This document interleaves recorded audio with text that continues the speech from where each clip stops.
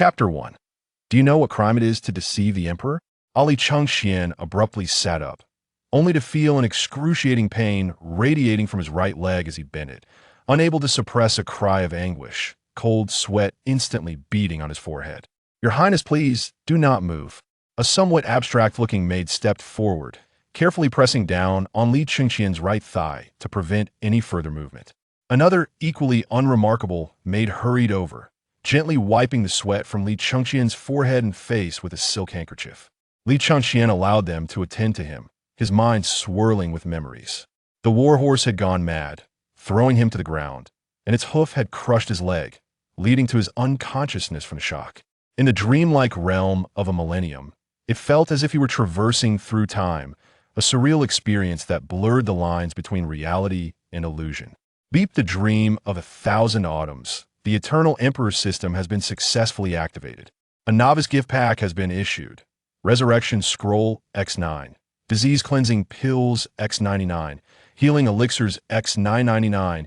And a Legion of Bionic Soldiers Cold Weapon version. Resurrection Scroll. Stored in the system's backpack, this scroll allows the host to choose a location for resurrection upon death, or to resurrect a designated individual requires a portion of their biological material. The resurrected will regain health and experience an extension of life. Disease Cleansing Pills can eliminate all ailments, including genetic mutations and resulting organ deformities, but cannot alter existing physical deformities. Healing Elixirs can heal any injury with a single dose but cannot regenerate severed limbs. Legion, a force of 100,000 troops, consisting of bionic soldiers who require no provisions or rest. Standard configurations refresh daily, maintaining a constant state of 100,000 fully equipped soldiers. Please note, this is a cold weapon version. It includes gun shield soldiers, infantry, archers, light and heavy cavalry, along with 100 elite axe and sword wielders to serve as the host's bodyguards. As the Eternal Emperor, one must command an everlasting army. The main quest is now issued. The host is to subtly transform the current era by addressing all that seems unreasonable. With every instance of leading by example, the system will assess the potential impacts on the future of the current age and provide either favorable or unfavorable special rewards. Li Chengqian's gaze grew somewhat vacant, yet gradually began to sharpen as the system's voice resonated. "Withdraw," Li Chengqian commanded. Yes, the two maids promptly bowed and retreated. Father Li Chengqian murmured, reflecting on everything he had experienced following the events of that dream. Certain vivid memories surfaced, clear as day. He was Li Chengqian, yet also an ordinary passerby. Time and again, he had traversed through reincarnations, assuming various identities, with the duration of each life varying. Until a millennium later, he had undergone a total of 9 reincarnations. He was Li Chengqian, yet not the original Li Chengqian. Li Chengqian's will held dominion, yet he was imbued with myriad memories. Now, he was a completely new self. "Chengqian, you truly are remarkable. Had it not been for my remaining skills, I would surely have perished beneath the hooves, rather than merely losing a leg." From the perspective of a dream spanning a millennium, Li Chengqian had come to understand far too much. The Xuanwu Gate succession law. "Higher Majesty, what distinguishes you from grandfather? Do you desire to hold the throne firmly, while also yearning for familial affection? Is your longing not excessive? You wish to use Chengqian as a whetstone for your own ambitions, and should I be rendered incapable, you would turn to Zen as a substitute. Perhaps it is simply that while you remain youthful, I have matured, and you perceive a threat, compelling you to play the game of balance. Whoever proves stronger ascends. Truly commendable, all for the sake of your empire." Li Chengqian's expression grew increasingly frigid as he produced a healing elixir with a mere gesture. After swallowing it, he retrieved another this time, a medicinal pill to dispel ailments. He had not forgotten the hereditary afflictions that plague his family. Even if he had not yet succumbed to illness, he knew it was inevitable. With both pills consumed, the most immediate sensation was a tingling itch in his leg. It was a leg destined to be crippled. The bones had been shattered beneath the hooves of a warhorse, and even without external interference, complete recovery was an impossibility. To avoid infection to the point of death was already a testament to the physician's remarkable skill. Perhaps some imperial doctors possessed surgical techniques, but given his station, even if they understood, they would dare not act. With a sigh of relief, Having sensed a return to normalcy in his leg, Li Chengqian exhaled deeply and moved slightly. Indeed, he was healed. He tore away the external bandages and called out, "Come, attend to my change of attire." The maidens outside swiftly entered, bustling around him without daring to utter a word. Li Chengqian was aware that previously, due to his discovery of Li Shimin's increasing favoritism towards Li Tai, he had vented his frustrations upon these servants, striking and scolding them, instilling a deep fear within them. They were anxious that one misstep might lead to dire consequences. 1,000 years after a single dream, Li Chengqian had naturally transformed in many ways. However, as one in power, recognizing one's errors does not equate to admitting them. To do so would risk losing credibility. Thus, he chose silence. To alter the circumstances he found intolerable was a daunting task, one that would require gradual steps, the first of which was, of course, to seize the throne. While Li Chengqian yearned to resurrect his mother, rational thought dictated that the time was not yet ripe. At the very least, he must wait until he had secured the throne and stabilized the political landscape. He remained uncertain of his mother's disposition. Even if she were caught between him and Li Shimin, it would only bring her discomfort. It was wiser to address such matters once the dust had settled. "What did you say?" "The crown prince has awakened, changed attire, mounted a horse, and left the palace for the outskirts? Do you not realize the gravity of deceiving the sovereign?" As Li Shimin dealt with state affairs, he was met with this astonishing report from the palace servants. Disbelief etched across his face. He had visited the East Palace earlier to check on Li Chengqian, who had not yet regained consciousness at that time. As emperor, his duties were ceaseless, and he had returned to his responsibilities. To hear such news shortly after his return was utterly unexpected. The previous diagnosis from the imperial physician had been unequivocal. Li Chengqian's right leg had been utterly shattered, and he would undoubtedly bear the mark of a limp for life. As the soon-to-be emperor, Li Shimin had witnessed countless injuries, and the wounds of Li Chengqian were vividly etched in his memory. He concurred with the physician's assessment. Even with the heavens' blessing, a complete recovery would take at least several months. How could it be possible for him to be unscathed and ride alone outside the palace at this moment? "Your Majesty, I would never dare to deceive you." Li Shimin contemplated this reasoning and found it sound. The crime of deceiving the sovereign was grave despite his usual benevolence. This servant was doomed. There was no motive for her to fabricate such a lie. "Prepare the horses, we shall go to the Eastern Palace." Although he did not believe the servant was lying, Li Shimin felt compelled to verify the truth. It was improbable for a single servant to lie, yet the possibility of all of them conspiring was unlikely. It would be evident whether Li Chengqian was in the Eastern Palace or had ventured out. Meanwhile, Li Tai had also received the news. "What did you say?" Li Tai exclaimed, his face a portrait of disbelief, as if he were caught in a dream. "Your Highness, the crown prince has left the palace on horseback. I stake my life on it." The servant, trembling, bowed her head as she responded, her voice quaking with fear. "Useless fool. He is on the verge of becoming a cripple, and you cannot even keep watch." Li Tai's fury erupted as he hurled the teacup in his hand to the ground, shattering it with a crash that sent shards flying, leaving the servant's forehead streaming with blood, yet she dared not even wipe it away. Chapter 2. An elite army that should not exist outside the city of Chang'an, Li Chengqian galloped fervently on horseback until he reached a desolate wilderness beyond a distant village. The steed beneath him stirred restlessly, as if sensing an impending change. Sitting astride, Li Chengqian turned his horse's head, his gaze icy as it fixed upon the direction of Chang'an. With deliberate grace, he raised both hands to remove the crown adorning his head, allowing his hair to cascade freely. He then drew the sword at his side, severing his hair with a swift stroke. The severed strands were cast into the air, drifting down like autumn leaves. The act of cutting one's hair to signify a new beginning is an ancient tradition, and in this moment, Li Chengqian bid farewell to his former self. Unexpectedly, this act triggered a response from the system. "Congratulations, host. Change initiated. The body and hair are gifts from one's parents and must not be harmed. This is the essence of filial piety. The shackles of thought brought forth by this concept have been lifted, rewarding the host with the valor of a conqueror." It made sense. The very idea of one's body being a sacred inheritance from their parents resonated deeply within him, and thus, he acknowledged the necessity of such a farewell. As the system's voice faded, Li Chengqian felt his physique expanding.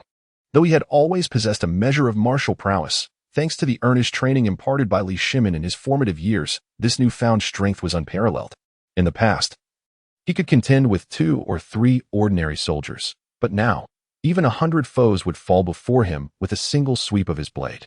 Drawing a deep breath, Li Chengqian raised his sword once more. In the next instant, the wilderness behind him transformed, revealing an immense throng of soldiers, dark and foreboding, yet utterly silent. Their expressions were devoid of emotion, as if they beheld all things as mere lifeless objects. Among them, 10,000 heavy cavalry donned black armor, fully equipped and brandishing steel lances, with a sword strapped at their waists. Each warrior, alongside their armored steeds, bore a weight exceeding 800 pounds. Yet the horses gallantly carried their burdens. The steeds were similarly clad in heavy armor, their foreheads adorned with steel spikes, lending them an appearance akin to mythical unicorns. 20,000 light cavalry wielded flails, their waists also graced with swords, their forms encased in white light armor. Another 20,000 archers, armed with modern composite bows, stood ready. Li Chengqian understood their effective range surpassed 200 meters, rendering them an invincible force. Each archer was equipped with a dagger and a quiver of arrows. Boasting a staggering 100 arrows apiece, their stamina formidable. Following them were 30,000 spearmen, culminating in an additional 20,000 infantry. Meanwhile, surrounding Li Chengqian's steed were over 100 axe-wielders. Thanks to the information relayed by the system, Li Chengqian grasped the entirety of the situation. He did not glance back. Instead, he raised his sword and gestured forward. The synchronized sound of marching, mingled with the thunderous clatter of hooves, reverberated like an earthquake, for there were simply too many. Li Chengqian led the charge, his eyes locked onto the distant walls of Chang'an, his countenance betraying no emotion. Originally, he could have swiftly deployed his forces within the city, catching Li Shimin unawares.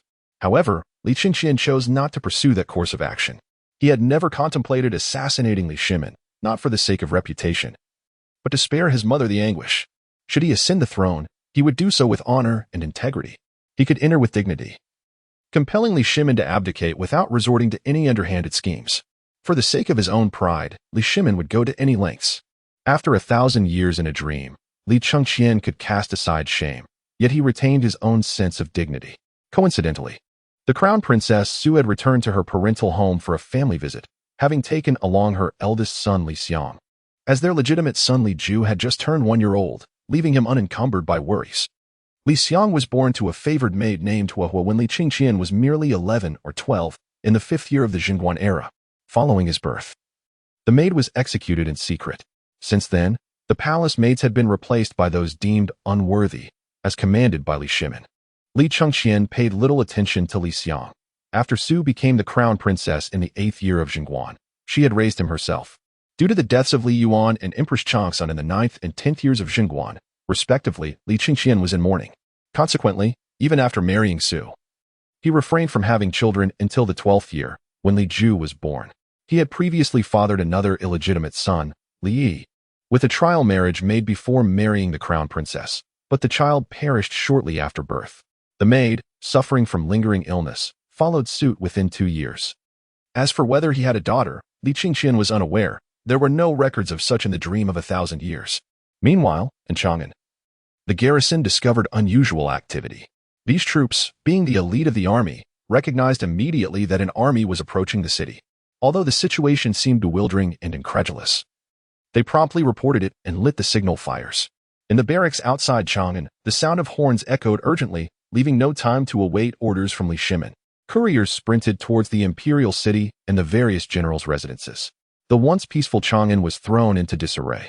Li Chengqian, mounted on horseback, advanced steadily towards the city with an army of 100,000. With this formidable force of automaton soldiers, he required no cunning stratagems or elaborate formations.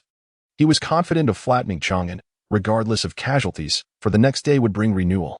This was an indomitable army, unperturbed by the prospect of death, needing no guile. What? An unknown army besieging the city? At least several tens of thousands? Where could these rebels have come from? No word had reached them, and the notion was simply implausible. As the couriers urgently relayed the news, generals like Cheng Yaojin were practically leaping into action, hastily donning armor and galloping towards the walls facing the approaching army. Soon, news reached Li Shimin, who was en route to the Eastern Palace. His countenance darkened immediately. 13 years into the Jingguan era, The realm had enjoyed peace for years, and a certain Chang'an dance king had passed away long ago. He had heard no whispers of rebellion. How could tens of thousands of soldiers suddenly appear outside Chang'an? Such matters are not something anyone would dare to fabricate. As Li Shimin also appeared on the city tower, the imposing presence of nearly 100,000 troops was advancing perilously close to the range of the archer's attack. Likewise, the majority of the ancient spectators with keen eyesight could clearly discern the arrangement of this formidable army, not to mention the sheer number. The thousands of heavily armored cavalrymen stood out like the sun in the sky. The synchronized and thunderous sound of their footsteps resonated, unmistakably indicating that this was an exceptionally elite force, one so elite that it seemed almost unreal. During the Jingguan era, even the seasoned generals, including Li Shimin himself, felt a surge of panic as they beheld this army threatening their borders. Though they were battle-hardened, they had never encountered such a formidable force. To exaggerate slightly, to them, this army resembled celestial soldiers descending from the heavens. The uniformity of their figures and the harmony of their steps made them appear as if they were a single entity. With tens of thousands in their ranks, apart from the sound of their marching, not a single discordant noise could be heard.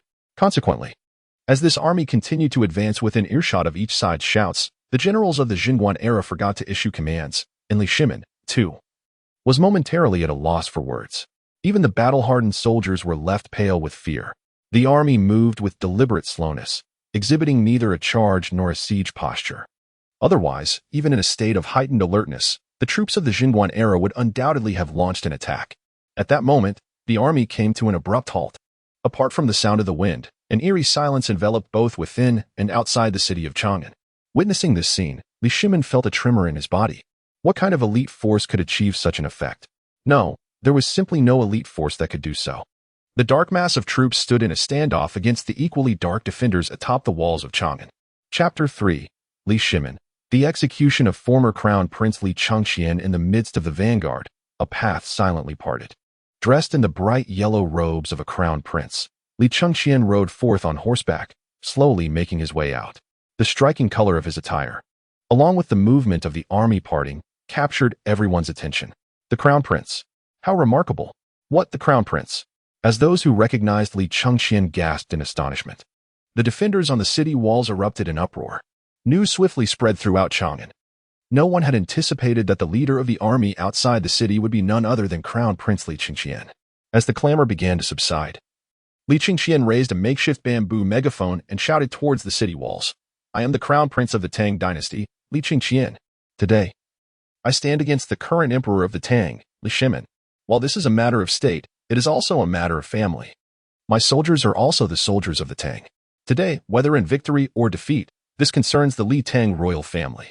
For you, the citizens and soldiers of the Tang, I do not intend to cause unnecessary bloodshed when I attack the city. As long as you lower your weapons and raise your hands in submission, following my commands, I shall not hold you accountable. Upon hearing these words, the soldiers atop the walls were once again thrown into a state of uproar. The Crown Prince rebelling against the emperor. Such occurrences have been chronicled throughout history. However, it is unprecedented for someone as prominent as Li Chengqian to speak so openly and unabashedly. Upon hearing Li Chengqian's declaration, Li Shimin felt a profound sense of despair. Utterly perplexed, the remaining military generals of the Tang Dynasty shared his dismay, their gazes fixed on Li Shimin's retreating figure, grappling with their own confusion. Trembling, Li Shimin leaned over the city wall and demanded in a stern voice, Gao Ming, what are you doing? Li Chengqian replied coldly, Your Majesty, your Gao Ming is already dead. Standing before you is the Crown Prince Li Chengqian, who is poised to rebel and follow your example to ascend the throne. What are you talking about? Li Shimin's heart sank. Was it truly possible that he did not comprehend Li Chengqian's words? Such a notion was inconceivable. Li Shimin was not muddled. Rather, he had simply miscalculated. He merely desired a flawless heir, nothing more. Li Chengqian continued in a chilling tone, Your Majesty, there is no need for your pretense. Only my mother genuinely loves me, for in her eyes, I am her son. But in your eyes, I was perhaps your son in my youth, and now I represent your greatest threat. Today, you have gotten your wish. There is no point in further discourse. All of Chang'an, listen closely. This is an internal affair of the Li Tang royal family. As long as none of you provoke me, I assure you, you will not suffer a single harm. This siege does not concern you. The day is drawing to a close. Return home and have your meal. Though the citizens of Chang'an could not hear his proclamation, it mattered little. Each word he uttered would undoubtedly circulate throughout the city swiftly. This battle was inevitable, otherwise Li Shimin would never relinquish power. Even if he could, those chaotic souls who had yet to learn from the bloodshed would not remain docile. This was his Tang Dynasty. Li Chengqian would not indiscriminately slaughter the populace, nor would he harm those who surrendered. Dismissing any further dialogue with Li Shimin, he made a decisive motion, sweeping his sword forward. Some always assert that cavalry cannot breach fortifications. You shall find the answer in just a few pages ahead. With a thunderous charge, the heavy cavalry began their assault, while the archers crouched low, releasing a barrage of arrows into the sky. The dense rain of arrows provided cover for the advancing cavalry. The water source for Chang'an's defensive moat, primarily drawn from the Xie River, was supplemented by canals such as the Qiming and Yong'an, as well as tributaries like the Chan and Dayu. However, after August each year, the water would ultimately dwindle. To ensure the livelihood of Chang'an citizens, the moat was nearly devoid of water. Although the moat was high and deep, Li Shimin's management was lax, allowing many civilians to draw water from it, resulting in gentle slopes forming near each city gate, facilitating the cavalry's charge. Repel the enemy. Protect the sage. Chaos erupted along the city wall, as the dense rain of arrows indeed instilled fear among them. According to their understanding, the time for such a barrage had not yet arrived, as only a select few generals should possess the ability to shoot at such distances. Countless arrows fell from the sky, piercing the castle walls with ferocity. The steel-tipped projectiles could even penetrate shields, yet their capacity to inflict harm was limited unless misfortune befell the target. Following the rain of arrows, a battalion of heavy cavalry arrived at the city gates. In the art of siege warfare, aside from internal treachery or capitulation, there are primarily three methods of assault. Dozens of men bore colossal logs, some shielded with iron, pushed on wheeled carts under the cover of archers, a tactic known as a battering ram. The second method involved igniting flames at the gates, which, regardless of iron reinforcement, would eventually succumb to prolonged fire. The third approach entailed launching grappling hooks over the walls and deploying siege ladders to scale them, albeit at a significant cost due to counterattacks. Cavalry was seldom employed in siege operations, for they were invaluable assets. However, Li Chengqian disregarded such caution, utilizing his cavalry as battering rams. With a resounding crash, the heavy cavalry charged in unison, men and steeds colliding with the gates. The horned helmets of the horses resembled fearsome spikes as they struck the gate with great force, causing it to tremble violently. The first wave of cavalry swiftly turned and charged to the side, followed by the second wave in perfect order, reminiscent of a meticulously orchestrated performance. The tremors from the gates reverberated through the nearby walls. Li Shimin, pushing aside those around him, wore a fierce expression. In this moment, he was the emperor, and Li Chengqian was the leader of the rebellion. Li Shimin bellowed, "Ignite the oil. The sage shall not be disrespected." Outside is His Highness the Crown Prince. The sage shall not be disrespected. Surrounding ministers promptly interjected, urging caution. If it were outsiders attacking, it would be a different matter, and they would have readily taken up arms. Yet the assailant was Li Chengqian, the Crown Prince. Even though he currently led a rebellion, he remained, in name at least, the Crown Prince. Moreover, it was evident to all that Li Chengqian's forces were formidable. Such a powerful Crown Prince, save for those with ulterior motives, was someone they wished to preserve. Thus far, no one believed Li Chengqian could breach the walls of Chang'an, nor did they think he was genuinely intent on doing so. More likely, after his leg injury, he had erupted in defiance against Li Shimin. For while Li Chengqian's army was undeniably strong, it was irrelevant to the mechanics of siege warfare. Who, in their right mind, would approach a siege without appropriate equipment, neglecting other gates and fixating solely on this one? Without fear of being outflanked, the ministers of the Jingguan era had all endured the trials of war. Even the civil officials were capable of mounting a horse to quell unrest, and none were blind to the unfolding dynamics. It was precisely for this reason that they perceived Li Chengqian as merely engaging in a power struggle with Li Shimin. They believed that if Li Shimin would just concede a little, they could engage in a fruitful dialogue. What family could not sit down to resolve their differences? In the past, Li Chengqian had comported himself with utmost propriety in the presence of the court, leaving little room for criticism, yet he also lacked any striking distinction. From a certain perspective, the performance is rather mediocre, barely deserving of commendation. It lacks the formidable presence of Emperor Li Shimin and the aura of a sage ruler. However, the current demeanor is entirely different. Unless ulterior motives are at play, this prince is quite favorable to the ministers of the Jingguan era.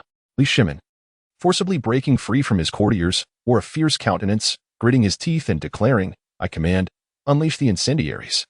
He ordered Li Ji and Cheng Yaojin to lead the troops from various city gates to encircle and eliminate the former crown prince, Li Chengqian. At this moment, Li Shimin was merely 40 years old. Due to his martial background, he was at the zenith of his strength. Little did he know that a mere decade hence would mark his demise. As a vigorous emperor, Li Chengqian's actions had already breached his prohibitions. His audacious move had utterly shattered the reputation he had strived to maintain. The almost frenzied Li Shimin had transformed into a ruthless sovereign. Chapter 4. Li Shimin's wrath. 13 years had passed in the Jingguan era, and figures such as Du Ruhui, Qin Xiong, and Chu Tuatong had long since departed this world. Ho Junji and Chibi Heli were engaged in the siege of Gaochang and were absent from Chang'an. Yuqi Jingda had been reassigned as the governor of Fuzhou and was also not present. Chang'an now felt somewhat desolate, with few martial generals available to Li Shimin. He genuinely yearned to don armor and confront Li Chengqian directly. His reluctance was not born of fear, but rather from a desire to preserve at least a modicum of dignity. If a direct confrontation were to occur between father and son, swords would show no mercy. Regardless of who fell, Li Shimin's reputation would be irreparably tarnished. Upon witnessing the predatory expression on Li Shimin's face, the ministers who had ascended the city walls dared not offer further counsel. Cheng Yaojin and the others received their orders, fully aware that should Li Shimin truly attempt to execute Li Chengqian, the consequences would be dire, likely extending beyond mere beheadings to potential annihilation of entire clans. Even if the emperor spoke without jest, rewards given in public could swiftly turn into retribution. Thus, even if they could achieve victory, capturing Li Chengqian alive would be their only option. However, they understood well that Li Chengqian commanded a formidable army, likely numbering around 100,000 seasoned troops. In contrast, the defenders of Chang'an, even when combined, barely reached 50,000. Given the elite status of Li Chengqian's forces, not even 200,000 could guarantee victory against them. Fortunately, this was a matter of father and son. Otherwise, Cheng Yaojin and his compatriots might genuinely believe that Li Shimin was intentionally sending his men to their demise. Outside the city, was Li Chengqian truly inept in warfare? From a young age, he had been meticulously groomed by Li Shimin, though he had never been in battle. He possessed a theoretical understanding of military strategy. His siege, executed almost like a playful endeavor, was not merely an outlet for his pent-up frustration, but also a means to drive Li Shimin to utter despair. After all, his troops were not living beings, destined to be replenished by the morrow. He felt no sorrow for their losses. His objective was to decisively crush Li Shimin, both physically and psychologically, compelling him to live a life of humility alongside his mother henceforth. Thus, he awaited Li Shimin's response, for if the emperor did not resist, Li Chengqian would find the endeavor rather unexciting. As Li Chengqian observed the oil being poured onto the city gate from atop the walls, a cold smile crept across his face. He recognized that Li Shimin was enraged and humiliated.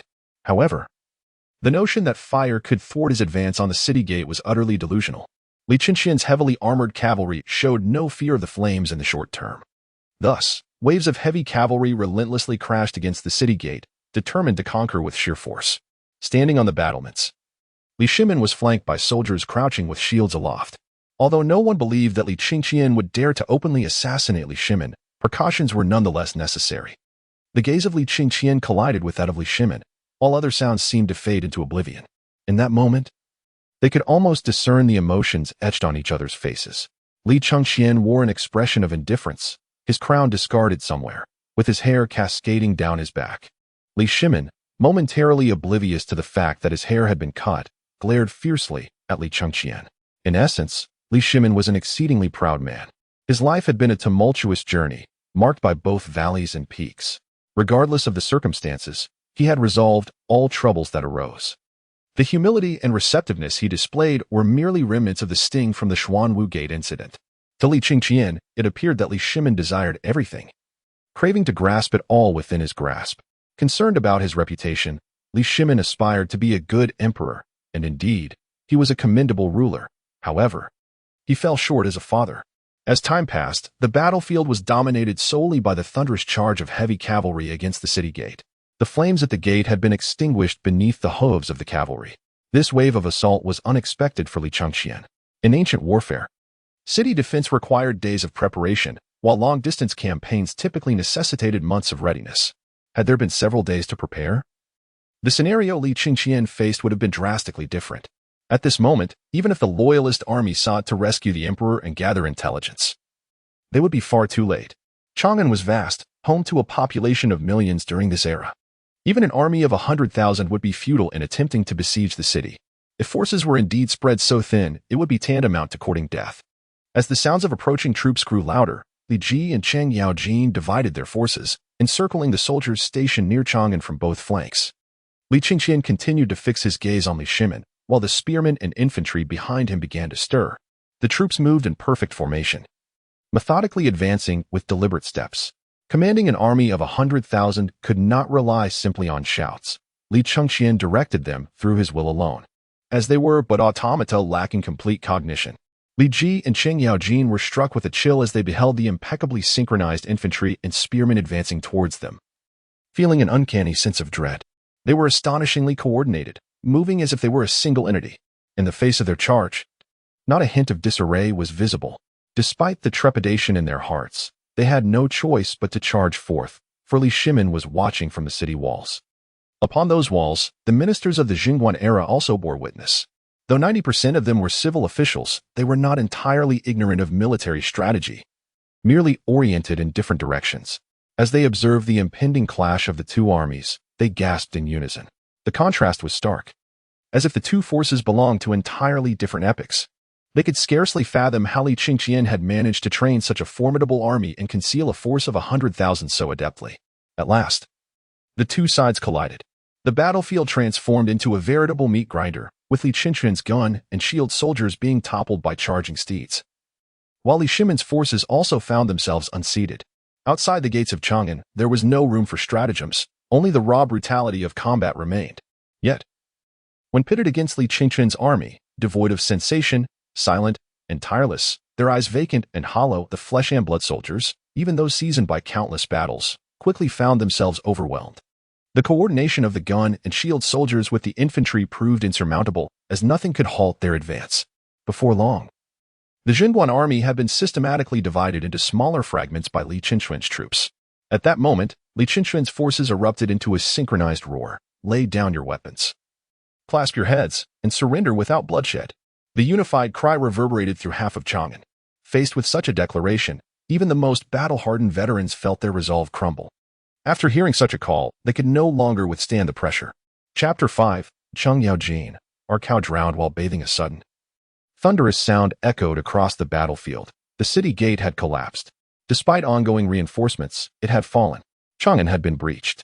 As the gates crumbled, the sun began to set, as if heralding Li Shimin's impending downfall. With the battlefield outside turning against them and the city gate now in ruins, the ministers of Jingguan finally succumbed to panic.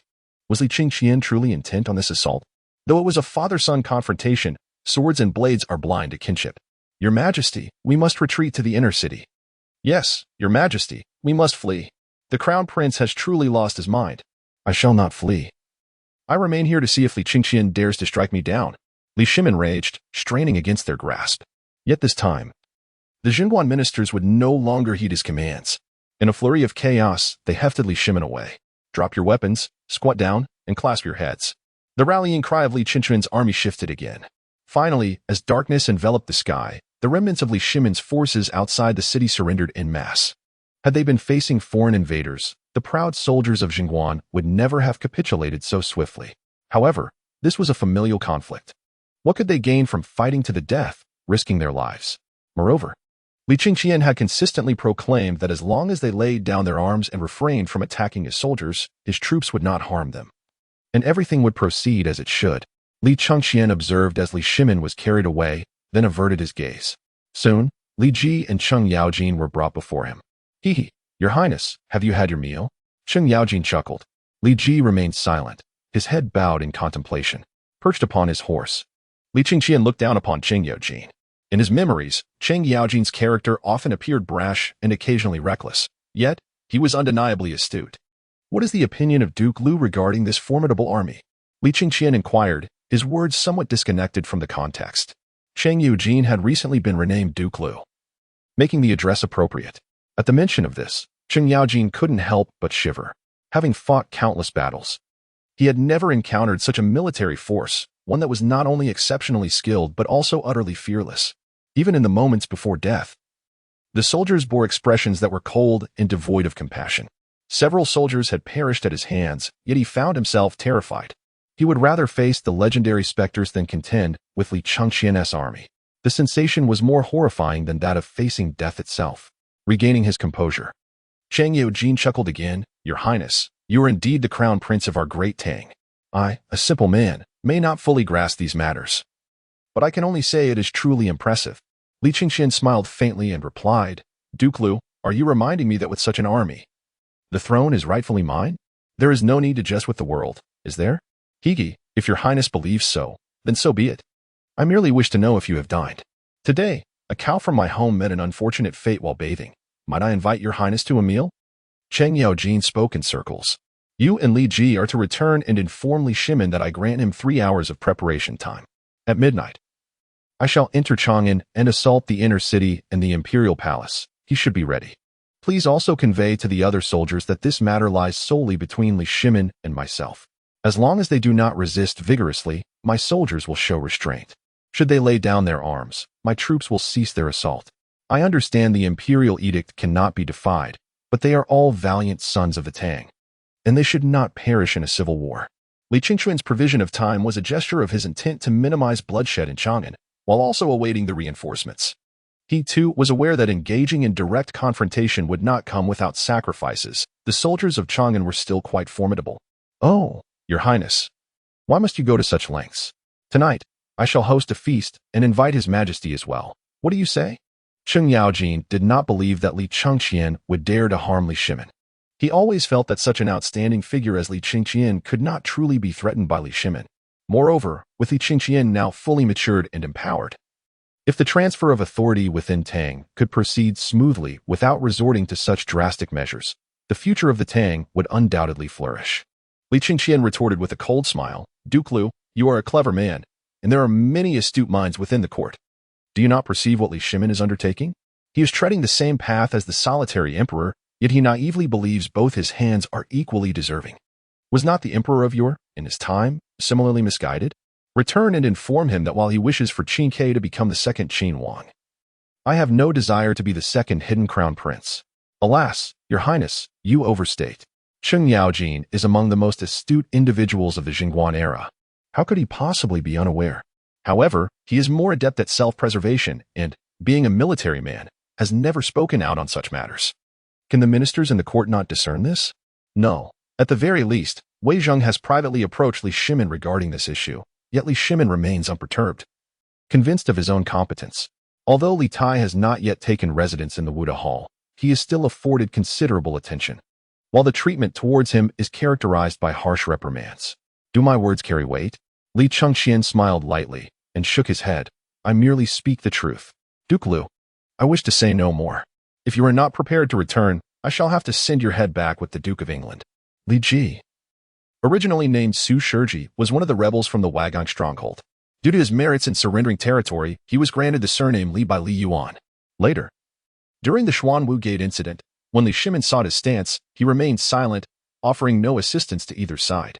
After Li Shimin ascended the throne, he initially did not favor him, yet through his military achievements, he gradually rose to prominence, ranking 23rd among the 24 meritorious officials of Lingyan Pavilion, surpassing countless lesser-known generals. He is known for his strategic thinking and adaptability in the face of the enemy. Thus, in most instances, he maintains a taciturn demeanor. He is capable, yet does not engage in flattery. It was only his encounter with Li Shimin that afforded him any recognition. Otherwise, had he not declared his position during the Xuanwu Gate incident, he would have remained forever obscure, even without facing execution. My dear prince, you may take my head at any time. However, I would prefer to enjoy a few more meals, so I shall keep it upon my shoulders for the time being. Li Chengqian replied with indifference. Speak another word, and it shall truly be your head that returns. Chapter 6.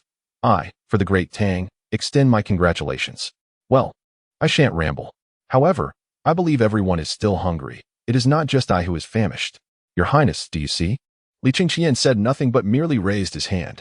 In the next moment, aside from the executioners beside him, All the surviving soldiers sprang into action. After a swift dash, they regrouped behind Li Chengqian. Silence enveloped the scene, yet they formed an impressively orderly line, not a single misstep to be found. Li Ji and Qing Yaojin gasped in astonishment. This army exhibited unparalleled discipline, moving with the precision of a well-oiled machine. Li Chengqian coldly commanded, "Take your men back to Chang'an. I reiterate, as subjects of the great Tang, they shall lay down their arms and face no execution. Go forth." This time, Cheng Yaojin dared not voice any objections. With a heavy sigh, he reluctantly began to assemble his troops. Li Chengqian, with such a formidable army at his disposal, was acutely aware that only a concerted effort of all the forces in the great Tang could hope to vanquish him. Otherwise, the possibility of a decisive blow is almost non-existent. Both individuals have realized that this formidable army is devoid of supply troops. Should they fail to breach the gates of Chang'an in a timely manner to procure provisions, once the various loyalist armies receive the news and encircle the city, they could very well perish from starvation. The crucial factor lies in whether Chang'an can withstand the siege. As night deepens, Li Chengqian watches the last contingent of soldiers enter through the city gates before dismounting. His men may not require sustenance, but he himself does. Although his stomach growls with hunger, he can endure, for it has only been half a night. On the city walls, soldiers remain vigilant, while the entrance continues to appear dilapidated, with no one stepping forward to seal it off. Everyone understands that attempting to block the entrance now, regardless of Li Chengqian's reaction, would be futile, for there are other gates to consider. If all entrances were to be barricaded, it would only take a few days for the city of Chang'an to succumb to starvation. After all, they are not facing enemy forces, and the soldiers share a tacit understanding. Their gazes toward the army outside the city are a mix of fear and admiration. As darkness envelopes the sky, the sight of the external forces fades from view. Meanwhile, in the Taiji Hall, multiple large braziers burn brightly, casting heavy shadows across the faces of the ministers. Beyond the crackling of the flames, not a whisper can be heard. Li Shimin does not sit upon the dragon throne. Instead, he paces restlessly upon the elevated platform. The gilded throne gleams under the firelight, reflecting an alluring golden glow that contrasts with the fabric of his dragon robe, yet it inexplicably conveys an air of despondency. Suddenly, Li Shimin's voice erupts in fury. "Do you have nothing to say? We are guilty." The ministers gradually kneel. In this era, apart from special occasions such as the coronation of a new emperor, ministers are not required to prostrate themselves. Yet, at this moment, they are all acutely aware of the gravity of the situation. Many harbor thoughts of mockery towards Li Shimin, for this is still a time dominated by aristocratic families. However, in this instant, none dare to voice their dissent.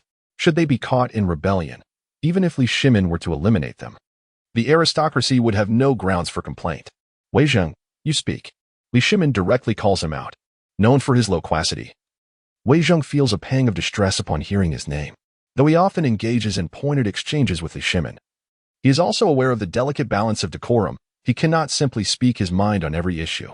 Yet he knows there is no retreat for him now, and he cannot seek to curry favor with Li Shimin. Otherwise, the persona he has cultivated over the years would be utterly shattered. As a civil official, his greatest concern is to leave behind a legacy that will be celebrated throughout the ages. Should he waver, he fears his reputation may be irrevocably tarnished. Rising slowly, Wei Zheng steps forward, holding a ceremonial tablet, and bows slightly, declaring, "I, as a servant of the Tang, offer my congratulations." Continue. Li Shimin's teeth grind together, his voice laden with an ominous weight. "Your Highness the Crown Prince." Wei Zheng barely utters these 4 words before Li Shimin interrupts. "Former Crown Prince." Wei Zheng responds with righteous conviction, "Your Majesty, he is still the Crown Prince. He is not solely your son, but the heir to the entire realm. The decision of his ascension or deposition cannot rest solely upon your words. At least for the present, His Royal Highness remains the Crown Prince, rather than a former one." Li Shimin drew the Emperor's sword from beside the dragon throne and pointed it menacingly at Wei Zheng, exclaiming, "You insolent peasant! Do you think I lack the courage to execute you?" Wei Zheng retorted, "Your Majesty seeks to become a tyrant?" This statement struck a sensitive chord with Li Shimin. Wielding the sword, he swung it wildly a few times before directing it once more at Wei Zheng, bellowing, "Am I not a tyrant for raising such a rebellious son? Inviting mockery from the realm?" Wei Zheng responded, "Your Majesty has long favored Prince Wei. I have advised against it, but alas, you would not listen. What more can be done?" Li Shimin, in a fit of fury, laughed derisively. "Ha! You old fool! Are you deflecting? Are you afraid of death? I speak only of the matter at hand. Wei Zhong replied. Then tell me, what connection does the Crown Prince's rebellion have with Prince Wei? If you cannot articulate this clearly today, I shall have your head. Li Shimin's hand trembled slightly as he held the sword, a sign of his immense rage. Wei Zhong continued, lowering his head, May I inquire, Your Majesty? When the Crown Prince began to hear legal cases at the age of 12 and assist you in governance at the age of 16, to this day, he has been managing affairs independently. Apart from today's incident, what grave error has he committed? Li Shimin fell silent for a moment, gritting his teeth to utter 3 words. No grave error. If there is no grave error, does Your Majesty wish to replace the Crown Prince? Wei Zhong countered. Impudent. When have I ever considered changing the heir? Wei Zhong pressed on. If Your Majesty does not wish to replace the Crown Prince, why not allow Prince Wei to govern his fief? Moreover, whenever the Crown Prince receives any form of reward, Prince Wei merely needs to come to you in tears, and you will bestow even greater rewards upon him. I simply favor the Blue Sparrow, Li Shimin retorted. Peasant, do not repeat yourself or speak in circles. The Emperor's aura diminished significantly. Previously blinded by favoritism, he had failed to recognize any wrongdoing. With the Crown Prince's rebellion now evident, he finally began to grasp the gravity of the situation. Just then, Wei Zhong stated. As for the incident that led to the Crown Prince's leg injury during the autumn hunt, Li Shimin interjected, nonsense. If he had truly broken his leg, could he be displaying his might outside the city? Wei Zhong countered, while I am unaware of the specifics, I trust the physician's diagnosis. And Your Majesty has personally visited the Eastern Palace. I believe the physician would not dare deceive you. Enough of your prattle. You say the Crown Prince's rebellion is linked to Prince Wei? Li Shimin shouted, though his conviction wavered. On this day of rest, early in the morning, Prince Wei had arranged a private autumn hunt with the Crown Prince. The Crown Prince, known for his benevolence, showed much affection toward his siblings. Thus, even when Prince Wei, emboldened by Your Majesty's favoritism, occasionally provoked the Crown Prince, the latter still consented. Chapter 7. Iron-Headed Boy Wei Zhong. Peasant, if you utter one more word of nonsense, I shall certainly have your head. Li Shimin interrupted once more, though the weakness in his voice was unmistakable to the seasoned old fox. Ignoring Li Shimin's impotent fury, Wei Zhong replied, I have heard that due to a rampaging warhorse, the Crown Prince fell and was trampled on the leg. The subsequent events. Your Majesty knows far better than I. I shall not belabor the point. Do you truly believe it was merely the result of a frenzied warhorse? Naturally, Li Shimin, though lacking conviction, gritted his teeth in acquiescence. He emerged from the labyrinth of schemes and machinations. How could he possibly be ignorant? How could he remain unaware? Yet, he was reluctant to confront the truth, daunted by the very thought. Li Jianxing and Li Yuanji frequently haunted his nightmares, cursing him and questioning his motives. He fervently wished that the relationship between Li Chengqian and Li Tai would not mirror his own tumultuous bond with Li Jianxing. Consequently, he consistently evaded this matter, even attempting to bestow favors upon Li Tai in hopes of dissuading him from coveting the throne, burdened by his own illegitimate rise to power. He earnestly desired for Li Chengqian to inherit the position rightfully, while simultaneously feeling indebted to Li Tai. Such were the genuine sentiments of an aging father. As for Li Ji, he was merely an 11 or 12-year-old child. During the time such thoughts first crossed his mind, Li Ji was no older than 5 or 6. And thus, Li Shimin hardly considered him. The other sons were even less relevant, being born of concubines and lacking any rightful claim according to the laws of propriety. Hence they were disregarded entirely.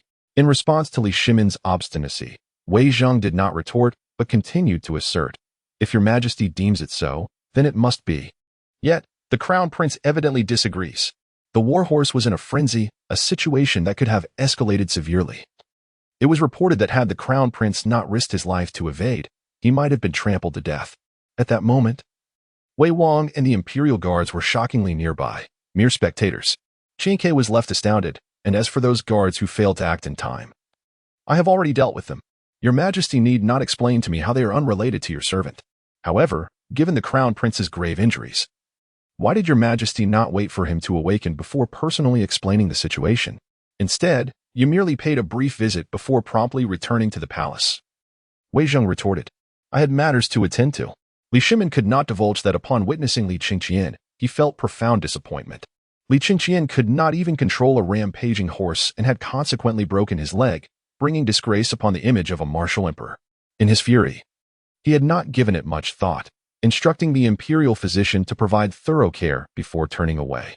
As time passed, in February of this year, Wei Wang fell with a chill. Had it not been for the urging of the ministers, Your Majesty might have even considered keeping a close watch over him. Even with the ministers' council, Your Majesty visited 8 times a day. Why this disparity in treatment? Wei Zheng continued to question. Is it comparable? A severe chill can lead to death. Your Majesty, having spent half a lifetime in battle, surely knows that even a severed limb can result in death. Li Shimin stammered, finally feeling a flicker of guilt. There is no need for Your Majesty to seek excuses to explain to us. It is foreseeable that when the Crown Prince awakens and discovers his leg is broken, he will inquire if Your Majesty visited him and learn that you merely glanced before departing. When he asks whether the Wei Wang was punished and learns of his carefree state, how will the Crown Prince perceive this? If the roles were reversed, what would Your Majesty think? Li Shimin, both furious and guilty, brandished the imperial sword and roared. That does not justify his rebellion. Wei Zheng, holding his tablet, bowed deeply and replied, the Crown Prince has merely matured. How could I possibly know when he might rebel? You. Li Shimin's eyes widened in disbelief. He could not help but wonder if Wei Zheng had become an ally of Li Chengqian, preparing to emulate El Bu and become an alternative servant of 3 surnames. Wei Zheng raised his voice, proclaiming loudly, I can only attest that the Crown Prince excels in governance and is capable of rivaling Your Majesty in military training. Such a multifaceted heir has not been seen throughout history. He is the cornerstone of the Tang Dynasty for eternity. The Crown Prince, as a son, is merely engaging in a contest of wills with Your Majesty. If Your Majesty personally intervenes to elucidate the reasons and imposes severe punishment on Prince Wei, it will surely restore the bond of paternal affection between the Crown Prince and Your Majesty. The incident with the Blue Sparrow was unintentional. What grounds are there for punishment? Li Shimin persisted in his stubbornness, refusing to concede, as he recognized the validity of Wei Zheng's words. Yet the crux of the matter lay in the fact that Li Chengqian's actions had directly challenged his imperial authority, which was the source of his reluctance to admit fault. Moreover, the spectacle of Li Chengqian training such a formidable army under his very nose raised alarm. The implications were clear. The mere fact that Prince Wei, as a younger brother, allowed his elder to be harmed without timely assistance, along with the failure to protect the Crown Prince, were indictments against him. I have spoken my piece. Wei Zheng bowed once more and turned to rejoin the assembly of civil officials. Just as he took a step, he halted and again bent his body, stating, Your Majesty, I beseech you to issue a self-reproach edict. What did you say? Li Shimin's mind was in turmoil, momentarily jolted into clarity by Wei Zheng's statement. I implore Your Majesty to decree, due to excessive indulgence of Prince Wei and the failure to distinguish rewards and punishments, the Crown Prince was provoked into a display of anger, resulting in the injury of innocence. All of this is the fault of Your Majesty. Thus, the Crown Prince shall once again be reinstated in the Eastern Palace, and the world will pay homage to Your Majesty's wisdom. After delivering this poignant address, Wei Zheng returned directly to the ranks of civil officials. The other ministers could not help but silently commend Wei Zheng. Indeed, he remained true to form, possessing an unyielding intellect to utter such words. Aside from those with ulterior motives, most were in agreement, recognizing the wisdom of this course of action. It would not only pacify the populace and Li Chengqian, but also restore tranquility to the Tang Dynasty. With a crown prince as capable as Li Chengqian, the Tang Dynasty was poised to achieve new heights of glory. However, the representatives of the aristocratic families in the court were displeased. Li Chengqian's consort, the Su family, had lineage tracing back to the Three Kingdoms era, consistently associated with officialdom and originating from Li Shimin's birthplace. The Su family had always supported Li Shimin. Thus, Li Chengqian inherently represented the official imperial authority. The aristocrats looked down upon Li Yuan, who had turned his back after reaping the benefits. During Li Yuan's reign, a semblance of harmony had been maintained. Once Li Shimin ascended, he entirely severed ties, seeking to consolidate imperial power, which the aristocracy would not permit. Thus emerged the saying, better enter the gates of the aristocracy than become a prince consort. In Li Shimin's era, it was less about the aristocracy's disdain for his children and more about a contest of wills. Li Shimin had once sought to marry a princess to the Qinghe Chui family, only to be rebuffed. He had also attempted to wed a daughter of the Bowling Shui family, again facing rejection. There was even an occasion when he wished to marry a princess to Yuchi Gong, but that too was denied. Li Shimin endured what many could not, facing numerous rejections. Consequently, most of the aristocratic families had shifted their allegiance to Li Tai. Chapter 8. the deprivation of the crown prince's title and the royal register's exclusion in the realm of imperial authority, certain considerations must be heeded. If one could forge familial bonds, the noble clans would find themselves less constrained in various respects. The recent events, alongside the previous machinations aimed at undermining Li Chengqian and subtly sabotaging Li Shimin, bear the unmistakable marks of the influential aristocracy. Li Shimin has taken measures to curtail their influence and to unsettle them, while they, in turn, have sought to vex him. Thus, both parties engage in a war of wits. Should Li Chengqian regain his footing in the Eastern Palace, bolstered by the might of 100,000 elite troops, would there be any future for them? No one is foolish. Despite the myriad of schemes harbored in their hearts, none dare voice their thoughts. The resolution of this matter rests upon how Li Shimin chooses to manage it, as any premature involvement might lead to dire consequences, especially with a tenacious figure like Wei Zheng in the fray. Should he suffer a fatal outcome, it would be a grave injustice, yielding no benefit whatsoever. Seated upon the dragon throne, Li Shimin gripped the sword of the Son of Heaven. Wei Zheng's words echoed in his mind. Yet, the mere thought of Li Chengqian rebelling rendered his years of dedication seem futile. Reflecting on his earnest guidance and cultivation of Li Chengqian over the years, he felt betrayed by this ungrateful wretch who not only grew distant, but dared to raise arms against him. Such a formidable army could not have been assembled overnight. It was evidently premeditated. Contemplating this, Li Shimin felt no remorse. Furthermore, considering how Li Tai consistently sought to please him and made frequent visits under various pretenses, he realized that in terms of filial piety, Li Chengqian paled in comparison.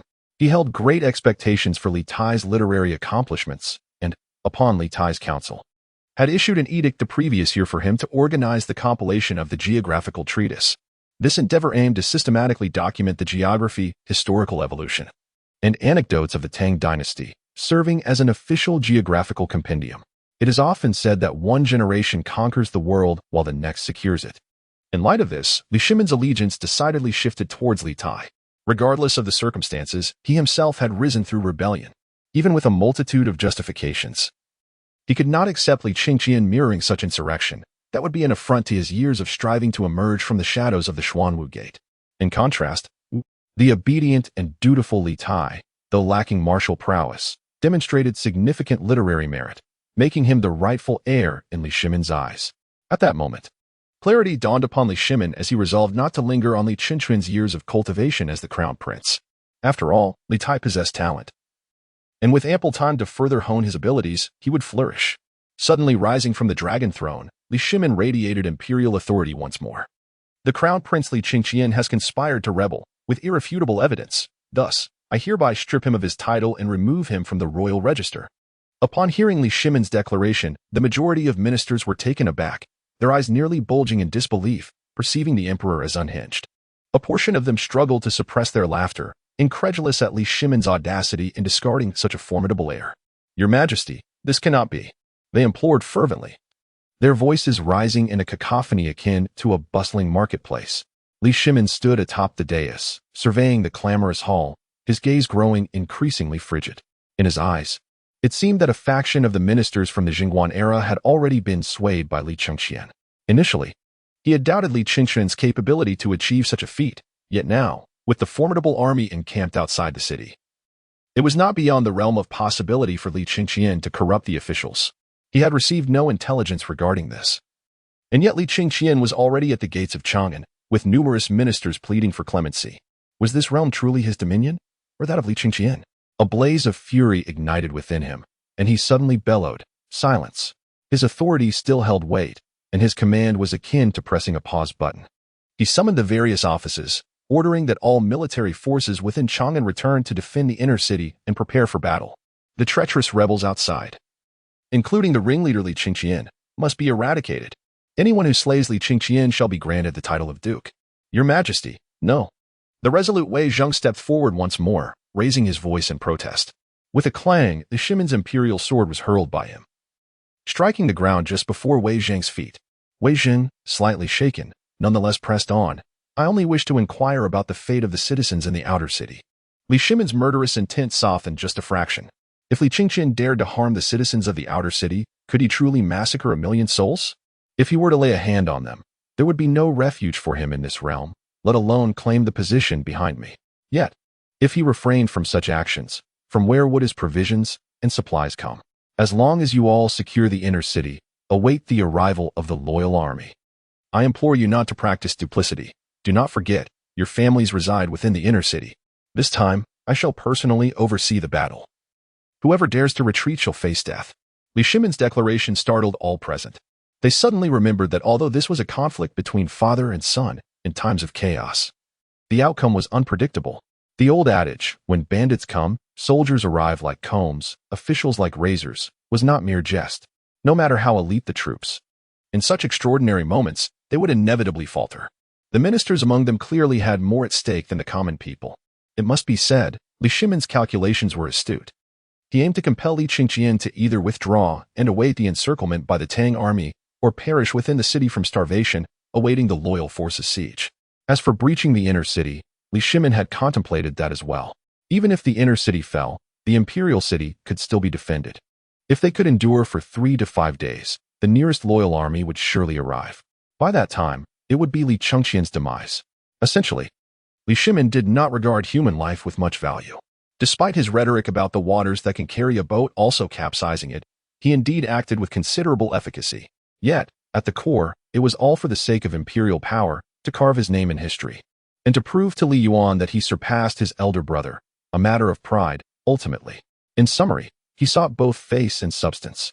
Later generations, when evaluating emperors, often focus solely on their achievements, overlooking their personal virtues, judging deeds rather than intentions, which is what bestowed upon Li Shimin such a reputation. The power of life and death in his hands would alter any man. Even Zhu Yuanzhang, who emerged from humble beginnings, enacted regulations on household registration, did he not? Could he truly be unaware that no one aspires to be a peasant or a craftsman for generations on end? Yet, he proceeded with such actions, evidently for the sake of stabilizing imperial authority. Furthermore, regarding his swine-rearing policy, if he was indeed oblivious to the number of individuals a princely lord would require for such an endeavor, it could only signify that he had lost touch with his roots. The historical figure known as the most stable crown prince, Zhu Biao, with his so-called shared administration, from another perspective, merely illustrates Zhu Yuanzhang's iron grip on power. Even his favored son was not afforded the slightest concession, let alone the notion of Zhu Biao inheriting everything posthumously. That premise hinges on Zhu Yuanzhang's demise. In other words, prior to his death, he was unwilling to relinquish even the minutest fragment of authority, which raises the question of whether he was still the same peasant as before. While his accomplishments are undeniable, they also starkly reveal the corrosive effects of imperial power on individuals. Chapter 9. Li Tai, embraced on all sides, celebrates in advance. We, your humble servants, comply with your command. It was evident to all that Li Shimin had truly lost his temper, even teetering on the brink of madness. At this moment, no one dared to contradict him if they wished to avoid a true demise. Prepare yourselves, Li Shimin stated calmly. This sudden shift in demeanor did not signify his tranquility. On the contrary, it hinted at an almost frenzied state. Having spoken, Li Shimin turned and exited through a side door. Dismissed, with the eunuch's commanding shout. The kneeling ministers gradually helped one another rise. Those present in such a setting were no longer youthful, they were all aged and weary. In contrast, Li Shimin was amongst the youngest of them all. There were no whispered conversations. Instead, they departed in silence, each lost in their thoughts. Who knew if the imperial guards within the hall, or those hidden in the shadows, would take note of their actions? Alas, your highness, how did it come to this? The emperor too has succumbed to madness. It seems we are merely facing the consequences of our actions. Cheng Yojin looked skyward, a glimmer of tears forming in the corners of his eyes as he reminisced about events from over a decade ago. He was an astute individual, easily discerning the reasons behind Li Shimin's frenzy. It was a manifestation of Li Shimin's inner demons, triggered by Li Chengqian. Despite Wei Zhang's clear counsel that a slight concession from Li Shimin would usher in an unprecedented era of prosperity for the Tang Dynasty, Li Shimin, gripped by his fears, chose to sacrifice Li Chengqian to avert a repeat of the Xuanwu Gate succession crisis, a rather unconventional means of deterrence. Your Majesty, despite your youth and vigor, why have you begun to falter in judgment? Chang Yaojin, who had faced Li Chengqian's forces directly, understood the formidable nature of his troops better than anyone. He had never witnessed soldiers who, even when grievously wounded, continued to fight with unwavering resolve. Yet, every soldier in Li Chengqian's ranks embodied this relentless spirit. They would continue to attack, even if it meant biting their foes. Such adversaries were truly terrifying. anyone would crumble in their presence. Alas, all one could do was hope that these young ones tread carefully and that the crown prince would keep his word. Your Majesty, I, old Cheng, do not betray. Rather, I act for the greater good of the Tang Dynasty that we have so laboriously built. Cheng Yaojin's thoughts raced, yet his steps did not falter, while the other ministers, too, pondered deeply, each with their own plans in mind. They're all cunning old foxes, capable of discerning the nuances of the unfolding drama. Some harbor aspirations for Li Chengqian's ascension to the throne, while others plot his assassination to thwart such ambitions. This is an era adorned with brilliance, where none present in the court can be deemed inconsequential. Within the palace, a stifling atmosphere prevails, causing even the concubines and maidservants to find no solace in slumber. Although the inner palace is shrouded in silence, the entirety of Chang'an buzzes with rumors during the day. In the inner city, at the residence of Princess Li Tai, the 18-year-old princess sits despondently in a pavilion, her gaze filled with sorrow and helplessness. Her maidservants tirelessly fan away any potential mosquitoes. She is acutely aware that a conflict has erupted between her father and brothers, reminiscent of the battles of her youth when her father clashed with her uncles. Yet, as a mere princess, she finds herself powerless, having been married for several years and, in legal terms, belonging to the Chang'an family. Ultimately, she lacks both the authority and the ability to intervene or impede the unfolding events. Regardless of the victor or the vanquished, the consequences are unbearable for Li Tai. Oh, mother, if only you were still alive, you would surely have put a stop to this. No, if you were alive, such a situation would never have arisen, she reflects, her heart heavy with anguish. Suddenly, she feels a tightness in her chest and is compelled to cough, a chronic affliction she has grown accustomed to. Assist me back, she instructs. In her princess's residence, Li Tai resembles a caged bird, having long lost the innocence of her childhood. In the initial 2 years of her marriage, her relationship with Chang'an Chong was relatively harmonious. Even without an official summons to the princess's residence, he would visit frequently. However, after 2 years of childlessness, he ceased to come unless invited. Recently, she has heard whispers suggesting that, given their lack of offspring, it would be permissible for Chang'an Chong to take a concubine. She understands that these rumors are intentionally circulated by the Chang'an family, hoping to provoke her into voicing her concerns. Were it not for her father-in-law's flourishing reign, such rumors might have escalated into something more substantial. Although the notion unsettles her, she recognizes her inability to prevent it. On one hand, the Chang'an family's legitimate line must produce heirs. On the other, her father-in-law's reputation is at stake. For now, she has refrained from addressing the matter, unaware that calamity would soon strike. At the Wei Wang Fu of Li Tai, he revels in the company of his confidants, indulging in exquisite wine, exuding delight. He possesses not a hint of interest in the impending bloodshed outside the city. In his eyes, Li Chengqian is courting death. Having committed such acts, there is no turning back, only a path to demise remains. Should Li Chengqian perish, the title of crown prince will undoubtedly be his. Contemplating this, his joy is palpable. His rivalry with Li Chengqian began when he was merely 12 years old, and now, after 5 to 6 years of strategic maneuvering, he stands on the brink of triumph. The extent of his elation is beyond measure. Meanwhile, other princes, such as Li Yu, remain in Chang'an, as Li Shimin has not granted him any fiefdom. Yin Fei is the biological mother of Li Yu, while her father is Yin Shi, a general from the late Sui dynasty. When Li Yuan raised his banner in Taiyuan during the twilight of the Sui dynasty, Yin Shi, remaining loyal to the Sui court, not only executed Li Yuan's youngest son, Li Zhiyun, but also desecrated the ancestral graves of the Li family spanning 5 generations. Consequently, upon his conquest of Chang'an, Li Yuan annihilated the entire Yin clan. Due to her tender age, Yin Fei was relegated to the Yeting as a maidservant, later gaining the favor of Li Shimin and ascending to the rank of concubine in the imperial harem. This peculiar web of relationships undoubtedly contributed to Li Yu's capricious temperament from a young age, making his later rebellion hardly surprising. It could be said that Li Shimin was devoid of compassion, and thus, one cannot place blame upon Li Yu. Following Li Yu's insurrection, even Yin Fei fell victim to the ensuing purges, illustrating that Li Shimin acted with malicious intent, aiming to disgrace Yin Fei, only to have unexpected consequences arise, leading to the emergence of Li Yu. Li Ku and his younger brother Li Yin are currently in Chang'an as well. They are the progeny of Yang Fei, who is the daughter of Emperor Yang of Sui, thus necessitating vigilance. Lastly, there is Li Ji, who is only 11 or 12 years old, at an age when his intellect is just beginning to develop, and he remains oblivious to the larger schemes at play. In Chapter 10, Li Chengqian is branded a traitor, deserving of execution by all. Outside the city, Li Chengqian sits cross-legged upon a stone, silently observing the walls of Chang'an. At a certain moment, the soldiers stationed atop the walls under the watchful gaze of the torches he ignited gradually vanish, their whereabouts unknown. In military operations, intelligence is of utmost importance. A lack of awareness regarding the enemy's intentions can often prove fatal. However, Li Chengqian remains unconcerned with matters of intelligence. His men appear invulnerable, capable of bulldozing through any scheme. Unless faced with an overwhelming force of 1,000,000 troops, there is nothing to fear. Even if the battle descends to its last soldier, none would falter. The living, however, are different. In the vast expanse of antiquity, a disorganized mob would scatter upon suffering losses exceeding 10%. Regular soldiers would surely rout if losses surpassed 30%, and even the most elite troops would falter if they lost more than half. The root of this lies in their lack of conviction. Soldiers enlist either for sustenance or to elevate their status, never seeking death. Finally, the clock strikes midnight. As if reassembling a scene, all fallen soldiers and their equipment vanish without a trace. Yet, in the next moment, they reappear in formation without the slightest disturbance, as if it were the natural order of things.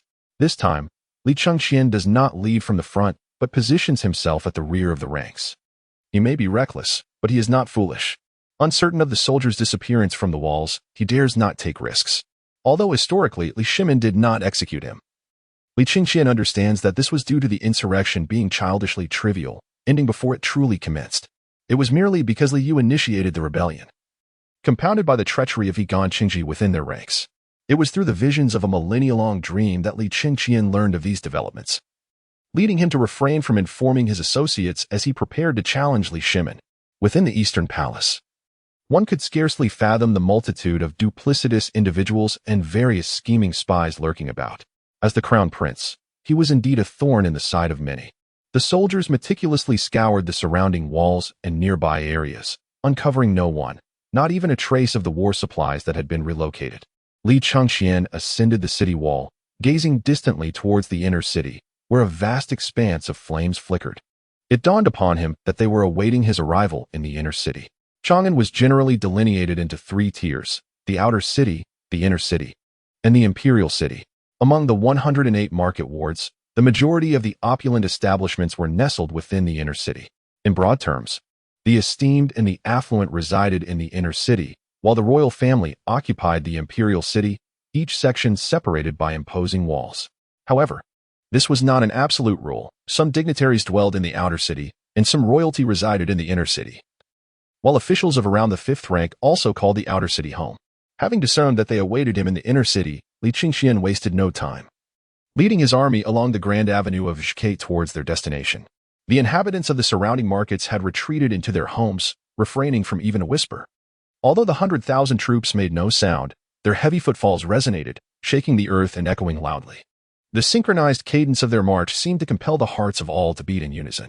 Each market ward was separated by relatively low walls, preventing the citizens from seeing, much less daring to look. Everyone sensed that a change was imminent, yet they understood that this was a matter of royal consequence, not an invasion by foreign foes. A similar event had transpired over a decade prior, albeit with less commotion. The original residents of Chang'an had grown accustomed to such occurrences. After all, regardless of whether a new emperor ascended, their lives would continue unchanged, untroubled by foreign incursions. Li Chengqian's proclamations had also borne fruit, as only a handful of Tang merchants and foreign traders departed through other city gates, while the remaining populace remained undisturbed. On the broad Zhike Avenue, approximately 150 meters wide, the dark mass of the army advanced in perfect formation. Despite the absence of illumination, their march remained impeccably coordinated. Li Chengqian sat resolutely upon his steed, his countenance devoid of emotion. With such a revolutionary force at his command, he felt utterly confident in seizing the throne. Having traversed 9 lifetimes, enduring various identities and tribulations, his mindset and vision had transcended the heights of his era. The throne was merely a tool to achieve his ambitions. The clarion call of battle echoed through Chang'an, heralding a restless night. At last, Li Chengqian and his forces arrived at the outer walls of the inner city. Torches blazed atop the walls, illuminating everything in their glow. Before the Tang Dynasty, warfare was seldom conducted at night, primarily due to the prevalence of night blindness among many, stemming from a limited diet. Li Chengqian spotted Li Shimin, his distinctive golden, radiant armor gleaming brilliantly in the torchlight. The walls of Chang'an were notably distinctive. The outer city walls stood approximately 5 meters high, with certain critical points rising even higher. The inner city walls towered around 7 meters, with some sections reaching 10 meters in height. The imperial city, or the palace city, stands at a minimum height of 10 meters, with its tallest sections reaching approximately 15 meters. In certain novels, protagonists whimsically demolish the city walls with explosions, which is utterly ludicrous. Throughout the majority of dynasties, the city walls, apart from critical sections or facades, were primarily constructed from rammed earth. Particularly in the case of the imperial city, the foundation's thickness often exceeds its height. Even at the very top, 3 horse-drawn carriages could run side by side without issue. To obliterate such formidable walls would likely require multiple missiles. As the two men exchanged glances, Li Shimin spoke up. I, the emperor of the Tang Dynasty, Li Shimin, hereby proclaim to the world. Today, Crown Prince Li Chengqian has conspired against the throne. The evidence is irrefutable. His title as Crown Prince is hereby revoked, and he is removed from the royal registry. Li Chengqian is a traitor, and he shall be punished by all. Li Shimin's proclamation was directed not only at the soldiers defending the city, urging them to act without hesitation, but also at Li Chengqian himself. A monarch does not jest. Uttering such words in a public forum leaves no room for negotiation. Even the ministers stationed on the city walls were taken aback by this revelation. Previously, while in the Taiji Hall, such sentiments could be dismissed as mere outbursts, as no formal edict had been issued. Now, however, some ministers found themselves unable to silence Li Shimin in time. Those genuinely concerned for the Tang's welfare felt a profound bitterness in their hearts. Li Shimin believed he had merely abandoned Li Chengqian, detached from other matters. In his eyes, Li Tai was both dutiful and talented, and given his own vigor, he could still be molded anew. Yet to the ministers who envisioned a brighter future for the Tang, this was a quintessential case of losing a watermelon while picking up sesame seeds. In a moment of rage, sacrificing such a perfect heir to the throne, Li Shimin was truly losing his discernment. Those who harbored ill intentions towards Li Chengqian found themselves inwardly rejoicing. Outside the city, upon hearing the proclamation, Li Chengqian's gaze flickered with complexity. Once, he had been reduced to a commoner and exiled. He never anticipated that this time he would be disowned by the royal family and marked for death. Li Chengqian could comprehend, perhaps even conjecture, Li Shimin's mindset. Apart from those emperors who were mere puppets, no sovereign permits others to encroach upon imperial authority. Anyone daring to do so would face a myriad of justifications for annihilation. His past leniency was not indicative of Li Shimin's compassion, nor could it be attributed to Empress Chang'an. After all, relationships grow cold with time. The most likely scenario was that Li Yu bore the brunt of the blame. Li Yu's rebellion prompted Li Shimin to act with ruthless decisiveness. It was not solely Li Yu who faced execution. Even the unaware consort residing in the inner palace was not spared. This illustrates Li Shimin's character. As a darkly humorous saying goes, he wept while executing Li Jianqing. After being implicated by Li Yu, Li Shimin did not eliminate Li Chengqian. Likely because after executing Li Yu, he discovered Li Chengqian was merely contemplating rebellion. He understood fully well that killing a son of a concubine like Li Yu would not bear significant consequence.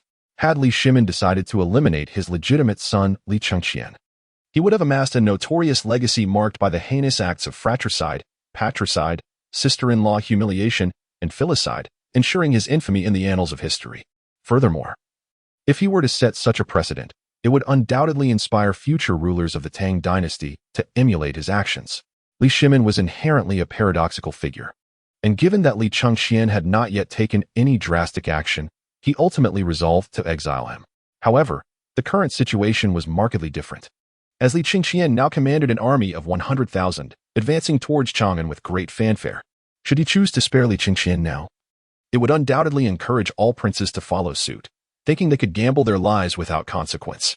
Faced with the formidable sight of Li Chengqian's rebellious forces, Li Shimin was engulfed by fear. The sovereignty of the empire is a coveted possession that no ruler wishes to relinquish, especially not one like Li Shimin, who believed himself to be in the prime of his life with ample time ahead. Li Chengqian offered no response. With a mere thought, he positioned cavalry and axemen at his side, while archers took their places behind them. In an instant, the 5,000 infantry and pike soldiers in the rear dashed to the sides, disappearing into the thick of the night. Li Shimin, a seasoned warrior, was momentarily taken aback by Li Chengqian's unexpected maneuver. He had not seen any orders issued, nor had he noticed anyone commanding the troops, yet they departed with such precision. Most perplexing was their destination. What could they possibly achieve in the pitch darkness beyond the city walls? Many among them were afflicted by night blindness, leaving them utterly bewildered by Li Chengqian's unconventional tactics. Nevertheless, Li Shimin quickly regained his composure, bellowing for scouts to mobilize and patrol the walls, reporting any anomalies with immediacy. He remained uncertain of Li Chengqian's intentions, but it was abundantly clear that his ultimate goal was to breach the city. No sooner had Li Shimin's words left his lips than the archers behind Li Chengqian had already crouched low, drawing their bows. In the blink of an eye, an incessant deluge of arrows rained down upon the city walls. The archers stationed atop the walls, despite their advantageous position, found themselves unable to reach the distance where Li Chengqian's forces were amassed, an undeniable disparity in equipment. Without needing further command, the pikemen atop the walls promptly raised their shields, while other units swiftly sought refuge behind them. Li Shimin and his companions retreated into the safety of the tower. This time, Li Chengqian showed no signs of restraint. The relentless barrage of arrows left the defenders atop the walls gasping for breath. Notably, Li Chengqian had divided his archers into 3 waves, executing a tri-phased assault. The arrows fell in a torrential downpour, never relenting. Caught off guard, the defenders of Chang'an numbered only around 20,000, bolstered by the imperial guards and some unsavory characters, totaling approximately 50,000. They understood that Li Chengqian's forces were a formidable 100,000, charging forth like a bull. As a result, their own forces remained concentrated. Anticipating a traditional siege where both sides would engage in a tit-for-tat exchange, assuming Li Chengqian lacked siege equipment. Alas, all expectations were about to be shattered.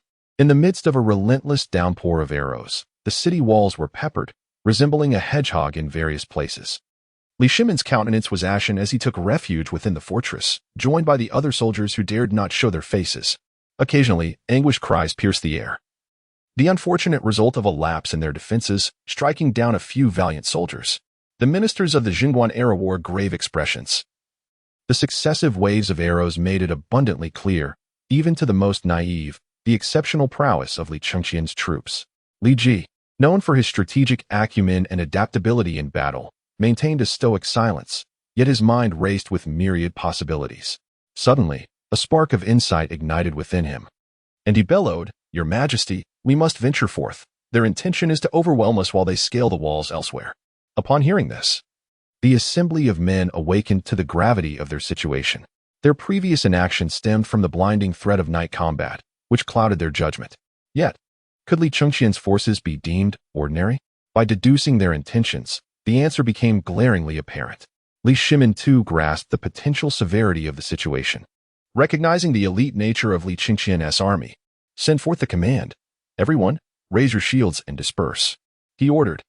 The rationale behind not pursuing the possible assault of the 50,000 climbing soldiers lay in the uncertainty of the information. Even if confirmed, the logistics of chasing them would be futile. They lacked the torches necessary for such an endeavor. In the chaos of the dark, while Li Chengqian's troops might thrive, theirs would falter. Moreover, with another 50,000 at Li Chengqian's side, dispersing in pursuit could easily allow him to mount an assault on the walls. At this juncture, they could only proceed with caution, dispersing to render Li Chengqian's archers ineffective. Should there truly be rebels scaling the walls, they could await the scouts' reports and engage in direct confrontation, confident in their preparations atop the fortress. Unless Li Chengqian resorted to unconventional tactics such as climbing, his forces would face incineration should they dare attack. Indeed, they had accurately surmised Li Chengqian's intentions. He was not foolish enough to assault the heavily fortified gates directly. Though his synthetic army was fearlessly valiant, even if engulfed in flames, they would continue to fight. However, with daily reinforcements, excessive losses would not be tolerated by Li Shimin. Should he succeed in pushing Li Chengqian out of Chang'an once more, it would devolve into a protracted struggle. Chapter 12. This army is terrifying, utterly unyielding. The 50,000 soldiers, having dispersed into 2 neatly organized contingents of 25,000 each, plunged into the darkness, seizing the moment before the defenders atop the walls could react. The phalanx of spear and shield bearers aligned against the wall, stacking themselves layer upon layer to form a sloping ascent reaching the summit of the city walls. The outermost layer consisted of shields stacked in tiers, creating steps, with long spears protruding through the gaps between them. The remaining shield bearers and infantry ascended atop these shields, occasionally steadying themselves with the long spears, rapidly advancing towards the heights of the walls. While they were not entirely oblivious to the darkness, their error rate remained exceedingly low. As they began their ascent, they were swiftly detected by the scouts. The scouts swiftly turned their horses around and galloped back to deliver the news. The infantry and shield bearers who ascended paid them no heed, instead forming a defensive formation on the spot, awaiting the arrival of reinforcements. The efficiency and discipline of the biomechanical soldiers were beyond comparison to that of mere mortals. Soon, only the final batch remained. They first handed up their weapons and then formed a human ladder, each stepping upon the shoulders of the next. The last few clung to one another's legs as they were hoisted up by their comrades. Meanwhile, under the command of Emperor Li Chengqian's seasoned troops advanced despite the torrential rain of arrows. Although the dispersal resulted in greater casualties, they nonetheless obeyed orders. Once they spread out, the barrage of arrows from the city walls ceased. Although Li Chengqian could not see the events unfolding atop the walls, the expanding glow of flames provided some evidence, prompting him to abandon futile efforts. A fierce battle lay ahead, yet he remained resolutely confident. Shortly after the rain of arrows halted, Li Shimin received reports from the scouts confirming Li Ji's prediction. Li Chengqian's forces had indeed scaled the city walls. With a grim expression, Li Shimin drew the imperial sword. Though the city walls were wide, in the context of a battle involving tens of thousands, it became a matter of courage and narrow confines, leaving no room for strategic formations. From the distant darkness beyond the walls, the synchronized sound of marching feet drew near, a sound unmistakably belonging to Li Chengqian's army. Indeed, it was not long before they advanced into the illuminated area. As the ranks of spear and shield soldiers emerged, seemingly capable of crushing anything in their path, Li Shimin pointed his sword and bellowed, "To the sides, let them be slain." The power of imperial authority was evidently palpable with Li Shimin's command. Bolstered by his years of influence, morale surged. Soon, the two forces clashed head-on, and the battle commenced. Li Shimin, accompanied by his ministers, ascended the highest tower to survey the battlefield. Surrender without killing. Surrender without killing. On the front lines, apart from the cries of Li Shimin's injured or dying soldiers, Li Chengqian's troops echoed these four words in perfect unison. From beginning to end, as the front ranks fell, those behind took their place, maintaining an unwavering formation. A line of spear and shield soldiers stood in perfect coordination with a row of infantry. Li Shimin's forces mirrored this arrangement, yet in terms of discipline and precision, even seasoned veterans fell short of the biomechanical soldiers. It was evident that both sides were steadily advancing towards Li Shimin's tower. Although the pace was not swift, it remained steady. In contrast, Li Shimin's troops grew increasingly disordered and panicked as the battle progressed. Engaged in the darkness, illuminated only by flickering flames, their performance suffered significantly. In this contest of courage, Li Chengqian's army displayed an unyielding ferocity that even the most battle-hardened veterans could not rival. They trampled over the fallen comrades without faltering in their resolve. Before long, Li Shimin's forces could bear it no longer. Upon true engagement, they realized the formidable nature of this army. Even when met with death, they uttered but a singular phrase: "Surrender and be spared." Soon, some soldiers relinquished their resistance, succumbing to despair. Those who had awaited their demise found, instead, that they had been enveloped within the ranks of Li Chengqian's forces. Yet, throughout this ordeal, not a single soldier of Li Chengqian laid a hand upon them. Tears flowed freely, and the scales within their hearts began to tilt in favor of Li Chengqian. With the first example set, many soon followed suit. Even those injured and prostrate upon the ground, as long as they refrained from taking up arms in defiance, were similarly spared by Li Chengqian's automata, who merely circumvented them. Consequently, the advance of Li Chengqian's army quickened. On the battlements, numerous ministers of the Jingguan era observed this unfolding scene with clarity.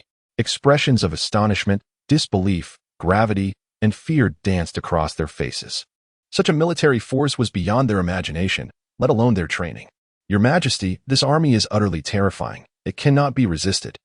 The tremor in Li Junshan's voice betrayed his trepidation. In the 13th year of Jingguan, Li Junshan still served as the Grand General of the Left Martial Guard, responsible for the Imperial Guard stationed at the Xuanwu Gate of the Taiji Palace, directly ensuring the Emperor's safety. At this moment, he stood closely beside Li Shimin. Li Shimin's countenance was ashen, his hand gripping the sword trembled slightly, an urge to strike down Li Junshan coursed through him. However, such an action would serve no purpose and would only reveal his folly. The truth in Li Junshan's words was undeniable. He had envisioned holding off Li Chengqian for 2 days with the castle walls and the gathered troops. At the very least, he aimed to stall for a day. After that, retreating to the palace would be the worst-case scenario. To his astonishment, they could not withstand even a single day, not even half a night. Though Li Chengqian had caught them off guard, scaling the walls without siege equipment, the might of this army was once again vividly apparent to him. Li Shimin was not a sheltered emperor raised within the confines of the inner palace. He had endured the harshness of nature and fought through countless battles. Aware of every conceivable scenario, leave a vanguard to cover our retreat, and let the remainder withdraw with me to the palace. Li Shimin decisively commanded, avoiding further blunders. The inability to resist was a stark reality. Continuing to fight would only instill fear among the soldiers. They would be reluctant to retreat. And in a desperate bid for survival, more would likely feign death. In a moment of carelessness, he could be captured alive, leading to his ultimate downfall.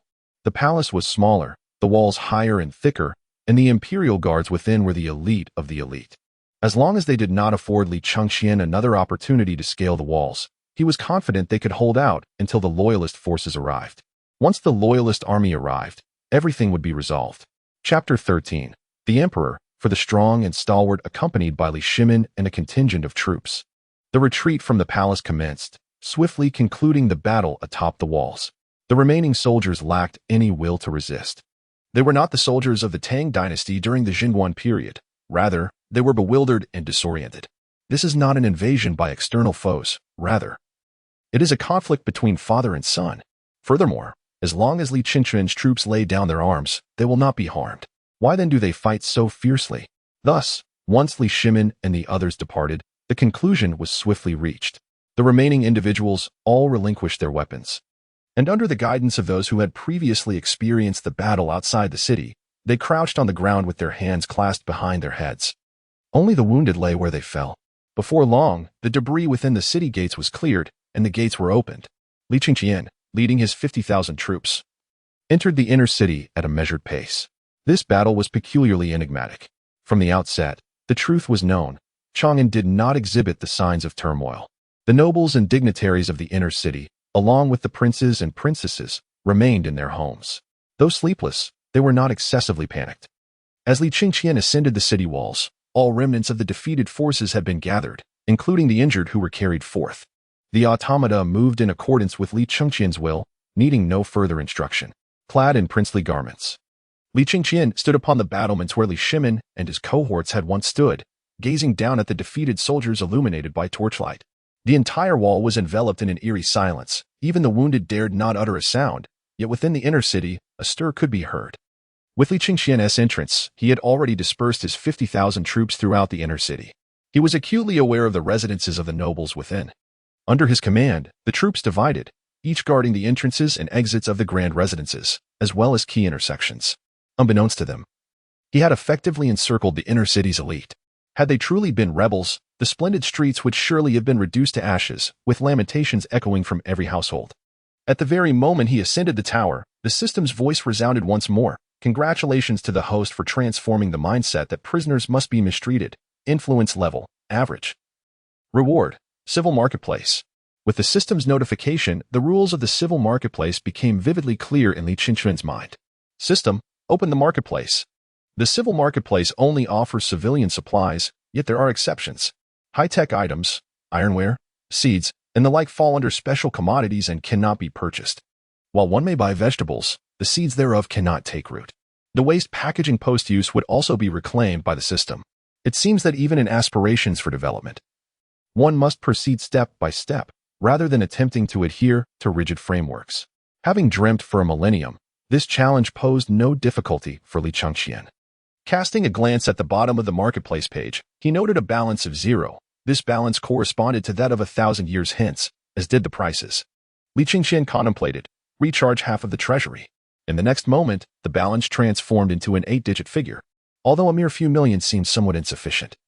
Particularly for a prince, it was important to note that Li Chengqian had only recharged pure currency, copper coins, without touching any gold, silver, or jewels. He procured 3,000 boxes of external antiseptic, 1,000 rolls of medical gauze, 1,000 bottles of medical alcohol, 500 barrels of purified water, and 3,000 servings of self-heating rice. For the time being, this would suffice. Should more be needed, He would address it then. As thoughts began to swirl, the expansive city tower transformed, revealing all that Li Chengqian had procured, accompanied by his will. A portion of the living bionic soldiers entered the tower to facilitate the removal of the items.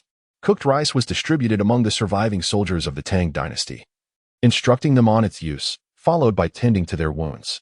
The injuries mostly consisted of sword cuts, with little involvement of broken bones.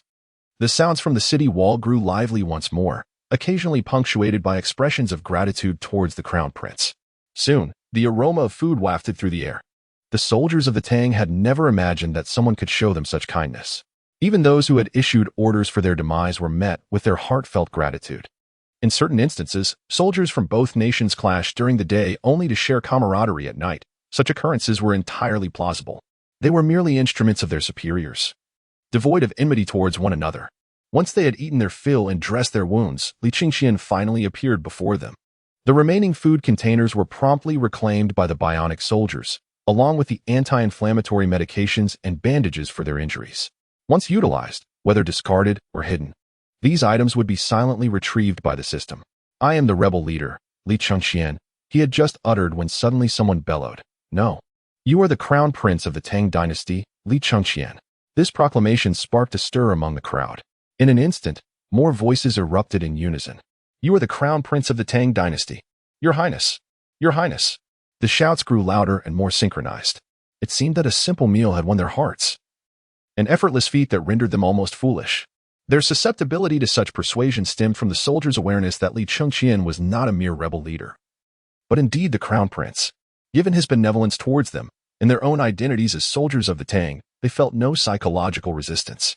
Even when Li Shimin had declared that Li Chengqian was stripped of his princely title, what did it matter? The emperor is upheld by the strong and the valiant. Though they could not articulate such sentiments, they comprehended the underlying truth. Li Chengqian's treatment of them prompted a desire to support him in ascending to the throne. The notion of his title being revoked was unacceptable to them. Li Chengqian remained silent, observing them until their fervent chants began to wane. At last, he spoke. "Since you all still recognize me, I shall issue you a command. Fear not, it is not a summons to sacrifice yourselves. First, return the injured to their original camps for proper care. For those who are able to move, I have a task for you. At dawn, disperse to the outer city and inform the citizens within that I bear them no ill will. After dawn, they should continue their lives as usual, without concern. What I desire is a prosperous Chang'an, not one plagued by chaos. Do you understand?" There were approximately 3,000 soldiers who had surrendered here. It would take a day to pacify the outer city of Chang'an, and the challenge was not insurmountable. "No problem. Willingly, I shall serve the crown prince until death. Willingly, I shall serve the crown prince until death." Li Chengqian urged his followers to lower their voices and then waved his robe, declaring, "I do not require your sacrifice. You are all citizens of the Tang, and as such, you must live, and live ever better." Chapter 14. Within 3 days. The imperial city shall be conquered. Li Shimin had often remarked on various occasions, water can carry a boat, but it can also capsize it. He had previously warned Li Chengqian of this in the 6th year of the Jingguan era. In the 11th year, he reiterated this sentiment in response to a memorial by Wei Zheng. Furthermore, in the 18th year of Jingguan, while discussing governance with the then crown Prince Li, he referred to this as the metaphor of boat and water. Such a profound metaphor might escape the comprehension of soldiers, most of whom could barely read. Yet when Li Chengqian proclaimed, "The citizens of the Tang must live and thrive even more," his simple and direct words resonated deeply, moving them profoundly. Prior to this moment, Li Chengqian had indeed been known for his virtuous reputation, yet his prolonged residence in the inner palace had kept him from the eyes of ordinary soldiers, who could only hear rumors about him. At this instant, his virtuous reputation became tangible. Moreover, during this campaign against the rebel leader, he urged them to remember those who sacrificed their lives. "Once I have resolved this matter, I shall personally ensure that due compensation is provided," Li Chengqian announced. "Long live the crown prince! Long live! Long live!" Some might assume that the thrice-repeated cheers for longevity were unique to the Tang Dynasty, but that is not the case. Originally, it was a call of mountain cheers. It is said that Emperor Wu of Han, while at Mount Song, first heard such cheers. Over the course of history, this evolved into the practice of thrice calling for longevity. During the Tang Dynasty, at the inaugural court assembly of the year, known as the Yuanri Dazui, ministers were required to first kneel before the emperor, followed by a group dance known as the Dance of Ritual. After the conclusion of the dance, they would kneel and chant thrice for longevity. In contemporary films, one may find humorous depictions of characters suddenly breaking into dance amidst battle. However, throughout history, the elite and nobility have maintained a tradition of dance, a practice even Emperor Qin Shi Huang observed. His mother was a songstress, indicating that song and dance have always been intertwined. As early as the Western Zhou period, poetry began to emerge, demonstrating that the nobility were not only capable of dancing but were expected to do so. After addressing the matters concerning the soldiers, Li Chengqian prepared a simple meal for himself to satiate his hunger before resting on the ground. On the city walls, only his followers remained. For the day, he had no intention of making any movements, allowing the nobles in the inner city, along with Li Shimin and others within the palace, to experience the depths of despair. This wave of surrender brought in 3,000, with nearly 2,000 eliminated, and previously, many had perished in the outer city. Currently, Li Shimin's forces, including the Imperial Guard stationed within the palace, amounted to no more than 30,000. The notion of awaiting reinforcements from the capital was nothing short of a delusion. Li Chengqian had never intended for the Tang to descend into chaos, though he could dismantle everything in his path. What of the harm it would inflict upon the citizens of the Tang? Thus, it is imperative to breach the imperial city within 3 days. After a brief respite, there lies another purpose. After a dream of 1,000 autumns, he finds himself reminiscing about his younger siblings, setting aside those who have already ascended to their fiefs. He feels the necessity to meet those who remain in Chang'an. As for the little one, Li Mingda, who still resides in the palace, their encounter shall have to be postponed. Above all, he deeply yearns for his brother, Li Tai. However, compared to this brother, the plight of his sisters weighs heavily on Li Chengqian's heart. As for the offspring of other consorts, he scarcely remembers their names, let alone their appearances. With over 30 children sired by Emperor Li Shimin, the crown prince has little time to attend to them. Most he has merely glimpsed from afar, rendering them indistinguishable from strangers. He recalls his mother's offspring, the young Princess Changlu, Li Lizzie, who tragically succumbed to illness at a tender age. Princess Li Mingyao of Qingyang, who was not even mentioned in historical annals. Moreover, she became embroiled in the conspiracy that would shape his future rebellion. After Du He's demise, she remarried only to be implicated in a witchcraft scandal, leading to her banishment and untimely death at 40, her fate appearing almost farcical. As for Princess Li Mingda of Jinyang, from birth, she was frail and sickly. His father even bestowed upon her the nickname Little Rhino, symbolizing strength. Yet she became a victim of early mortality. Fortunately, the system generously provides ample healing elixirs. Regarding the encirclement of the estate, news of the battle atop the city walls spread swiftly among the esteemed officials and nobles. They understood that those surrounding them were Li Chengqian's men, each harboring their own sentiments, some anxious, others elated, some terrified, and some resentful. For instance, at Li Tai's residence, when the servants first brought word, he resolutely refused to believe it. However, upon cautiously peering through a small door, he was compelled to accept the truth, originally intent on celebrating until dawn. The circumstances had taken an unexpected turn before the first light appeared. At merely 19, Li Tai, having grown up in the depths of the palace, found himself trembling in fear. He never envisioned that the conflict between Li Chengqian and Li Shimin would culminate in Li Chengqian's victory. It seemed utterly inconceivable. If indeed Li Chengqian had triumphed, how would he treat Li Tai? Li Lizzie also spent an entire night without sleep, her temper flaring due to her ailments, leaving her in a precarious state by morning. As time passed slowly, dawn finally broke. In the inner city, with so many mouths to feed, servants had no choice but to venture out for provisions. Yet, all were acutely aware that their households had been besieged. The masters showed no concern for the lives of their servants, coercing them to step outside and probe the situation. Consequently, Li Chengqian's forces acted as if they were oblivious to their presence, allowing them to come and go unimpeded. Those seeking information found that no matter what they uttered, Li Chengqian's troops remained unresponsive, akin to statues. Gradually, courage swelled within the populace. Some restless young masters and miss were emboldened to step outside. Alas, one young master, weakened in the knees, collided with one of Li Chengqian's soldiers. In a fit of indignation, he struck the soldier. Without a doubt, he met with a grim fate. Dispatched by the soldier's unyielding blade, blood spilling forth upon his family's doorstep. As the news spread among those venturing outside, more and more individuals became aware of the situation. Li Chengqian's orders to his troops were straightforward. People could come and go as they pleased, regardless of their destination, even if it meant leaving the city. There were only two directives. First, anyone who dared to engage in violence would face dire consequences. Second, no vehicles or horses were permitted for entry or exit. Thus, while individuals were free to depart, their possessions were to remain behind. Through various intentional and unintentional exchanges, the families within the inner city gradually understood the established rules, which ultimately brought a collective sigh of relief. Chapter 15. Even with 100 chances, a servant would not dare to speak recklessly. In the residence of Li Tai, she was in a state of anxious anticipation, eager to discern the current circumstances. However, she was reluctant to venture outside. While Li Chengqian recognized her, his soldiers might not. Li Tai shared a close bond with Li Chengqian, as she was the eldest daughter of Empress Chang's son, and he, her first son, with her second brother, Li Tai. In between. Yet, around the 4th year of the Wuda era, Li Tai, merely over a year old, was adopted by Li Yuan to succeed the deceased Li Xuanba. Consequently, legally, Li Tai was to address Li Shimin as his uncle and inherit the title of Prince of Wei from Li Xuanba. It was not until the 2nd year of the Jingguan era that Li Shimin, at the request of Empress Chang's son, reclaimed Li Tai, adopting his nephew in Li Xuanba's stead.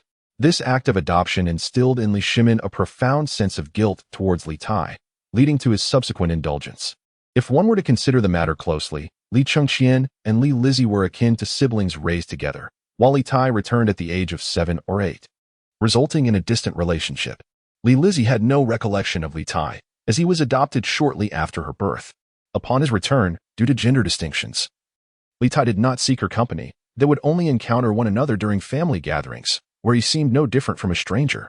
While Li Tai sighed in frustration, a close maid rushed in, breathless, exclaiming, Your Highness, what is the matter? Why the flurry? Li Tai frowned, troubled. If she could not ascertain the situation today, the maid would undoubtedly face punishment. Although not cruel, Li Tai was a legitimate and recognized princess, possessing her own authority and temperament. The maid took a deep breath, quickly composing herself, and replied, The crown prince's men outside say that his highness is waiting for you. He requests that I prepare the carriage to take you to him. Is it true? Li Tai exclaimed with delight, rising abruptly, only to sway slightly, prompting the maid to steady her. It is indeed true. I would not dare to speak falsely. Considering it, Li Tai felt it made sense. All she needed to do was step outside to discover the truth. She had already heard that the soldiers were unresponsive, like mute statues. Yet, should anyone provoke them, they would show no mercy, enforcing a strict rule of death for resistance. Once weapons were laid down, they ceased their aggression. If this were not the case, the soldiers would certainly have reacted. Hurry, prepare my attire. Li Tai felt that it was inappropriate to meet Li Chengqian in such a disheveled manner. Since her marriage, she had not seen him for quite some time. The last occasion they met was during the mourning for Empress Chang's son. Although the distance between them was not particularly great, the constraints of propriety and etiquette dictated that even siblings could not be overly familiar once they reached adulthood, let alone after her marriage. After a thorough preparation, Li Tai successfully boarded the carriage, which was driven by one of Li Chengqian's soldiers. Her personal maid did not accompany her, as the soldiers prohibited it. And despite her entreaties, they remained unyielding. With no other choice, Li Tai acquiesced. Climbing up the city wall left her breathless and nearly exhausted. Her frail constitution was one reason, while her inherent respiratory ailment was another. Given her health, it was no surprise that she would succumb in just a few years. Li Chengqian had arranged a glass tea table, 2 firm single chairs, and had placed 2 cups of water on the table, although it appeared to be plain water. Li Tai's cup contained a medicinal pill for her ailment. In the Tang Dynasty, tea was not merely consumed but was partaken in the form of broth. Although the empire welcomed guests from all nations, most households possessed the backless stool, which was widely acknowledged as more comfortable. Nonetheless, the nobles of the Tang still preferred the kneeling sitting posture, rooted in aristocratic etiquette, which could also be described as an unwillingness to relinquish their stature. By the time of the Tang era, undergarments were already in common use, and adult men no longer wore open-crotch trousers, thus alleviating concerns over modesty. For example, men had 3 types of undergarments: the du and iku, akin to square shorts typically worn by commoners for labor, the he dang ku, which could be likened to form-fitting beach shorts favored by the equestrian elite, and the du and I lun, easily understood as triangular underwear, suitable for both genders. Women had a specific type known as chin ku, generally worn during their menstrual cycle, but could also be worn at other times if desired. Aside from the more complex nomenclature, they were strikingly similar to those of later generations. seeing Li Chengqian seated on the Hu stool, smiling at her. Li Lizzie quickly steadied her breath and bowed, saying, Li Lizzie pays her respects to His Highness, the Crown Prince. Li Chengqian did not respond directly but gestured to the opposite chair, saying, Come, have a sip of water first. Thank you, Your Highness, Li Lizzie replied, gracefully moving over. Mimicking Li Chengqian's posture, and delicately took small sips from her cup.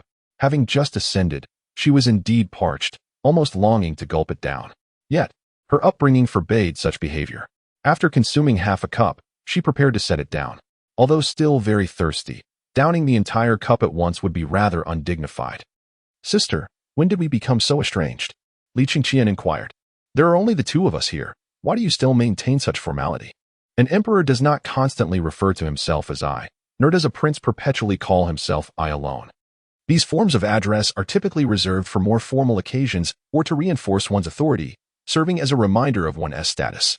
Li Lizzie had scarcely uttered a single word when Li Chengqian interjected, Why do you keep half a cup of water? Do you imply that I cannot afford to provide you even a full cup? Your throat is nearly on fire. Drink the water in your hand at once, and I shall refill it for you. His intention in compelling Li Lizzie to climb the city wall was deliberate, aimed solely at prompting her to drink this water. Only after she had consumed it would he reveal its contents. Should he present a pill directly, she might become overly suspicious, provoked by Li Chengqian's taunt. Li Lizzie promptly drained the cup. She was oblivious to the peculiar taste of the water, which seemed reminiscent of some kind of medicinal concoction. She trusted that, despite his madness, Li Chengqian would never resort to poisoning her. After all, they were siblings raised together, and historically, only who high among royal families had committed such an atrocity. Li Chengqian poured another cup for Li Lizzie, saying, Have another drink. He thought it prudent to ensure that no remnants of the pill lingered in the cup. Li Lizzie said little, lifting the cup once more. Upon tasting it, she confirmed that this cup contained plain water. Thus, the first cup must have held something else. Chapter 16. Sister, I am saving myself. Do you understand? Though she felt a twinge of curiosity, Li Lizzie refrained from asking questions. To do so would imply distrust towards her own brother. After consuming the second cup, she felt significantly better. The arduous climb of over 10 meters had left her dizzy and her breath short, but as the water settled within her, everything began to calm, and her breathing became more effortless. Illness is not always synonymous with injury.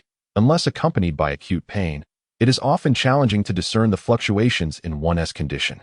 Moreover, even ailments characterized by severe pain typically exhibit varying degrees of intensity. Li Chengqian drained his own cup and refilled it, pouring another for Li Lizzie before inquiring, Sister, how does Cha Sun Chong treat you? In the grand tapestry of dreams, Li Chengqian could not recall any details concerning this matter. During the tumultuous period, his thoughts had been consumed by rebellion, leaving him oblivious to Li Lizzie's circumstances.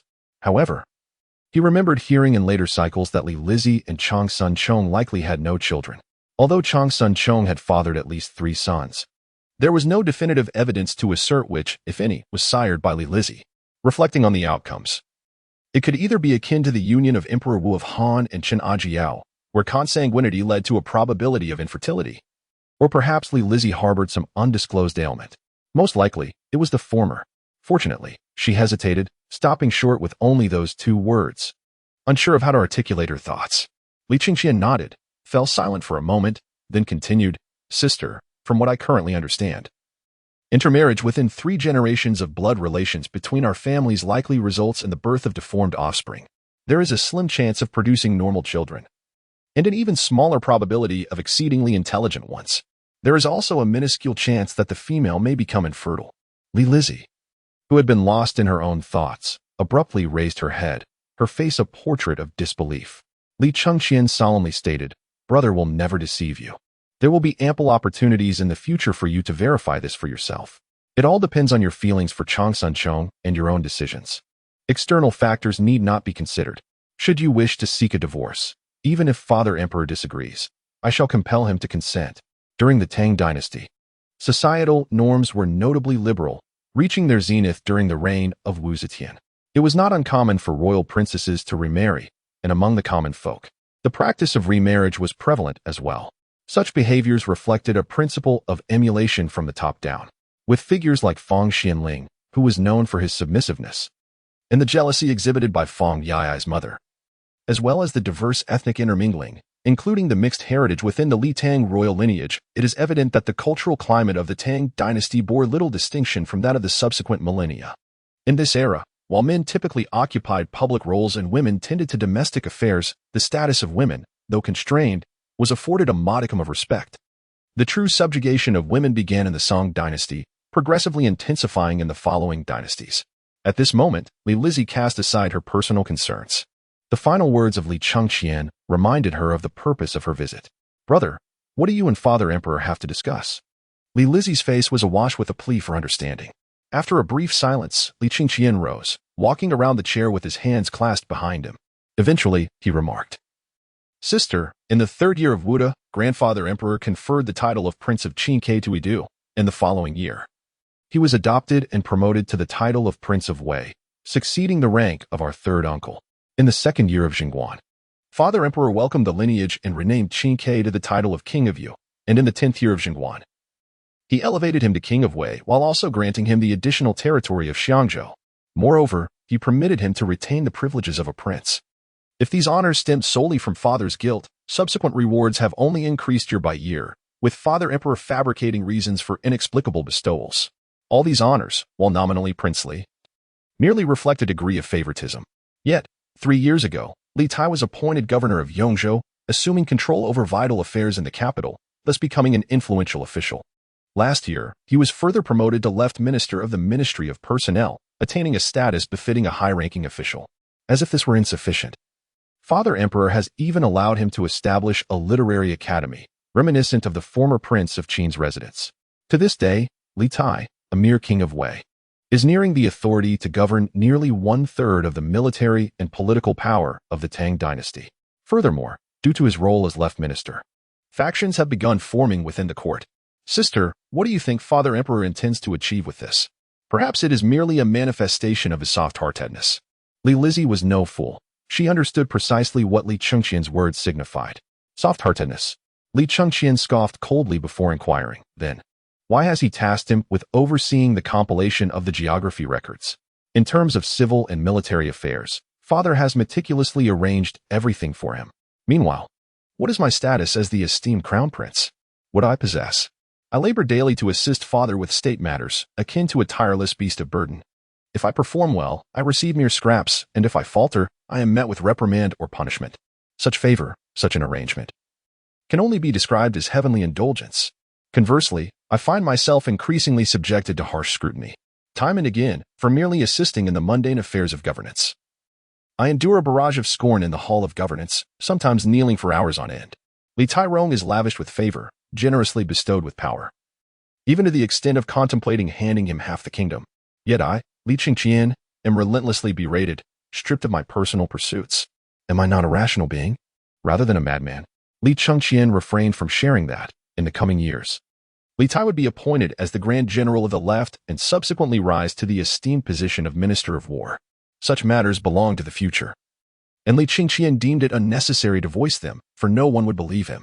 Li Lizzie pressed her lips together, and upon hearing Li Chengqian, the very person embroiled in these affairs, she felt a flicker of impulsive rebellion against her father, the Emperor. From Li Chengqian's perspective, her father was utterly unworthy of his title.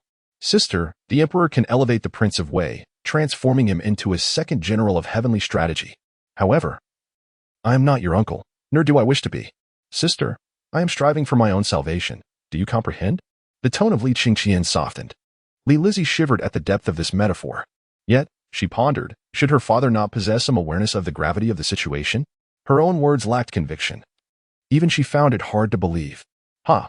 Li Chengqian scoffed. To speak of distant matters, even the first emperor thought himself prudent. Yet what transpired after his death? Our father is exceedingly proud, convinced of his sagacity, wholly neglecting the lessons of history, and disregarding the trials he has endured himself. Sister, you must understand that certain actions cannot be evaded by mere desire. Was it truly the emperor's desire to rebel against our grandfather? Though I was but a child, I recall the emperor's inner turmoil. Even if he were reluctant, his subordinates would have compelled him forward. It was not merely a matter of glory. It was a matter of life and death. Our father has a notorious memory for grievances, and perhaps he genuinely seeks to undermine me. Believing that a mere affection for the Prince of Wei can obscure everything, Despite my diligent conduct over the years, having committed no transgressions, why am I subjected to such treatment? Chapter 17. My affairs, all subject to discourse after hearing Li Chengqian's words. Li Lizzie could no longer cast blame upon him for contemplating rebellion. Women, being predominantly emotional, especially when it comes to kin, found that Li Chengqian had always treated her with kindness before her marriage and departure from the palace, always considering her in matters of generosity. To be fair, had she possessed an army, she would have likely joined in rebellion. Brother, how shall you confront our father? Li Lizzie inquired. As for Li Tai, she did not even bother to ask, for beyond their blood relation, they were nearly strangers. In their few encounters, Li Tai maintained a distant demeanor towards her. Devoid of any closeness, Li Chengqian resumed his seat, smiling as he replied, Sister, do you truly believe my victory is assured? My army is disciplined and formidable, capable of repelling our father, instilling great fear. Moreover, I am filled with confidence. As long as I accomplish my objectives before the loyalist forces arrive, all shall be well. Furthermore, in your position, defeat would undoubtedly spell death. Even if our father were to spare you, the Prince of Wei would not. Thus, you are permitted only to triumph and not to falter. Li Chengqian smiled with satisfaction. This was precisely the attitude he desired from Li Lizzie. Had there been no precedent? Li Lizzie herself would have harbored no particular thoughts. Had she been born in the era of Wu Zetian, she would likely have become another Princess Taiping. Sister, we remain unaware of what transpired during the Xuanwu Gate incident. We were simply too young then. All we knew was that our elder uncle and fourth uncle were no longer with us. Yet, I vividly remember our mother embracing us, wielding a sword to protect us. Subsequently, when our father succeeded, our mother appeared on the brink of collapse, nearly fainting. In the following days, as our father lavished affection upon the imperial harem, it was our mother who adeptly navigated the complexities, ensuring the harem was meticulously managed. During the challenging early years of the Xinguan era, our mother led by example, tightening her belt and enduring hardships. Moreover, due to our father's distorted affection, she bore the weight of her frailty and illness, nearly reaching the point of giving birth to a sibling for him each year. He often rested in our mother's quarters, while she rose before him to prepare everything for court, even sleep becoming a coveted luxury. Our mother's health deteriorated under the strain of his twisted love, ultimately leading to her demise. He owes her an insurmountable debt, one he can never fully repay in this lifetime. Therefore, I shall compel him to spend the latter part of his life atoning for her. Li Lizzie gasped in astonishment, covering her mouth. Elder brother, do you mean for father to guard Zhaoling? When Empress Changsun passed away, Li Shimon's Zhaoling had yet to be completed, with Empress Changsun being the first to be interred there. After Li Shimon's death, they were finally laid to rest together. Li Chengqian shook his head and smiled. Sister, what if I told you I could bring mother back to life? There are 3 reasons for you to consider. First, this narrative encompasses the theme of mending regrets, not only resurrecting Empress Changsun, but also reviving valiant generals. Second, the protagonist is none other than Li Chengqian himself, a native of this tale. Anyone with even a cursory understanding of history should know that if it is within his power, he will surely resurrect his mother. Third, if one neglects to read the synopsis, is it the author's fault? Li Lizzie abruptly rose, her face betraying her indignation. In her eyes, Li Chengqian had lost his senses to utter such words. Li Chengqian chuckled. Sister, your sudden leap is hardly reminiscent of your earlier lethargy as you ascended the stairs. This realization caused Li Lizzie to refocus her attention, keenly sensing the changes within her body. Previously, her health had been quite frail, although she could manage basic tasks. Merely walking a few steps would leave her breathless. To spring up as she had moments ago would have resulted in dizziness and breathlessness, perhaps even a fall. Yet now, she appeared utterly unfazed. Li Chengqian continued, It seems you have clearly felt the difference after consuming 2 cups of water. I must express my gratitude for your trust in me. Congratulations, sister. From this moment forward, you shall enjoy robust health and longevity with ease. How is this even possible? Li Lizzie stammered, at a loss for how to react. As the esteemed eldest princess of the royal family, Li Shimon lavished upon her boundless affection. Renowned physicians from across the land had been summoned, yet all were rendered powerless, merely managing to suppress her affliction. Upon reflection, that profound sense of ease she experienced had been all but forgotten since her childhood. She had scarcely encountered it again, with her breathing now unimpeded. The dizziness that once plagued her had vanished, leaving her entire being refreshed. The deeper her understanding, the more ineffable the sensation became. Brother, how did you achieve this? Li Lizzie inquired, her heart brimming with excitement and disbelief after her profound realization. Li Chengqian reclined in his chair, gazing at her with a gentle smile, and replied softly, "Sister, each person harbors their own secrets. Just know that I will always be your brother. Once this matter is resolved, I wish for you to accompany me to Xiaoling to welcome our mother back to the palace." Are you saying? Li Lizzie faltered. For reason told her it was impossible. Li Chengqian nodded affirmatively. Indeed, I intend to resurrect our mother. I understand that you deem it unattainable. Even if I could cure your ailment, it remains a far-fetched notion. The revival of one is something that has eluded mankind throughout history. Illness, however, can be addressed. For I have discovered a hidden divine healer. But, sister, what benefit would there be in deceiving you? Li Lizzie fell silent, acknowledging the truth in his words. Then why not expedite the process? As the eldest daughter of Empress Chang's son, Li Lizzie shared a closer bond with her mother than Li Chengqian did. Li Chengqian shook his head. Sister, let us await the settling of all matters. I do not wish for our mother to find herself caught between my father and me. Most critically, he must eliminate Li Tai. From both personal sentiments and political considerations, Li Tai's demise is imperative. Until everything is resolved, I remain uneasy. Very well. At no moment had Li Lizzie yearned so fervently for Li Chengqian to conclude these affairs swiftly. Thank you for your understanding, sister. Li Chengqian nodded before continuing, Sister, I suspect that upon your return to the estate, many dignitaries will seek to inquire about me. Please inform them that my matters with our father are of no concern to them. They should attend to their own affairs. I do not prevent their comings and goings. Yet I will not permit them to abscond with vast riches as though fleeing. Li Lizzie had been brought here, and it was likely that many influential figures in the inner city were already aware of this. Protocol held significant importance. The princess's carriage possessed its own distinctive attributes, and those who served the esteemed families would undoubtedly keep a watchful eye on the outside world. What if the people of Prince Wei come seeking information about me? Li Lizzie ventured cautiously. All matters concerning me are open to discussion. Fear of rumor has no bearing here. Should Li Tai inquire, simply relay the necessary information. Li Chengqian replied with a slight smile, concealing his true thoughts. While it was evident from any perspective that Li Tai must perish, the manner of his demise remained a topic for deliberation. For years, he had guarded against Li Tai, who had thrived in confidence. Perhaps it was time for Li Tai to experience the disquiet of trepidation himself. Chapter 18. When the time comes, let us see what they can do to me, brother.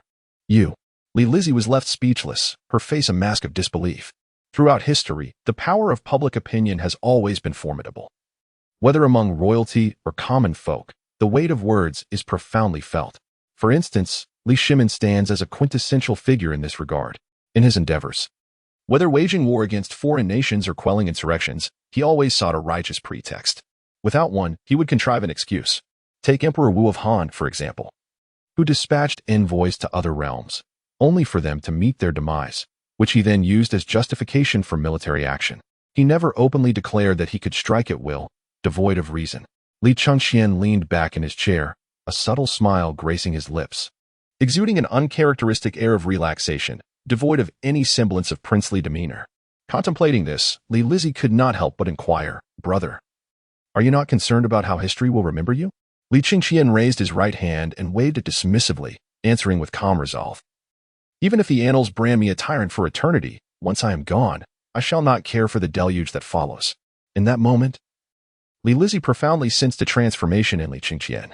Upon closer scrutiny, she realized that he had forsaken his customary hair adornments. It was no wonder she had initially overlooked it. Such habits become second nature. Even among the common folk, a simple bun is considered a form of restraint. Only those preparing for slumber would appear as he did. Brother, your hairpin. Li Lizzie struggled to find the words, yet Li Chengqian understood her unspoken concern. He grasped a handful of his severed hair, exposing it to her gaze. Ah?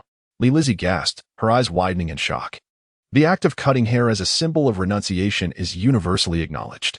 It signifies a decision of utmost gravity, one that irrevocably alters the course of one's life. Li Chengqian gathered the hair back, stating with earnestness, in my father's eyes, the crown prince is akin to this severed hair. He has removed me from the royal register and stripped me of my title. Henceforth, I am reborn as Li Chengqian, bidding farewell to my past. Thus the act of cutting my hair. Of course, regardless of the imperial edicts he may issue, the bond of blood remains unbroken by mere words. He will always be my father, and as long as you siblings choose to acknowledge me, I shall remain your brother. Li Lizzie bit her lip, never anticipating that Li Chengqian would make such a profound commitment through the act of cutting his hair, indicating that all was indeed irrevocable. Taking a deep breath, she asked, "Brother, do you not fear that those high officials will conspire together, plotting something against you?" This was her attempt to divert the conversation, as she wished to refrain from delving further into matters concerning their father and brother. Moreover, given the magnitude of his resolution, she feared that her words would not sway Li Chengqian's determination. Li Chengqian scoffed. "Do all schemes and intrigues hold any weight in the face of absolute power? Just as my father removed me from the royal register and stripped me of my title.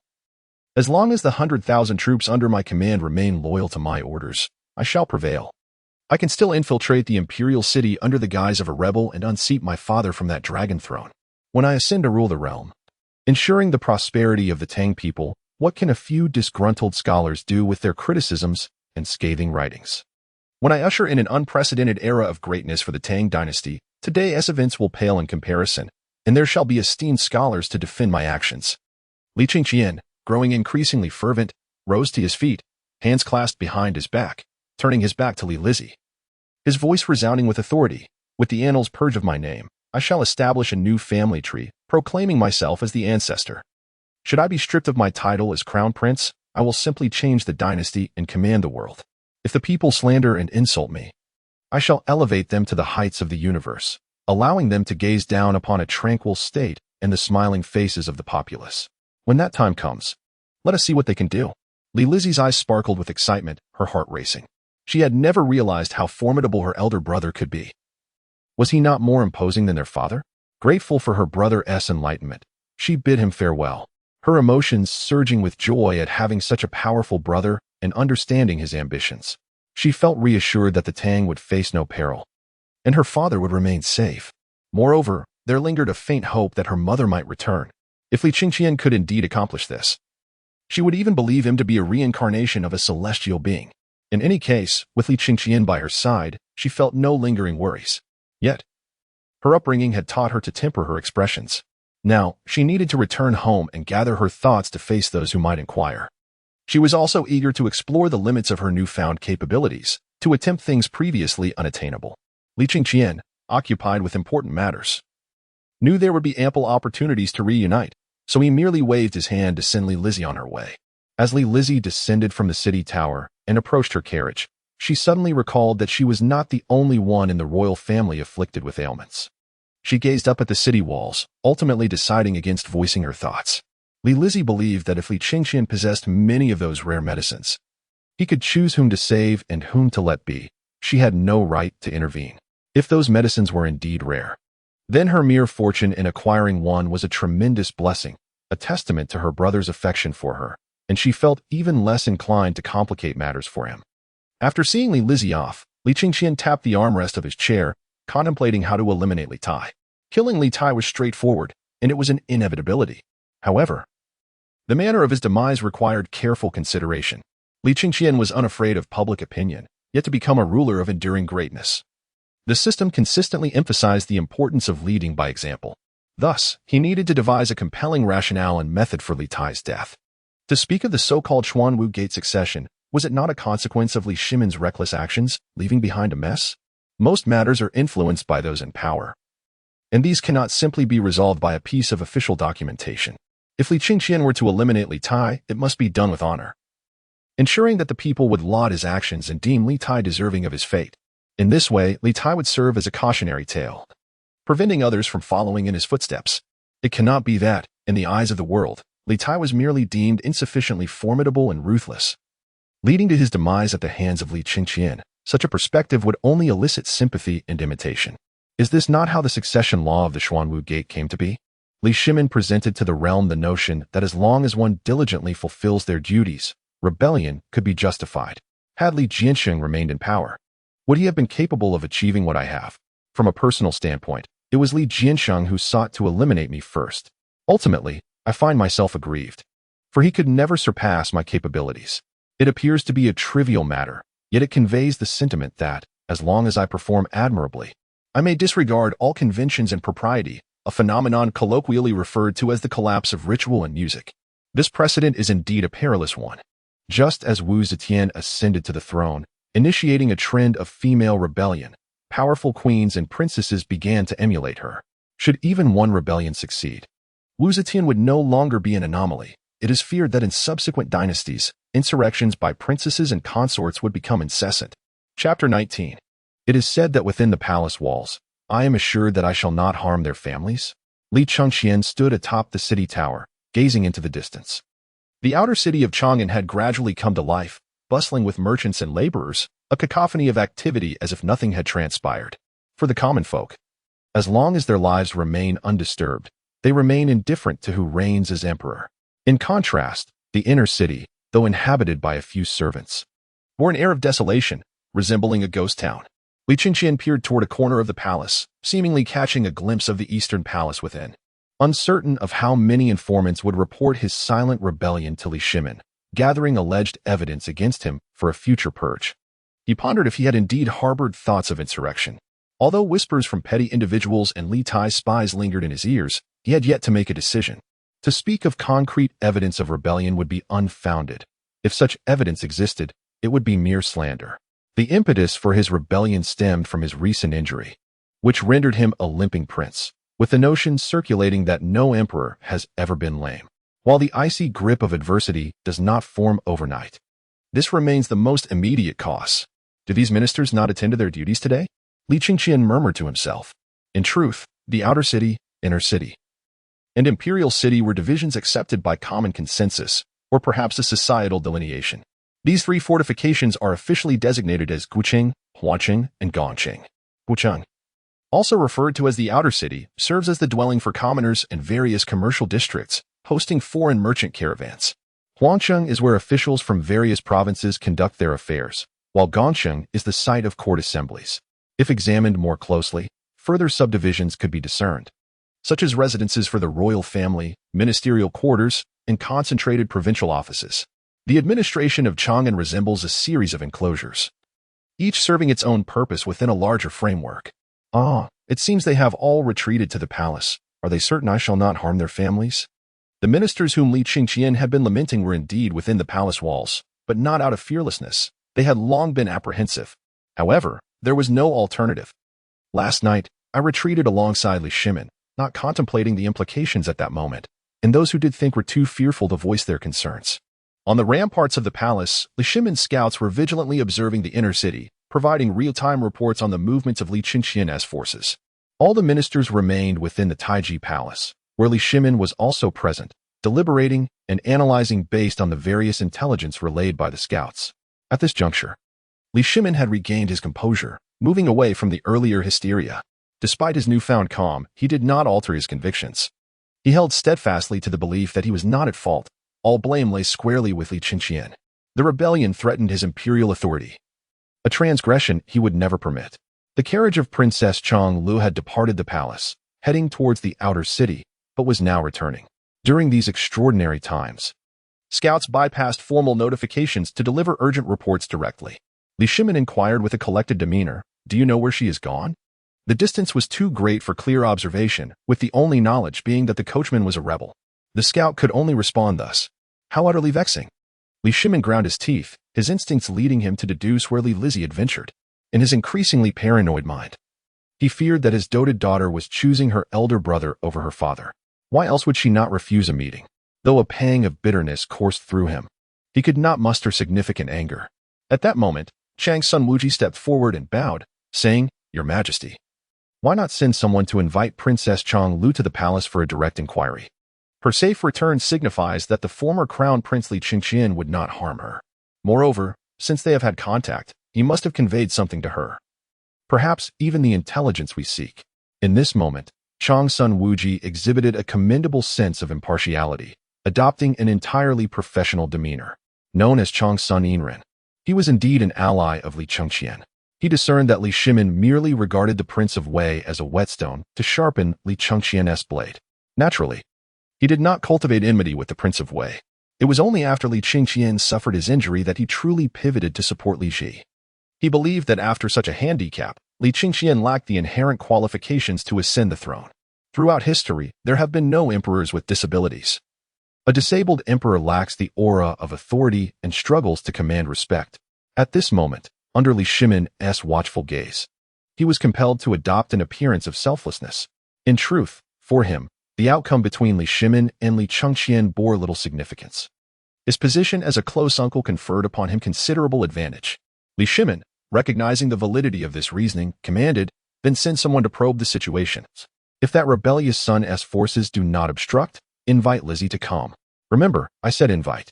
Li Shimin, inherently a doting father, found that all domineering men possess a tender spot for their daughters, commonly referred to as protective instinct.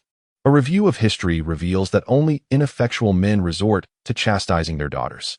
Conversely, it is often the mothers who may display harshness. Swiftly, and without taking an excessive amount of time, Lizzie arrived.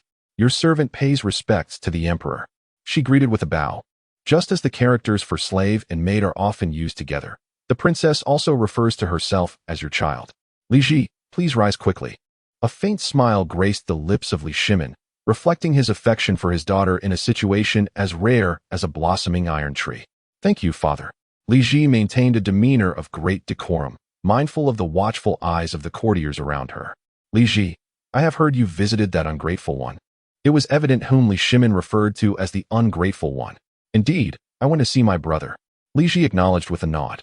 "He is no brother of yours. He is an ungrateful wretch." Li Shimin exclaimed in anger, while Li Ji remained silent, her head slightly bowed. Taking a deep breath, Li Shimin inquired, "Why did that ungrateful one wish to see you?" "My brother obtained a miraculous medicine that could cure my ailment. Presently, I have fully recovered." Li Ji stated candidly.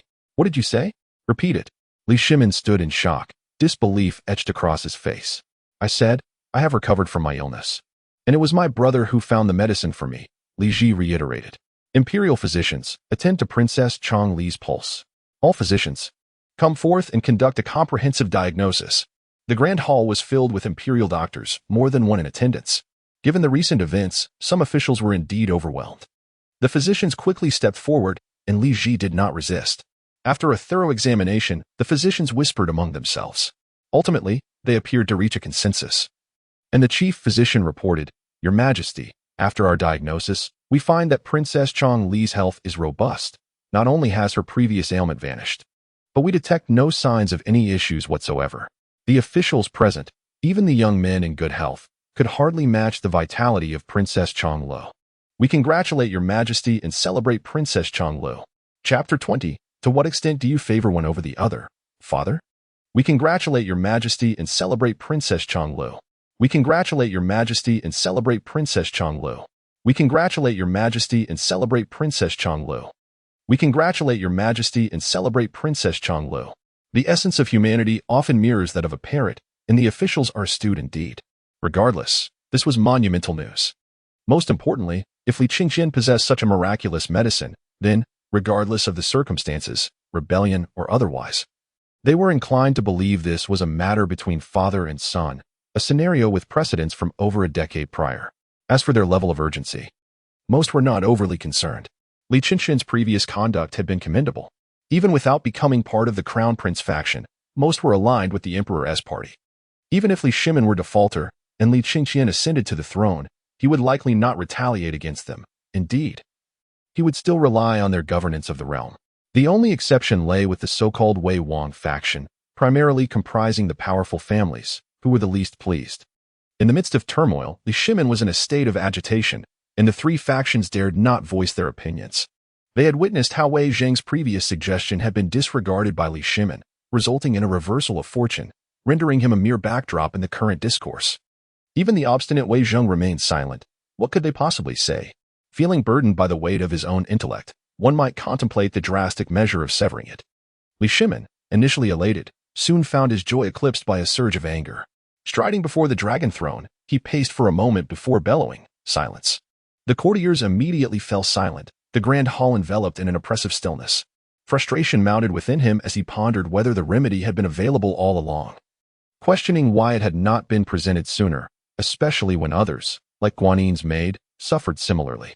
"This ungrateful wretch," he thundered, his voice echoing through the hall. With heads bowed, the ministers concealed their own grievances. Yet Lizzie, emboldened by a surge of indignation, raised her gaze and exclaimed, "Father, if my brother possessed such a remedy, he would surely have shared it with our mother." To what extent will you continue to show favoritism? Li Shimin halted, momentarily stunned. He had never before encountered such defiance from Li Lizzie, who had always been the epitome of dutifulness in his eyes. The shock rendered him speechless, his mind momentarily adrift. After a prolonged silence, he stammered, "Lizzie, what did you say?" Drawing a deep breath, she declared, "Father, I beseech you to reveal how deeply your bias runs." "Am I biased?" Li Shimin sank into the throne, the weight of her accusation akin to a betrayal of kin. "Indeed you are," she retorted, her voice rising in fervor. "Are you truly oblivious? My brother has shared with me how you chastise him mercilessly for even the slightest misstep while he manages affairs of state. In the Hall of Governance, he sometimes kneels for hours on end." As her words resonated, tears began to well in her eyes, a testament to her emotional turmoil. Li Shimin, rising once more in exasperation, gestured emphatically, proclaiming, as the heir apparent, "Any error he makes could impact the lives of countless subjects. Can he afford to stumble? Is it permissible for him to err? I only wish for him to learn and grow into a worthy emperor." Li Lizzie countered, "Then I implore you, Father, has the Prince of Wei never erred?" Li Shimin's voice grew louder. "The green sparrow may falter, but he is not the heir." With a sardonic smile, Li Lizzie responded, "Thus, you indulge him with every privilege, not merely bestowing upon him the customary title of prince, but also appointing him as the governor of Yongzhou and the left chancellor. My brother asserts that your generosity has effectively granted him control over a third of the empire's military and political power. You further elevate him to high office, enabling him to form factions within the court and then establish a literary academy to attract talent. You even entrust him with the task of compiling the geographical records, preparing him for both civil and military acclaim. My brother believes you wish for the Prince of Wei to become a general of the heavenly strategy. Yet he has no desire to be merely a lesser uncle." Li Shimin's mind reeled, blood pressure surging as chaos enveloped his thoughts. The realization that he sought to elevate Wei Wang to the position of a prominent general, while Li Chengqian did not aspire to be Li Jiansheng, began to crystallize in his consciousness. He had never delved deeply into the matter, yet the fundamental reason turned out to be this. Ironically, these were actions he had taken himself, albeit not with that intention. The outcome was undeniably so, a fact he had to concede. In this moment, Li Shimin recalled Li Yuan and the curse he had cast upon him. By acting in this manner today, your descendants shall inevitably follow suit, passing down through the generations. Unceasing. Initially, although he felt a pang of unease, he largely dismissed it. He was proud, believing himself capable of handling everything adeptly. Yet now, the reality lay bare before him, and all of it was wrought from his own hands. Was there truly any distinction between this and what Li Yuan had done to him and Li Jiansheng? Li Lizzie seemed to sense his unspoken thoughts and immediately articulated the genuine difference. "Father, although it may appear that Emperor Grandpa's actions towards you and uncle are similar, they are fundamentally different. Back then, you were genuinely fighting for the world, conquering until there was no more land to bestow. What has the King of Wei done that merits such rewards from you? If you must say that your elder brother, the Crown Prince, must be punished for any mistakes due to the weight of his responsibilities, what of his diligent and rightful actions? You bestow upon the King of Wei various powers and lands, along with high-ranking officials, even permitting him to remain unaccountable. Yet for my brother, aside from the gold seal and jade insignia befitting a crown prince, he receives naught but trivialities. To what extent has your heart deviated?" Each probing question pierced Li Shimin like a knife, leaving him increasingly despondent as he slumped on the dragon throne. "Father, I have nothing more to say. I take my leave." After bowing, Li Lizzie turned and departed. Li Shimin opened his mouth, instinctively extending his right hand as if to grasp something. The further Li Lizzie walked away, the more it felt as though she was taking something from his heart, leaving a void within. The ministers observed Li Shimin's state with concern. The representative from the Chui family of Qinghe quickly stepped forward, exclaiming, "Your Majesty, even if the former crown prince had 1,000 reasons, it remains an act of rebellion against you." Li Shimin jolted, the mindset of imperial authority overtaking the sentiment of familial bonds. Loyal ministers who genuinely cared for the Tang Dynasty could no longer remain silent. They hastened to declare, "Your Majesty, though the words of Princess Changel may be harsh, we have witnessed the manner in which you have treated the former crown prince over the years, and it is indeed improper." Chapter 21. The Blood Dragon of Ma Wang. The Emperor's battle armor. Li Shimin waved his hand forcefully and bellowed, "Chui Aiching is correct. Even with 1,000 reasons, rebellion is a fact. If rebellion can be forgiven, then what cannot be forgiven?" However, after being so vehemently criticized by Li Lizzie, Li Shimin began to understand the rationale behind Li Chengqian's actions. Thus, he quietly resolved to spare Li Chengqian's life. Indeed, even at this moment, the proud Erfing had yet to consider the possibility of defeat. The ministers of the Jingguan era had gathered together for a day, reaching some conclusions. The first time they were caught off guard in the outer city was a sudden blow. Had they allowed Chang'an to prepare adequately, even with just prior knowledge, Li Chengqian would not have had an opportunity. They acknowledged the elite nature of Li Chengqian's forces, yet they had encountered formidable troops before. Provided they were adequately prepared, they possessed myriad strategies to counter any threat. During the second incident in the inner city, Li Chengqian's tactics defied conventional wisdom. Their ineptitude was not the issue. Rather, the curse of night blindness was a taboo that all factions throughout history had avoided. Moreover, even under these circumstances, they had discerned his intentions. However, their troop numbers were woefully insufficient, and in the confined space of the city walls, where evasion was impossible and formations could not be arranged, victory would favor the brave. Thus, both sides sustained losses. Nonetheless, Li Chengqian's forces appeared more formidable, their morale seemingly stronger. It could only be concluded that they had fought to a stalemate. It could not be said they had suffered defeat. As they approached the palace city, the walls grew even higher and thicker, and the area became more constricted. Even if all the walls were illuminated, they could only hold out for 3 to 5 days. Additionally, all military supplies within Chang'an had been transported to the palace city. Even if Li Chengqian harbored 1,000 schemes, breaching the palace would not be an easy task. If they could endure for 3 to 5 days, the royal army would inevitably arrive, sealing Li Chengqian's fate. Initially, the only concern was that Li Chengqian might unleash a wave of retaliation within the inner city, instilling fear among the populace, even capturing the families of various ministers to coerce them into opening the palace gates. However, it appeared that Li Chengqian did not intend to pursue such actions, alleviating their worries. On Li Chengqian's side, he had indeed not contemplated seizing the relatives or progeny of the high officials and aristocrats within the palace to threaten the ministers and incite their rebellion against Li Shimin. Although history is written by the victors, and the principles of warfare espoused by Sun Tzu emphasized deception, he aspired to be an emperor for the ages. With the system bestowing upon him an indomitable army of 100,000, he sought to confront Li Shimin openly and honorably. Furthermore, he needed to set a precedent.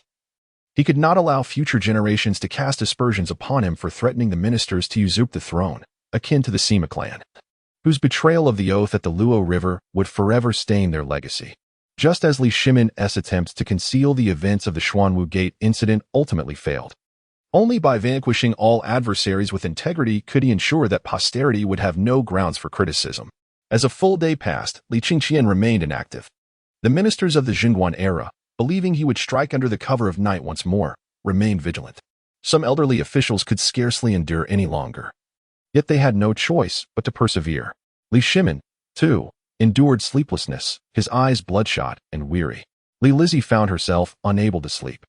Yet her robust health made it feel as though she had only endured one night without excessive fatigue. Li Tai, on the other hand, was even less able to find rest. The first night had been one of celebration, while this night was fraught with anxiety, fearing that at any moment, his elder brother might enter with sword drawn to strike him down. In terms of martial prowess, Li Tai's achievements could be deemed negligible. Otherwise, he would not have grown corpulent, unable to contend with the capable Li Chengqian. Yet this night, Li Chengqian slumbered soundly. The denizens of the inner city had endured 2 days and nights of heightened anxiety, and those within the palace city were similarly on edge. On the third day, as the sun ascended, its radiant beams cascaded down, illuminating the vast azure sky. This marked the finest weather in recent times, seemingly heralding a rebirth for the empire. After an extended period of silence and stillness, even to the keen observations of attentive onlookers, the army of Li Chengqian, which had not eaten or slept, finally stirred. With this movement came the sound of countless footsteps, all in perfect unison. The crescendo of these synchronized steps grew ever louder, reverberating through the city of Chang'an and striking a chord in the hearts of many. Upon the walls of the palace city, the army of Li Shimin, having endured a sleepless night, felt their weariness dissipate in an instant as the booming footsteps echoed in the distance, accompanied by a multitude of looming shadows that were simply awe-inspiring. The might of such a force was beyond words. An unspoken power surged forth, palpable enough to make one's heart tremble.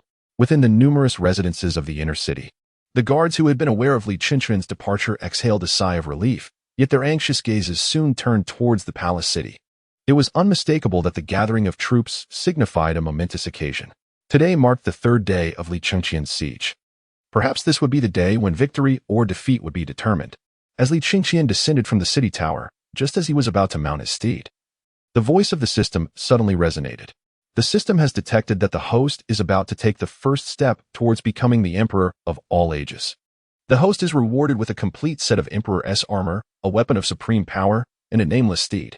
The steed possesses attributes of a synthetic being, sharing a telepathic bond with the host, requiring no provisions, and regenerating its state daily. The complete set of Emperor-S armor also possesses regenerative attributes, never to be damaged. In the next moment, a magnificent steed appeared beside Li Chengqian, its coat a striking crimson without a hint of blemish, adorned with essential saddlery. Its joints and head were shielded by armor. Upon its hooves were formidable claws, seamlessly fused with unique horseshoes that encased its shins. This horse exuded a majestic aura, far surpassing even the famed steeds of Daiyuan. With a resounding neigh that echoed across the realm, the warhorse reared up, seemingly announcing the arrival of a sovereign. Li Chengqian's original mount, evidently startled, bolted away in panic, but he paid it no mind. Concurrently, the so-called Emperor-S armor materialized upon Li Chengqian, shattering the princely garments he had long worn, even causing his sword to break, symbolizing the demise of his princely identity. Within the armor, only the inner garments remained. The armor itself was a splendid amalgamation of gold and crimson, intricately adorned with opulent dragon motifs. A resplendent red cloak flowed behind him, embellished with a fierce golden dragon. Li Chengqian's hair was transformed anew, styled into a modern, layered cut by the system.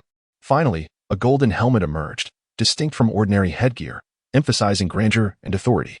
It resembled more of a diadem than a traditional helmet, featuring a forehead guard and an intricately carved crown atop it.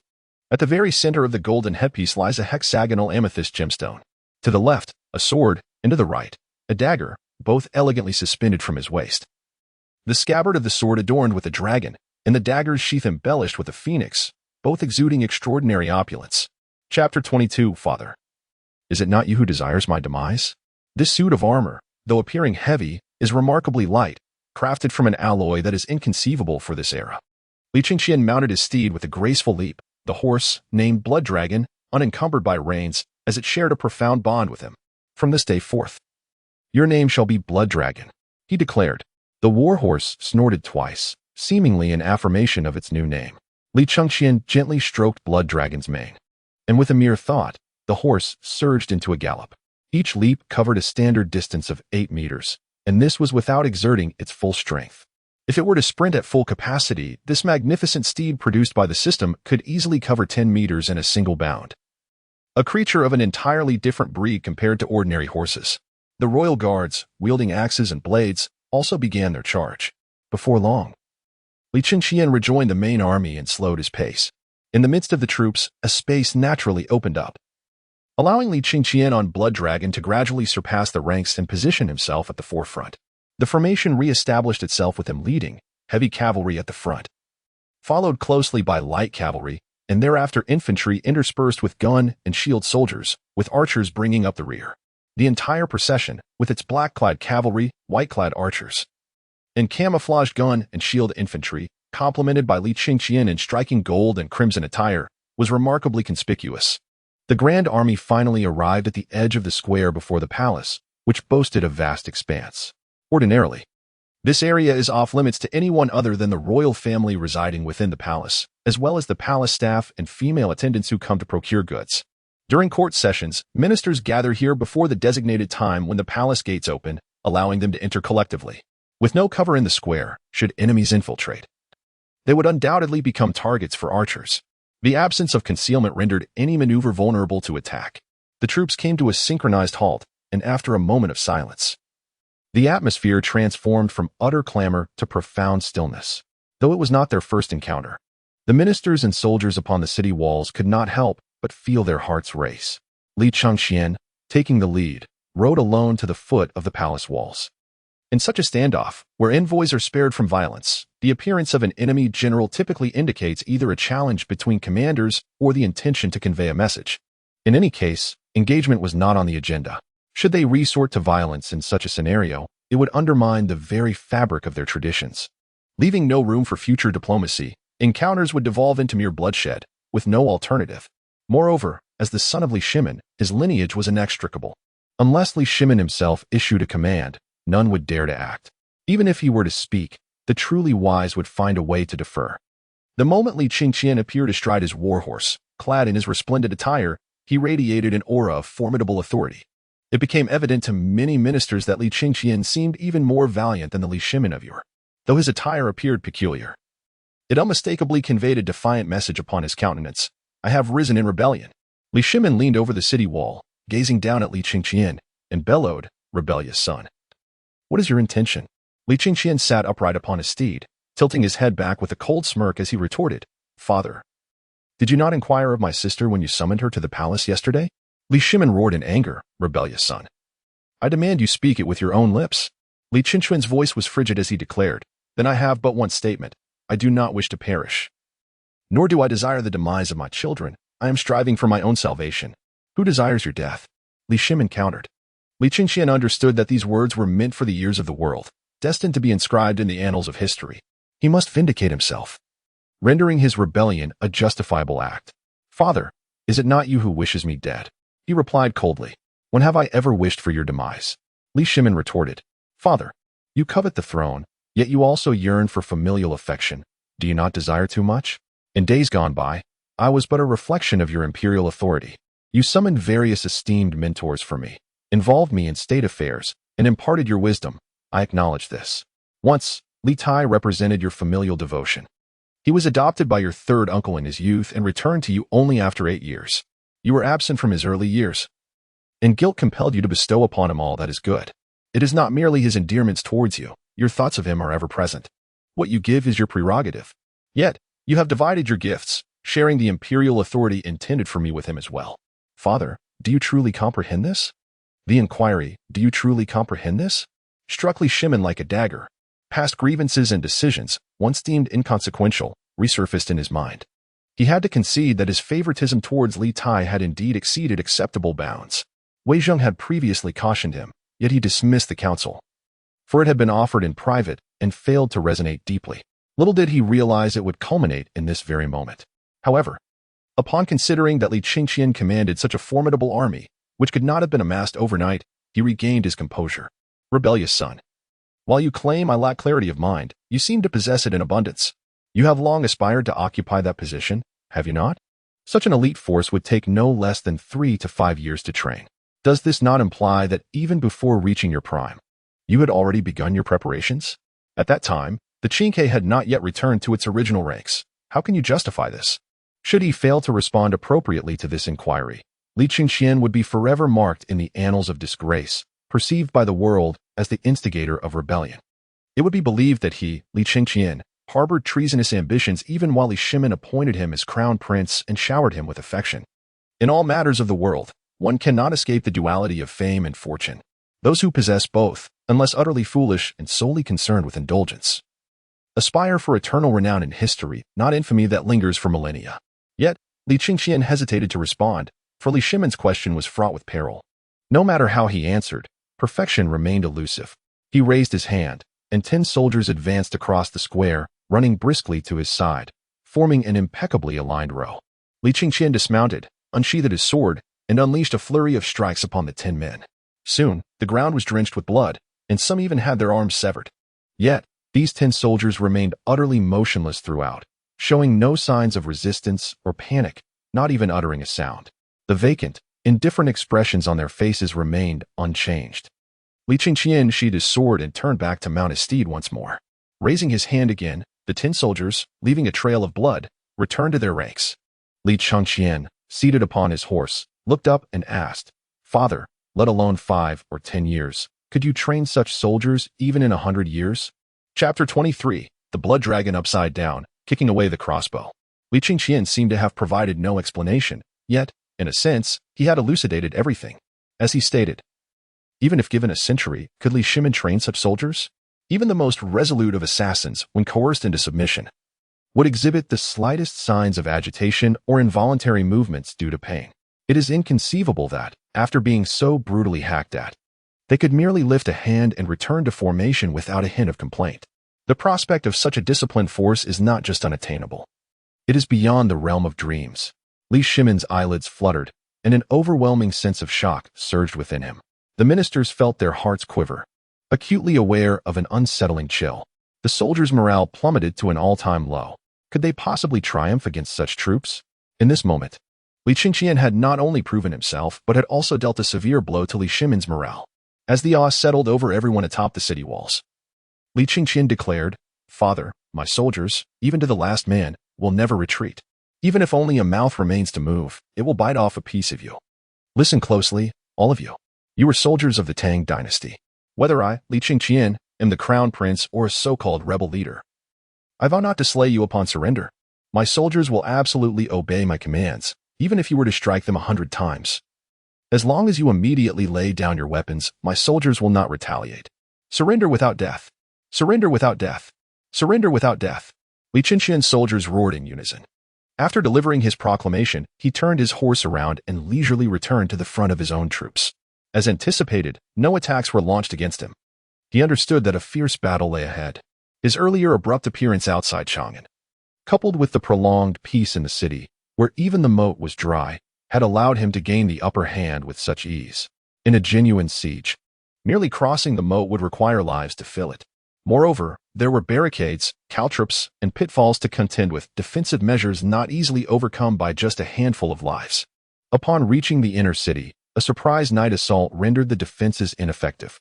Now, within the palace walls, resided the royal family, and the various defensive mechanisms of the city walls had remained perpetually activated. One can only fear that a portion of the defensive apparatus, dismantled and transported from both the outer and inner cities, is thoroughly equipped for battle. Li Chengqian has resolved that if he cannot breach the palace during daylight, he shall renew his assault under the veil of night. In essence, he is determined to seize the palace within a span of 24 hours. Gallantly riding into the imperial court, upon returning to his troops, Li Chengqian dismounted with purpose. What lay ahead was a fierce confrontation, one that necessitated both his own valor and that of his steed, Blood Dragon. Each, separated, could function as an independent unit.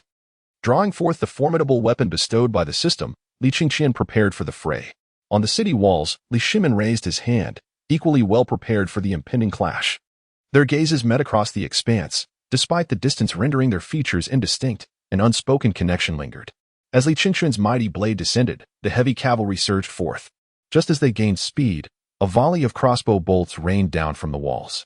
These specially crafted bolts, measuring over 2 meters in length, possessed a terrifying kinetic energy, capable of inflicting damage over a range of 200 to 300 meters. While their launch may have been slow, once released, they could devastate any ancient siege machinery. In a direct confrontation with a crossbow, they could easily send several men flying. The bolts, initially aimed at the heavy cavalry, inadvertently targeted Li Chengqian. On the walls, Li Shimin tightened his grip. The ministers of the Jingguan era gasped in surprise. Although the distance obscured their facial features, Li Chengqian's striking armor made him a conspicuous figure against the clear sky. He noticed the incoming bolt but chose not to evade at such a distance. He had time to react. As the bolt drew near, Blood Dragon emitted a fierce cry. Suddenly, the stallion reared up on its hind legs, executing a precise kick that deflected the bolt to the side. The projectile soared erratically for several dozen meters before finally crashing to the ground, harmlessly. What a magnificent steed! The warriors, along with the scholars, were left in astonishment. Throughout history, steeds have defended their masters. Yet it is one thing to trample foes in battle or deliver a kick. Blood Dragon's display was unprecedented, a feat beyond anyone's imagination. Meanwhile, a barrage of crossbow bolts continued to descend, some missing their targets and striking the ground, causing damage yet ultimately falling broken or scattered. A portion, however, found their mark among Li Chengqian's heavy cavalry. Among them, some were deftly evaded by the fearless automatons, employing various dodging techniques. Ultimately, the least number of bolts managed to topple over 1,000 of Li Chengqian's heavy cavalry. Nevertheless, heavy cavalry are renowned for their resilience, even when unseated. The majority could rise again, undeterred by the assault. They were practically one with their steeds. Whenever a rider was unseated, the horse would remain steadfast. The other heavy cavalry's mounts either leaped or turned, desperately attempting to avoid their comrades. If these were actual cavalrymen, the thousands who fell would have had no hope of survival. Once the heavy cavalry charged, evasion was virtually impossible. To fall meant being trampled to death by one's own forces. Ultimately, at least 800 heavy cavalrymen managed to remount and began their charge anew. This indicated that the volley of crossbow bolts launched from the city walls numbered at least 1,000. Yet their actual lethality was insufficient to claim more than 200 lives. Witnessing such a harrowing ratio, the martial officials of the Jingguan era felt their spirits sink. For the crossbows to regain their potency, they would require at least 2 minutes, if not 4 or 5, as they needed to be reloaded with bolts and drawn back using a winch, unlike the swiftness of hand-drawn bows, which could only unleash a single volley. Originally, according to the expectations of the Jingguan officials, if Li Chengqian dared to charge like this, the first volley of crossbows would have decimated the heavy cavalry. Unfortunately, the imagination was splendid, but reality was stark. A single volley had incapacitated 200 of Li Chengqian's forces, which was akin to a mere tickle to the 10,000 heavy cavalry. On Li Chengqian's side, the 20,000 light cavalry also commenced their charge. Chapter 24. Let us see who endures longer. The light cavalry advanced with greater speed. As they reached the central area of the square, the heavy cavalry approached the forefront, and a multitude of dark specks appeared in the sky. These were stones hurled by catapults of various sizes. Simultaneously, from both sides, several arrow towers unleashed flaming arrows, creating a crossfire aimed at forcibly halting the advance of the heavy cavalry. The instant those countless dark specks soared into the air, all of Li Chengqian's cavalry pivoted with uncanny precision, as if they were a single entity. Thud, thud, thud. Countless stones of various sizes pounded the square, transforming the previously pristine ground into chaos. This barrage injured around 20 of Li Chengqian's rear guards, with only 5 rendered motionless on the ground. Li Shimin stood atop the city tower, his expression a stormy gray. He had never witnessed an army operate with such seamless coordination, as if they were one being, executing maneuvers without any hesitation or turmoil. Even a millennium later, with every soldier equipped with earpieces, such synchronization would remain unattainable. Although Li Chengqian's initial offensive had been repelled, the defenders had expended considerable resources, having only succeeded in slaying a mere 100 or 200 of Li Chengqian's men. While they had managed to push Li Chengqian back, their own morale had plummeted. Before Li Shimin could catch his breath and confer with his ministers on how to counter Li Chengqian's elusive and unpredictable tactics, the gunshield troops, archers, and infantry behind Li Chengqian sprang into action. These soldiers sprinted forward, yet the sound of their footsteps resonated as though it were the work of a single individual. Saint, they intend to exhaust our fortifications, Li Ji declared, his expression grave. Li Shimin replied coldly, am I unable to see that? Li Ji fell silent. He was not one for idle chatter. Li Shimin remarked, even if I am aware that the rebellious sun seeks to deplete our defensive apparatus, should we not engage? Who can ascertain their intentions as they approach the city walls? This is our final bastion. Who would dare take such a risk?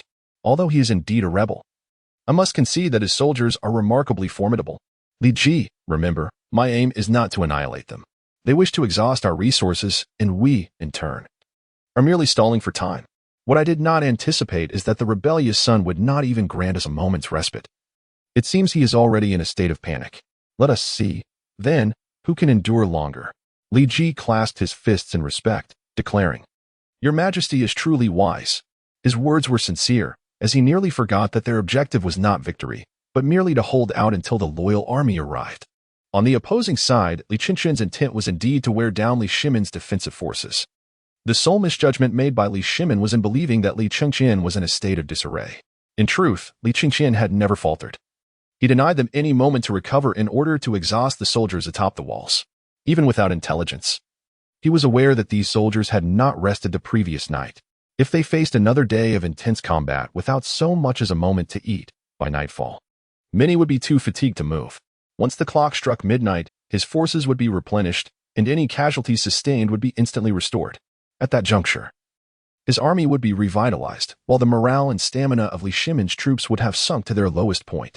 In such a scenario, how much resistance could they possibly muster? Furthermore, having marched from the outer city, Li Shimin's soldiers were well aware that if they surrendered promptly, their lives would be spared. Li Shimin could not fathom this, not due to a lack of intelligence, but because the resurrection capability of Li Chengqian's army had yet to be revealed, an idea that no one could conceive.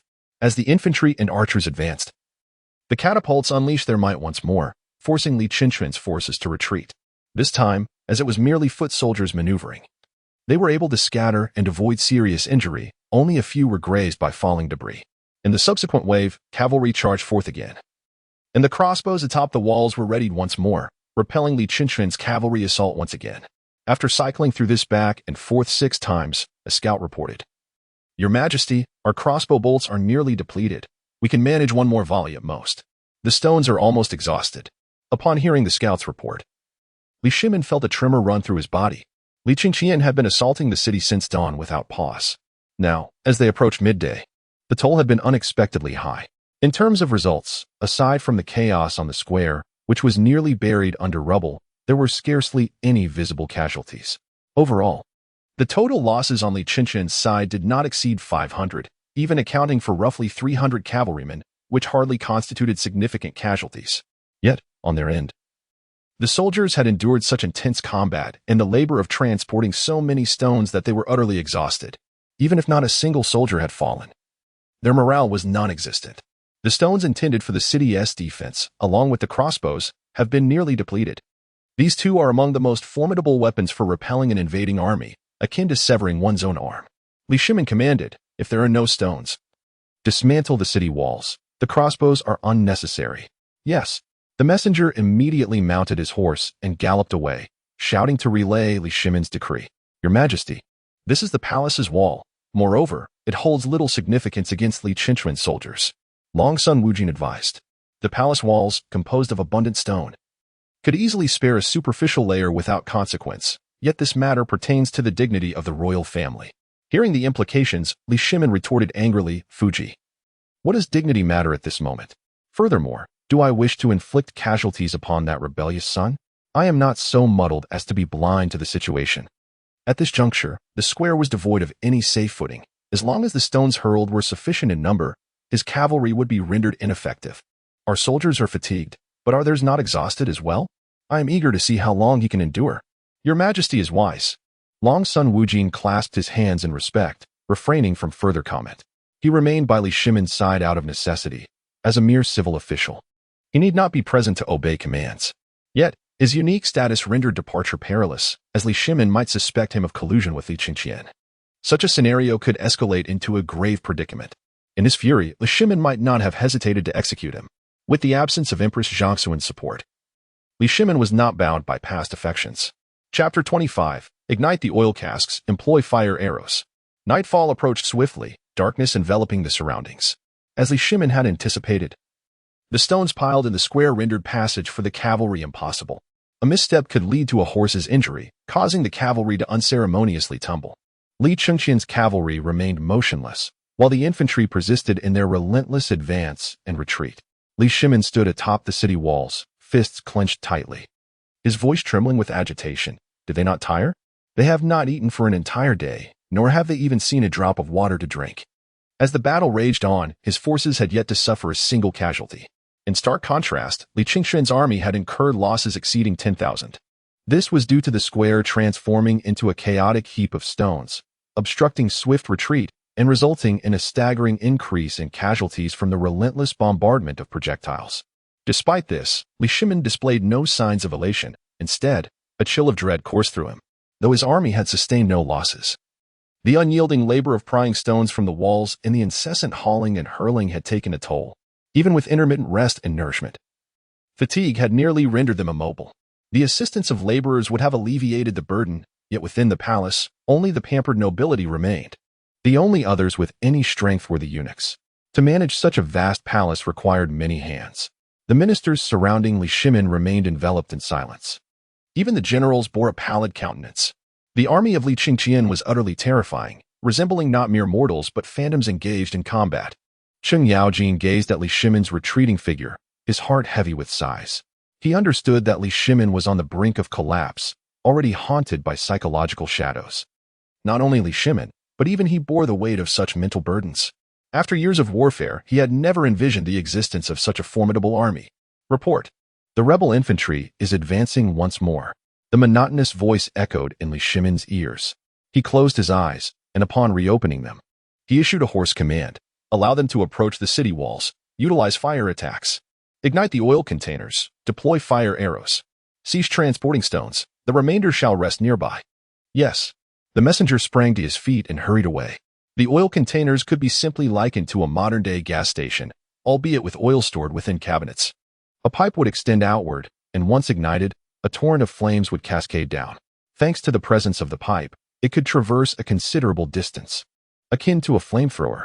What made it superior to a flamethrower was that the oil, being liquid, would continue to burn upon contact with any object. Fire arrows were employed as dust descended. Without their illumination, the soldiers atop the walls would struggle to fight effectively. Li Chengqian's forces had always operated in darkness, as if they disregarded the night. Yet, confronted with the sudden fire assault, they remained composed. The infantry retreated while the archers began their barrage from 200 paces away. This marked the first time Li Chengqian's forces retaliated.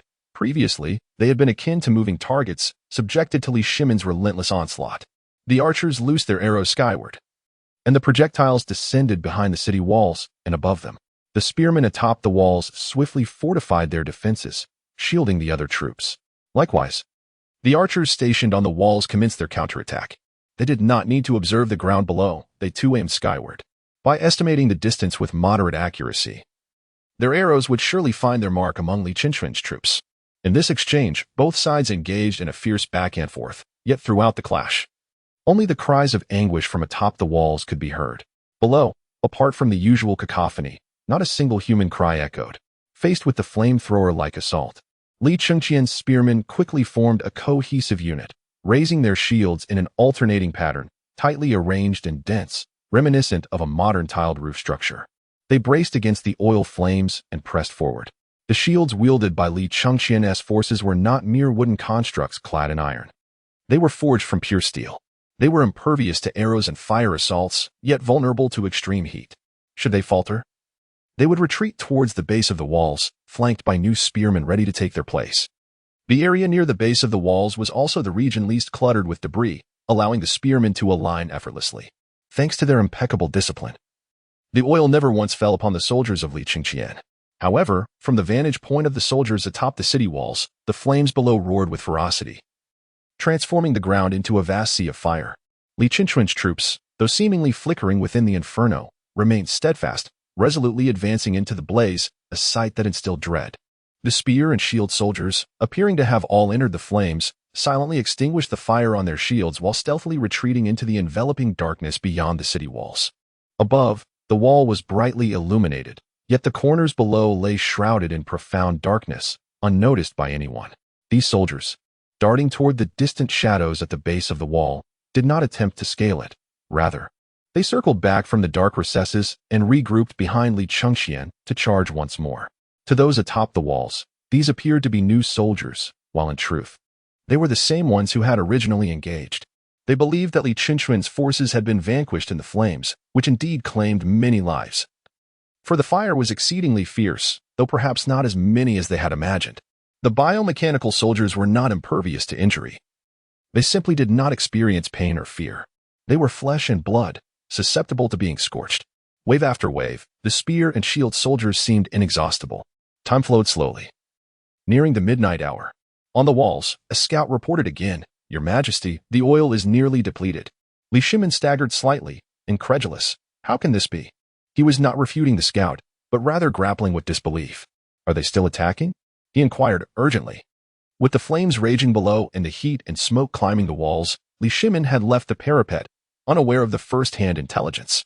"Your Majesty, the enemy is still assaulting. However, the spear and shield soldiers are dwindling, with at least 10,000 casualties." Upon hearing this, a flicker of joy emerged in Li Shimin's heart, finally receiving tidings of good news. Calculating, it became evident that Li Chengqian's army had suffered at least 20,000 casualties. A devastating toll for an elite force. As losses mounted, the morale of the remaining soldiers would undoubtedly wane, increasing the risk of disarray. Unbeknownst to him, Li Shimin had once again immersed himself in his own experiences. "Prepare the rolling logs and excrement," he commanded. "Once they advance close to the walls, strike them fiercely." Yes. Typically, siege warfare would involve ladders, with rolling logs used to crush those attempting to scale the walls. The excrement, a grotesque mixture, was not only repulsive but also exceedingly slippery. Once it contaminated a wound, there was a 99% chance of subsequent mortality, more lethal than direct combat. With its unique blend of low cost and lethal potential, this tactic had endured through countless sieges across dynasties. as the royal palace. The city walls were not ordinarily stocked with such substances. However, upon retreating to the palace, Li Chengqian prudently ensured their collection. Chapter 26, Shattering Morale, Ascending the Palace. Confronting Li Chengqian. Li Chengqian indeed lost over 20,000 soldiers, and the scout had not erred in his estimation. The sacrifice of these lives was not in vain. After a full day of relentless assault, even Li Chengqian could surmise the dire consequences, without delving into the myriad of defensive implements available within the city. The fatigue of the soldiers and the impact on morale are indeed significant factors not to be underestimated. As he observed the defenders atop the walls beginning to deploy boiling oil and rolling logs, Li Chengqian realized that they were nearing the end of their resources. These were likely the last two defensive measures at their disposal. A thought crossed his mind, and he summoned the bowmen and infantry who had retreated after exhausting their arrows to surge forward. The cavalry, too, made the most of their situation, dismounting to clear a path suitable for galloping horses. With the midnight hour drawing near, they seized the opportunity to act. The rebel forces might launch a full-scale assault. With the scouts reporting back, Li Chengqian's fury erupted as he bellowed. Excellent. That ungrateful wretch believes this will suffice? Lacking supplies, we have all fought valiantly throughout the day. Who fears whom? Have you all rested enough? Continue to pry at the wall. Let us deliver a fierce blow to the insurgents. If we lack catapults, we shall simply lift stones and hurl them down upon the walls. I refuse to believe he still possesses arrows. Indeed, Li Chengqian's forces, seemingly marching towards their demise, surged towards the walls in the darkness. The burning oil at the base of the walls was trampled out underfoot. Generals such as Cheng Yaojin returned to the battlements, where arrows littered the ground, each one shot forth by Li Chengqian's soldiers. Li Chengqian's troops, despite their overwhelming fatigue, mustered every ounce of strength to withstand this wave of assault. They truly felt the dread as Li Chengqian's men continued to form human ladders against the walls. Amidst the pitch black at the foot of the walls, the only sounds discernible were the thuds of stones striking their targets. Within the flickering light of the torches, shadowy figures surged towards the walls, yet none uttered a sound. Li Chengqian stood at the edge of the square, shrouded in darkness, alongside his steed, blood dragon horse, both silent and still. The losses in his forces mounted with each passing moment. Had it been daylight, the sight would surely have terrified the enemy. Their audacity and fearlessness were truly astonishing. At last, the hour struck midnight. In an instant, the arrows belonging to Li Chengqian and the bodies and armor strewn about the base of the walls vanished without a trace. The defenders atop the walls remained oblivious, their focus entirely absorbed in the chaos surrounding them. 100,000 troops seemed to materialize behind Li Chengqian as if time itself had warped. Under the guise of the charge, the cavalry had nearly cleared a path to the city gates. The darkness loomed like an endless abyss, and no one emerged from it. Li Chengqian pressed against a section of the wall, acutely aware of the significant loss of life, but instinctively sensing that something was amiss. In the distance, shrouded in darkness, a palpable threat lingered. Cheng Yaojin and the other generals, along with the soldiers, instinctively turned their gazes towards the shadows, sensing that something was brewing in that direction. Suddenly, a multitude of torches ignited, stretching several hundred meters in a dense cluster. A collective gasp echoed, sending chills from head to toe. These torches did not belong to Li Chengqian's forces. They were civilian supplies, remarkably inexpensive. Li Chengqian had directly purchased them, ensuring that each soldier was equipped with a torch. What he desired was to conquer without engaging in battle. The torches should serve to catch the enemy off guard. As the flames flickered to life, a synchronized cadence of footsteps thundered, resonating through the darkness and reverberating far beyond. The sound was reminiscent of a dragon's upheaval and the crashing of thunder, familiar to the soldiers atop the city walls. Yet, this should have been impossible. They had already slain countless foes. How could the light of the torches still reveal an endless expanse? The unified footfalls, akin to a series of orderly fire lines, advanced toward the walls. Li Chengqian felt his strength wane, and Cheng Yaojin instinctively reached out to steady him. A wave of astonishment swept through the soldiers on the walls. Gradually, certain voices grew increasingly distinct. No more fighting, no more fighting. We surrender, we surrender. It was evident that they had killed numerous men in their pursuit of Li Chengqian. Yet amidst the hail of arrows, only a scant few had perished, and yet their morale had shattered. After a day of relentless combat, exhausted and beleaguered, they had thought they had at least repelled Li Chengqian, only to be informed that their efforts had been in vain. The dense lines of torches unmistakably numbered in the tens of thousands, rendering their earlier endeavors a mere farce. Li Chengqian, breaking free from Cheng Yaojian's support, bellowed hoarsely. Firewood, oil, whatever can be used, annihilate them. His voice echoed through the night.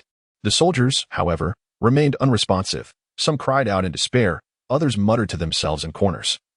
Some laughed maniacally, and others wept profusely, their spirits utterly broken. This had indeed been Li Chengqian's design, and his objective had been achieved. Suddenly, the rhythmic footsteps below the walls intensified, heralding the charge of Li Chengqian's grand army. Every type of soldier, save for the cavalry, surged toward the city walls.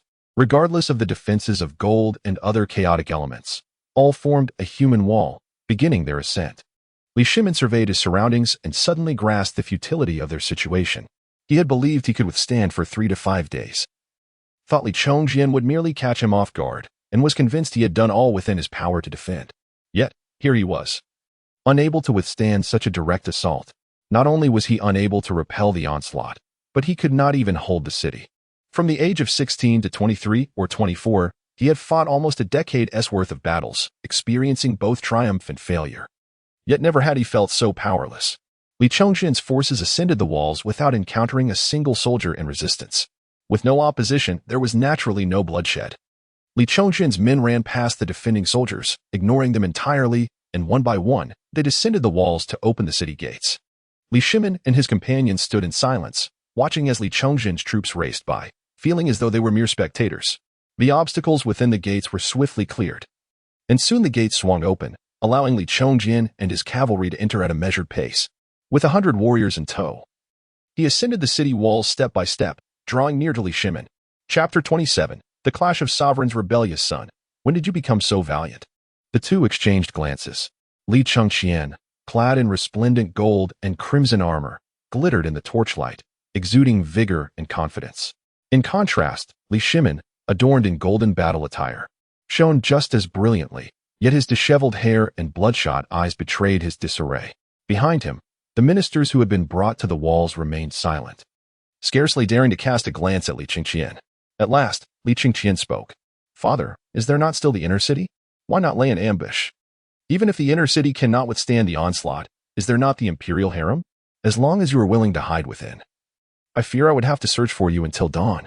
For instance, should you take refuge in some concubine's bed, it would be quite unbecoming of me, as your son, to rummage through the many beds of the harem.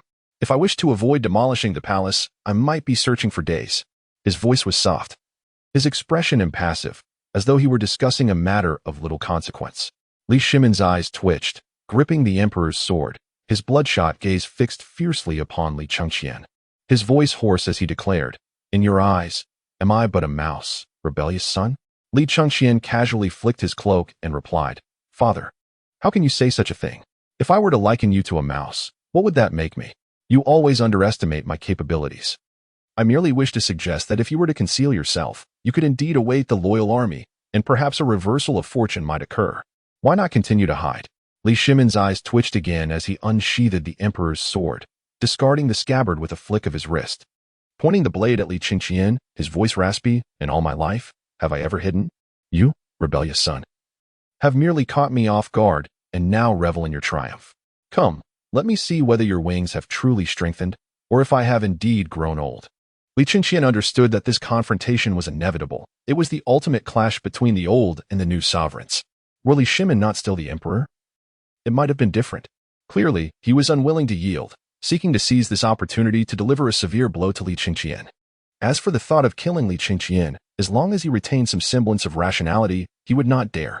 If he were to attempt to slay Li Chengqian at this moment, not only would he question his ability to succeed, but in his eyes, the so-called rebel Li Chengqian could just as easily fell him where he stood. "Thank you for your guidance, father." Li Chengqian drew his sword, adopting a defensive stance. In any case, if he were to point his blade at Li Shimin, the implications would shift, and those with a discerning eye would have much to say. Li Chengqian was not concerned with public opinion. However, he could not set a precedent for certain matters. He aspired to be a sovereign for the ages, determined to heed the lessons of history. "Huh!" Li Shimin bellowed, charging forward with his sword raised. Clang! As Li Chengqian parried, Li Shimin's sword shattered. And had Li Chengqian not withdrawn swiftly, he might have delivered a fatal blow to Li Shimin. Li Shimin arrived in a tempest of fury, utterly unprepared for the ineffectiveness of his imperial sword, failing to react in time. In the true art of battle, What prevails is not merely flair but rather technique, strength, and, of course, weaponry. There are no intricate maneuvers, only the precise grasp of timing. Li Shimin took 2 steps back, and so did Li Chengqian. Cheng Yaojin, Changsun Wuji, and others exchanged glances, their hearts momentarily relieved. Regardless of the circumstances, should Li Chengqian strike down Li Shimin, the ramifications would be monumental. Throughout history, whether explicitly stated or not, governance has largely been predicated on filial piety. Some dynasties emphasized it more than others, while some subtly ingrained it into the fabric of society. The act of a prince committing patricide in public is an indelible stain. Unfilial son, you dare rely on the power of arms. Li Shimin roared hoarsely. Li Chengqian sheathed his sword and waved his hand dismissively. 2 soldiers stepped forward, one offering his weapon to Li Shimin and the other to Li Chengqian. Li Chengqian accepted first, remarking coolly, "Father, if I do not rely on the might of arms, what can you do?" Preposterous. Li Shimin bellowed once more as he accepted the sword proffered by the soldier. No one, especially an emperor, readily concedes to age. Amidst the relentless shouts of "Long live the emperor," many rulers become intoxicated by their own longevity, truly believing they can live for an eternity. Even Li Shimin, who knows whether in his final days he consumed elixirs out of pain or the desire for immortality.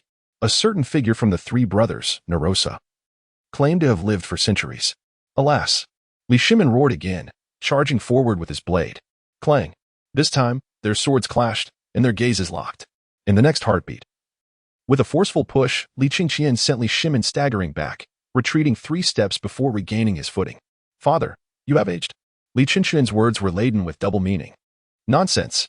Li Shimin, despite his noble lineage, was no refined gentleman. His insults lacked vulgarity. He charged again, while Li Chengqian merely defended himself, refraining from any counterattack. The clash of blades resounded, with Li Chengqian firmly rooted in place, his movements confined to a small circle. He now possessed the valor of a conqueror. And though Li Shimin was no pushover, every blow he struck was fierce and calculated. Yet, the notion of unsettling Li Chengqian in direct confrontation was but a fanciful dream. "Father, you have aged." After another forceful push that nearly sent Li Shimin tumbling to the ground, Li Chengqian repeated his claim. "I am in my prime. Never have I aged." Li Shimin refused to concede, despite his trembling hands. Li Chengqian replied coolly, "Since you believe yourself still youthful, then let us continue. Come." Ha! Provoked by Li Chengqian, Li Shimin charged once more, and the duel resumed. Ultimately, after Li Chengqian pushed him back once again, Li Shimin's sword slipped from his grasp, clattering to the ground, while he, unable to steady himself, finally collapsed onto the city wall. In that moment, he appeared utterly disheveled. Once, there stood the proud Erfing. But now he resembles a plucked rooster. "Father, you have aged." Li Chengqian uttered these words for the 3rd time, and this time, to his astonishment, Li Shimin refrained from retorting or scolding. Sitting on the ground, he placed his hands before him, gazing down at them, while the crown, a symbol of his imperial status, sat askew upon his head. Li Chengqian cast his sword to a soldier and strode forward, bending slightly to extend his hand to Li Shimin.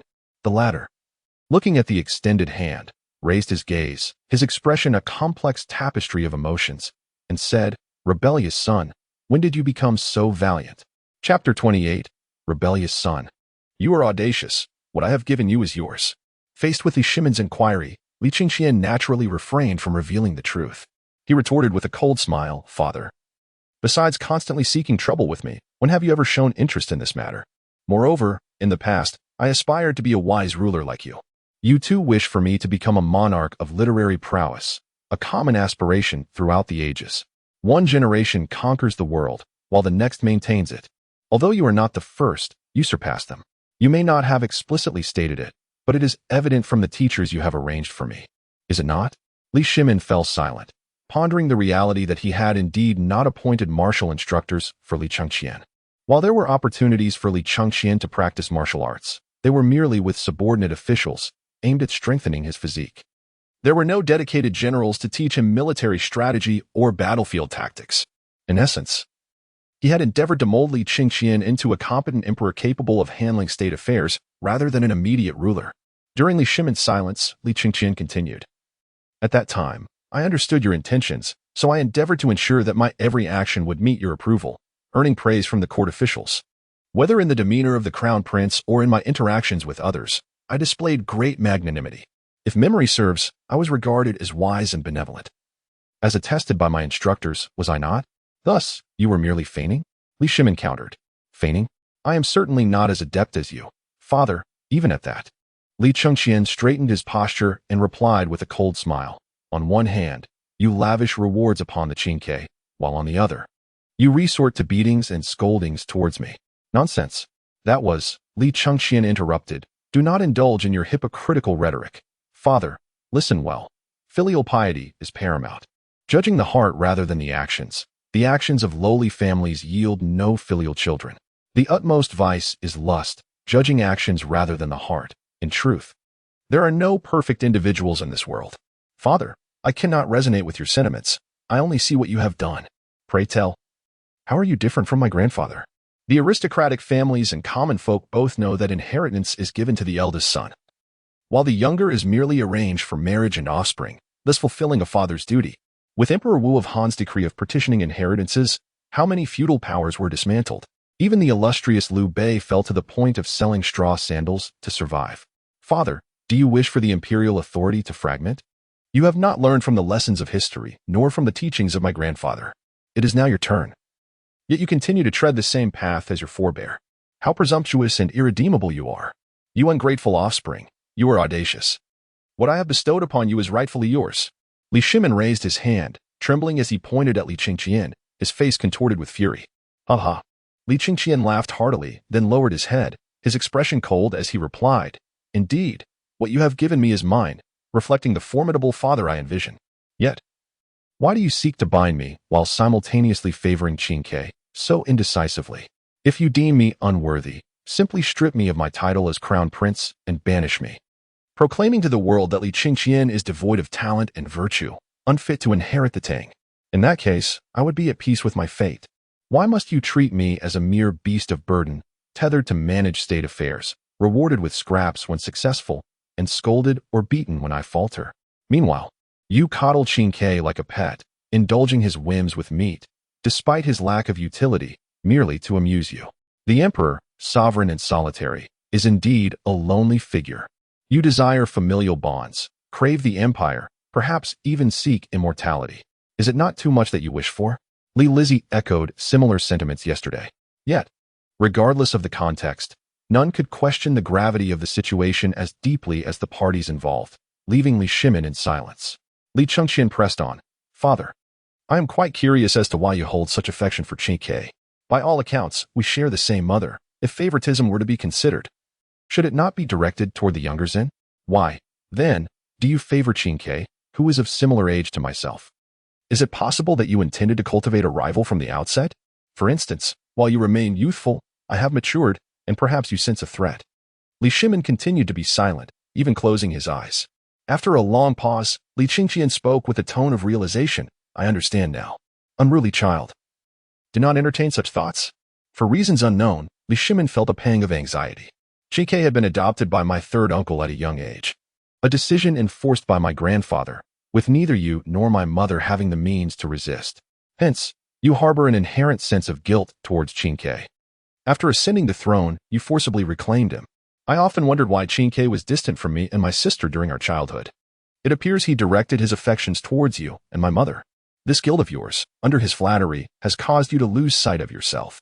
As I mentioned earlier, you desire power and familial affection alike.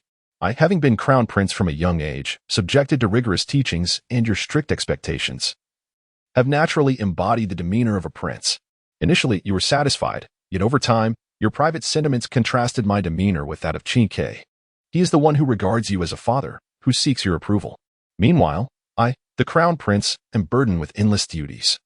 And even when I occasionally meet you, I must maintain my princely composure. Thus, you gradually perceive a distance between us, beginning to harbor an innate disdain for me. However, for the sake of the empire, my position cannot be easily altered, for I have committed no transgressions. In a state of agitation, you relentlessly sought to trouble me, harshly criticizing my every minor action. Yet, paradoxically, you claimed that my status as the crown prince warranted such stringent expectations. Caught in this dissonance, you found yourself sleepless at night, growing increasingly disdainful of me while developing a fondness for Chengqian. Gradually, you intertwined this affection with the notion of imperial power, losing the ability to distinguish between public duty and personal sentiment. Furthermore, the very fact that I have committed no transgressions should ensure that, even if I am not as formidable as you, I should at least be capable of preserving the realm. But I have matured, while you remain unchanged, gripped by fear. Am I correct in my assumption? No, it is not so. It is not as you say, Li Shimin rasped, shaking his head vigorously. While he insisted it was not the case, he could articulate neither reasoning nor clarity. Li Chengqian's words inadvertently illuminated Li Shimin's self-awareness. He realized how he truly felt. Having mistakenly believed his affection for Qingke was merely indulgent. Unaware of the true nature of the mountain, one is often ensnared within its confines. It is often one's adversaries who understand you best. These exchanges underscore the frequent confusion individuals harbor regarding their own self-perception. At that moment, Li Chengqian spoke again. Father, have you ever contemplated that Qingque's return to your side, along with all his flattery toward you and mother, is steeped in extreme self-interest? Oh, you never considered it. Nor did mother. In your minds, he is merely a charming son. Impossible. Li Shimin finally began to sense something amiss, his face contorted in disbelief as he shouted. Chapter 29. Your Majesty, the leader of the rebel forces, your brilliance has perished. All powerful emperors share a common trait. They believe they have complete control over all matters, convinced that nothing can elude their grasp.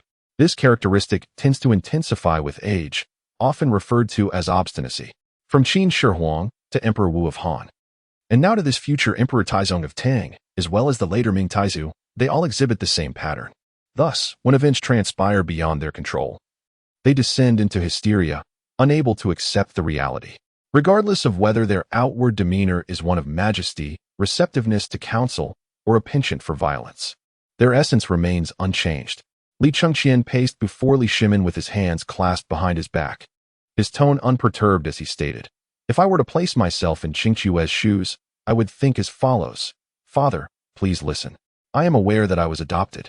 Ordinarily, this would be inconsequential. I inherited my deceased father's legacy, which brings me joy. Had I remained in my original family, with an elder brother present, I would have received little. Later, my current second uncle, my biological father, unexpectedly ascended to the throne. To my astonishment, I was adopted out, transitioning from a prince to a mere prince without power or influence. I felt discontent. Unexpectedly, an opportunity arose. My biological father sought to acknowledge me again. Henceforth, I would be a prince. My biological father, being the second son in the family, and I, too, as the second son, would surely be cherished by him. At last, I have returned home. What are you, my dear siblings? My father cherishes me above all, and you are but trifles. All I seek is to win the favor of my imperial father, perhaps also to please my mother. With such alliances, would I not be able to command the winds and summon the rains? Father, do you believe the young Qingque harbored similar thoughts?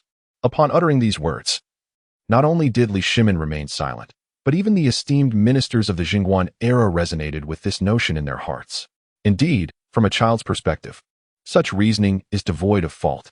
Li Shimin, however, exhibited no outward reaction, save for the subtle tremor of his fingers, betraying his inner turmoil. Li Chengqian gazed skyward, exhaling a sigh. What of my so-called elder brother, the crown prince, who parades around with such airs? Who is he trying to impress? I am the apple of Father Si. Just wait and see how I'll make things difficult for you.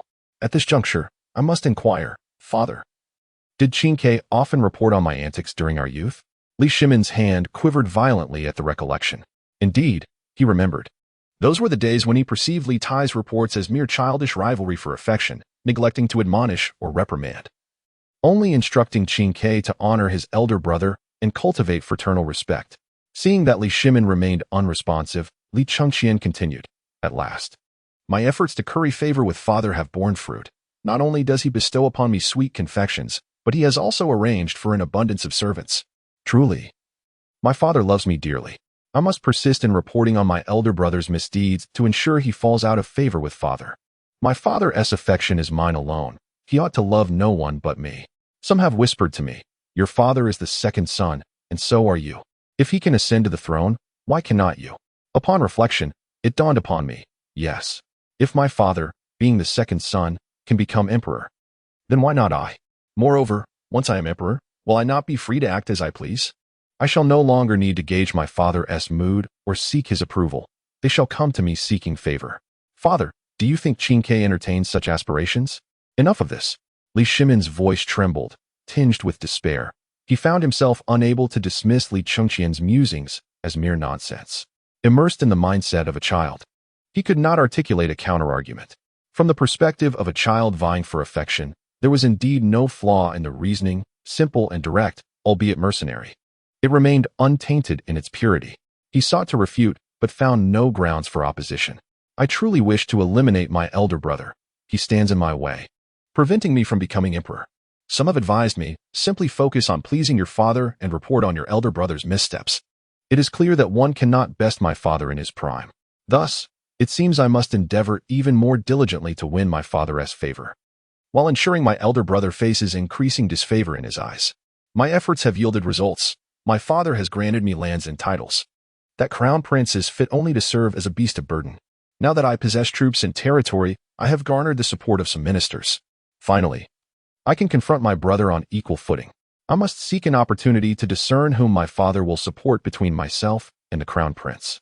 As Li Chengqian paused, he gazed down at Li Shimin and declared, "Father, you have repeatedly allowed Qin to provoke me in your presence. Not only do you turn a blind eye, but I am often the one reprimanded. In my efforts to maintain the dignity of the crown prince, I feign tolerance and magnanimity, while inwardly, I am suffocated with indignation. Yet, even so, to safeguard my precarious standing in your eyes, I can only swallow my grievances. With a father who embodies such forbearance, Qingqua's provocations have grown increasingly outrageous. Yet you remain oblivious. Even when matters escalate to your doorstep, it is I who kneels, I who bears the brunt of the punishment. You say that as the elder brother and crown prince, I should not stoop to quarreling with my younger sibling. Ha!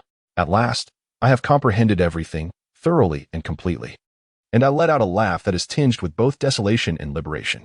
Li Chengqian's initial intent in articulating these thoughts was to dismantle Li Shimin's pride, to convey this to the esteemed ministers of the Jingguan era present and to the soldiers as well, showcasing the depths of Li Shimin's bias and the extent of his unfairness. Through their voices, these matters would echo throughout the realm. We cannot afford to provide the world with an excuse for rebellion under the guise of righteousness. It must be framed as a desperate act of self-preservation. Self-preservation and rebellion cloaked in righteousness are fundamentally different. Consider the historical figure Yu Fei of future dynasties. Should he rebel under the 12 imperial edicts, he would undoubtedly be lauded for his actions. For he would not be seen as a usurper, but rather as a man compelled to protect himself and the common folk at the borders. Conversely, if he were to rebel despite the emperor's benevolence, future powers would surely follow his example. This is precisely why Zhao Kuangyin sought to disband military power over a cup of wine, fearing that others might emulate such a precedent. Li Shimin's voice faltered as he weakly uttered Li Chengqian's courtesy name. In a fit of rage, Li Chengqian shouted, "Let your majesty refer to the leader of the rebels as a traitor. Your wisdom has perished. It is you who have slain him." With that, he raised his hand to remove the crown from his head, gesturing toward his disheveled hair, the implication unmistakable. As Li Chengqian witnessed Li Shimin's continued obstinacy, he furiously waved his hand and rebuked, "Father, to indulge a son is akin to slaying him." In the Han Fizi, there is a parable known as Xingzi slays the pig. The Strategies of the Warring States recounts how Chulong admonished Empress Dowager Zhao, parents who love their children plan for their future. Have you not encountered these teachings?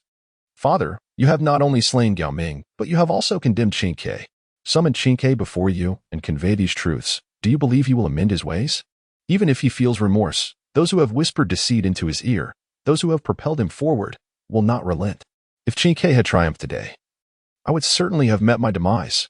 Given that I have prevailed, Qin too shall meet his end. The one who slays Qin is not I, but you. Likewise, it is not Qin who has slain Gao Ming, but you. You cannot. Li Shimin's eyes widened, bloodshot and trembling throughout his frame. At this moment, he was neither the proud Airfeng nor the formidable general of heavenly strategy, nor was he the esteemed Khan of heaven. He was simply a father. Li Chengqian roared. Interrupting, Qin, being the second son, believes that because you have given too much, he is entitled to become emperor, just as you once did. When grandfather showered you with favors, you too aspired to the throne. You fancy yourself sagacious, yet you are nothing but a muddled fool. The demise of Qin is not a lesson I wish to emulate. Rather, it is a necessity for the Tang Dynasty, as Qin, poised to seize a third of the military and political power, must perish. This concerns the realm and the common folk. It is your father who has given him a reason to die. Should Qin survive, regardless of his subsequent regrets or fears, those behind him, driven by their own interests, would thrust him forward. Father, do you desire a puppet, bound and pushed ahead, destined to disrupt the foundations of our Tang and sow the seeds of ruin for the dynasty? Or do you wish for a king who commands the world, standing tall and unyielding, a rebel leader unrestrained by any moral qualms? Li Chengqian was struck with overwhelming force, his body trembling. In that moment of defeat, he ceased to be the Khan of heaven. An emperor who has been vanquished by his own son, utterly defeated, has lost all authority. It was akin to how he once compelled Li Yuan to abdicate. Even if Li Chengqian were to allow him to remain on the throne a few days longer, it would merely serve to silence the populace. Release me, let me go, quickly. A faint cry resonated from below the city wall. Chengqian, it is Chengqian.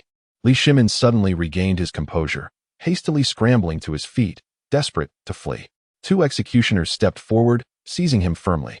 Release me, how dare you? In a certain sense, the urgency of his cries began to synchronize with the increasingly close shouts of Li Tai from below the city wall.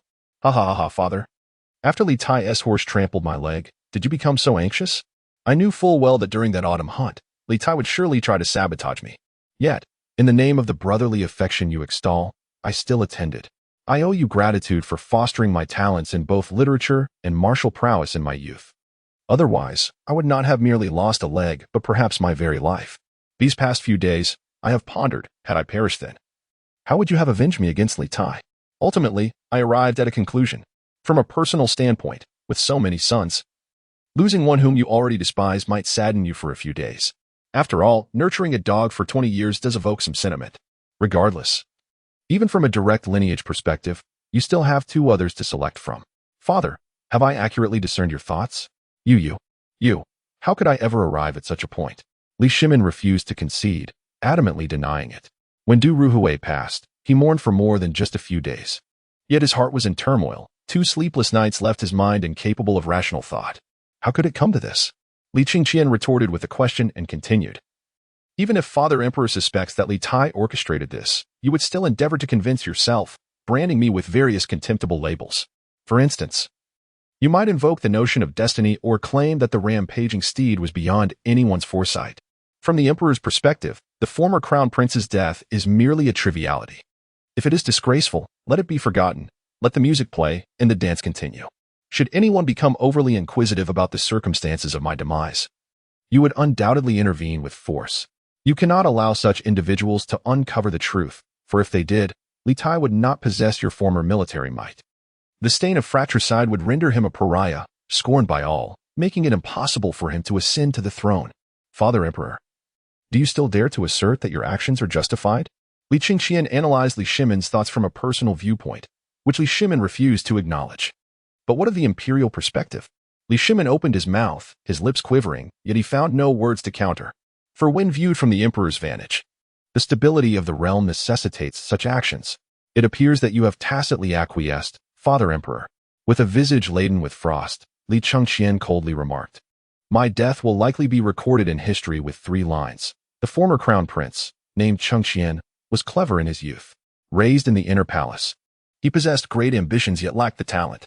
At the age of 20, he perished from a fall while riding.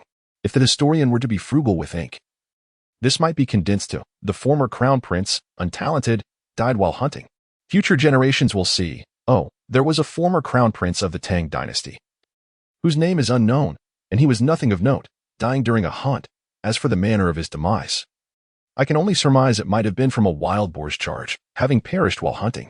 What? Do you believe he was struck down by a falling stone from the heavens? Not impossible, as hunting surely occurs in mountainous, densely wooded areas. He might think he met his end in a woman's embrace, while the historical record claims he died hunting. What if it was a huntress? The wording is subtle, suggesting demise upon a woman's belly, which also seems plausible. Regardless, since I am portrayed as such an ambitious yet talentless fool, unworthy even of mention in the annals of history, it surely cannot be a conspiracy that led to my demise. In that eventuality, I, Li Chengqian, shall undoubtedly become the subject of eternal jest. Even if I, Li Chengqian, become a laughingstock, I must express gratitude for your profound affection, Father Emperor. After all, my diligent governance of state affairs has only ever yielded rebuke and punishment. Ironically, my untimely death may well secure my name in history. providing future generations with a tale to relish, rather than leaving me as one who merely passed through this world unnoticed. This proclamation, indeed, was a chilling jest, so cold that even the esteemed ministers of the Jingguan era and the soldiers nearby shivered deeply. In that moment, setting aside their own petty interests, the ministers of Jingguan could not help but feel sympathy for Li Chengqian. Though these were merely his conjectures, the likelihood was profoundly significant. Were it not for Li Shimon's martial background and his current vigor, he might have fainted from the weight of it all. Even so, he felt waves of dizziness wash over him. Confronted with Li Chengqian's inquiries and deductions, he found himself incapable of rebuttal. At that moment, Li Tai was dragged up to the city tower. Chapter 31. Does such a waste like Li Tai even deserve to govern the realm? Li Tai had always dispatched individuals to monitor the tumult in the capital, and upon hearing that the city had been breached, a sudden shock reverberated through his mind. His trusted advisors immediately urged him to flee, to swiftly proclaim the banner of purging the usurpers and rally forces against Li Chengqian. They all understood that once Li Chengqian ascended to the throne, Li Tai would be left with no avenue of escape. After all, he had already taken lethal measures prior to this moment. The call to purge the usurpers was not a concept exclusive to the Ming Dynasty. Even in the historical records, during the Western Han period, King Wu of Lu united 6 states and rebelled under the pretext of punishing Chao Kuo and purging the usurpers, an event known as the Rebellion of the 7 States. This serves as a clear and documented instance of such a purge. Despite a decade of failed insurrections, Li Tai was undoubtedly a scholar at heart. He excelled in cunning schemes and clever tricks. When it came to monumental undertakings, he hesitated, always striving to calculate every potential gain and loss. Thus, when Li Chengqian's forces penetrated the city, he was merely climbing aboard his carriage. Li Chengqian was fully aware that Li Tai would undoubtedly attempt to escape. Before the capital fell, he would remain a bystander, perhaps even reveling in the irony of the situation. Consequently, the moment the gates of the capital swung open, he had already dispatched individuals to Li Tai's residence. At this juncture, although Li Tai had begun to attract talented individuals, he primarily sought strategists. He could neither afford nor dare to gather private troops beneath the watchful eyes of Li Shimon, should such actions be uncovered. The carefully cultivated persona he had maintained for years would shatter in an instant. The meager guards at his estate were no match for the formidable soldiers. Li Tai was swiftly apprehended. He was taken in his own carriage and dragged onto the city walls. Li Chengqian's orders were ruthless. None were to be spared, including the maidservants, for he had neither the time nor the inclination to discern their innocence. It was better to err on the side of caution than to let any potential threat slip through. Li Tai's eldest son, Li Xian, his second son, Li Hui, and his third son, Li Shi, along with his lawful wife, Yin Wan, were all executed. Historically, Li Tai had other children, yet they were not yet born. At this moment, apart from Li Tai, his entire household had been extinguished. Unaware of the fate that had befallen his family, Li Tai was dragged forth. Unable to fathom the depths of Li Chengqian's ruthlessness, Li Chengqian had traversed a millennium in dreams, living 9 lives, experiencing both the heights of power and the depths of hardship. He understood profoundly that the flames of wildfires are never entirely quenched. They merely await the spring winds to reignite. Even though Li Tai's children were still young and without fault, such is the fate of those born into royalty. As later generations would say, beneath an avalanche, no snowflake is innocent. Whether willingly or unwillingly entangled, each contributes to the force of the avalanche. If Li Tai's lineage were not entirely eradicated, there would inevitably be those who would exploit them for their own agendas, even in the era of the Qin dynasty. After the demise of Fu Su, there were still individuals acting under the banner of avenging him. Li Chengqian noted the perspective of the guards gathering at Li Tai's residence. None of them were renowned figures from history, but rather individuals emerging from prominent families. Throughout history, renowned figures such as Du Zhongluan and Xiao Dian have only recently engaged with Li Tai in correspondence, and thus cannot be deemed as his trusted confidants, as they are not presently within his residence. All the nameless advisors have been eliminated by Li Chengqian's automata. Those from prominent families may dare to question him if they possess the audacity. Li Tai's close ties with the aristocracy, combined with his natural position, render the noble families akin to cats scenting fish. Moreover, Li Tai's legitimate wife, Yin Wan, hails from the prestigious Chui clan of Qinghe, making her a person of notable lineage. In ancient times, maternal lineage was often overlooked, yet the significance of such connections can vary with the counterpart's status.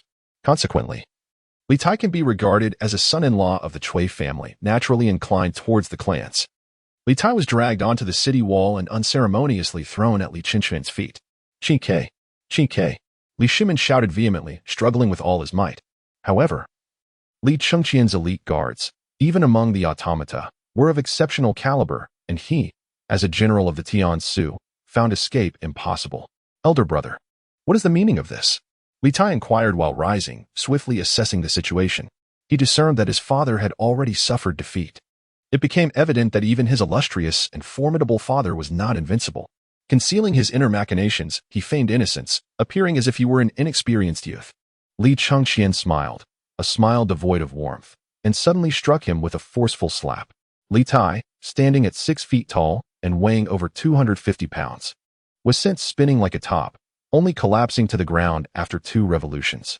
One should not naively assume that ancient people were short. Consider the terracotta warriors. The overall decrease in height occurred in the Ming and Qing dynasties in the early years of the Republic. In the Tang Dynasty, the average male height was at least 5 feet 3 inches, with some reaching 5 feet 5 inches or more. Li Shimin himself stood well over 6 feet tall, as did Li Chengqian, whose physique was notably more proportionate, exuding the aura of a king in ancient times. "Why did you strike me, elder brother?"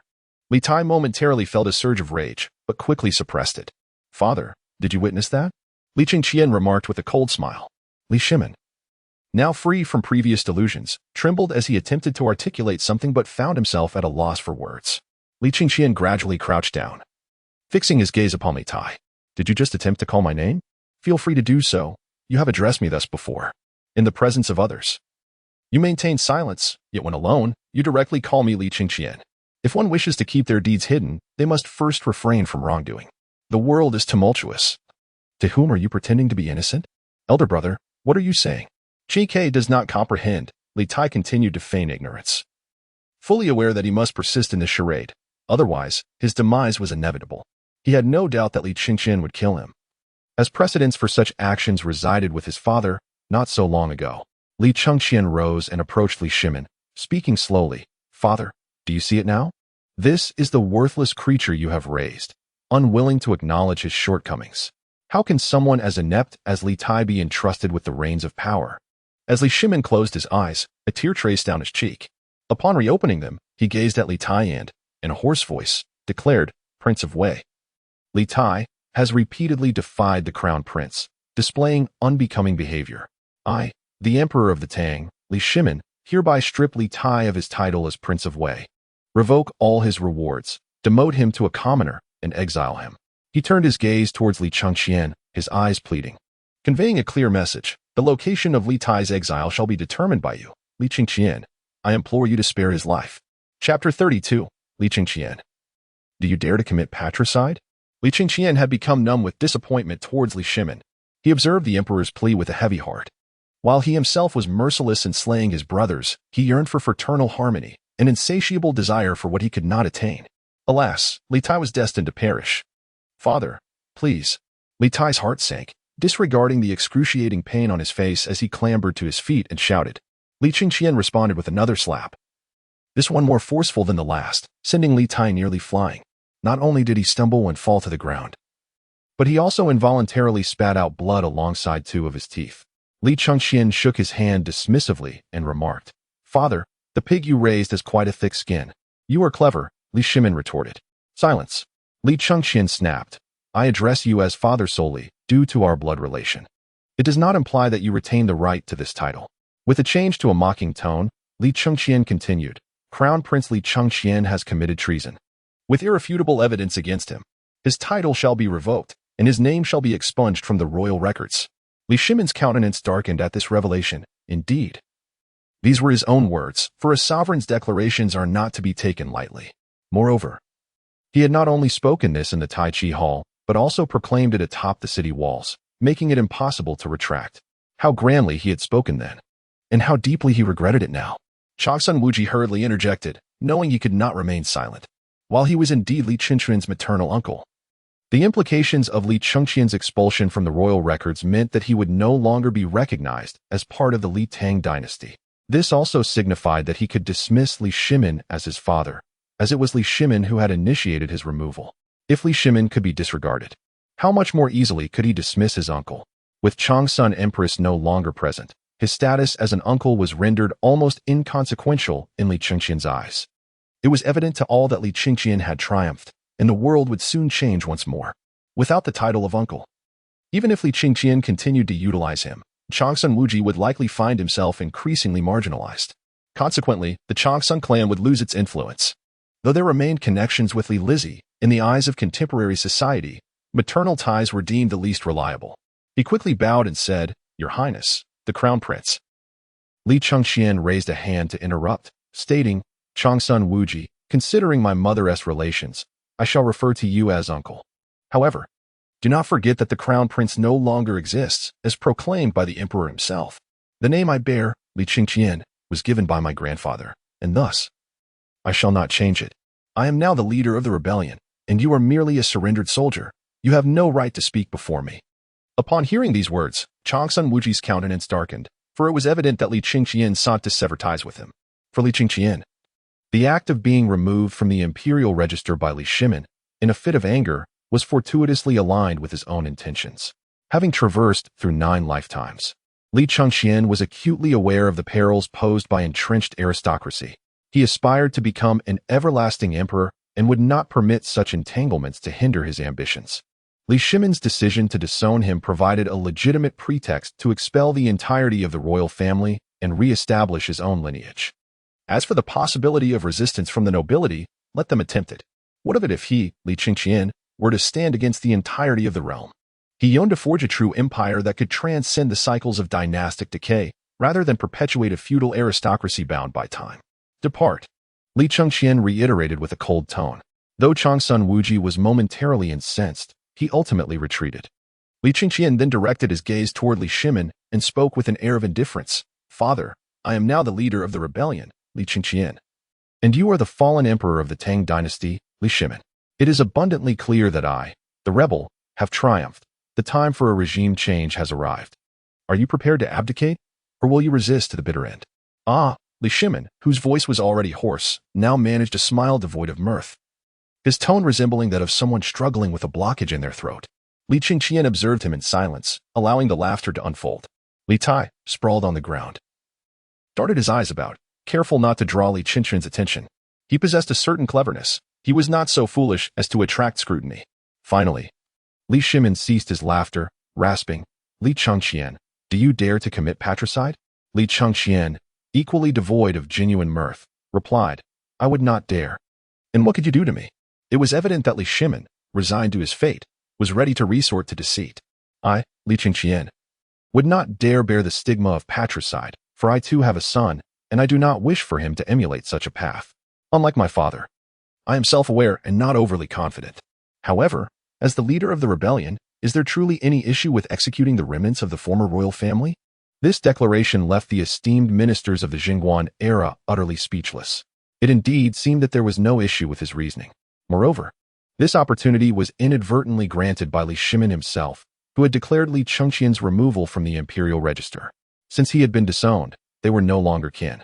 It was akin to the Warring States period, where the states of Qin and Zhao fought fiercely, yet traced their ancestry back to a common heritage.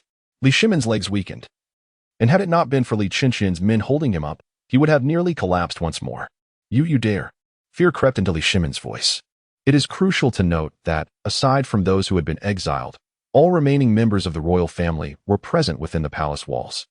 If Li Chengqian unleashed his forces, it would be akin to cornering and slaughtering a chicken. Moreover, I am indeed the leader of the rebellion, as you, the reigning emperor, have defined me. I accept that.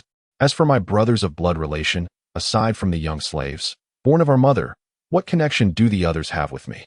Yesterday, no, it should be considered the day before yesterday. On that day, I met with my beautiful sister. She inquired if my defiance against the emperor would be recorded in the annals of history. To which I replied, I shall erase my name from the Jade Register and establish a new family tree, proclaiming my ancestors. Should I be stripped of my title as Crown Prince, I shall change the dynasty and rule over the realm. Should the world slander and humiliate me, I will lead them to the heights of the universe, casting a gaze upon the nation's peace and the smiles of the common people. When I elevate the Tang Dynasty to an unprecedented zenith of prosperity, there will surely be great scholars to interpret my teachings. Even if history records me as a tyrant of eternal infamy, What care do I have for the deluge that may follow my demise?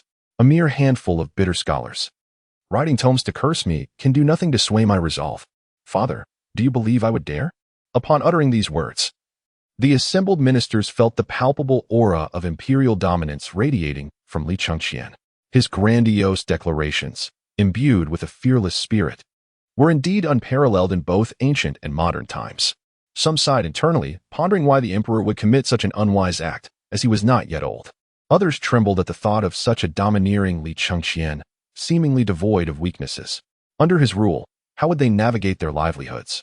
Chapter 33. To dare to sway public opinion, I shall solely eradicate the principal offenders and their entire clans. Oh, ha, ha, ha, ha. Li Shimin erupted into a hoarse laughter, tears nearly spilling forth. Amidst his laughter, he remarked, Li Chengqian, if you had possessed such dominance earlier. Li Chengqian again raised his hand to interrupt. Father, had I displayed such might before, history would record, Crown Prince Chengqian, deceased at a young age.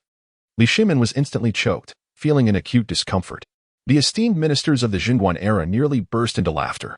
In what was a serious assembly, Li Chengqian's words proved to be remarkably amusing.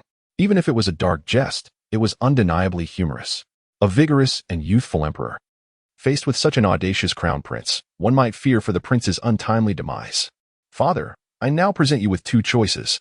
First, I shall lead the rebellious forces into Chang'an, vanquishing the remnants of the previous dynasty and establishing a new empire. As Li Chengqian spoke thus, Li Shimin interrupted, Li Chengqian, should you act in such a manner, the people of the realm will surely rise against you. Conquering the realm is easy, provided one possesses capable generals, as you currently do. However, maintaining control over it is far more challenging. Over the years, I have accomplished much. You, having assisted me in governance, should be well aware. The Tang Dynasty is currently at a time of great peace and prosperity. Even if you dare to defy the world, can you truly secure the dragon throne? The common folk will undoubtedly view you as a thorn in their side, whether from noble families, local officials, or even the imperial family. All will surely rise in rebellion against you. Do you intend to single-handedly slay the populace? Li Chengqian sneered. The common folk. When needed, they can support a boat. Yet they can also capsize it. When not needed, they are but lowly peasants. Rise against me? Throughout history, at the dawn of every new dynasty, the old vested interests are inevitably threatened, and they will naturally oppose the new. If being a filial son and a virtuous grandson could eradicate rebellion across the land, would that not be the height of absurdity? The common folk care little for who wears the imperial crown. Their primary concern is what they shall eat for their next meal. The emperor they envision differs from their reality only in that he dines daily on fine wheat bread, wields a golden hoe to till the earth, and enjoys the company of many. That is the sum of their expectations. How dare they conspire against me? Manipulating public sentiment to stage a rebellion, as if my military prowess were inadequate? I, Li Chengqian, do not target the common people. My wrath is reserved for the principal offenders, uprooting them entirely, even to the extent of annihilating their entire clans. Let us not speak of distant matters. Consider the elite soldiers under my father's command. Li Chengqian gestured around him and continued, some of them are guardians of the palace, trusted companions who fought alongside my father to secure the realm. Have they risen in revolt? Their aspirations lie in titles and wealth, perhaps even in wielding their minor powers to oppress the weak. Yet, they would never perceive you, Li Shimin, as their true progenitor, for whom they must sacrifice their lives. As for the old vested interests, those whose privileges I have encroached upon, no matter the pretext they conjure, they shall meet their demise at my hands. This declaration from Li Chengqian was not solely directed at Li Shimin. It was also meant for all the ministers present. There is a truth that Li Shimin spoke correctly. Governing the realm is indeed a formidable challenge, just as Li Chengqian himself is unafraid to confront any faction. The question remains, what use is he alone in the governance of a nation, in a flourishing dynasty filled with talented individuals and valiant generals? The imperial authority does not extend to the countryside. He must still rely on the capable ministers of the Jingguan era. This is an undeniable reality. However, that does not hinder him from reducing Li Shimin to a featherless rooster. Only by thoroughly subduing Li Shimin will he be able to live a tranquil life with his mother, rather than incessantly prancing about. Can you contend with the might of the great Tang's million-strong army? Li Shimin did not counter this assertion. He could articulate the metaphor of boats and water. Regardless of his inner thoughts, he would not overlook the power of the populace and was acutely aware of it. Father, Take a good look. Has my army of 100,000 ever been diminished by even a single soldier? Have you ever seen any of my troops eating, drinking, relieving themselves, or resting? Do you not yearn to know where this formidable force has originated? Although I shall not disclose their source, you must acknowledge that not a single one has been absent. Upon hearing Li Chengqian's words, Li Shimin's pupils constricted. Indeed, he was unaware of whether Li Chengqian's forces had diminished. Yet, from earlier until now, there were at least 20 to 30,000 on the city walls, not to mention those who had descended and entered the city. The esteemed ministers of Jingguan also changed countenance, suddenly realizing the implications. At that moment, dawn was breaking. Looking out at the city walls, Li Chengqian's soldiers appeared resplendent and vigorous, as though they had not just endured a fierce battle. There was no trace of blood or injury. They resembled a ceremonial procession, pristine and immaculate. Yet, just last night, the conflict had raged fiercely, marked by the acrid scent of charred flesh and the loss of countless lives. How could this be? Father, my second proposal for you is to formally abdicate the throne in front of all the people of the realm, with dignity and integrity. I shall retain the title of Tang, and for the time being, all affairs of the realm, including the esteemed officials in the court, shall remain unchanged. Father, may you enjoy your twilight years in peace. Upon uttering these words, Li Chengqian drew the gaze of the dignitaries present towards the silhouette of Li Shimin.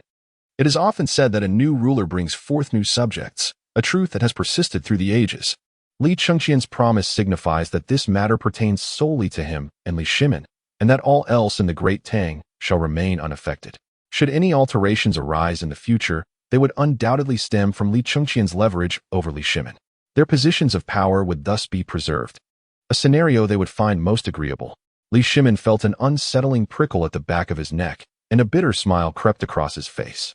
He could not fathom why Li Chengqian dared to speak in such a manner. For an emperor, failing to fulfill one's words is a grave taboo, one that could lead to a complete loss of authority. He could not bear the sight of his rebellious son, so self-assured in his demeanor, unable to restrain his mockery. He retorted, Li Chengqian, how will your loyal ministers fare under your command? My ministers? Do I even have any loyal ministers?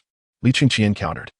Just as Li Shimin and the others stood in bewilderment, the soldiers on the city walls, both above and below, including those within the palace, united in a resounding roar.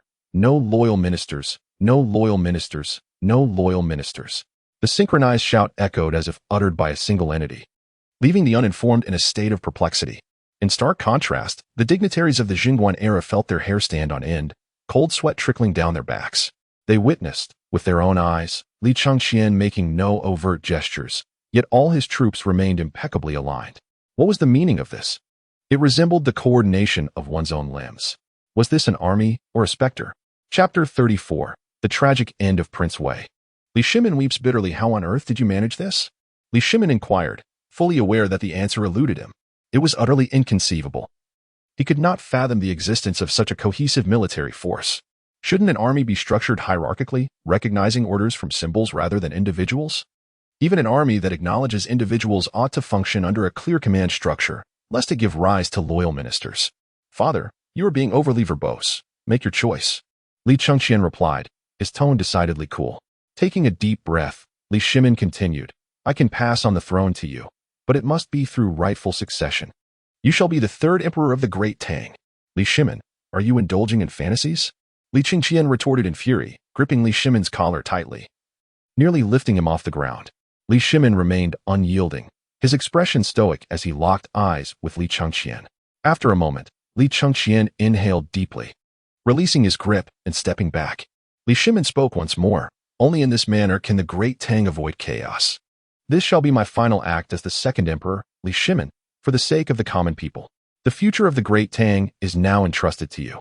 Li Chengqian smiled again, though it was a cold smile, devoid of warmth. An emperor's words cannot be taken lightly.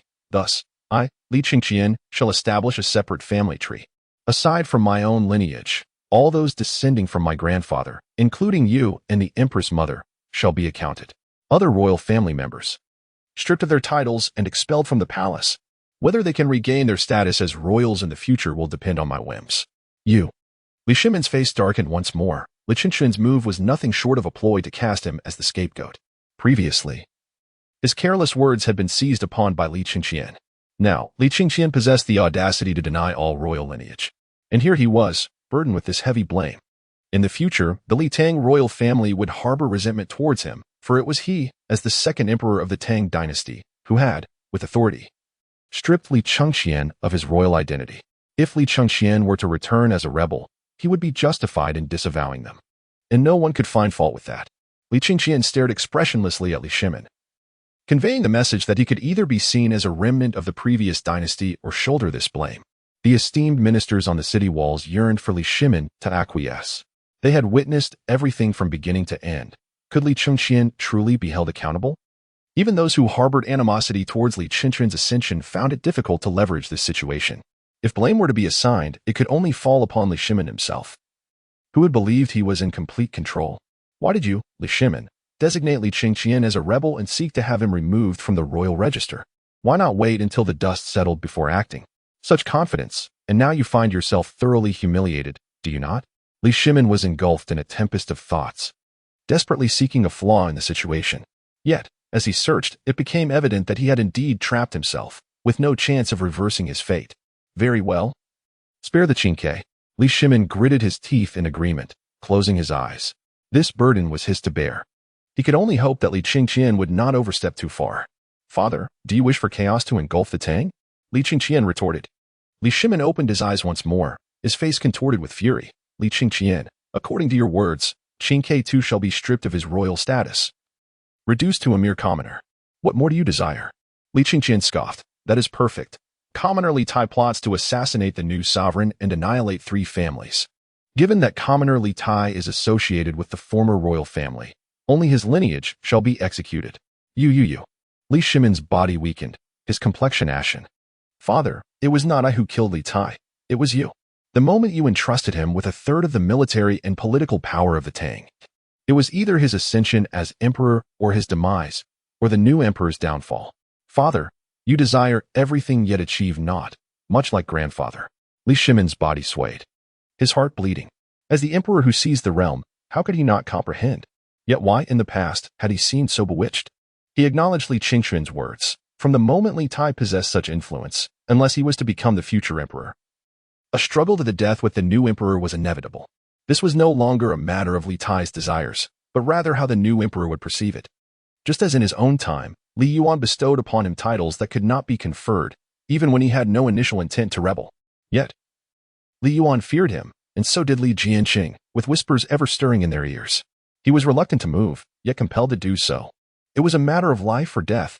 At this moment, Li Shimin truly comprehended the meaning of the imperial family knows no kinship. Despite his prior familiarity with this phrase, he had always believed he could control everything. Li Tai's face revealed a sense of impending doom. He had refrained from interrupting their conversation, yet he had absorbed every word. He had never lacked cunning, and their dialogue was crystal clear to him. Previously, he had thought that everything he possessed was a manifestation of his father's affection. Now, he realized that it was far from love. It was a death warrant. Unless he managed to ascend to the throne, what new emperor would tolerate him? Moreover, there was no future left, as a new sovereign was about to take the throne. The new emperor was none other than Li Chengqian, who he had repeatedly provoked and even threatened with violence. Death was his only escape. Li Tai silently rose from the ground. Brother, this is the last time I shall call you that. I fear my family is already lost to me. He uttered with a heavy heart. Li Chengqian turned to face him, a complex expression fleeting across his features, and nodded, saying, Chengqian, you must understand. This is the fate of being of royal blood. In times of peace, one can enjoy the comforts of being a tranquil prince, and all may coexist harmoniously. Yet, should one harbor unwarranted ambitions, it becomes a matter of life or death. There is no third option. Li Tai nodded slightly, his face etched with despair, and remarked, Whether you believe it or not, initially, I merely wished for a little more love from our father and mother, nothing more. But then, the noble families led me astray. The last 4 words he shouted with fervor. Swiftly, he drew a dagger from his sleeve and pressed it to his neck. Father, Chengqian despises you. Upon uttering the final words, Li Tai resolutely slashed his throat. The carotid artery severed, blood gushed forth. Li Tai took a step back, casting one last glance at Li Shimin, his face a mask of intense hatred, before collapsing to the ground. Li Shimin was stunned, rendered speechless. The esteemed ministers of the Jingguan era were equally bewildered. No one could have anticipated that Prince Li Tai would be so resolute. He was indeed a true offspring of Li Chengqian. Tears streamed down Li Shimon's face as he once again struggled desperately. At that moment, Li Chengqian felt a shift within him, and the executioners released their hold. Li Shimon fell to the ground and crawled frantically to Li Tai's side, embracing him in a fit of grief. Congratulations, host, for taking the first step towards becoming the emperor of all ages by eliminating your greatest rival. Reward granted. Chapter 35. Your Majesty has not authorized you to govern the nation, as it contradicts the mandate. Li Chengqian felt a stirring within. Previously, he was on the cusp of taking the first step towards becoming the emperor of all ages, rewarded with the Blood Dragon warhorse and imperial battle armor. It appeared that this reward was a hidden one, related to the steps he had taken. Hidden rewards, by nature, were linked to concealed tasks, devoid of any prompt. The system's voice continued to resonate. Reward granted, Royal Majesty. When the host adopts an imperial mindset, it will instill psychological intimidation in others. Loyal subjects will become even more devoted, while adversaries will grow increasingly fearful. This spirit of intimidation amplifies in proportion to the host's immersion in a sovereign mindset, particularly intensifying tenfold when directed towards an individual. The specific effects vary from person to person, deepening alongside the host's growth. Li Chengqian blinked. Comprehending the essence of this notion, it is the aura of authority. Such an aura, once one has resided in a position of power for an extended period, naturally manifests. The system must have magnified this aura, reaching an ethereal level of profundity. He recalled that during his encounters with Li Shimon, he could sense that intangible yet undeniably palpable imperial presence. After a dream spanning a millennium, that sensation had dissipated, likely due to a shift in his own mindset. In the present moment, Li Shimon's wails echoed like a cuckoo lamenting its fate, evoking sorrow in listeners and drawing tears from those who heard it. Li Chengqian maintained a stoic expression. He and Li Tai had long since severed any fraternal bonds. In his heart, Li Tai was merely a mortal enemy crafted by Li Shimon. The esteemed ministers of the Jingguan era breathed a collective sigh of relief. Li Tai's demise signified stability for the Tang Dynasty.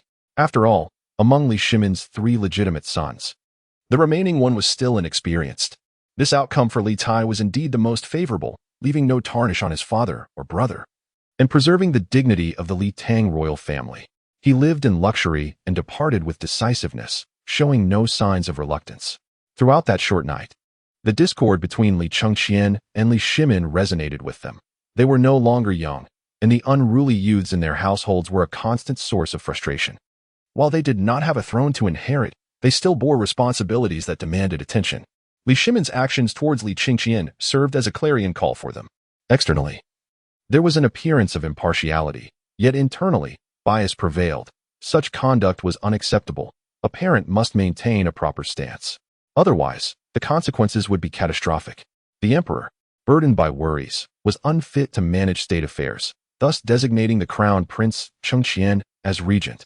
An edict was proclaimed, Regent Decree. Li Chengqian uttered this statement nonchalantly, momentarily startling the ministers of Jingguan, who quickly grasped its implications.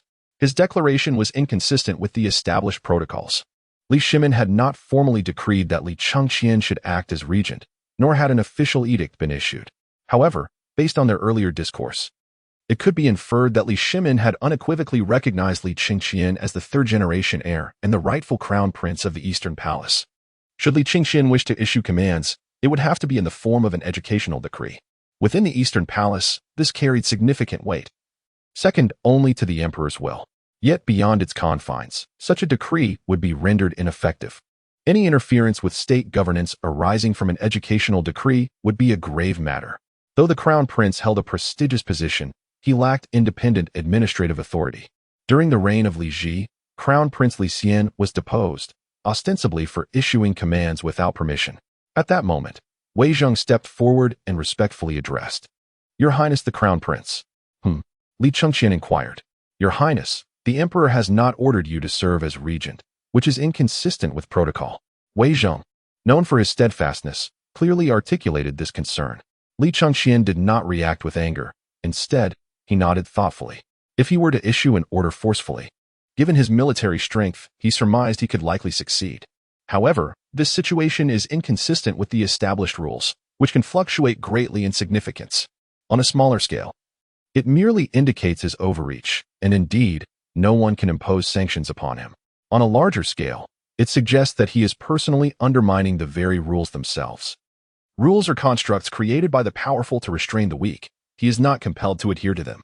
Nonetheless, he must not leave the impression of being a rule breaker. The essence of imperial authority is inherently woven into these regulations. Actively subverting the rules equates to a direct assault on the sanctity of imperial power, akin to striking one's own face. He may amend the rules he finds objectionable, but such changes must be made discreetly and subsequently. This line of thought led Li Chengqian to ponder another issue. Wei Zheng, you refer to me as Your Highness the Crown Prince. Yet your emperor has already revoked my princely status. How does this align with the established order? He posed a challenge to Wei Zheng, intending to provoke a response that would resonate with those present.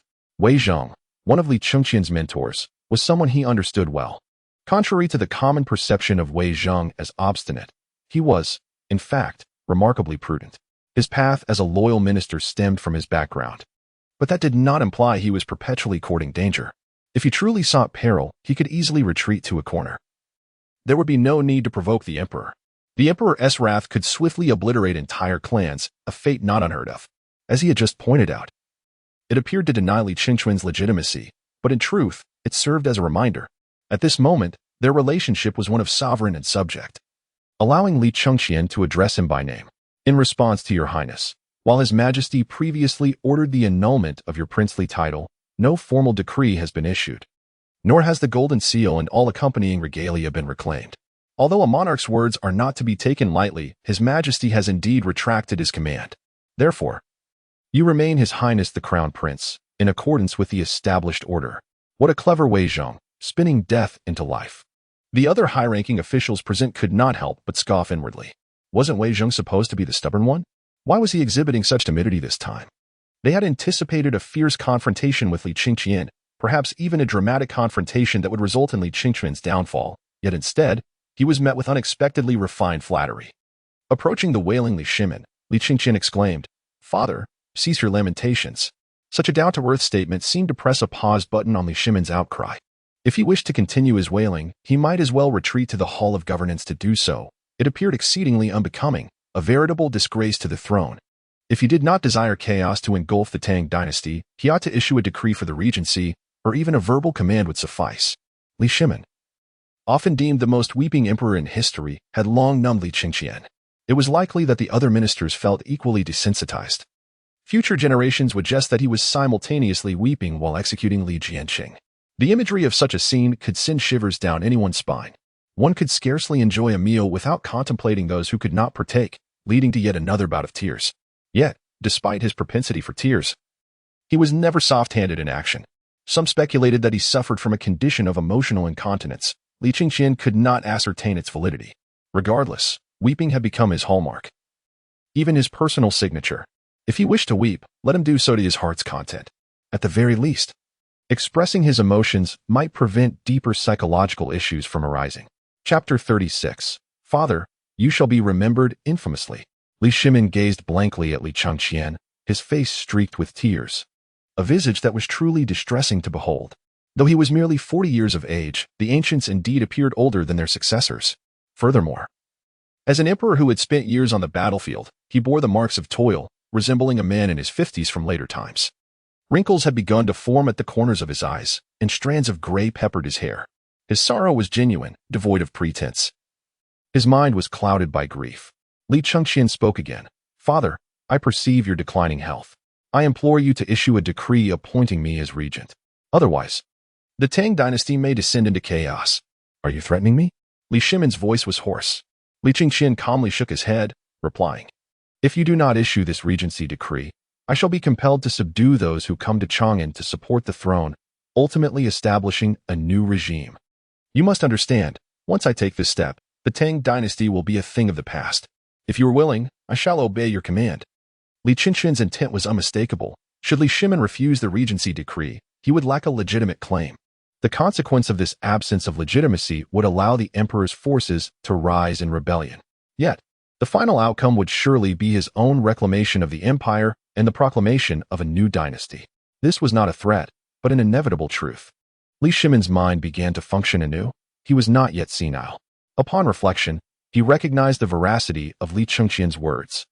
Those were indeed the elite soldiers of the Tang Dynasty. What purpose would their continued demise serve? Moreover, as Li Chengqian had stated, resolving this matter within the confines of the palace walls would be preferable to a public conflict against the imperial army in Chang'an. Should such a confrontation arise, it would undoubtedly lead to irreparable treason. Had Li Tai still been alive, Li Shimin might have had the opportunity to resist. Yet Li Tai was deceased, and Li Ji was too young. Even if victorious against Li Chengqian, suspicions would inevitably arise regarding the youth's capabilities. In the end, everything would be rendered futile. His other sons, born of lesser status, were not suitable heirs. Some were offspring of enemies, others of princesses from the previous dynasty, leaving him with scant choices. What do you propose to arrange for me? Li Shimin inquired, seemingly posing an unrelated question. Father, do not belittle yourself. You are still capable. And with your son assisting you as regent, you shall have ample time. Should you wish to explore the lands you have conquered, the Tang Dynasty's domain is vast, with palaces aplenty. If you desire to roam freely within the palace, who could possibly restrain you? After court, if you wish to gather with your old comrades, that too is entirely feasible. You have yet to reach the age where you require assistance to walk. I do not intend to interfere with your autonomy.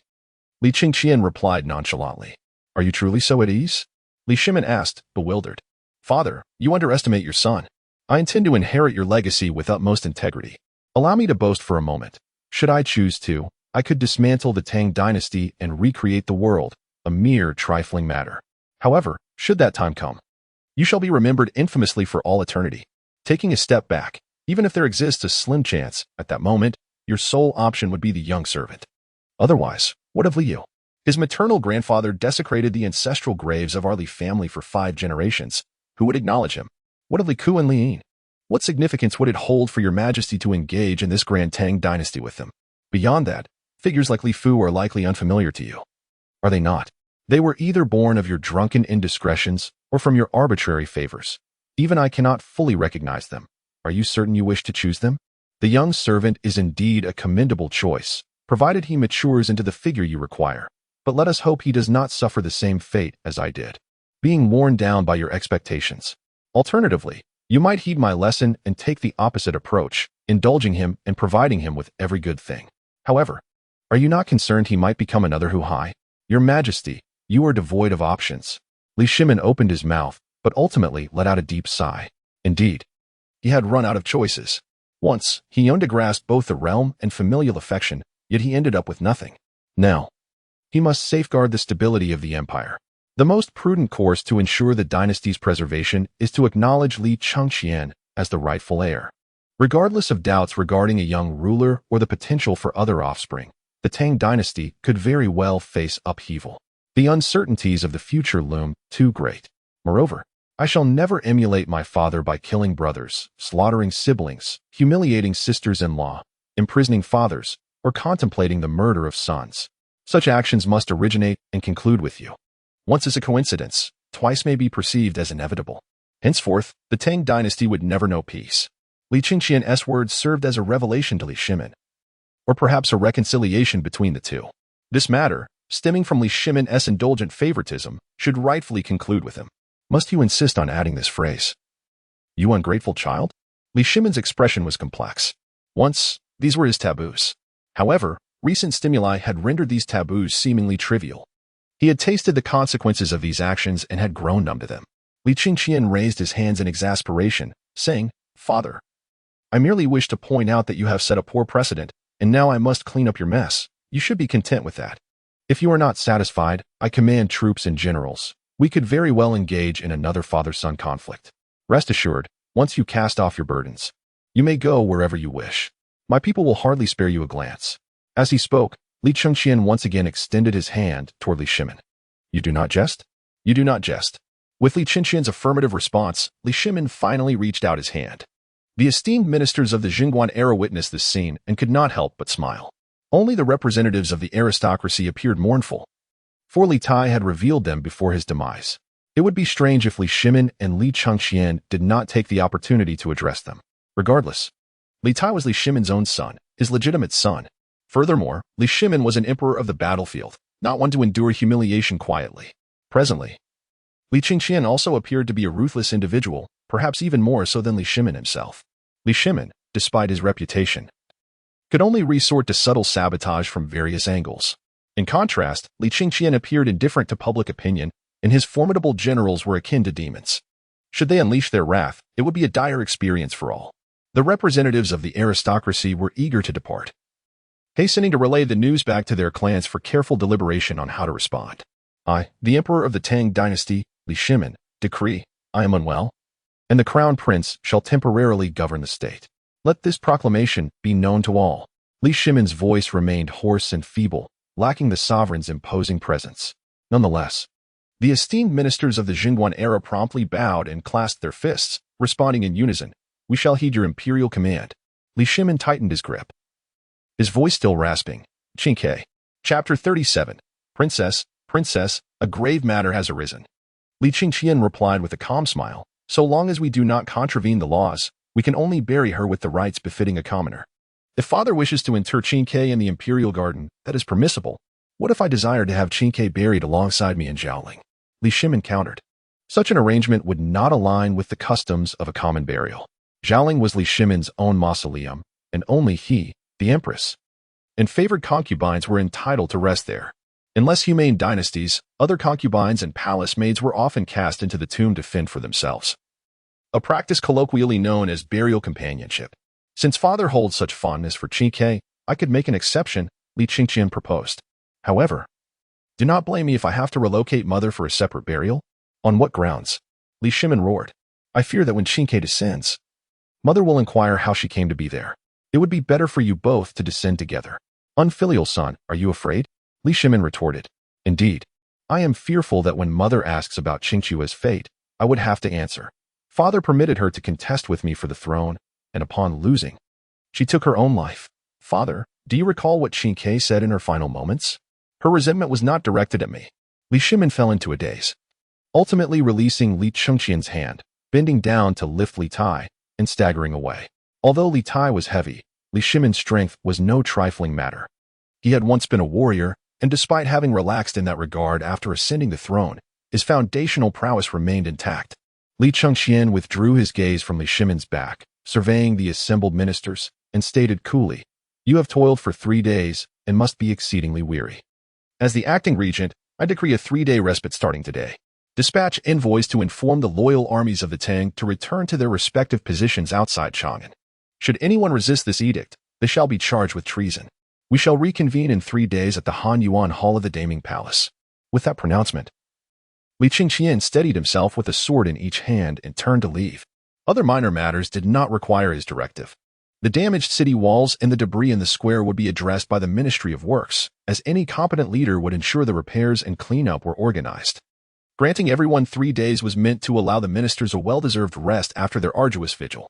At the same time, it served as a warning. During these 3 days, they were free to deliberate and form alliances. In summary, Li Chengqian awaited their move 3 days hence. As soon as Li Chengqian departed, his troops naturally followed suit. Changsun Wuji, the elder schemer, remarked, What does His Highness the Crown Prince mean by this? Is he not the least bit afraid? Cheng Yujin feigned ignorance. Changsun Wuji sneered. What could it possibly mean? Would the Crown Prince fear the Emperor? Growing weary with age, he declared, I am too fatigued. I shall return to rest. Changsun Wuji understood that Cheng Yaojin was mocking him. It was evident that Li Chengqian had become estranged from his uncle. Li Ji stepped forward, turning to address the assembly. Esteemed ministers, after conveying the Crown Prince's edict, you may all return home to rest. I shall handle the mess here. In the early days of the Tang Dynasty, Li Ji had been bestowed with the imperial surname by Li Yuan, an immense honor. During the Xuanwu Gate incident, he had faced the daunting choice of remaining neutral, grateful for the favor bestowed upon him by Li Yuan. Now, if he were to abandon Li Shimin and align himself with Li Chengqian, he feared it would yield no benefit. Thus, he resolved to engage in tangible deeds for his own peace of mind. Wei Zhong, with a voice tinged with hoarseness, lamented, Had the sage heeded the counsel of his ministers back then, we would not have arrived at such a juncture. With a sigh, he departed slowly. The others, enveloped in silence, left, each burdened with their own thoughts. Soon, countless swift horses darted from the 3 gates of Chang'an, bearing messengers and nobles alike to convey tidings. The city buzzed with excitement. Have you heard? A change of emperor is upon us. Our sovereign has suffered defeat. Thankfully, it was not an invasion from external foes. Otherwise, chaos would have ensued. What? The emperor can be defeated? Did you hear? The crown prince intends to establish a new dynasty because our old emperor has excluded him from the imperial register, effectively disowning him. I heard our crown prince commands an army of 100,000 immortal soldiers. I speak truly. Various rumors, some credible and others mere hearsay, circulated rapidly. Simultaneously, the loyalist forces began to meet the messengers bearing the edict. The closest of these forces would reach Chang'an within half a day's time, already catching glimpses of the city from afar. Upon the arrival of the messengers, a collective gasp escaped the leaders after gathering information. How could it be that matters had been settled so swiftly? After dispatching the messengers to continue their errand, the commanders hesitated. Should they press onward to Chang'an for a rescue, or retreat to reassess the situation before making further plans? Despite the niceties exchanged, they all understood that Li Shimin had likely been placed under house arrest following his defeat. At this juncture, if they could extricate Li Shimin, they might even secure hereditary titles for themselves. Yet, the risk loomed large. After private deliberation, those loyal to Li Shimin resolved to ascertain the truth of the situation first. To charge ahead now could lead to charges of treason. Should they fail to confront Li Chengqian, they would face dire consequences. Conversely, those with ulterior motives, while hastily returning to obey orders, were determined to confer with like-minded individuals. Should we seize this opportunity to instigate a change of regime under the pretense of purging the court? Among those most resistant to accept such a notion are the royal family both within and beyond the palace walls. Princess, a grave matter has arisen. As dawn's light broke, Li Lizzie's personal maid rushed in, nearly stumbling over the elevated threshold. Li Lizzie reclined gracefully upon a soft couch, akin to a sideline position on a concubine's chair, with another maid fanning her. The ancients did not always maintain a grave demeanor. They too indulged in the habit of crossing their legs, which is the origin of the term leaning. The iconic image of the Buddha is often depicted in such a posture. In the context of friendly gatherings, such a seated position signifies intimacy, and among literati, more relaxed postures were also in vogue. What grave matter could possibly arise? Li Lizzie replied with composure, already aware of Li Chenqian's intrusion into the palace. In response to your highness's inquiries, the Wang of Wei, whom you instructed me to observe, was taken beyond the palace walls, where his majesty carried him down. However, the Wang of Wei has passed away. Chapter 38, Lacking Discretion, Speaking Without Restraint, a Recipe for Disaster. Passed away? Are you certain? Li Lizzie suddenly sat upright, her expression momentarily dazed. Yes, princess, I can confirm that the Wang of Wei has indeed passed away. Even though Li Lizzie had previously contemplated the inevitable fate of Li Tai as a mere princess, she understood that her thoughts held little weight in such monumental matters. Yet, at this moment, as the dust settled, her heart stirred with unexpected turmoil. Such is the nature of royalty. Life and death are beyond one's control. It was the same years ago as it is now. Leave me, Li Lizzie remarked coolly. Yes, I take my leave. The maid withdrew, and Li Lizzie reclined once more. Ah, brother, if only you could bring our mother back to life. Once revived, how would she confront all of this? I hope you can manage it well. Li Lizzie felt no sorrow for Li Tai. Their relationship was devoid of any deep emotional connection. In her youth, she had witnessed his desperate quest for favor. Yet at that time, Li Shimin's affection for her far surpassed that towards Li Tai, even if it did not manifest in conferring political power. Thus, Li Lizzie never harbored jealousy towards Li Tai, viewing him instead as somewhat of a jester. Before long, another maid burst in. Princess, we have received reliable news. His Highness the Crown Prince has declared his intention to reopen the family register, establishing a new branch and stripping all current royals of their titles, retaining only His Majesty, the Empress, and the Grand Emperor. The entire palace and its surroundings are in an uproar.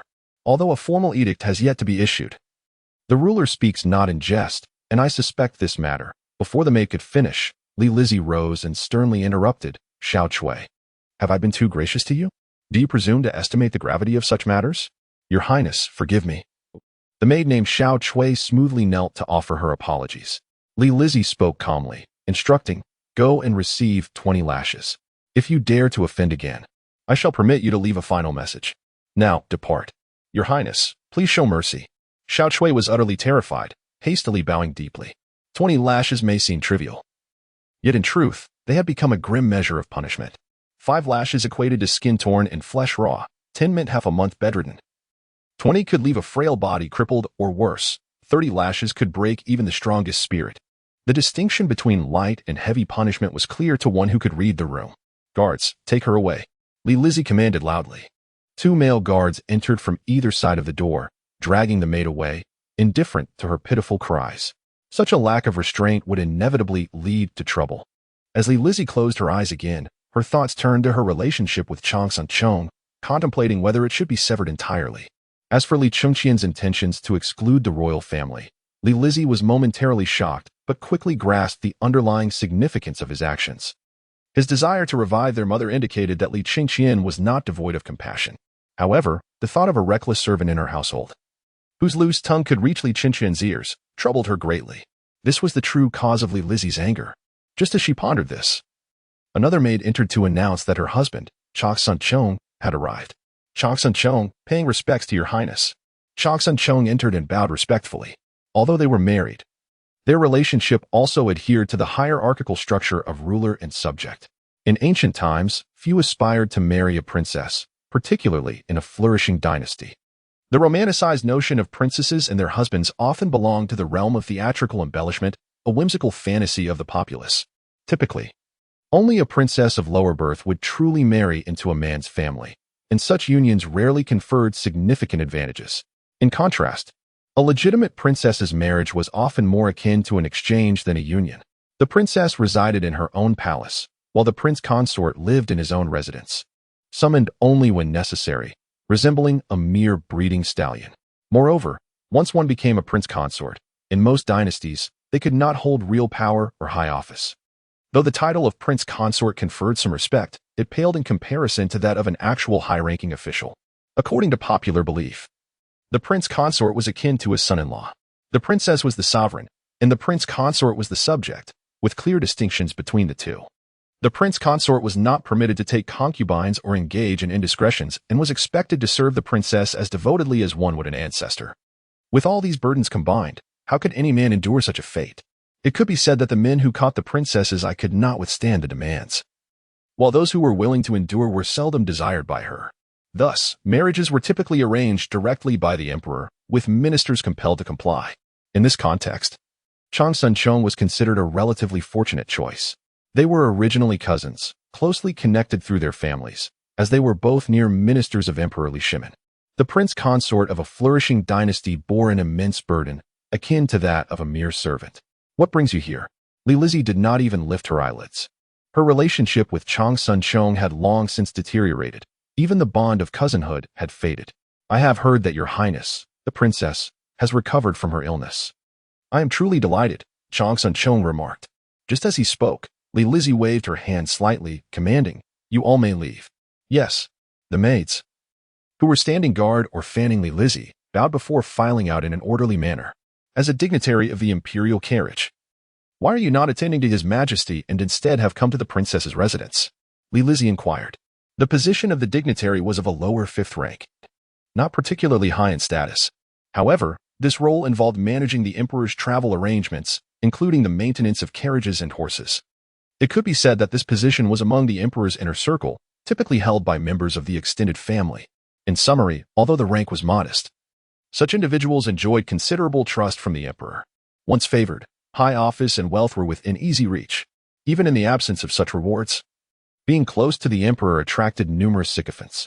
Chang Sun-chung approached and sat beside Li. With no one around, they were ostensibly a married couple.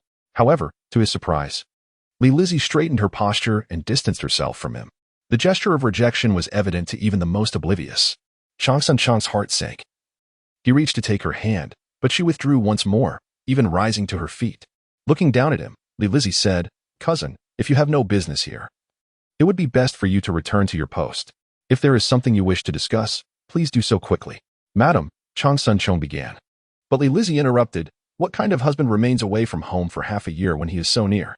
"Chang Sun-chung, if you have no pressing matters to address, then kindly leave." Chapter 39. Before the Eastern Palace Gate, slay the demon path. Chang Sun-chung's heart raced. He understood precisely what Li was insinuating. Their relationship had never been one of profound romantic love. They were merely cousins who had grown up together. Initially, their bond was amicable, at least maintaining a semblance of mutual respect. However, Ever since Li Lizzie had borne no children for 2 years, his fondness had waned. Were it not for her unique status, he would have long since sought a divorce.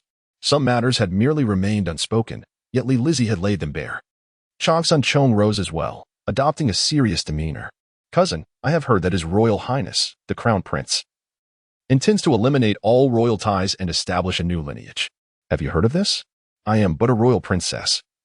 What difference does it make whether I have heard or not? Li Lizzie countered. Cousin, you must understand that if the Crown Prince truly undertakes such actions, it may lead to a significant upheaval within the royal family. Is Uncle meddling too much? Li Lizzie retorted with a cold laugh. You. Chang Sun Chong recognized that his little ploys had been seen through by Li Lizzie. He resolved to inform his uncle that even during the reign of her mother, she had consistently advised the emperor not to place too much trust in her uncle. This was knowledge that even he possessed. Throughout history, the rise of powerful relatives has been a recurring theme. The most notorious example is undoubtedly the calamity of witchcraft during the reign of Emperor Wu of Han. Previously, the father relied on his uncle, and with the Empress Mother's mediation, he managed to maintain a semblance of peace.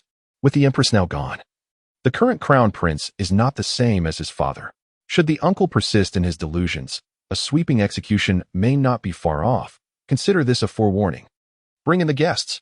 Cousin, you, Chang Sun Chong, are in a great hurry to say something, yet you are mindful of the guards who have entered, lest we be overheard. Li Lizzie waved her hand, commanding, take him away and cast him out of the princess's residence. Let it be known that from this day forth, no one is to approach without my command. Except for the crown prince and my father, and the envoy, all others must seek permission. No. Lizzie, cousin, madam. My lady. Chang Sun Chong shouted, waving his hands in protest, attempting to resist. However, Li Lizzie's guards, seasoned veterans chosen by Li Shimin himself, were far superior in combat prowess. Chang Sun Chong stood no chance. Before he could mount any serious resistance, he was forcibly subdued. Li Lizzie gazed at the empty palace gates and murmured, Chang Sun Chong, I had not yet made my decision, but your actions have compelled me to choose. You did not come when the crown prince was besieged, nor did you appear when the city fell yesterday. Now you choose to show up. If you had approached with a respectful demeanor, perhaps it would have been different. Yet, it seems you and your uncle are indeed cut from the same cloth. Seeing nothing beyond power and status, you seek to ascertain whether I too am to be deposed, or even to persuade the crown prince on your behalf. At this moment, what remains in your eyes beyond the thirst for power?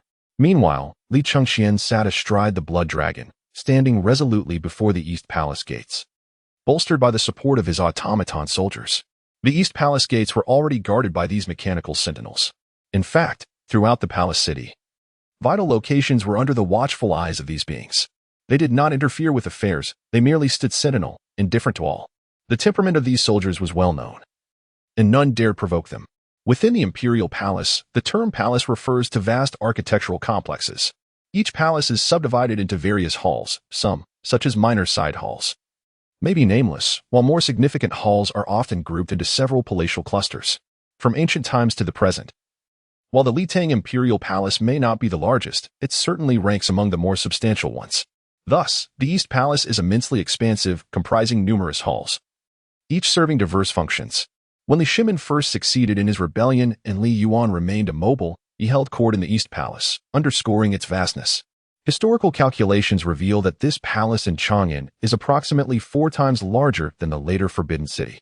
Residing in such a place necessitates the constant aid of carriages. Without them, it feels akin to embarking on a long journey, a testament to the manifestation of imperial power. Hence, some say the Ming and Qing dynasties' Forbidden City is rather modest. At the grand entrance of the East Palace, a lengthy queue had formed. We welcome His Royal Highness the Crown Prince back to the palace. We welcome His Royal Highness the Crown Prince back to the palace. Welcome back to the palace, Your Highness. As the entourage of over 100 individuals approached Li Chengqian on horseback, they knelt in a display of reverence. These were the fortunate few who had the privilege to bow before him, while many more were unworthy of such honor. Notably absent was He Qingji, now merely the head of the East Palace Guards, whose allegiance to Li Chengqian was tenuous at best. The throng of kneeling subjects was well aware of the intricate dynamics at play. Otherwise, it would not have been necessary for him to venture out alone. With a leisurely stride, Blood Dragon advanced, and from his elevated position, Li Chengqian could scrutinize each of the 100 individuals before him. They were visibly agitated, perhaps believing that with Li Chengqian's triumph, They too would ascend in status as loyal retainers of the new emperor. Among them were Taoists he had unwittingly invited. Yet no monks were present. The Li Tang royal family revered Li Heir as their progenitor, a figure of Taoism. It was not until the later years of Li Shimin's reign that he inevitably succumbed to the allure of immortality. Recollections of his past experiences with Empress Changsun led him to the monk's temple, lured by the notion of reincarnation, resulting in the planting of a ginkgo tree that had thrived for a millennium. In the early years, around the second year of the Zhenguan era, Li Shimin commissioned a statue of Buddha, which would endure for a millennium and later be renamed the Great Buddha Temple. However, that endeavor was ostensibly to honor fallen soldiers. Yet it was fundamentally a political maneuver. At that time, he was skeptical of such beliefs. He was not the only emperor to commission a statue of Buddha. This practice has persisted throughout history. The East Palace was divided into two major factions, civil and military, which could be further categorized into conservative and radical camps. Throughout dynasties, the East Palace resembled a miniature court. Those wielding significant power thrived, while the less influential found themselves in dire circumstances. Previously, Li Shimin, filled with pride, dismissed any threat posed by Li Chengqian and his East Palace. Although his affection for Li Chengqian waned, the resources allocated to the East Palace remained substantial, resulting in a plethora of subordinate officials. Li Chengqian remained silent, and none dared to rise. Yet, an unsettling atmosphere began to permeate the gathering. Summon the Taoist Qin Ying from Shihua Temple, the Taoist Wei Lingfu from Huixing Temple, and all their junior disciples, and execute them. Li Chengqian's sudden pronouncement sent a shiver through the crowd. Chapter 40. A decisive strike before the East Palace against the Turks. The Taoist Qin Ying and Wei Lingfu, leading their respective factions, were initially courted by Li Chengqian. The Li Tang royal family revered Li Heir as their ancestral figure, naturally attracting many Taoists seeking favor from the crown. In a bid to please Li Shimin and align with his expectations, Li Chengqian had indeed sought their allegiance. These two were among the first to incite rebellion within him, employing mystical rhetoric to do so. They had remained restless, and after his leg injury, the radical faction led by Du He and Zhao Jia openly urged him to take decisive action against Li Shimin. In the early days, he often found himself reprimanded for trivial matters, with no outlet for his frustrations, leading him to seek solace in the East Palace, where he could vent his grievances. However, the true conspiracy to revolt began after the leg was broken. This was due to the despair stemming from the fact that, historically, no disabled emperor had ever ruled, which drove him to madness. Prior to this, although he harbored considerable dissatisfaction towards Li Shimin, it was merely the discontent of a son towards his father, stemming from his excessive favoritism towards Li Tai, and did not extend beyond that. At the scene, upon Li Chengqian's command, the automatons sprang into action. The automatons were an extension of Li Chengqian's will. Even if they did not recognize individuals under his command, it was as if they were acquainted, and errors were impossible. "Your Highness, spare us," they pleaded. "What have we done wrong? Please, Your Highness, spare us." Others stirred slightly, yet remained kneeling, too fearful to rise. Wei Lingfu and Qin Ying, among others, engaged in the art of deception and slander, invoking divine specters to justify their actions, ultimately leading to their execution. Li Chengqian articulated the rationale for their execution. Regardless of its validity, it became the justification for their demise. Accompanied by their final cries, a dozen men were slain, their blood spilling before the gates of the Eastern Palace. Li Chengqian further declared, "The Turkic shamans, led by Sua Yuanli, who have deceived me through shamanic rituals and divination, shall also be executed." Upon hearing this, the Turkic shamans reacted even more vigorously, yet they were no match for the automatons and were swiftly dispatched. Previously, Li Chengqian had endured immense pressure from Li Shimin. Within the confines of the Eastern Palace, his domain, he indeed reveled in a certain wildness. For instance, he had an affinity for the Turkic customs of loose hair and the games of kuju and cockfighting, which were quite popular among the Turks. There were also those who, under Li Tai's instruction, falsely accused him of being enamored with Turkic culture. This led to various criticisms in later generations. Yet, one must consider that even the Khan of Shieli had been the dance king of Chang'an for many years, performing at the state banquets annually while the Eastern Turks had long since perished. Even if he genuinely appreciated Turkic culture, what significance would it hold? In later times, there was no hesitation in allowing the Emperor of Japan to perform, yet such remarks were made without consequence. He merely sought a moment of relaxation, and the Turkic culture provided that solace. The accusations he faced resulted in his kneeling in the Hall of Governance for 2 hours. primarily because Li Shimin was frustrated with him, deeming him too playful. This illustrates how little Li Shimin cared about such matters. Although, when he was ultimately apprehended for his conspiracy, these accusations resurfaced as common rhetoric. However, this was merely a pretext for adding charges. A classic case of where there is a will, there is a way. After executing 2 batches of individuals, the atmosphere grew increasingly oppressive. The deaths of these 2 groups signified Li Chengqian's current stance, a disinterest in the matters of spirits and alchemy. Much like the sorcery that had caused great misfortune for Emperor Wu of Han, which remained prevalent into the Tang Dynasty, the higher echelons often utilized sorcery for political manipulation, while only the ignorant commoners might genuinely believe in such practices. When Dewey urged Li Chengqian to rebel, he too used sorcery as a pretext, asserting, "If your majesty ascends to the throne, I will immediately cleanse the palace." Dewey could not be executed, not only due to the lingering favor of Du Ruhui, but also because he was the husband of Princess Qingyang, his own sister. Future generations have remarked, a soldier who does not aspire to be a general is not a good soldier. Dewey, much like the likes of Cheng Yaojin bound to Li Shimin, found himself without choice. Li Chengqian's act of slaying the Turkic shaman and Taoist priest merely expressed his disbelief in deities. "Everyone rise, I am weary. Arrange for breakfast and have Gao Zuiwei lead the performance," Li Chengqian declared, continuing on his steed, the blood dragon, into the eastern palace. Reflecting upon Gao Zuiwei, Li Chengqian thought of Qingxin, a performer under the Ministry of Music, assigned to the eastern palace, belonging to the troupe of musicians and skilled in song and dance. Gao Zuiwei, a Hu performer, excelled in acrobatics and mimicry. Together, they represented the leaders of the Eastern Palace's circus and dance troupe. The mere thought of Qingxin prompted Li Chengqian to shake his head. Future generations, truly oblivious, haphazardly concoct tales. The term young refers solely to age, unrelated to gender. The Eastern Palace, existing as a miniature court, engages in various affairs and banquets. With Gao Zuiwei's presence, it would be inconceivable for the Ministry of Music to send men to lead the dances, even if Li Shimin disapproved of his indulgence in feminine allure. The Eastern Palace must maintain its dignity. To claim Qingxin is a male and his favored companion is sheer nonsense. In the Han Dynasty, such suspicions might have had precedence, given their notorious reputation. In the Tang Dynasty, while some nobles might have peculiar preferences, it was a matter of personal choice, not reflective of societal norms. Throughout the annals of Tang history, even within the disparaging accounts of later historians, it is merely stated that the ethics of the Tang were ambiguous, with no mention of anyone preferring clandestine affairs. If one wishes to discuss ethical dilemmas, such issues did not originate with the Tang. They trace back to the chaotic era of the 5 barbarians. For instance, Emperor Taizu Li Yuan and Emperor Yang of Sui Yangguang were, by blood, cousins. Yet Li Yuan's niece was Yangguang, utterly complicating relations. The orientations within the Tang royal family have never raised concerns, nor have there been any anomalies. Such inclinations have hereditary roots and are influenced by one's surroundings. Could it be that Li Chengqian is the sole anomaly?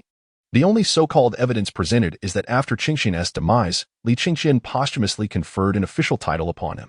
This title was certainly an official within the Eastern Palace, not an imperial post across the vast Tang realm, as historically he lacked such authority.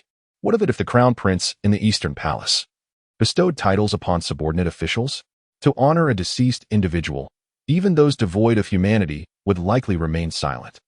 To assert that no woman could be honored in such a manner overlooks the oppressive circumstances Li Chengqian faced at the time, and the madness such pressures might provoke. Li Shimin's execution of Qingxin, regardless of his rationale, was akin to placing yet another straw upon an already burdened camel's back. Could it not be a deliberate provocation against Li Shimin? Had it not been for the premature birth of Li Xiang by a palace maid, Li Shimin would have scrutinized this matter closely. At that time, fearing Li Shimin's formidable presence and understanding the need for the crown prince to set an example, he would have engaged in numerous liaisons. Should the history books claim he had few concubines, or perhaps none at all, does that justify the perpetuation of slander against him? It is merely an act of defamation, without justification. Chapter 41. Kongingda. Your Highness, why do you act in this manner? Just as his rebellion led to his capture, even his studies of Turkic languages became a topic of tiresome discussion. Similarly, the alleged affair between Gao Yang and the monk Bianji is utterly nonsensical. Fang Yi is nothing short of a reckless braggart, his temperament more obstinate than even his mother's. She could transform the term jealousy into an exclusive designation. while he only escalates the situation further. Tasking him with guarding the princess during her clandestine meetings with Gao Yang would be more plausible if he simply disregarded her royal status and resorted to violence. In contemplating the inner palace, Li Chengqian was reminded of his consort, Su Wan, currently visiting her family. She may not have received news of the upheaval in Chang'an just yet. A familial visit is inherently a taxing journey, and as a princess, Su Wan's entourage must adhere to a grand display, thereby ensuring their travel is rather slow-paced. Her father, Su Dan, although stationed in Chang'an as a powerful official, responsible for the scrutiny of imperial edicts, would not hasten her return. Su Wan's visit encompasses not just a trip to her parental home, but entails an entire extended family, making rapid travel implausible. According to the original plan, this familial visit was expected to last 1 to 2 months, and they had only been on their way for about half a month. Upon arriving at the entrance of the palace where he was to witness a performance, Li Chengqian called out, "Summon someone to return Qingxin to the Tai Lu Bureau." "Yes, Your Highness." The guards promptly complied, their demeanor respectful yet tinged with trepidation. In times past, although the guards would heed his commands, they would not exhibit such fear. Previously, no matter how suppressed he felt internally, Li Chengqian maintained the facade of a benevolent and competent heir apparent. Even when reprimanding palace maids, he did so discreetly, which led to a lack of reverence from the guards. Currently, there was no pressing matter between him and Qingxin, yet thoughts of future rumors unsettled him. It was better to expedite her departure, out of sight, out of mind. He was not the kind of person to act without cause, and in any case, he no longer required this arrangement in the Eastern Palace. His legitimate eldest son, Li Ju, was still in infancy, and by the time he matured, a new configuration would certainly be necessary. Soon, Gao Zuiwei arrived with a troupe performing a newly arranged acrobatic display, significantly uplifting Li Chengqian's spirits. After enjoying a hearty meal and the captivating performance led by Gao Zuiwei, he felt inclined to take a leisurely stroll. However, he unexpectedly encountered Kong Yingda. With his left hand clasped behind his back and his right hand stroking his beard in a rather pretentious manner, it was evident that Kong Yingda was deliberately obstructing him. Seeing this old man not only refuse to evade his path, but also daring to block, it ignited a flare of anger within Li Chengqian. Kong Yingda, at that time a junior official in the right Chunfang of the Eastern Palace, was one of his instructors. The Eastern Palace was overseen by the Crown Prince's Grand Preceptor, who managed all affairs of the palace and facilitated communication between the Crown Prince and the Emperor's South Ministers and the court. Initially, this role was held by Yu Jining, who had a conflict with Li Chengqian in the first 2 years and was subsequently dismissed. Now, it was concurrently held by Changsun Wuji. The establishment was divided into left and right Chunfang, representing civil and military affairs, respectively. The left junior official was Zhang Suxuan, who had been rather chatty until he was subdued by Li Chengqian's reprimands and generally avoided appearing before him afterward. The position of the right assistant was originally responsible for military affairs. However, due to Li Shimon's arrangements, it was bestowed upon Kong Yingda, one of the prominent representatives of contemporary Confucianism. This individual was not easily dismissed and often utilized his influence to enhance his political achievements. In Li Chengqian's mind, Kong Yingda was akin to a petty individual who relished in malicious reports.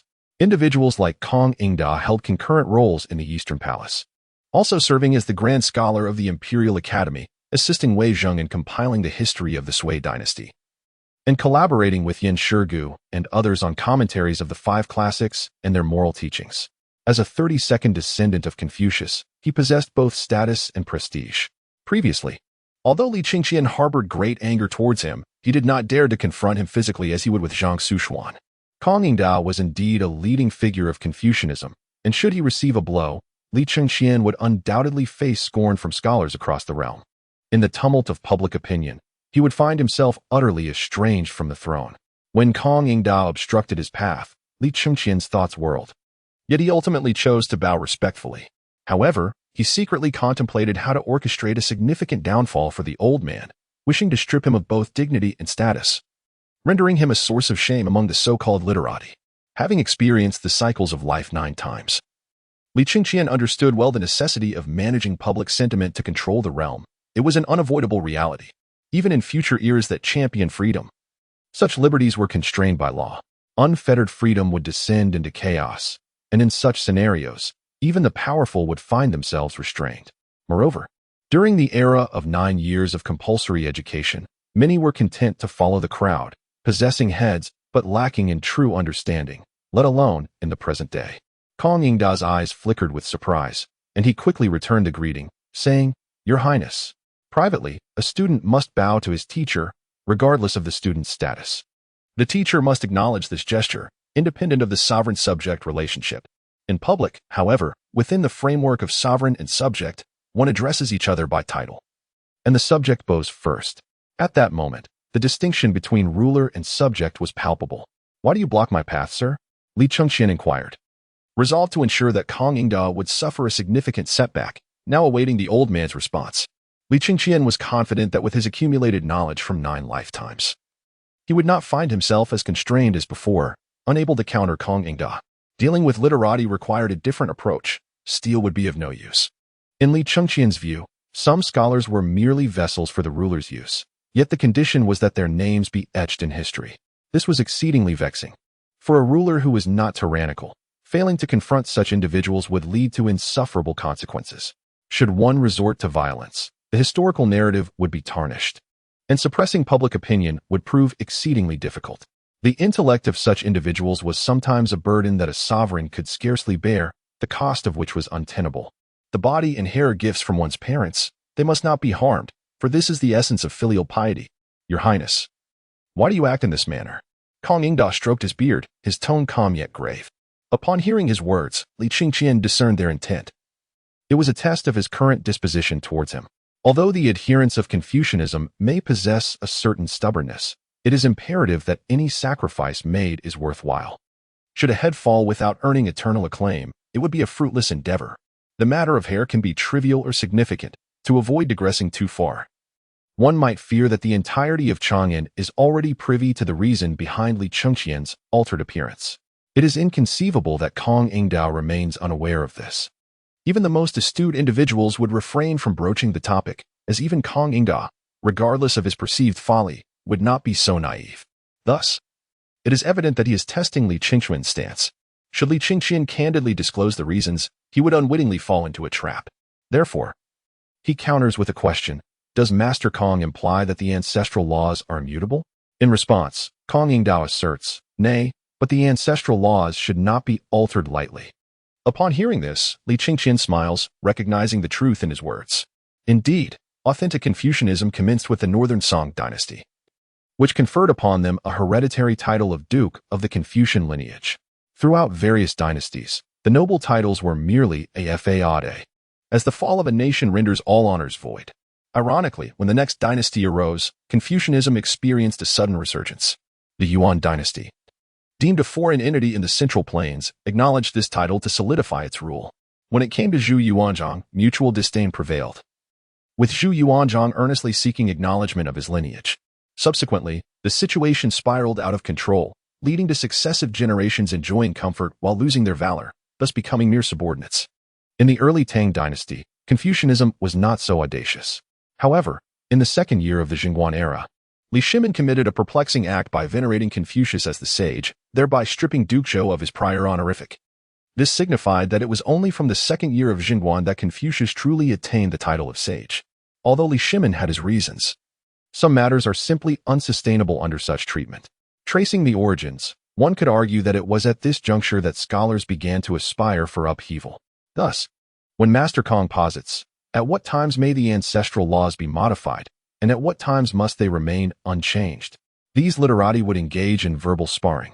Li Chengqian deftly returns the question to him, compelling Kong Yingda to provide his own answer. Today, he aims to ensure that this fellow faces a significant setback in retribution for his earlier grievances. The title of sage was conferred by Li Shimin, making it inappropriate for him to directly contest it. However, Li Chengqian is resolute in his intent to dismantle this sanctified status, beginning with Kong Yingda.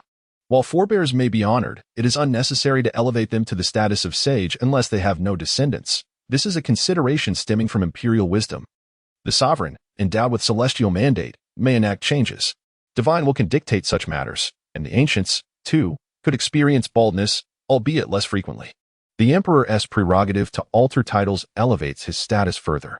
Kong Yingda's adulation of Li Shimin is, in that sense, understandable. Yet, when the time comes for alteration, obedience may wane, unless it serves their interests. The crux lies in the final statement. The essence of this statement is that if Li Chengqian acknowledges the arbitrary change, it symbolizes a lack of respect for education and moral cultivation.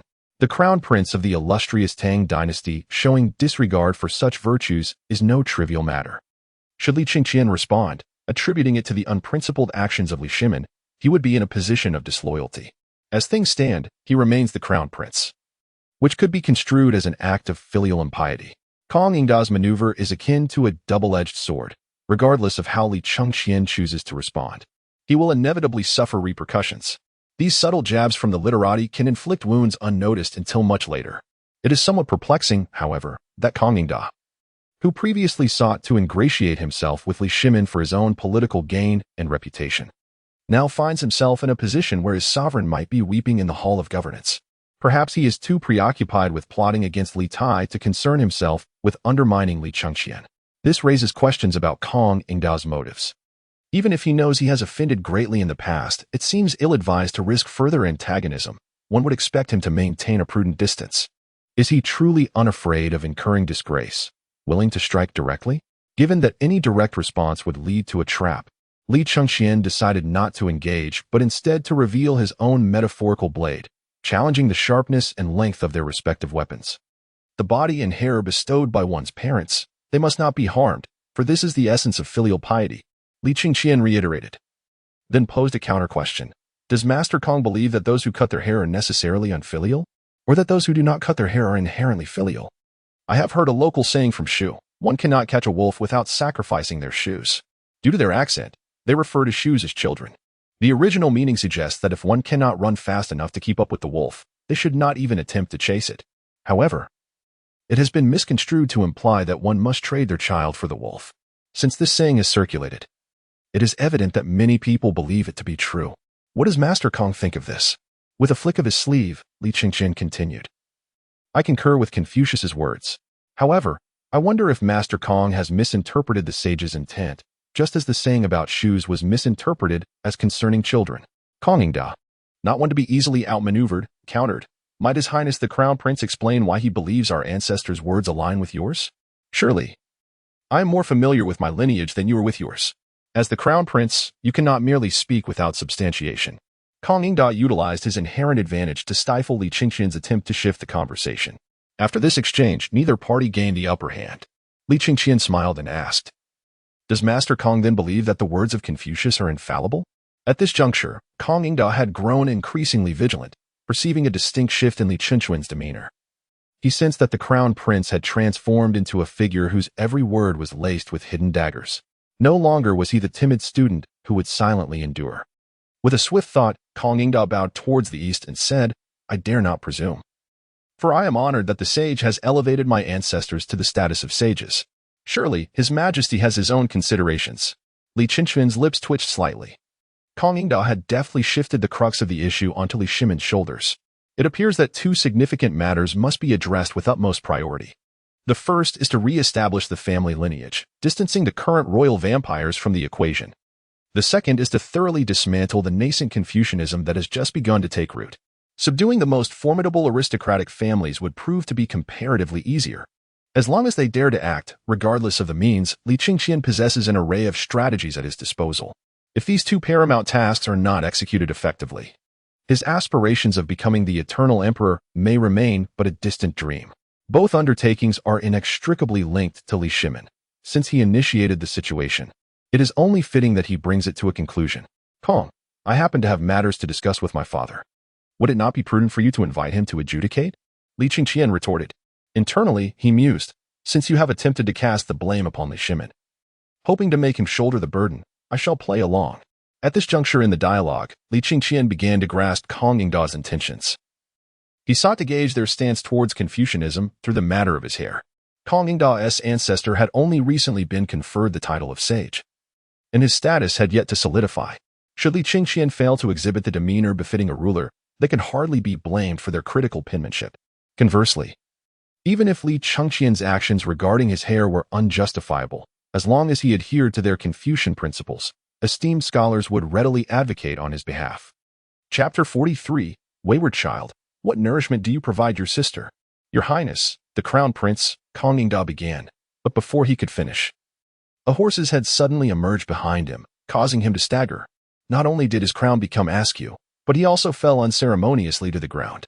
This unforeseen event caught him off guard, compounded by the fact that he was already a 65-year-old man. Li Chengqian suppressed his laughter and admonished, "Shui Long, you are exceedingly mischievous. Apologize to Kong, or I shall have you for dinner." Shui Long, being a biomechanical creature, possessed a degree of independent thought, yet was more readily controlled by Li Chengqian. Thus, this incident had indeed been orchestrated by him. With a snort, Shui Long stomped twice, extending his foreleg, the steel claws on it pressing menacingly against Kong Ingda's neck. Kong Ingda's pupils dilated in alarm, nearly eliciting a cry. "Hey, retract your leg. Who taught you such a way to apologize? Is this an apology or a threat?" Li Chengqian chastised earnestly, then approached Kong Ingda, extending his right hand with a rueful smile. "Kong, I sincerely apologize. This creature is rather disobedient. Surely, you wouldn't hold the beast's behavior against me, would you? The ground is cold. Please rise." Kong Ingda, fully aware of the double entendre in Li Chengqian's words, found himself unable to retort, for to do so would be to engage in a dispute with the beast. "I am still capable of dining alone. There is no need for your highness to assist me. Since you have matters to discuss with the sage, you should proceed promptly. There will be ample time for us, as master and disciple, to convene again." Though his face turned ashen with indignation, he could not bring himself to blame Li Chengqian, struggling to believe that such behavior from a horse was indeed orchestrated by him. However, the moment the sharp steel hoof of the horse grazed beneath his neck, he experienced for the first time the chilling fear of death. Even though he suspected Li Chengqian was responsible, he dared not utter a word. He merely resolved in his heart to wait and see. "If that is the case, then I shall take my leave." Li Chengqian chuckled softly and leapt onto the blood dragon, galloping away. He had initially intended to publicly humiliate Kong Ingda and reclaim some past grievances. Yet he did not anticipate his retreat. Nevertheless, it mattered not. At the Grand Court Assembly in 3 days, certain individuals would undoubtedly not intend to let him off easily. And Li Chengqian had no intention of sparing them either. Arriving at the Lijiang Hall, he searched until he finally found Li Shimin. At this moment, Li Shimin had tidied himself up, though it was evident his eyes were still swollen.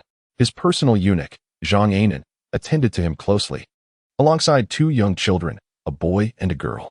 The boy was Li Mingda, merely 5 years old, while the girl, Li Ji, was 12, and in this era, she was considered a young lady despite her youthful appearance.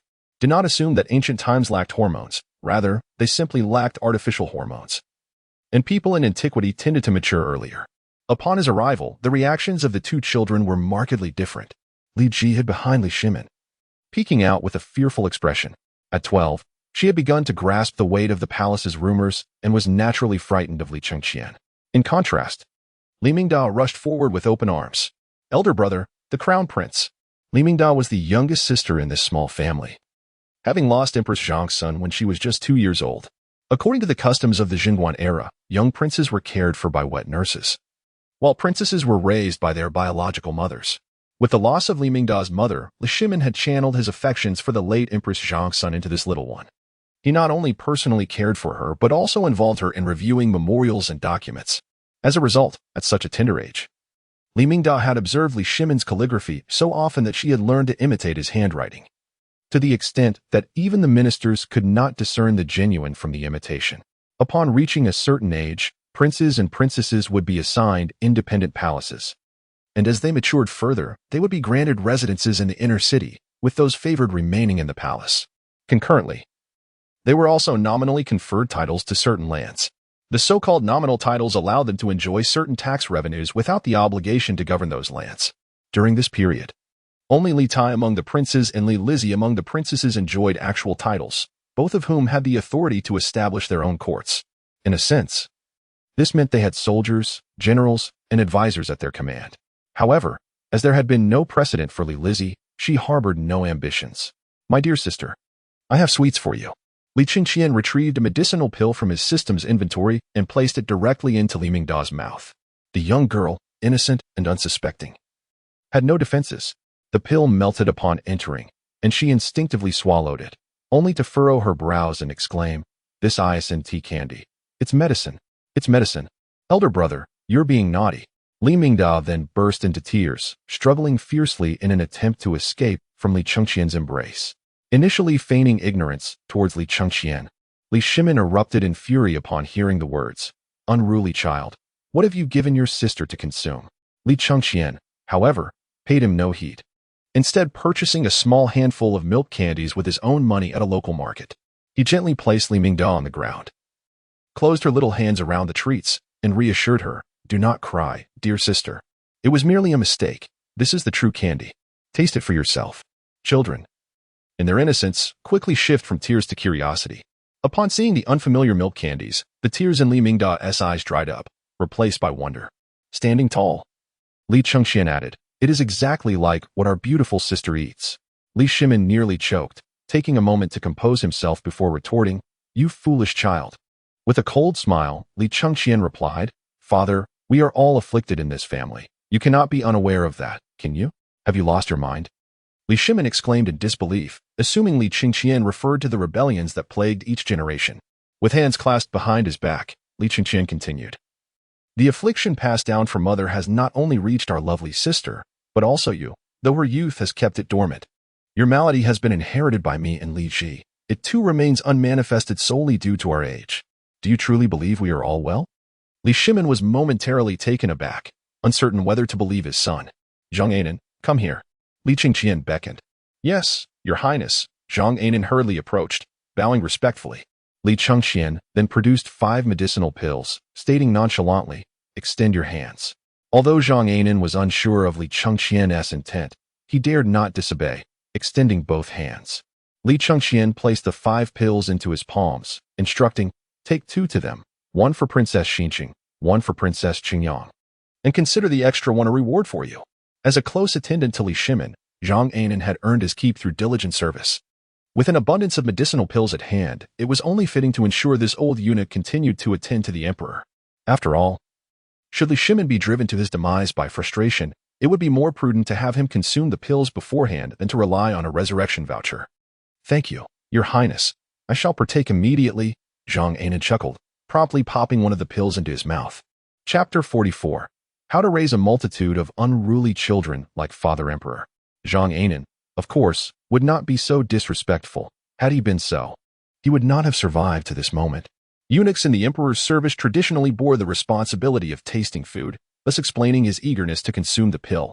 Such eunuchs, privy to the emperor's many secrets, typically faced 3 fates: execution for some transgression, dying before the emperor while remaining at his side, or receiving a dignified death at the hands of the new emperor after the old one's passing. Except for outliving the emperor, none could hope for a peaceful end. Even that could lead to being poisoned by food.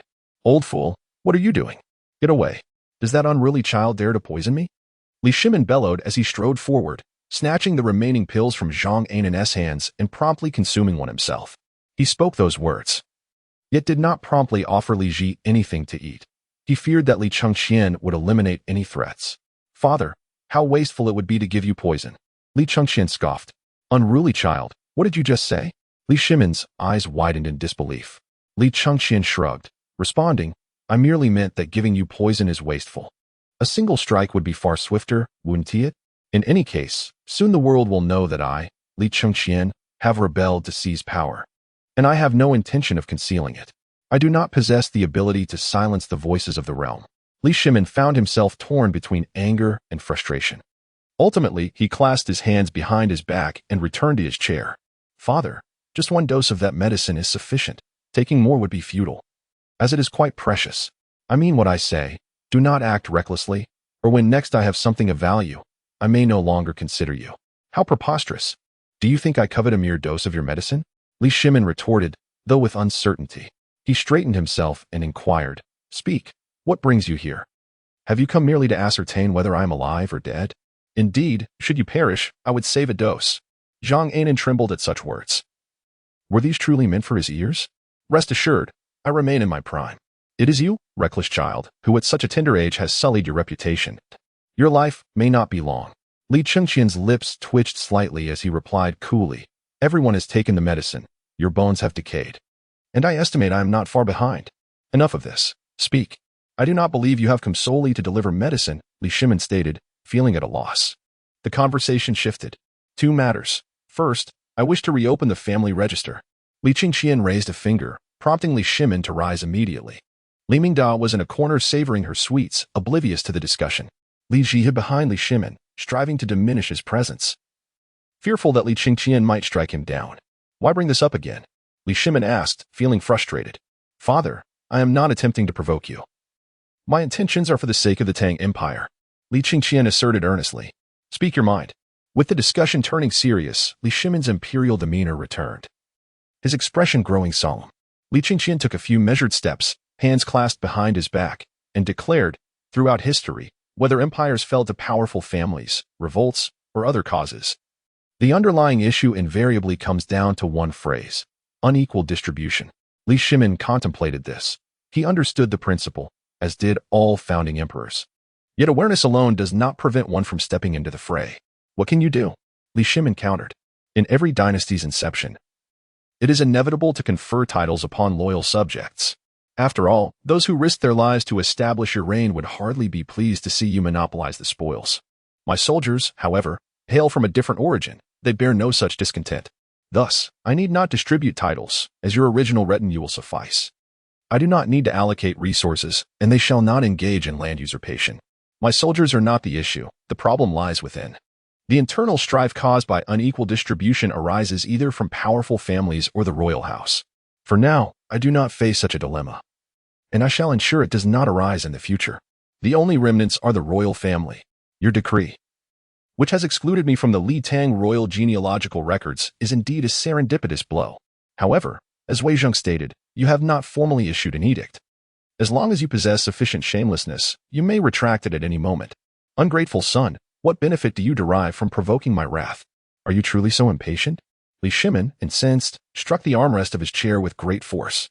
Li Chengqian refrained from responding directly and continued, Father, you currently have over 30 surviving offspring. As for my grandfather's chaotic lineage, that is another matter entirely. In summary, when considering all our bloodlines, the Li Tang royal family is already quite extensive. Presently, we can sustain this, but what of the future? Regardless of how nominally we may bestow titles, the resources consumed will only increase. It is said that the benefits of a gentleman's grace last but 5 generations. Is it truly so simple to sever ties? Those who have gained will always covet more. Father, my ambitions are grand. I aspire to construct an empire that endures through the ages, and I cannot afford the burden of such a vast royal family. I can provide prosperity and wealth for this generation, but from the next onward, they must rely on their own merits. Father, this predicament arises from you, and I hope it concludes with you. You must bear the consequences of your own making. Li Shimin's expression darkened, his teeth clenched as he retorted. Will your future children not multiply? Even if you are mindful of this issue and strive to limit your progeny, your grandchildren and great-grandchildren will inevitably increase in number as well. Father, your wisdom is unparalleled. Li Chengqian sincerely flattered, astonished that his mere suggestion had prompted such profound contemplation from Li Shimin. It is not to be assumed that such insights are easily attained. Certain individuals, like the old Zhu and Zhu Laosi, may never grasp them. This reflects a disparity in experience and cognition. Begone. I used to be blinded by such flattery, but now I am quite alert. Li Shimin scoffed.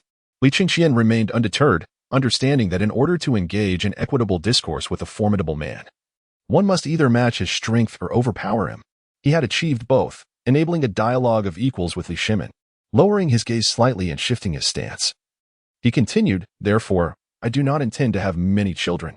Ungrateful son, if you do not expand the Li family, what purpose do you serve as a man? You might as well learn from Ananda.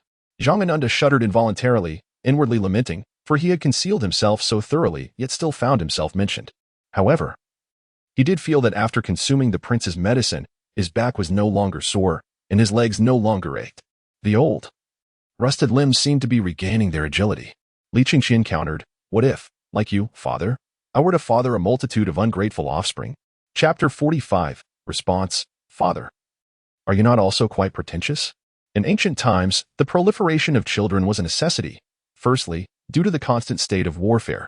Secondly, due to inadequate medical conditions, where even the emperor's children could succumb to mortality. And thirdly, whether or not one had a throne to inherit, to safeguard one's current position and prevent oppression. Having more sons was advantageous. Li Shimin erupted, nonsense.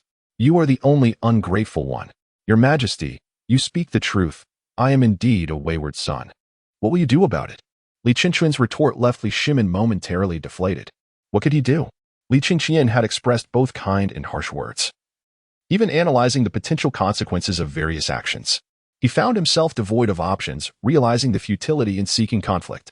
After all, he had achieved a measure of merit throughout his life and did not wish to tarnish his legacy.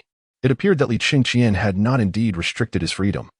Wherever he roamed, the soldiers stationed there paid him no heed.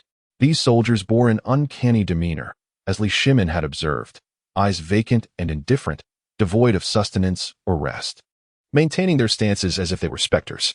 This must be Li Chengqian's secret, one he could not inquire about, hence he refrained from doing so. Noticing that Li Shimin remained unperturbed by his words, Li Chengqian continued, "Allow me to be candid with you, father. In the future, my women shall bear but one child apiece, unless twins are born or an unforeseen circumstance arises." Li Shimin scoffed, such lofty sentiments. The affairs of the harem can be even more complex than those of the court.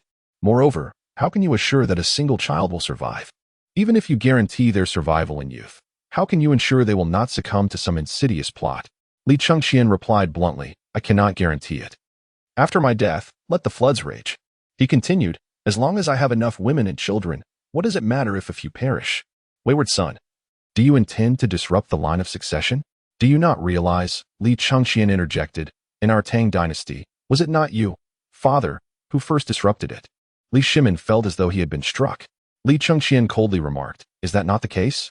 Father, you have even favored Li Ku. You ungrateful wretch." Li Shimin accused, pointing at Li Chengqian, at a loss for words. "Father, the reason behind endorsing the eldest son for succession was due to its apparent stability.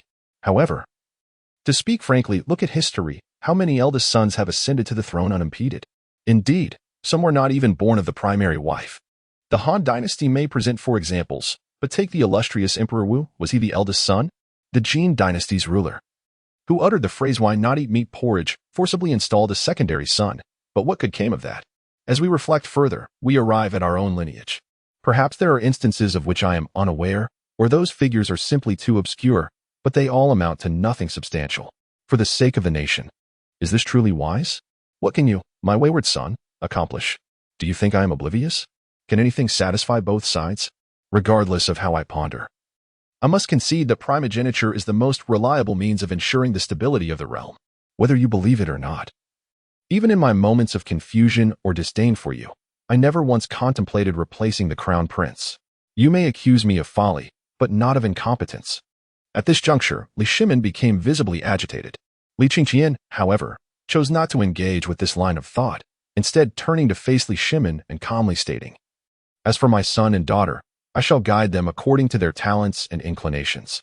Apart from the fundamental subset of the classics, I intend to allow each of them to develop independently, rather than fostering mere idleness or fixating solely on the throne." Father, do you truly believe that? Without the whispers of deceitful individuals, each prince harbors an ambition for the imperial seat? You rise before the rooster and retire later than the dog, grappling with ministers and contending with the harem. If you succeed, it is expected. If you fail, you are deemed a tyrant. Although it may appear that you wield life and death at your whim, can you truly take lives so casually? You are merely 40. Yet you present yourself as if you were 50 or 60. Were it not for the compelling reasons I possess, I would cast this throne aside, even for a dog. Li Shimin found his mind blank, struck by a piercing truth. Li Chengqian turned his back, speaking with indifference. There are always individuals who regard the throne with such gravity that both men and dogs yearn to contest for it. Have you ever pondered why Chengqian ultimately expressed hatred towards you? You bestowed upon him that which was not rightfully his. In his innocent youth, he could not fathom the peril of such gifts. With the instigation of treacherous whispers behind him, he naturally strayed further from the path. Had you clarified your stance earlier, denying him what was not his, he would have thrived in joy, achieving unparalleled literary success. You have personally destroyed him, and in doing so, have also undone me. I refuse to tread the path you have laid. I shall not ruin my own children. When they begin to grasp the world, I will unequivocally impart upon them the virtues and vices of being an emperor. I will enlighten them that the mantle of the emperor bears not only power but, more crucially, burden and responsibility. If they possess the requisite confidence, I shall grant them a domain to govern and manage. I will measure their worth through the evaluations of the common folk, determining who shall ascend, rather than relying on the opinions of officials or the insidious whispers that echo in my ears. Li Shimin remained lost in thought for a considerable while before coldly retorting. How then can you assure that the one you choose is not merely feigning virtue? Let us not speak of distant matters. Surely, you recall vividly the affairs of your cousin, the Emperor Yang of Sui. Li Chengqian replied with calmness. His only flaw was an overreaching ambition, nothing more. Being an emperor does not preclude the enjoyment of life. In the past, even my mother led by example and frugality. Yet, to speak candidly, let us not even consider the rampant greed among officials. Even if the entire court were to practice frugality for a year, would the common people receive a mere penny each? It would be a futile endeavor. Had the aforementioned cousin not been so radical, had he excelled in both revenue generation and expenditure reduction, many of his actions would have been immortalized in history as commendable. Much like the first emperor, while the populace may label him a tyrant, we cannot. For the title of your majesty began with him. Rebellious son, your eloquence in moral reasoning is commendable. Yet, do you comprehend that the individual you choose might merely be masquerading as virtuous? Li Shimin countered. What of it? Father, are you not also a performer? In the ages to come, I dare say descendants will jest that you wept while beheading your uncles. Do you believe it? Li Chengqian retorted. Li Shimin clutched his chest, nearly succumbing to faintness from anger. Father, do not be enraged. Let the actions we have taken speak for themselves to the world. In the vast expanse of history, who can silence the voices of the realm? Do not let yourself be blinded by a single leaf, deceived by the words of your ministers.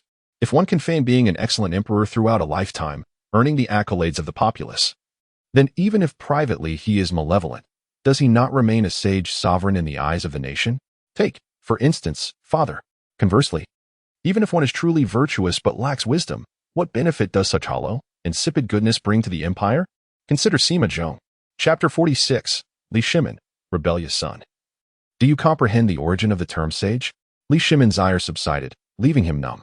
His son, Li Chengqian, had the audacity to compare him with that fool Sima Zhong? What merit is there in such a comparison? What if I refuse to bear this burden? Li Shimin retorted.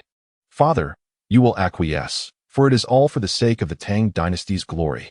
Li Chengqian asserted earnestly. If there are too many lice, one hardly feels the itch. Everyone knows your disposition. Are my other children not my children? Li Shimin countered. Moreover, the Zhong clan, having been stripped of their privileges and identities, who would accept such a fate willingly? The so-called royal family comprises the true descendants of the Li family. Although the rebellion was led by Li Yuan, one cannot claim that the Li family did not contribute. Aside from the exceptional Li Chengqian, no one could achieve success alone. The majority of the Li clan may be obscure, but that does not diminish their significance. Hence, after acquiring the realm, it becomes imperative to distribute the spoils. The most notable among them is undoubtedly Prince Li Daozong of Jiangxia, along with Li Yuanchang, who initially incited his rebellion. While few may recognize Li Daozong. What of Princess Wencheng? Li Chengqian suddenly recalled that several years prior, Sansan Gampo of Tibet had sought a marriage alliance. Last year, after repeated unsuccessful overtures, he allied with the Yangtang tribe to attack the Tang Song-o, attempting to apply pressure through force. Li Shimin promptly retaliated, and after Sansan Gampo's defeat, he sent envoys to apologize, yet he remained undeterred. For reasons of pride and various considerations, Li Shimin refrained from taking decisive action. Perhaps even had he desired to do so, he found himself powerless. The following year, confronted by mounting pressures and Li Shimin's prideful nature, he devised a scheme to select a daughter of the royal family and bestow upon her the title of princess, to be married off as a substitute. After careful consideration, he chose the daughter of Li Daozong to be wed to Tibet. According to later accounts, this act ushered in an era of civilization for them. Although in hindsight, everyone is viewed as one family, the reality remains that conflict is inevitable. Sansan Gampo, emboldened, persistently sought marriage, not because Tibet was superior to the Tang, but due to the altitude sickness that the people of this era had yet to grasp. Even those within Sansan Gampo's ranks were oblivious, having grown accustomed to their surroundings, believing it to be a divine blessing. Remove the issue of altitude sickness, and Tibet would stand no chance against the Tang. It is akin to Tibet being able to threaten the borders at any moment while the Tang finds itself unable to retaliate, thus compelled to seek peace. From a historical perspective, Songzhan Ganbu's intentions were not merely to seek a bride, which family would provoke a powerful nation for several consecutive years in pursuit of a princess. Songzhan Ganbu himself was an emperor of remarkable ambition and capability. If he was unafraid of the Tang Dynasty's retaliation, why would he engage in such provocations? The motive is evident. He had astutely discerned the character of Li Shimin and sought to acquire the technological advancements of the Tang. Li Shimin's character flaws were unmistakable. And indeed, he fell into the trap laid before him. This matter lingered in Li Chengqian's mind, and he resolved to address it upon ascending to power. Whether royal or noble, I have already stated, preserve their wealth for this generation. After one generation, all titles shall be revoked, and all lands associated with those titles reclaimed, leaving them only with their basic possessions. If they possess talent, they may once again achieve merit, contribute anew to the Tang, and regain the status of a prince. Should they fail, they must accept their fate, much like the former Liu Bei, who resorted to selling straw sandals. Li Chengqian asserted firmly. Do you wish to reinstate the enfeoffment system? Such a notion is utterly naive. Each era presents its own unique circumstances, and one cannot generalize. Li Shimin was indeed perceptive. The conditions of each era are indeed distinct. Moreover, the enfeoffment edict has already been employed, and the astute are always wary. Regardless, Li Chengqian desired to prevent chaos from engulfing the realm. Father, you have misunderstood. Let this matter rest, for I shall determine it. Now, regarding the second issue. Concerning your conferral of the title of sage upon Confucius, I hope you will retract your decree. What? Li Shimin suddenly rose, his eyes wide with disbelief. He exclaimed, unfilial son. Do you understand why they call me a sage? This question momentarily rendered Li Chengqian speechless. Throughout history, the universal address for emperors has been Your Majesty. Yet, various dynasties have bestowed unique titles upon emperors. For instance, the Tang Dynasty referred to theirs as the House of Officials, while the Tang Dynasty was known for its sages. However, Li Chengqian was unaware of the origins or interpretations associated with the term sage. It was akin to taking certain things for granted without delving deeper. Seeing that this unfilial son was oblivious, Li Shimin clasped his hands behind his back, exhibiting the natural bearing of a military leader, and paced a few steps before turning his back to Li Chengqian. In the Huangdi Neijing, the realms of cultivation are categorized into 4 levels: the true man, the highest man, the sage, and the worthy man. As for my lineage, you should be aware that your imperial grandfather has tenuously claimed descent from the Taoist sage Laozi. It is precisely for this reason that the Confucians have accorded me certain titles, ultimately designating me as a sage. I have reciprocated by conferring the title of sage upon Confucius. The reason for not designating him as a worthy is that the latter represents the pinnacle of Taoist achievement, and I must remain humble. Should you pursue this course, you would first negate the very title of sage, which is synonymous with the designation of the emperor of the Tang Dynasty. Do you comprehend this? Li Chengqian furrowed his brow. Indeed. This was a significant issue. The essence of imperial authority lies in its nomenclature, not merely as a matter of necessity, but as an absolute requirement. The authority of the emperor possesses a unique sanctity. Without this sanctity, the foundation of imperial power would crumble. Pray tell, why must I rescind my decree? Inquired Li Shimin. He truly believed that an abundance of lice diminishes the itch. His sole desire at present was to comprehend the rationale behind it all. From Li Chengqian's words, he had already discerned the vast ambition that lay within his son, an ambition so profound that he himself struggled to fathom it. Thus, there was an undeniable air of grandiosity and authority in Li Chengqian's actions. Your Majesty, since the inception of the Xia dynasty and the unification of the 9 provinces by the first emperor, followed by Emperor Wu of Han's exaltation of Confucianism while implementing laws, the paradigm of familial rule has become firmly entrenched. However, this has given rise to a pressing dilemma, whether among the common folk, the scholar officials, or the myriad families of varying stature. There exists no concept of a nation, only that of a familial state. At this juncture, Li Shimin interjected. I grasp the notion of familial rule, but what is the distinction between the familial state and the concept of a nation that you speak of? Father, the nation can be seen as the entirety of Huaxia. When the barbaric peoples enter Huaxia, they become part of it, and vice versa. This is precisely what you have enacted, Father. After all, our Li family also possesses a lineage intertwined with the Hu people, yet we have embraced Huaxia culture. Thus, the nation represents the whole of Huaxia civilization. Regardless of the number of ethnic groups, anyone who learns and assimilates into Huaxia culture is considered Huaxia people.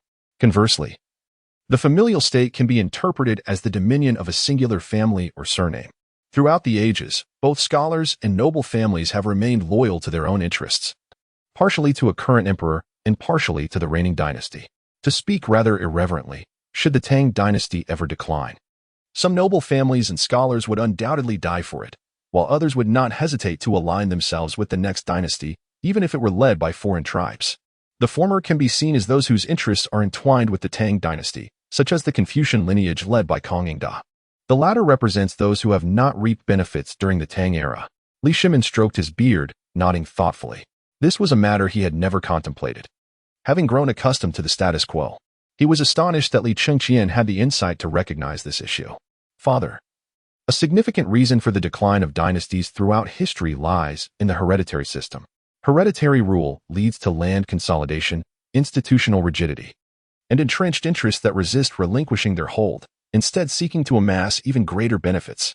Your decision to honor Confucius as the sage of the ancients is, in itself, unobjectionable. To speak in a rather irreverent tone, death is final. When a person dies, they extinguish like a lamp. However, Confucius has descendants who live on. They will wield the name of this sage to rally the scholars of the world. Over time, this will culminate in the formation of Confucianism, a term I have ascribed to their doctrine, which is inherently hereditary. Li Chengqian furrowed his brow in deep contemplation, pacing back and forth. Father. The crux of the matter is that regardless of whether they are dukes or princes, even if hereditary, they are inextricably linked to the familial state. Once a dynasty changes, all of this may cease to exist, for the next emperor may choose to disavow it. Once Confucianism took shape and enveloped the literati of the realm, it transformed entirely. Throughout history, the presence of scholars has been indispensable, and with the establishment of Confucianism, the descendants of Confucius would bask in his accolades, nurturing a plethora of complacent sycophants. In such a scenario, as long as there were no significant institutional upheavals, Confucianism would endure through the ages. One notable characteristic of Confucianism is its exclusivity. As it pertains to moral education, it invariably looks down upon any other existence. At that juncture, whether clans, emperors, or even commoners, anyone who pursued knowledge could be deemed a Confucian. Given the vastness of Confucianism, whether out of genuine belief or self-interest, many would eagerly affiliate themselves. Waving the banner of Confucianism. Father, do you think the emperor will still be an emperor by then? Even if the Tang Dynasty has faded into history, we cannot leave behind a legacy brimming with calamity. Although Li Chengqian refrained from elaborating further, Li Chengqian was no fool. He quickly envisioned the terrifying implications of such a scenario. He had no doubt that, should things proceed normally, it would indeed manifest as he feared. At that point, emperors would become mere puppets, subservient to the dictates of Confucianism. Li Chengqian continued, Father, did Conqueror not frequently report my actions? Have you ever considered that his intentions may not have been solely to curry favor with you, or to properly educate me? Might it not be possible that he seeks to leverage your authority to subjugate me entirely, bending me to his will, or even to that of Confucianism? Once I ascend the throne, will this Tang Dynasty belong to the Li family, to Confucianism, or to the Kong family? How audacious! Does Conqueror truly possess such gall? Li Chengqian was incensed. Any emperor with a modicum of dignity would never permit such an affront, let alone an emperor. Even a common citizen would fiercely retaliate against any trespass. Before I sought you out, Conqueror approached me, invoking the notion that one's body is a gift from one's parents to test my resolve. He wished to ascertain whether I would remain as compliant as before. Should I merely rebel, or even acquiesce to him, he would defend his interpretations of Confucianism. Conversely, I fear that during the Grand Assembly in the near future, he would unleash his wrath upon me. As royalty, we cannot waver in our directives. Otherwise, we risk losing all credibility and the loyalty of our subjects. The title of sage conferred upon Confucius by you, Father, can be rescinded with relative ease. As for justification, would inciting or attempting to control the crown prince suffice?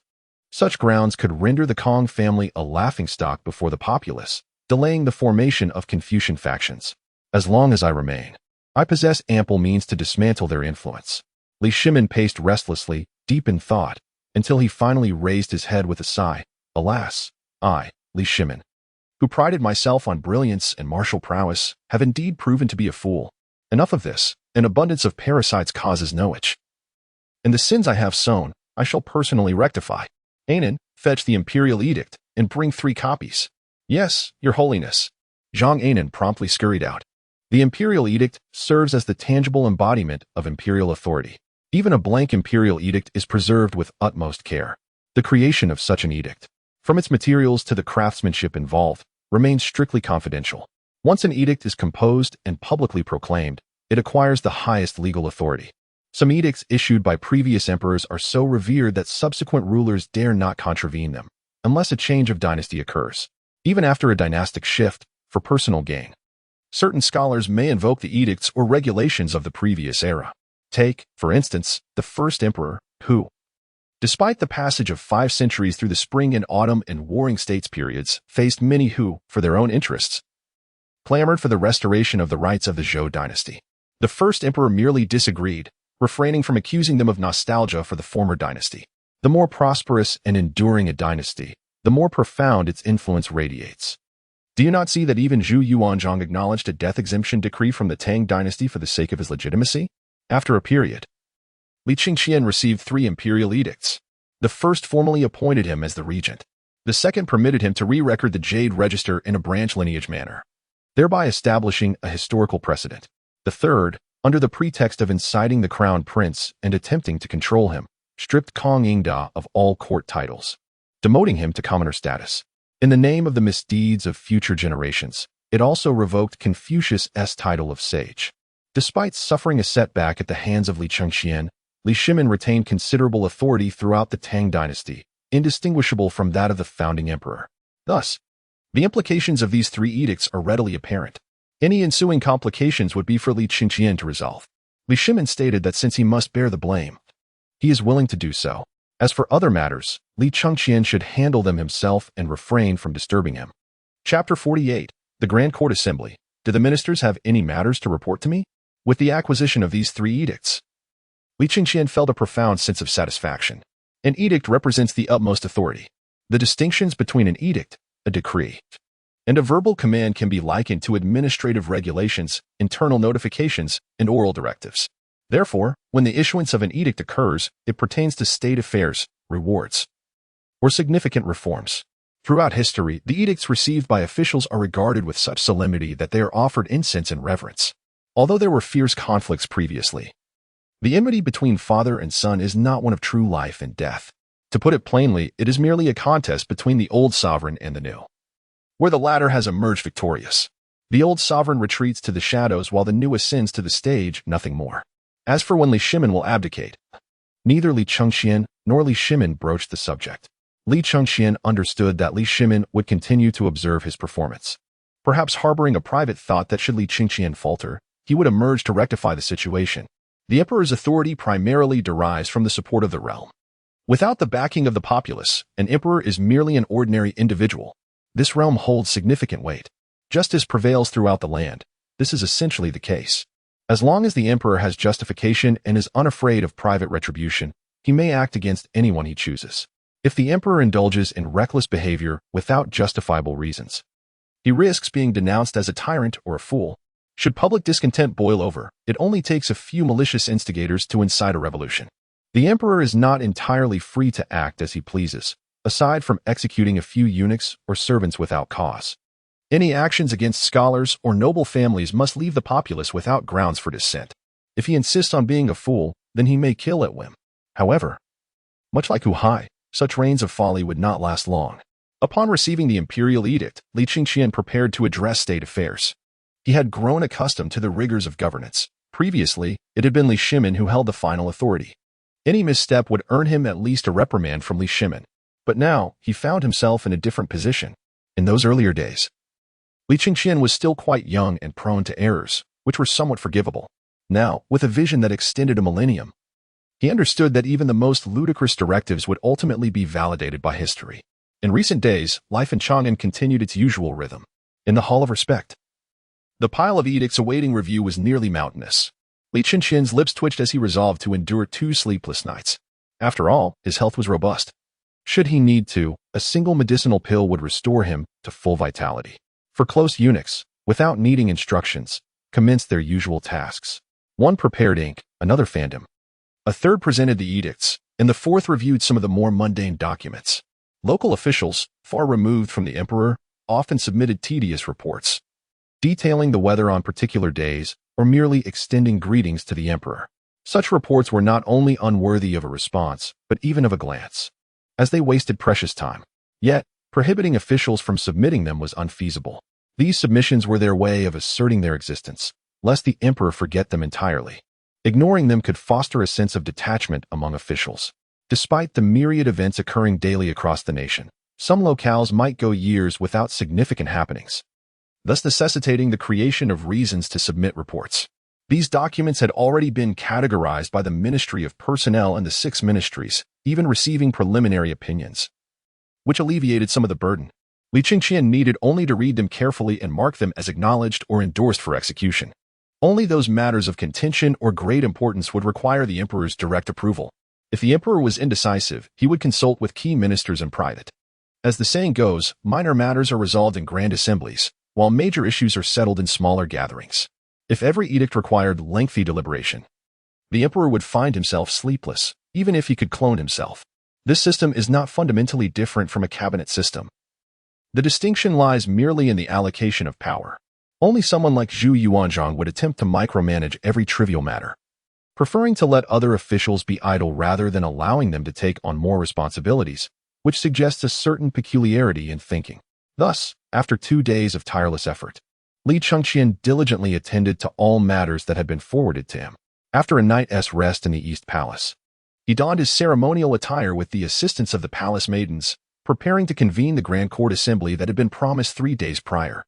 Faced with the issue of his crown not fitting, Li Chengqian chose to forego it altogether, for everyone was well aware of his status. Should the matter be raised, it would depend on the strength of their rhetoric. The true Grand Assembly required the attendance of all officials of the 9th rank and above from Chang'an. The venue was not the usual Tai Chi Palace S2 Instruments Hall, but rather the Han Yuan Hall, primarily due to spatial considerations. Generally, those of 5th rank or lower were not permitted to speak, relegated instead to quietly listening and taking notes from the back, with the sage of the gate indisposed. The regency was temporarily entrusted to Crown Prince Chengqian, a decree proclaimed for all to hear. Within Han Yuan Hall, Zhang Anan, a close eunuch to Li Shimin, stood at the lower right of the dragon chair, proclaiming the edict of regency. "We shall comply with your command." The ministers collectively bowed, none expressing surprise, as the news had long been anticipated. At that moment, Li Chengqian's infantry stood silently along the walls and pillars, instilling a sense of trepidation among the officials. They understood that this impromptu grand assembly would inevitably unfold as a battle without bloodshed. Regency has been established, with Zhang Anan folding the edict. A sharp cry echoed as Li Chengqian calmly stepped forward and seated himself on a temporary chair to the left of the dragon chair. Zhang Anan silently retreated to a position behind Li Chengqian. The other 2 edicts would not be presented at this time. During grand assemblies, ministers were required to kneel thrice and bow 9 times. However, upon Li Chengqian's seating, he was exempted from such formalities. Instead, upon settling, he held the tablet at a 90-degree angle and proclaimed, "I greet His Highness, the Regent Crown Prince." Li Chengqian called out, "All my esteemed ministers, please rise." The palace designated for the assembly was specifically designed for such occasions. Even a slight elevation in the emperor's voice could be heard clearly throughout the grand hall. Conversely, should the ministers wish to report on matters, they would need to speak within a 20-step proximity. Those positioned further back would have to relay their messages through designated attendants. "Do any of you have matters to report to me?" Li Chengqian inquired. Chapter 49. Audaciously, Confucian scholar, you dare. Upon hearing Li Chengqian's question, the expansive Han Yuan Hall fell into a profound silence.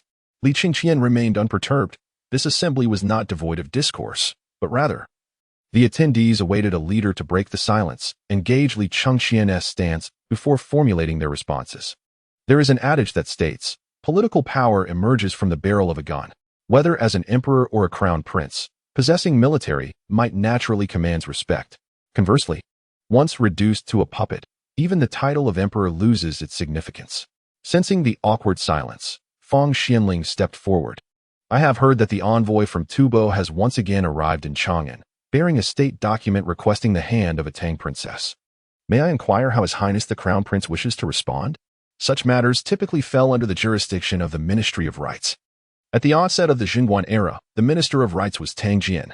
In the 4th year of the Jingguan era, he was dispatched as a pawn to the Eastern Turks as an envoy to discuss the particulars of the Treaty of Weishui, regarded as a mere expendable piece by Li Shimin. After a strenuous escape back, he began to languish in idleness. Li Shimin continuously demoted him until he became merely a Minister of Rights. He remained indifferent, continuing his lethargy, and ultimately lived nearly to the age of 80, which was considered quite an extended lifespan during that period. At this time, the position of Minister of Rights was concurrently held by the Chancellor Feng Xianling. Therefore, His proposal on the matter was procedurally sound and did not exceed his authority. Many esteemed officials of the Jingguan era held multiple positions. This was an issue stemming from the political system, and for the moment, Li Chengqian had no intention of altering it. Should he adopt the erratic approach of Wang Mang, it would spell his own doom. Even if he were to implement changes, it would be prudent to wait until he firmly ascended to the throne. To secure the imperial seat, one must rely on both civil governance and military prowess, and Li Chengqian harbored his own strategies. He understood that Fang Xianling was merely setting the stage. In recent years, the Tubo had been unrestrained, frequently coming to indulge in feasting. How to deal with them had become a topic of perennial discussion. Thus, Li Chengqian calmly responded with 4 words. As per the precedent, if there are no new developments, there is no need for further reports. Fang Xianling, holding his tablet, offered a bow and withdrew to the ranks of the civil officials. After his initial address, the vast assembly fell once more into silence. Typically, grand court meetings had a clear theme, often centered around various celebrations. Regarding the Tubo issue, it might have been a tribute to the sacrifice of Princess Wencheng. A grand assembly was held on the day of her enshrinement, and the ministers showed great respect. This particular grand assembly was evidently an opportunity orchestrated by Li Chengqian to create trouble for everyone. However, the cautious awaited the bold to speak first. If there are no further remarks from the esteemed officials, the regent shall announce the adjournment of court, Li Chengqian stated calmly, as everyone awaited another to take the lead. Li Chengqian boldly compelled them to voice their thoughts. Although court meetings often devolved into silence for hours, Li Chengqian was providing them an opportunity. Provoked by Li Chengqian's words, Kang Yingda could no longer contain himself. He contemplated that, regardless of the circumstances or his identity, Li Chengqian could not execute him. Thus, he stepped forward with conviction. Your servant has a matter to report. Li Chengqian slightly adjusted his posture, anticipating the old man's intervention. Speak candidly, Kang Jiji, Li Chengqian urged. As a Jiji, I have the duty to counsel on propriety. May I inquire why the regent, presiding over the court, does not wear the ceremonial wig? Hearing this, a smirk graced Li Chengqian's lips. The phrase "a scholar of no practical use" sometimes proved remarkably accurate. Kang Yingda seemed to grasp this point entirely. Which regulation stipulates that, in the absence of a wig, the regent must don one to preside over the court? Li Chengqian countered. Kang Yingda responded with conviction. Without the ceremonial wig, one cannot secure their hair. Disheveled locks are incompatible with propriety. The crown prince, as regent, occupies a position of prominence, thus representing the dignity of the Tang Dynasty. Which propriety? Li Chengqian retorted. The sage proclaimed, the body and skin, bestowed by one's parents, must not be harmed. This is the essence of filial piety. Such is the ceremonial decorum conveyed by the sage. Kang Yingda could only cling to this sentiment. Therefore, does Confucius imply that the dignity of the Tang Dynasty is upheld by one's hair? Li Chengqian retorted. The notion of the body and skin, bestowed by one's parents, suddenly struck Kang Yingda as somewhat incongruous. Impudent. You dare, Master Kang, Li Chengqian bellowed. Kang Yingda, with a graceful motion, knelt and bowed his head to the ground, saying, I am but a simpleton. I humbly beseech the regent for guidance. Li Chengqian rose from his seat, an invisible yet palpable imperial aura enveloping the grand hall. Suddenly, with an overwhelming force, all the ministers fell to their knees. Only after they had knelt did they come to their senses. What is happening? Why do my legs feel weak? I thought it was just me. Why are you all trembling too? The ministers, filled with confusion, cautiously gazed up at Li Chengqian upon the elevated platform, and they comprehended. This was the imperial might, tenfold more potent than that of Li Shimin. Li Chengqian did not target any individual. Once they realized this, they could rise. However, in the collective act of kneeling, they remained down. In a corner behind a large pillar, Li Shimin stood quietly, dressed in ordinary attire. Aside from Li Chengqian's guards, none were aware of his presence. During this first grand court assembly of Li Chengqian, Li Shimin deemed it unnecessary to intervene. Yet how could he truly remain uninvolved? Li Chengqian's guards were indifferent, while the other eunuchs in the palace still recognized him as the emperor. Thus, Li Shimin had entered the Han Yuan Hall early on, remaining in that spot. At this moment, confronted by the imperial aura emanating from Li Chengqian, Li Shimin instinctively adjusted his mindset, clashing imperceptibly with the invisible force. In the next instant, he retreated half a step, his face a mask of astonishment. The imperial might of Li Chengqian was not directed at him. Rather, he had attempted to confront this force and found himself defeated. When had this wayward son developed such an intense imperial presence, and how had he cultivated it? Li Shimon's heart was filled with uncertainty. As matters beyond his control seemed to multiply, he glanced at Li Chengqian's guards, who remained as statues, seemingly oblivious to the unfolding drama. Truly, it was as if they were specters, not of this world. Chapter 50. Today, I shall impart to you the meaning of ancient wisdom. Kong Yingda knelt at the forefront, burdened with anguish. The imperial might of Li Chengqian was aimed squarely at him. He trembled uncontrollably, fearing he might lose control of his bodily functions. The body and skin, bestowed by one's parents, must not be harmed. This is the essence of filial piety. Li Chengqian's commanding voice resonated throughout the grand hall, an unseen force accompanying his words pressed upon all the ministers. It was not merely a physical pressure. It rendered their bodies truly uncomfortable. I must declare, Confucius spoke no falsehood, Li Chengqian asserted, and the palpable imperial might that enveloped them intensified. In their minds, a sense of doubt began to stir, knowing that a but would inevitably follow. Kong Yingda did not revel in his thoughts. He sensed an underlying unease, as if something significant was about to transpire, diverging greatly from his previous assumptions. However, did Confucius truly refer to hair? The allegorical use of objects to convey human sentiments has been a long-standing tradition, and the poetry of the Tang Dynasty frequently employed such devices. If it indeed pertains to the destruction of one's hair or skin, would that not be considered an act of filial impiety? Our valiant soldiers of the Tang, safeguarding our borders and eradicating bandits, even during routine training, are bound to sustain injuries. Does that render them unfilial? Li Chengqian retorted, Your Highness, this is an unavoidable circumstance. Kong Yingda interjected forcefully, feeling increasingly perturbed. Yet, his rigid mind failed to grasp the crux of the issue.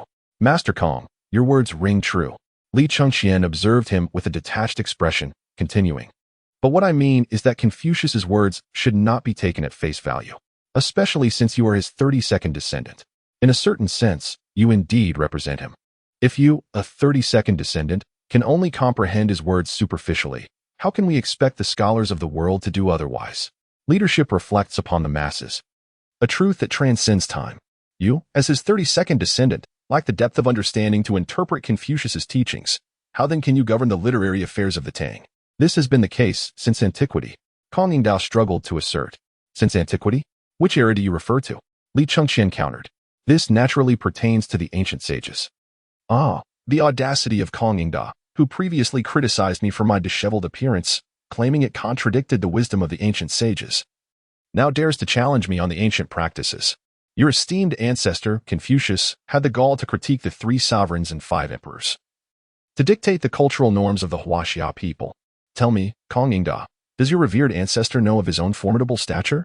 As I recall, he traveled across the states, disseminating his teachings, seeking to restore the rights of Zhou, yet found no one to heed him.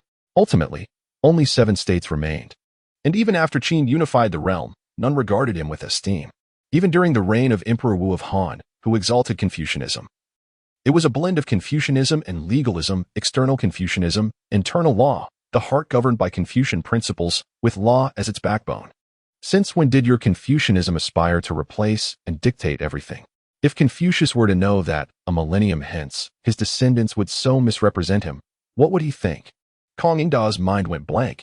Although Li Chengqian did not explicitly state it, it felt as though the Kong family had elevated themselves above the royal authority. The words of Confucius appeared to become the guiding principles of the royal court. Since the establishment of the familial dynasty, imperial power has superseded all else. Even the law dares not impose strict limitations upon the emperor. For instance, if the law states that one should not die, yet the emperor decrees otherwise. Unless one is a mere puppet emperor devoid of real power, death is inevitable, and the law cannot offer salvation. The emperor need only issue a decree, and the law can be amended at will. Of course, this is contingent upon the emperor possessing sufficient strength. Otherwise, the affected groups would utter. The laws of our ancestors are immutable. Li Chengqian's words grew increasingly severe. It was as if he were on the verge of questioning. Are you Confucianists intending to subvert the imperial authority? Your Highness, I would not dare, neither would the sages of old. Kong Yingda repeatedly bowed, his mind blank, uncertain of what to articulate. The only thing he comprehended was that if Li Chengqian continued to cast such aspersions upon him, not only would he face ruin, but Confucianism itself would also be in jeopardy. In the Weilingong chapter, the master said, education should be devoid of discrimination. In the Shua chapter, he stated, Among three individuals walking, there must be a teacher for me. I select the good and follow it, and the unworthy, I amend. In the Gong Yichang chapter, he proclaimed, eager and fond of learning, unashamed to ask those beneath me. Thus is one termed cultured. Conqueror, to what extent has your family exemplified these principles? Trembling, Conqueror felt as though he might collapse. Today was meant to be the day he challenged Li Chengqian. Unexpectedly, in just a few terse exchanges, the tables had turned. And it was Li Chengqian who was challenging him. This challenge was not merely directed at him, but also at Confucianism as a whole.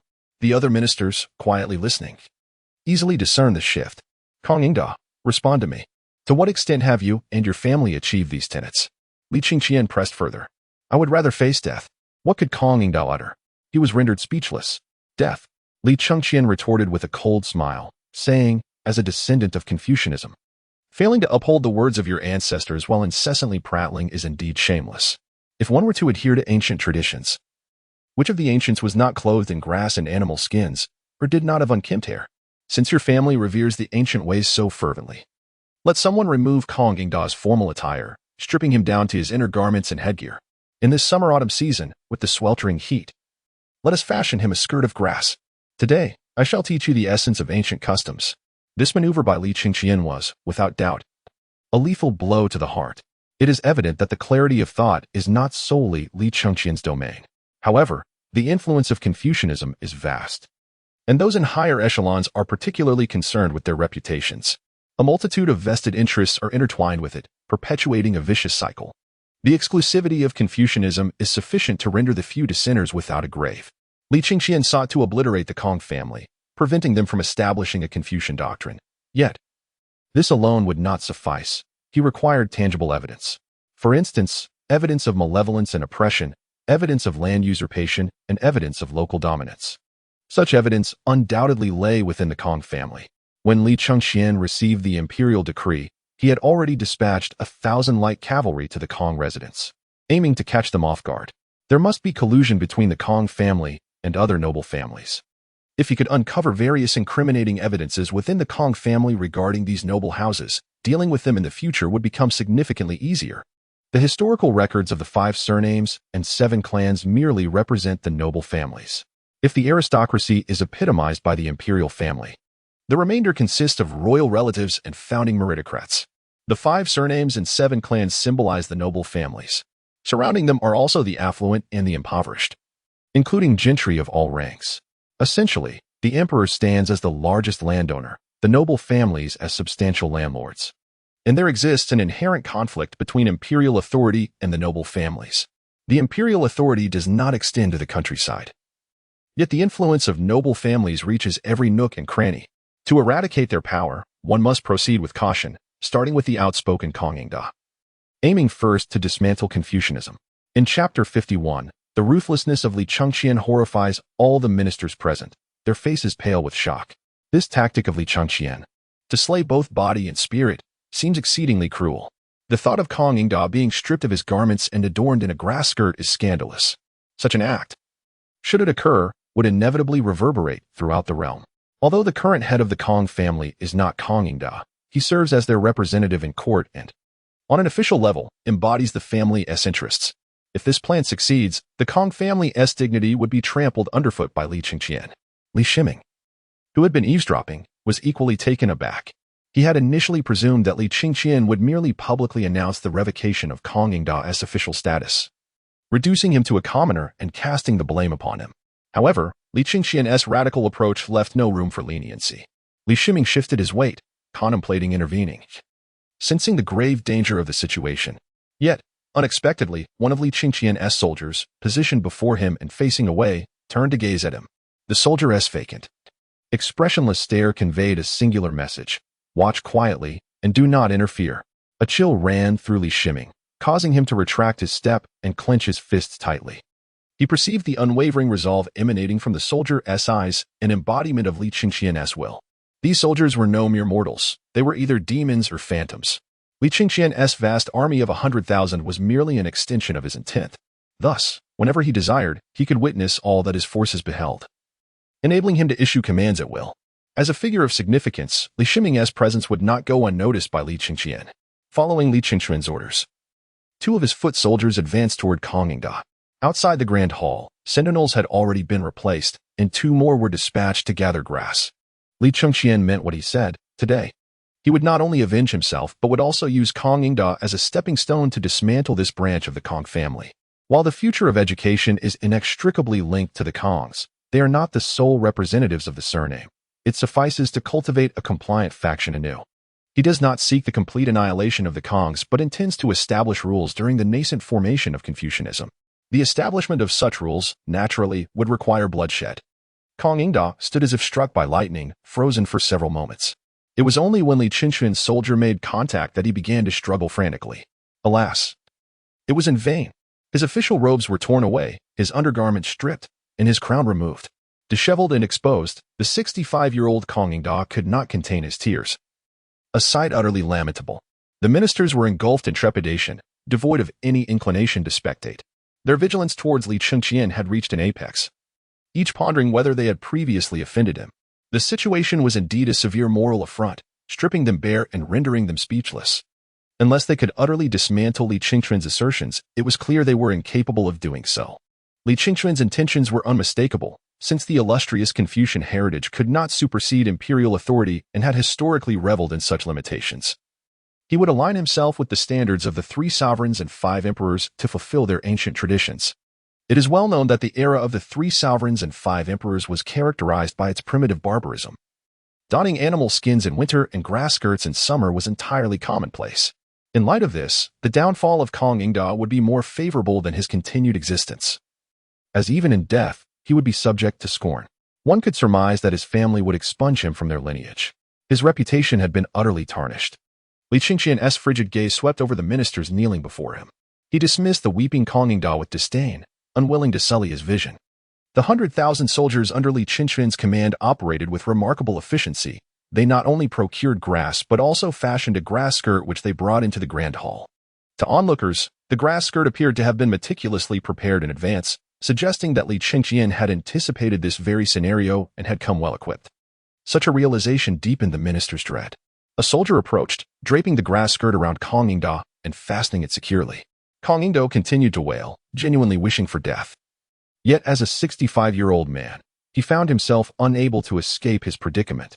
Once the soldier retreated, Li Chengqian commanded, "Zhang Anan, proclaim the decree." Zhang Anan promptly presented another edict, standing at the side as he slowly unfurled it. Although one is traditionally required to kneel to receive a decree, all present were already in that position, and as for the restrained Conqueror, he was of no concern. Zhang Anan's voice, sharp and piercing, resonated throughout the Grand Hall. From the Kong clan of Hongshui, Conqueror, currently serving as the Grand Scholar and concurrently as the right assistant to the Crown Prince, has failed in his duty to guide and mentor the Crown Prince, driven by excessive self-interest. Not only has he slandered the Crown Prince to seek personal gains, but he has also attempted to leverage the Emperor's power to coerce the Crown Prince into submission, aiming to control him for the benefit of the Kong family and Confucianism. Upon hearing this, I was incensed.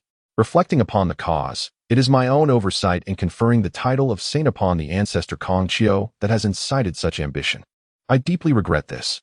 To prevent other members of the Kong clan from emulating his conduct, I hereby revoke the title of saint from Kong Chiu, while still honoring him as a sage, akin to Laozi and Xuanzi. I strip Conqueror of all titles and honors, relegating him to commoner status and banishing him from Chang'an. Let all members of the Kong clan learn from this lesson and refrain from exploiting their ancestral glory for personal gain.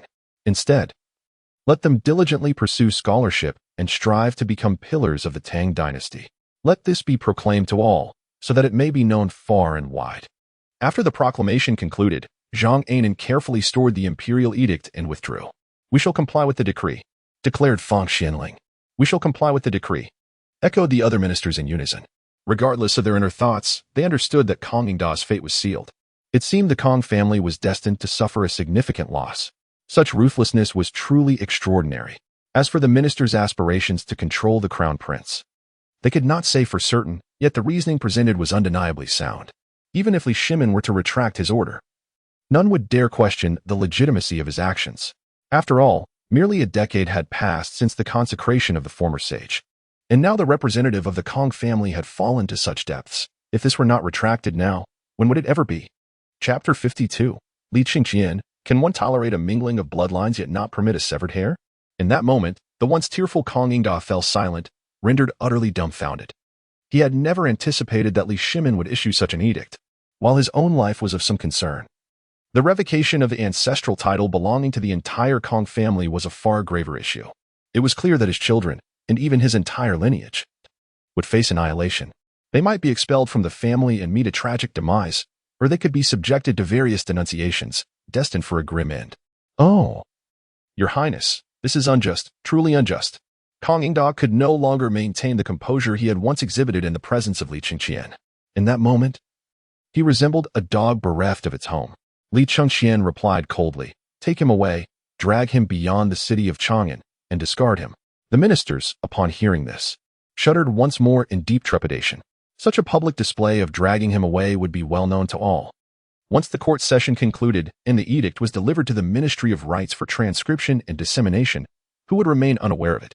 Conqueror's mouth was covered, and he was forcibly dragged away by Li Chengqian's soldiers, the order executed without hesitation. The representatives of the aristocratic families, who had initially conspired to rebel, were now drenched in sweat. Li Chengqian's method of handling the situation, though devoid of bloodshed, was far more terrifying than any violent act. If they were to rise against him, how would Li Chengqian retaliate? Would he not bring up Li Tai's case and condemn them all to annihilation? In the end, Li Tai had betrayed them. Although no specific families were named, in times of imperial strength, it was clear that they would be marked. Li Chengqian returned to his seat and indifferently stated, "All ministers, please rise." The civil and military officials slowly stood, feeling a chilling sensation down their spines. A manifestation of cold sweat. Even the formidable Chang Yaojin looked at Li Chengqian with a touch of fear. In such circumstances, Wei Zheng would typically have interjected. Yet he remained silent, fixated on the tablet in his hands, as if seeking a flower to bloom upon it. Changsun Wuji, positioned at the forefront of the civil officials, also lowered his gaze, resembling an old monk in deep meditation. Li Chengqian leaned slightly, resting his hand against his head. Such a posture was clearly inappropriate for the occasion. Yet at that moment, no minister dared to speak out. Even those responsible for matters of etiquette refrained from standing forth. After a considerable pause, Li Chengqian finally spoke. "Esteemed ministers, what insights can you glean from the affair concerning Conqueror? We, the humble servants, beseech your guidance." As if rehearsed, all the officials bowed in unison to respond. Through the incident involving Conqueror, Li Chengqian truly established his own authority among the ministers. Previously, while some officials may have feared him due to his military might, that was not genuine authority, it was mere intimidation. With his recent demonstration of imperial power and his decisive actions against Conqueror, along with his preemptive strategies, he made it abundantly clear that Li Chengqian possessed not only an army but also exceedingly formidable methods. Such tactics could render one's existence a living torment, leaving no room for retort or justification. While Li Shimin, his father, remained open to counsel and at least allowed for some debate.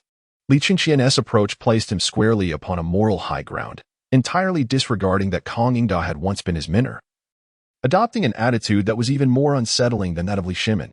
"Indeed, I have gleaned some insights," Li Chengqian remarked, reflecting upon the era of our ancestors. They could not even conjure fire by themselves, relying instead on nature's flames. Later, one of the three cultural ancestors, Swerin, discovered flint and sparked the first flame. From that moment, civilization began to flourish. From the primitive practice of knotting ropes for record-keeping to the later invention of characters by Zhangjie. From engravings on stone walls to the use of bamboo slips and paper, from animal hides and grass skirts to the splendid garments adorning you today. From sleeping on the ground to the comforts of beds and bedding, from ancient tribes to our present unified empire, we have continuously progressed, breaking through the constraints of antiquity. Yet now, the Confucian scholars, responsible for education, have historically sought to restrict imperial power and civilization. What is the true intent of Confucianism? And what aspirations does the Kong family harbor? Such words carry immense weight, nearly declaring Confucianism as the culprit of our entire civilization. Wei Zheng, sensing the gravity of the situation, promptly stepped forward. "Return," Li Chengqian said calmly. Wei Zheng lifted his gaze to meet Li Chengqian's, hesitated for a moment, but ultimately returned to his place in the ranks. Li Chengqian withdrew his gaze and stated, "I merely wish to express that our Tang Dynasty encompasses all. My father is revered as the heavenly Khan by many nations. In Chang'an, merchants from foreign lands are as numerous as the stars, with the blooming of 100 flowers. all things are renewed. In our esteemed celestial empire, we embrace all under heaven. Why then can a mere act of cutting hair be brought before this court? My royal lineage, tainted by the chaos preceding the Sui dynasty, includes foreign blood. Yet, what of it? When the barbarians enter the Huaxia, they become Huaxia people. I, Li Chengqian, likewise identify as a Huaxia person. If we can accept bloodlines, why can we not accept a simple act of severing hair? Confucius stated, the body, hair, and skin are received from one as parents. They must not be harmed. This is the beginning of filial piety. Today, however, I, Li Chengqian, declare, the body, hair, and skin may be harmed or altered at one's discretion, regardless of gender or age. The length of hair and the manner of dress shall not be subject to external interference. There is but one stipulation. It must be aesthetically pleasing, free from any offense to the eye and devoid of shame, for only then shall the confidence of our great Tang Dynasty be manifested. These words are undoubtedly heretical, at least for the present. No, the regent cannot. Sparse voices of dissent emerged, yet the majority remained silent, profoundly impacted by Li Chengqian's recent actions. Li Chengqian calmly stated, this is neither an edict nor a decree, nor a sacred command, nor a law. It is merely my personal reflection. An initiative that does not contravene the laws of the Tang Dynasty. It originated from my lips and reached the ears of the ministers. Henceforth, such matters must not be brought before the court to avoid inviting ridicule from the world. The illustrious Tang Dynasty should not be unable to accommodate even the freedom of hairstyles.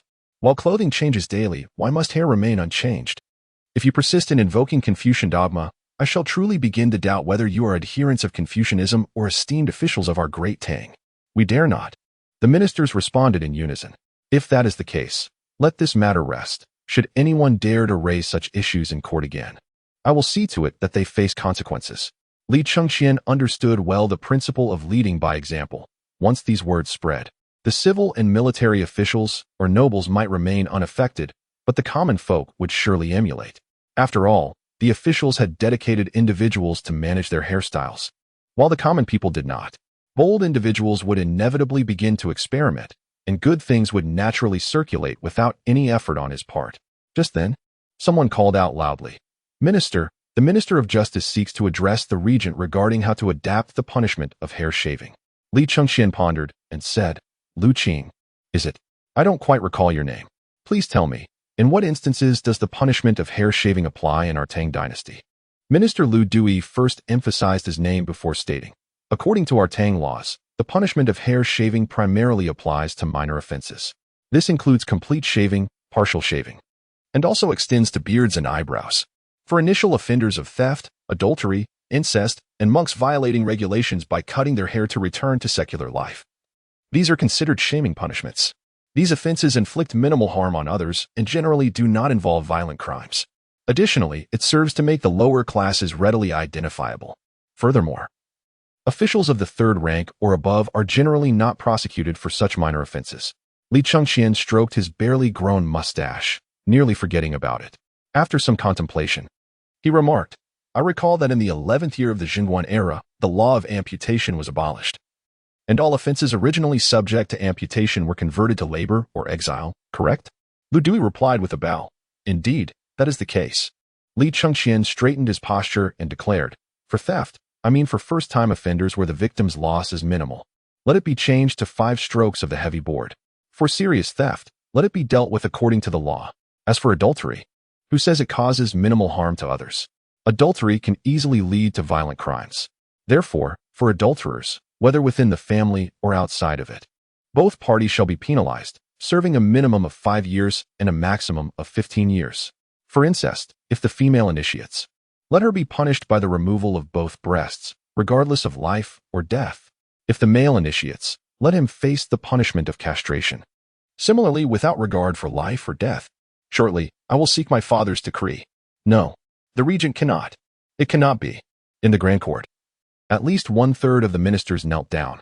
The clamorous cries resonated like thunder. Li Chengqian rose abruptly, exclaiming with fury, silence. The imperial authority surged once more, bearing down heavily upon the hearts of the assembly. With a cold smile, Li Chengqian articulated, I question why such heinous acts of adultery and incest are met with such lenient punishment. It appears that amongst our esteemed Tang officials, More than one-third indulge in these proclivities. Upon uttering these words, the ministers were instantly rendered speechless. Those who had been kneeling sprang to their feet as if propelled by springs, leaving no one in a submissive position. With a flourish of his robe, Li Chengqian bellowed, "I shall not concern myself with your past. The law does not apply retroactively. However, from this moment forth, such behavior shall be utterly forbidden. Furthermore, it was ancient custom that those of the same surname should not wed. Henceforth, by my decree as regent, no union shall be permitted between parents and their clans, nor within 3 generations. Remember, maternal lineage counts too. For those already wed, you may choose to divorce or continue your lives together. But from this moment on, I decree that the Tang shall tolerate no further transgressions. Should anyone offend again, they shall be prosecuted for incest." As this proclamation echoed, the ministers were left aghast.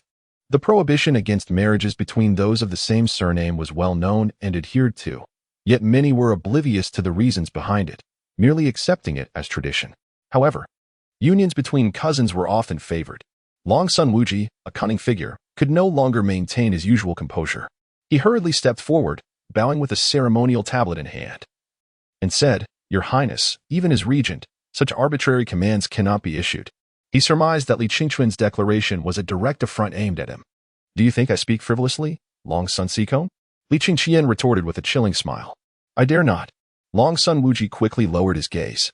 Li Chengqian remarked indifferently, "Daring not is one thing, not being able to is another." Long Sun Wuji held his silence, maintaining his bowed posture. Li Chengqian declared loudly, "The prohibition of marriages among blood relatives within 3 generations is a strategy for the enduring prosperity of our Tang Dynasty, and it must be upheld by all. You are all aware of the ban on marriages between those of the same surname, but do you comprehend the rationale? No need to answer. Some of you likely know that such unions often result in what the populace deems monstrosities. Whether it be congenital disabilities, peculiar features, mental deficiencies, or the presence of white hair. These are all consequences of hereditary factors. As the paternal surname prevails, those who share a surname are, in fact, sharing bloodlines. Yet, you all only consider paternal lineage while dismissing maternal lineage. What reasoning is this? Were you not all born from your mothers? If any of you dissent, you may investigate for yourselves. The offspring of unions between parents within 3 generations have an exceedingly slim chance of being normal. The majority display some form of defect. Those with severe defects are regarded as aberrations by society. Even in rare instances where extraordinary intelligence is observed, such individuals often exhibit peculiar temperaments or are deemed incomprehensible. Moreover, a small fraction may marry yet remain childless, as exemplified by Long Sun Chong and my sister, Li Lizzie, who bore no children. Similar cases abound, such as Emperor Wu of Han and Chen Ajiao, who also produce no heirs. Such occurrences are far too numerous. This leads to the stagnation of our Tang's population growth. Moreover, when individuals of tender age unite in matrimony, they are prone to bear offspring that are fragile and susceptible to illness, which may also lead to arduous childbirth for the mother. These 2 consequences threaten to sever the future hopes of our great Tang Dynasty. Thus, the prohibition against intermarriage among those of the same surname shall be amended to a decree forbidding unions within 3 generations of blood relations. This shall be an unyielding law. For those already wed, considering their ignorance or mutual compatibility, they may continue their lives together. However, should they find themselves incompatible, separation is permissible. From the moment this edict is proclaimed, those engaged must withdraw their commitments, newlyweds should reconsider their unions, and the unmarried must refrain from matrimony. Furthermore, it is advised to elevate the marriageable age, establishing a minimum threshold of 16 years. This shall not be a mere regulation. Li Chengqian is acutely aware that advocating for a higher marriage age poses significant challenges, as it is likely to provoke public dissent. In the eyes of the populace, many feel that their years are fleeting. By their 30s or 40s, they believe they have nearly reached the end of their days. Hence, early marriages and childbearing become a necessity. Nevertheless, the prohibition on unions within 3 generations of blood relations bears grave repercussions, and it is believed that all will comprehend the necessity of choice. He also realizes that even if such an edict is penned, some will inevitably contravene it. However, this is inconsequential. The transformation of the Tang Dynasty cannot be achieved overnight, as long as a portion of the populace acknowledges the dangers of consanguineous unions. Even for the sake of familial legacy, they shall willingly adhere to the law, just as Li Chengqian envisioned. He has taken the first step to sever the ambitions of his formidable rival, Changsun Wujing. At that moment, His expression resembled a canvas splashed with vibrant colors, a myriad of hues reflecting his tumultuous thoughts. Many ministers also shifted in countenance. Li Chengqian's firm stance, urging them to investigate for themselves, suggested that this matter was undeniably true. Moreover, the absence of prior concepts regarding this issue does not imply that monstrous births have been absent from noble families. It is merely that the aristocracy values their public image. When such aberrations occur, they are discreetly dealt with, and silence reigns among the populace. Consequently, no such tales circulate within the upper echelons of society.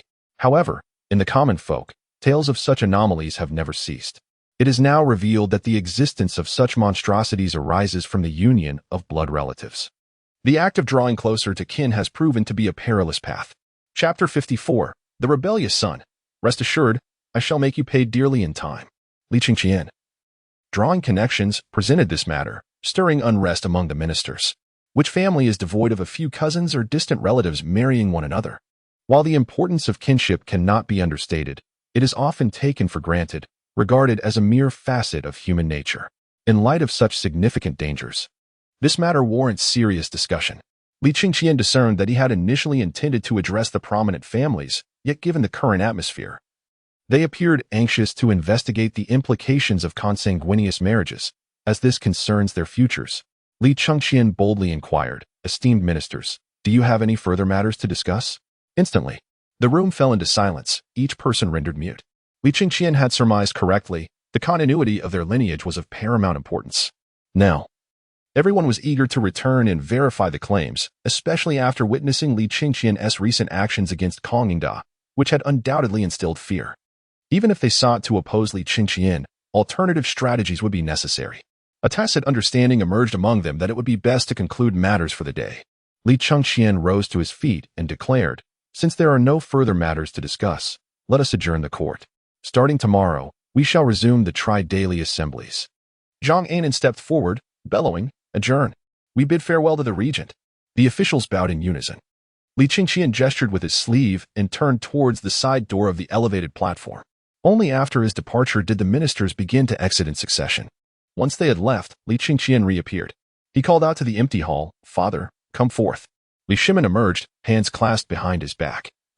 Gradually ascending to the dragon throne, where he sat down before inquiring, "Is it true that blood relatives within 3 generations are forbidden to marry?"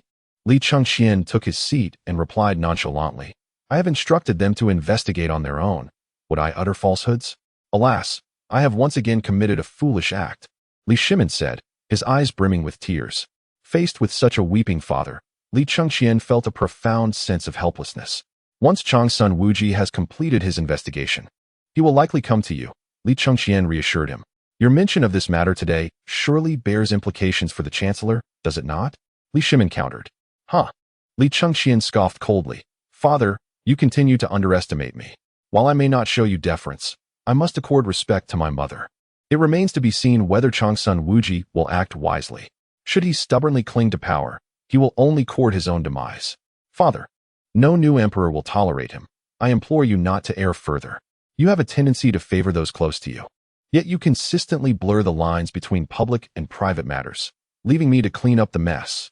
Unfilial son. Had I known earlier. Li Shimin's words were cut short as Li Chengqian interjected. Thus, Father, you lack foresight. Your strength lies in heeding counsel, should you lose even that virtue. You are destined to be a foolish ruler, favoring only kin. Why do you not speak of incestuous matters? Is it because you deem yourself unworthy to do so? You ungrateful wretch, do you wish to drive me to despair? You must reconsider. My health is robust, and I grow ever younger. Do you presume this is your doing? Do you truly believe that my elixir is a sorcerer's poison? Li Chengqian retorted. Li Shimin found himself at a loss for words. Father, you consistently initiate discussions of ill repute, yet remain oblivious to their implications. You are well aware of the situation in the Han Dynasty, are you not? From Liu Bang onward, it has always been entangled with youthful consorts and same-sex relations. Future generations, should they trace history, will have much to say about your contributions. But I fear the stench of a corrupt Tang will linger here. Li Chengqian pointed to his chest and continued. A filthy Tang and a foul Han. Will you take pride in that? Li Shimin's hair stood on end as he retorted defiantly. I am the emperor. Do you think I lack women? Such matters are purely political considerations. You will understand only when you truly occupy this dragon throne. With that, Li Chengqian struck the armrest of the throne forcefully. What nonsense! Li Chengqian stood, hands clasped behind his back, his expression one of pride. It is merely a matter of compromise and alliance. How grandiose can that be? To speak plainly, only the incompetent resort to such tactics.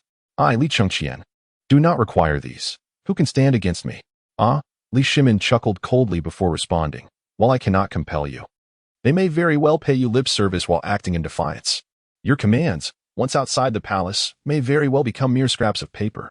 Do you think I relish hearing counsel? There are many occasions when I would gladly sever Wei Zhang's head.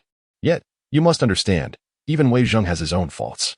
I intend to have Wei Zhang and others contest, arriving at a compromise between both sides.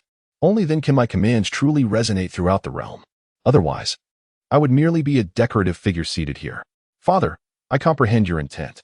You have your own method of governance, and I have mine. If your approach is one of righteousness, then mine is one of dominance.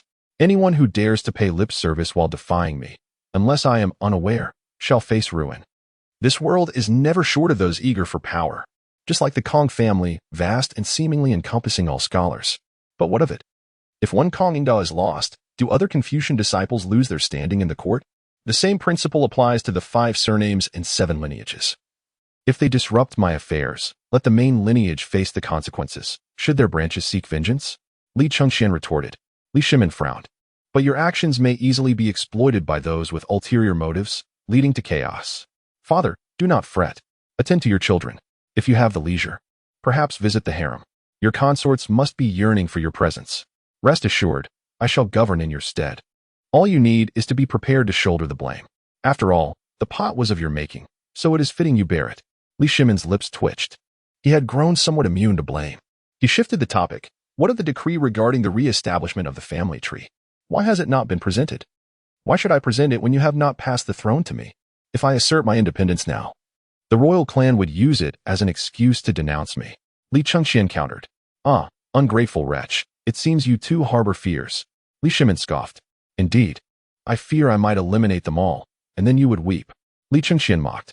Are you certain I would bestow the throne upon you? As I've said, you have no choice. Li Chengqian's temper flared momentarily. Come, cease lounging upon this frigid dragon throne. You are but a mere mascot now. Quickly, resume drafting the decree. Do not forget the significant matters discussed earlier in court, including the amendments to the laws. Ungrateful wretch, I shall have my reckoning with you in due time. Chapter 55. The Method of Cement Production. Leading the aristocracy out of their holes, observing Li Chengqian as he completed the decree and handed it to Zhang Anan for review and dissemination. Li Chengqian rode back to the Eastern Palace upon his blood dragon. The routine memorials could wait until tomorrow. He had not even ascended the throne yet. Yet it felt quite exhausting. Were it not for the dream of 1,000 autumns, instilling in him a sense of countless regrets to rectify, driving him to forge the eternal empire of his aspirations once he possessed the ability, he would have no desire to be emperor at all. After enduring 9 cycles of reincarnation, many matters have become trivial, and my perspective on issues has transformed. Alas, to achieve my ambitions, it is imperative to ascend to the throne. This is a prerequisite. In the affairs of the world, disappointment prevails more often than not. Li Chengqian now vaguely comprehends why the system insists on him leading by example in order to receive rewards. An emperor is the true paragon of the people. Unless one is a mere puppet in the palace, every action taken by an emperor is scrutinized and emulated by others. When an emperor indulges in extravagant excess, the prevailing atmosphere from top to bottom is one of opulence. Conversely, when an emperor is wise and valiant, the ethos throughout the realm becomes enlightened and confident. A feckless and inept emperor inevitably leads to the suffering of the populace. Human hearts are insatiable, yet with an emperor at the helm to maintain order, even the most excessive desires can be tempered. He must ponder deeply on how to guide future generations, ensuring they remain adaptable and wise, striving at the very least to avoid becoming utterly inept. Gradually, he will establish a family decree. However, he must not emulate the practices of the old Zhu in later generations. He must absolutely refrain from codifying policies into family decrees. The more successful he becomes, the harder it will be for his descendants to alter his family edicts, and he must not create trouble for them. Should he insist on institutionalizing family decrees, the only tenet would be, the laws of our ancestors may be amended to prevent exploitation. The first step should commence with the people's livelihoods. He must afford the noble families an opportunity to contribute, allowing them to yield some benefits for his policies. Only with the people's hearts stabilized can other endeavors be pursued. Otherwise, they remain mere castles in the air. Despite having traversed 9 lives, Li Chengqian has experienced the struggles of the common folk. Yet, nothing he has produced pertains to the welfare of the populace. It relies on the system. The system has locked away special goods in the civilian marketplace, denying even the seeds of plants capable of taking root and flourishing. It demands that he undergo transformation from all aspects, rewarding him for such changes. In a moment of inspiration, Li Chengqian procured for himself an ensemble of black and white long-sleeved shirts and jeans, complemented by a pair of white athletic shoes from the civilian marketplace. He refrained from purchasing short-sleeved beach shorts, remaining mindful of the current societal norms. With the integration and exchange of diverse ethnicities, the Tang Dynasty's atmosphere is open, yet certain boundaries persist. True openness to a considerable extent was a hallmark of the era of Empress Wu Zetian, when women ascended to the throne, thereby enhancing societal acceptance. Presently, engaging in casual attire privately poses no issue, but venturing out in short-sleeved beach shorts would be tantamount to not wearing anything at all in the eyes of contemporaries. Even the undergarments worn during sleep are far more conservative. To govern a vast nation is akin to cooking a delicate dish. He need only set the example. Mandating strict regulations would undoubtedly lead to chaos across the realm. Just as he finished changing his attire, the system's voice resounded. Post-transformation, the beauty of attire is termed elegance. Based on simplicity and practicality, it wields significant influence. Li Chengqian furrowed his brow. The first alteration in hairstyle, which had a minimal impact, had granted him a reward of unmatched valor.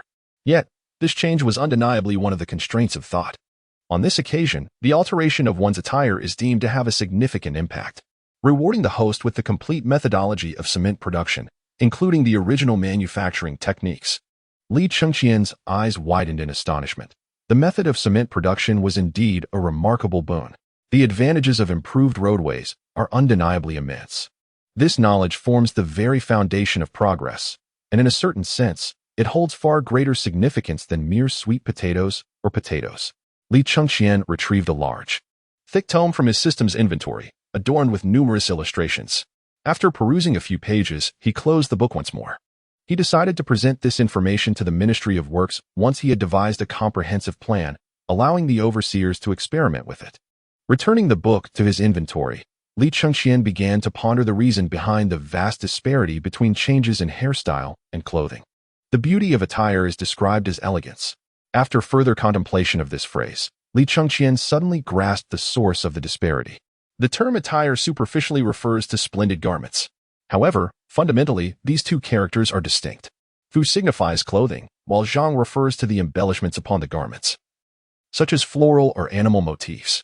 Throughout the entirety of the feudal dynasty, these embellishments represented social status. From ancient times, the color of clothing was used to distinguish rank, evolving to include various intricate details. Clothing has thus become an explicit indicator of societal hierarchy. Conversely, hair, apart from the wisdom of Confucius, is largely a matter of habitual convention.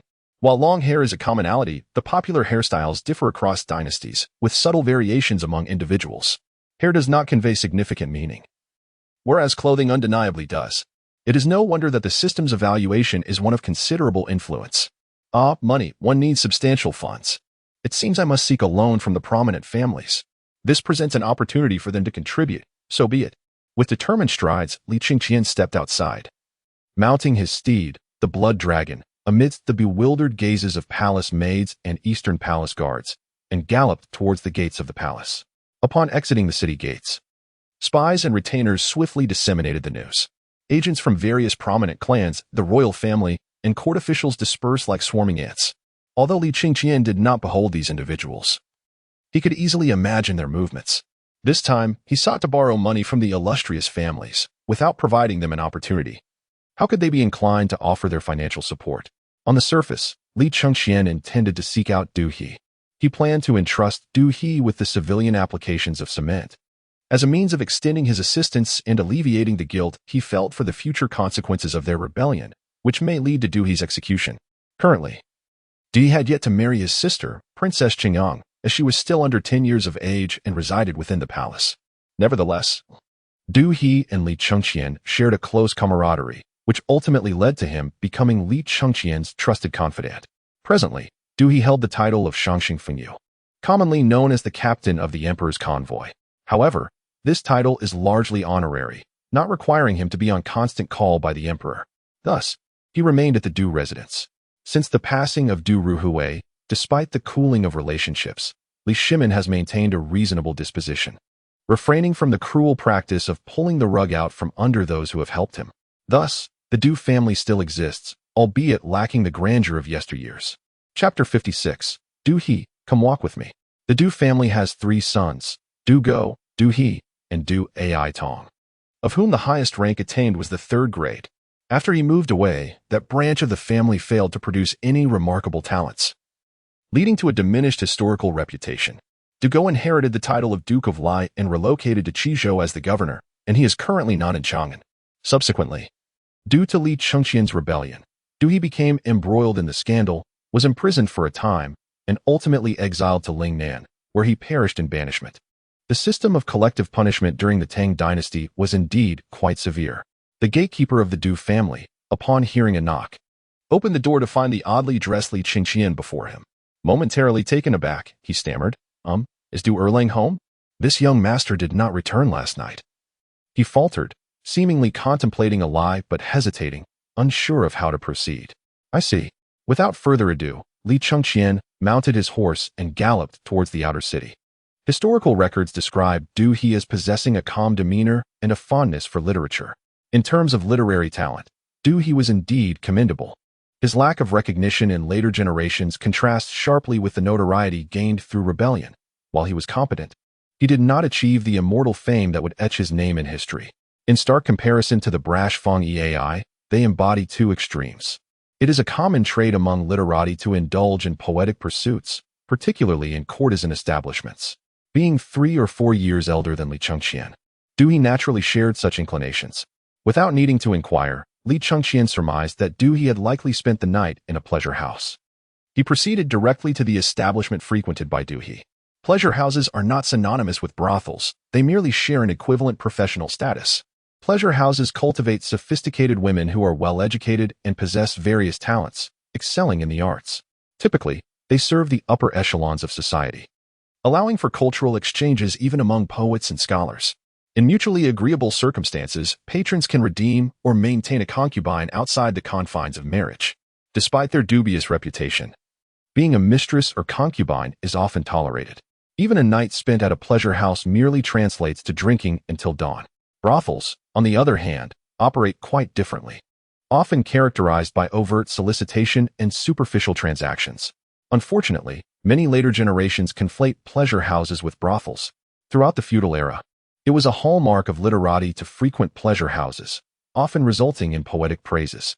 Had Du He frequented a brothel, even Li Shimin would have found it difficult to consider marrying his legitimate daughter to him. The practice of scholars visiting pleasure houses was a defining characteristic of the feudal era. One must possess a wealth of literary knowledge to even contemplate entering such establishments. The courtesans auctioned off as prize companions are typically cultivated from a young age in pleasure houses, akin to female literary giants, thus commanding immense value. Each excels in at least one artistic discipline while maintaining competence in others. The most fervent wish of a courtesan is to have someone redeem her. In contrast, a prostitute harbors no such hopes. Upon arriving at the entrance of the brothel, as Li Chengqian dismounted, the stable boy rushed to take the horse. But an elderly matron swiftly intervened, pulling the boy aside. "This esteemed guest is invited inside," she said, her face a mask of flattery. Li Chengqian sensed from her gaze that she recognized him. As the crown prince, he had never set foot in a brothel. His knowledge of such places came solely from Du He's accounts. It was not surprising that the matron, well-informed as she was, could identify him by distinctive features, such as his unique blood dragon insignia. "There's no need to go inside. Summon Du Erlang to me," Li Chengqian replied coolly. "Understood, Your Highness. Please wait a moment." The matron bowed thrice and retreated with small, hurried steps, realizing her presumption. After all, how could a dignified crown prince possibly enter such a den of iniquity? Regardless of its nature, a brothel was still a place of ill repute. Should he choose to enter, the implications would be dire. Her establishment would likely cease to exist by dawn. The stable boy quickly discerned that Li Chengqian was no ordinary figure. A mere young master would not command such respect from a brothel. He promptly proceeded to the back to fetch Du He's horse. Although Li Chengqian did not utter his name, those who worked in the brothel were astute, well aware of the status and lineage of various young masters. After roughly 10 minutes, Du He finally emerged, his hair slightly disheveled and reeking of alcohol. Despite Li Chengqian's altered appearance, he was instantly recognizable. Du He hastened to bow, but Li Chengqian raised his hand to halt him. "Say nothing. Once your horse arrives, accompany me for a ride," he instructed, his tone indifferent. "Of course," Du He instinctively replied, then quickly corrected himself. Although the words bore a similar meaning, the former suggested camaraderie while the latter implied a master-servant relationship. It was evident that Du He now felt a tinge of trepidation towards him. Li Chengqian was unfazed. Gaining one thing inevitably meant losing another. Even if one acquires wealth and sheds many worries, a loss remains. After a short while, the stable boy finally arrived with the horse. Li Chengqian mounted gracefully. "Keep up," he commanded. Du He promptly mounted his own horse and followed suit. The two rode forth, leaving the city of Chang'an behind and entering the wilderness. "Your Highness, you are alone?" Du He remarked, finally realizing that Li Chengqian was indeed solitary. Previously, he had presumed that guards were hidden nearby. But now that they had exited the city, their absence confirmed otherwise. "Yes, just me. Do not worry. I have my own plans," Li Chengqian responded, subtly instructing the blood dragon to slow its pace. Du He matched his speed, maintaining a respectful distance. "Du He, do you harbor ambitions of achieving great things?" Li Chengqian inquired, considering this a means to leverage Du He's influence. If he ventured out alone, he feared that the aristocracy might hesitate to act, suspecting him of merely fishing for information. Taking a stroll with Du He tends to lower the guard of certain individuals. Engaging in a grand endeavor? The Crown Prince implies that Du He, daring to follow Li Chengqian in rebellion, possesses an extraordinary disposition. He too aspires to achieve greatness. Alas, he is but the second son in his family. With no hope of inheriting a title and lacking support after his father's demise, he can only bide his time, living off the emperor's grace like a mere parasite. "What if I suggest you become a merchant?" Li Chengqian retorted. Although commerce in the Tang Dynasty was not as advanced as in the Song Dynasty, there were no prohibitive policies. In fact, it had already been liberalized. Countless merchant caravans traversed the land. However, the Confucian hierarchy relegated merchants to a lower status, causing the nobility to send their subordinates to engage in trade. Du He harbored some doubts, yet his sense of repulsion was not strong. Being an overlooked second son himself, he felt grateful that Li Chengqian acknowledged him. Li Shimin had also made significant strides in commerce, not only opening up trade markets and establishing regulatory bodies akin to market supervision, but also deploying soldiers to protect trade routes, gradually fostering a more open commercial atmosphere. In such an environment, people's thoughts naturally became less feudal. "Your Highness, I shall obey your command," Du He promptly replied. As he gazed at the approaching wilderness, Li Chengqian remarked, "I possess something that could make you the foremost merchant of the Tang Dynasty's future. Consequently, after deducting various costs, I can only offer you a 10% profit. The remaining 90% must benefit others. Do you have any objections?" Du He harbored no objections, for this was hardly a matter of wealth. Who would refuse the opportunity to serve the crown prince? Everyone was acutely aware that, barring unforeseen circumstances, Li Chengqian was destined to be the future emperor. Such a position would grant access to the inner circle of the sovereign, far surpassing the limitations faced by a mere prince consort. "Du He, I shall rely on your service," he emphasized.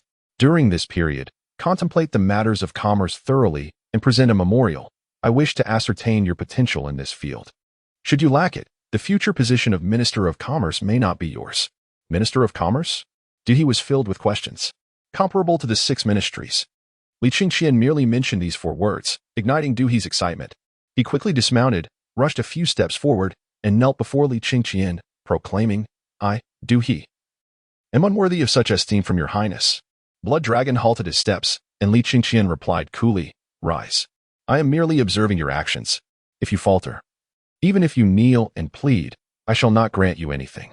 Cement was merely a means for Du He to hone his skills. It would indeed be open to the public. Without a genuine immersion in the field, one could hardly aspire to become the Minister of Commerce. Li Chengqian adhered to pragmatism and was a man of action. For the ancient elite, wealth held little significance beyond mere avarice. It was merely a byproduct of power. Those with aspirations sought high office and lucrative rewards. Those who attained such positions were either plotting rebellion or striving for a lasting legacy. Much like the adage that one who excels in singing may also thrive in acting, and those who master acting may ultimately venture into directing. This is merely a marketplace of fame and fortune. My gratitude extends to His Highness, the Crown Prince.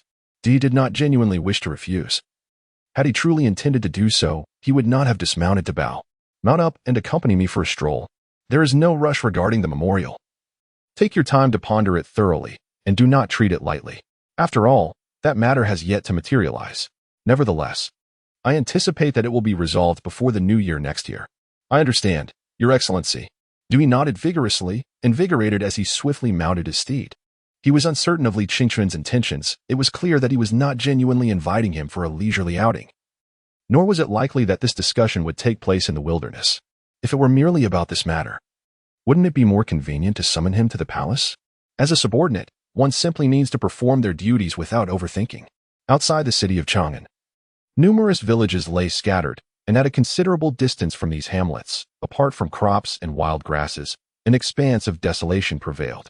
In the distance, one could observe children scampering about, collecting firewood. Throughout the vastness of ancient times, aside from undeveloped areas, in densely populated residential regions, it was challenging to find even a solitary tree apart from those planted by the nobility. The demand for timber had long since led to its depletion year after year. To gather firewood, one typically had to venture far into the nearby mountains. The era of famine was even more dire, with the mountains themselves ravaged. Leaving the earth stripped bare, Li Chengqian and Du he gradually entered the forest. Due to the frequent passage of travelers, a dimly lit path had formed along the way. Suddenly, a cry pierced through the murky thicket. Kill. Li Chengqian slapped the saddle of his steed and leaped from the blood dragon, simultaneously yanking Du down from the horse and pinning him to the ground. He had already spotted archers running while drawing their bows. Regardless of the density of the forest, the positions of these assailants were not far removed. If they were too close, Li Chengqian would undoubtedly see them. If they were too distant, their arrows would likely strike a tree, rendering their efforts futile. With a fierce neigh, the blood dragon charged toward one side. Simultaneously, from behind these assailants, as if reality itself had warped, a cadre of axe-wielding warriors materialized. These silent marauders, upon appearing, pursued the attackers from behind. Their target was Li Chengqian, who could hardly anticipate the sudden emergence of adversaries at his back. Even if they heard the commotion, they would instinctively assume it was their own comrades. The archers were the first to meet their demise, falling without the chance for reprieve. By the time the knife-wielders rushed toward Li Chengqian, what had begun as a group of at least 50 had dwindled to a mere handful. These remaining individuals encountered the blood dragon. With its hooves raised, it eviscerated foes, and with a flick of its tail, it sent bodies flying. A single stomp from its massive hooves and steel claws could easily cleave a person in two. The seemingly formidable cadre of 50 assassins had yet to reach Li Chengqian when they were utterly annihilated. 3 remained alive, captured by Li Chengqian's warriors. Among them was a clear leader, accompanied by 2 lesser soldiers. Their mouths were stained with blood, their teeth brutally knocked out, and even their clothing had been stripped away along with their shoes. Such measures were taken to prevent them from resorting to suicide. Though one might argue that a mere bite could lead to a swift demise, it is indeed an artistic embellishment. However, it is true that these assassins could conceal poison within their mouths or carry lethal daggers on their person. The poison would not be hidden in their teeth but rather tucked within their cheeks or rolled beneath their tongues. While there may not be any blood-choking toxins, the onset of such poisons is exceedingly rapid and nearly incurable. In the event of a suicide attempt, a single bite would suffice, potentially leading to death within half an hour. It is evident that these individuals are nothing short of assassins. Although Li Chengqian's soldiers could not be retrieved and replaced, he had the ability to summon them at will. Thus, it appeared as though he carried no troops, yet he could call upon them at any moment, with his own body serving as the coordinates. "Do come, let us enjoy some roasted meat," Li Chengqian feigned, producing various items from a pocket beside his saddle, all of which had been procured from a civilian marketplace. Du, having just regained his senses, was still on the ground when he began to vomit. Li Chengqian frowned.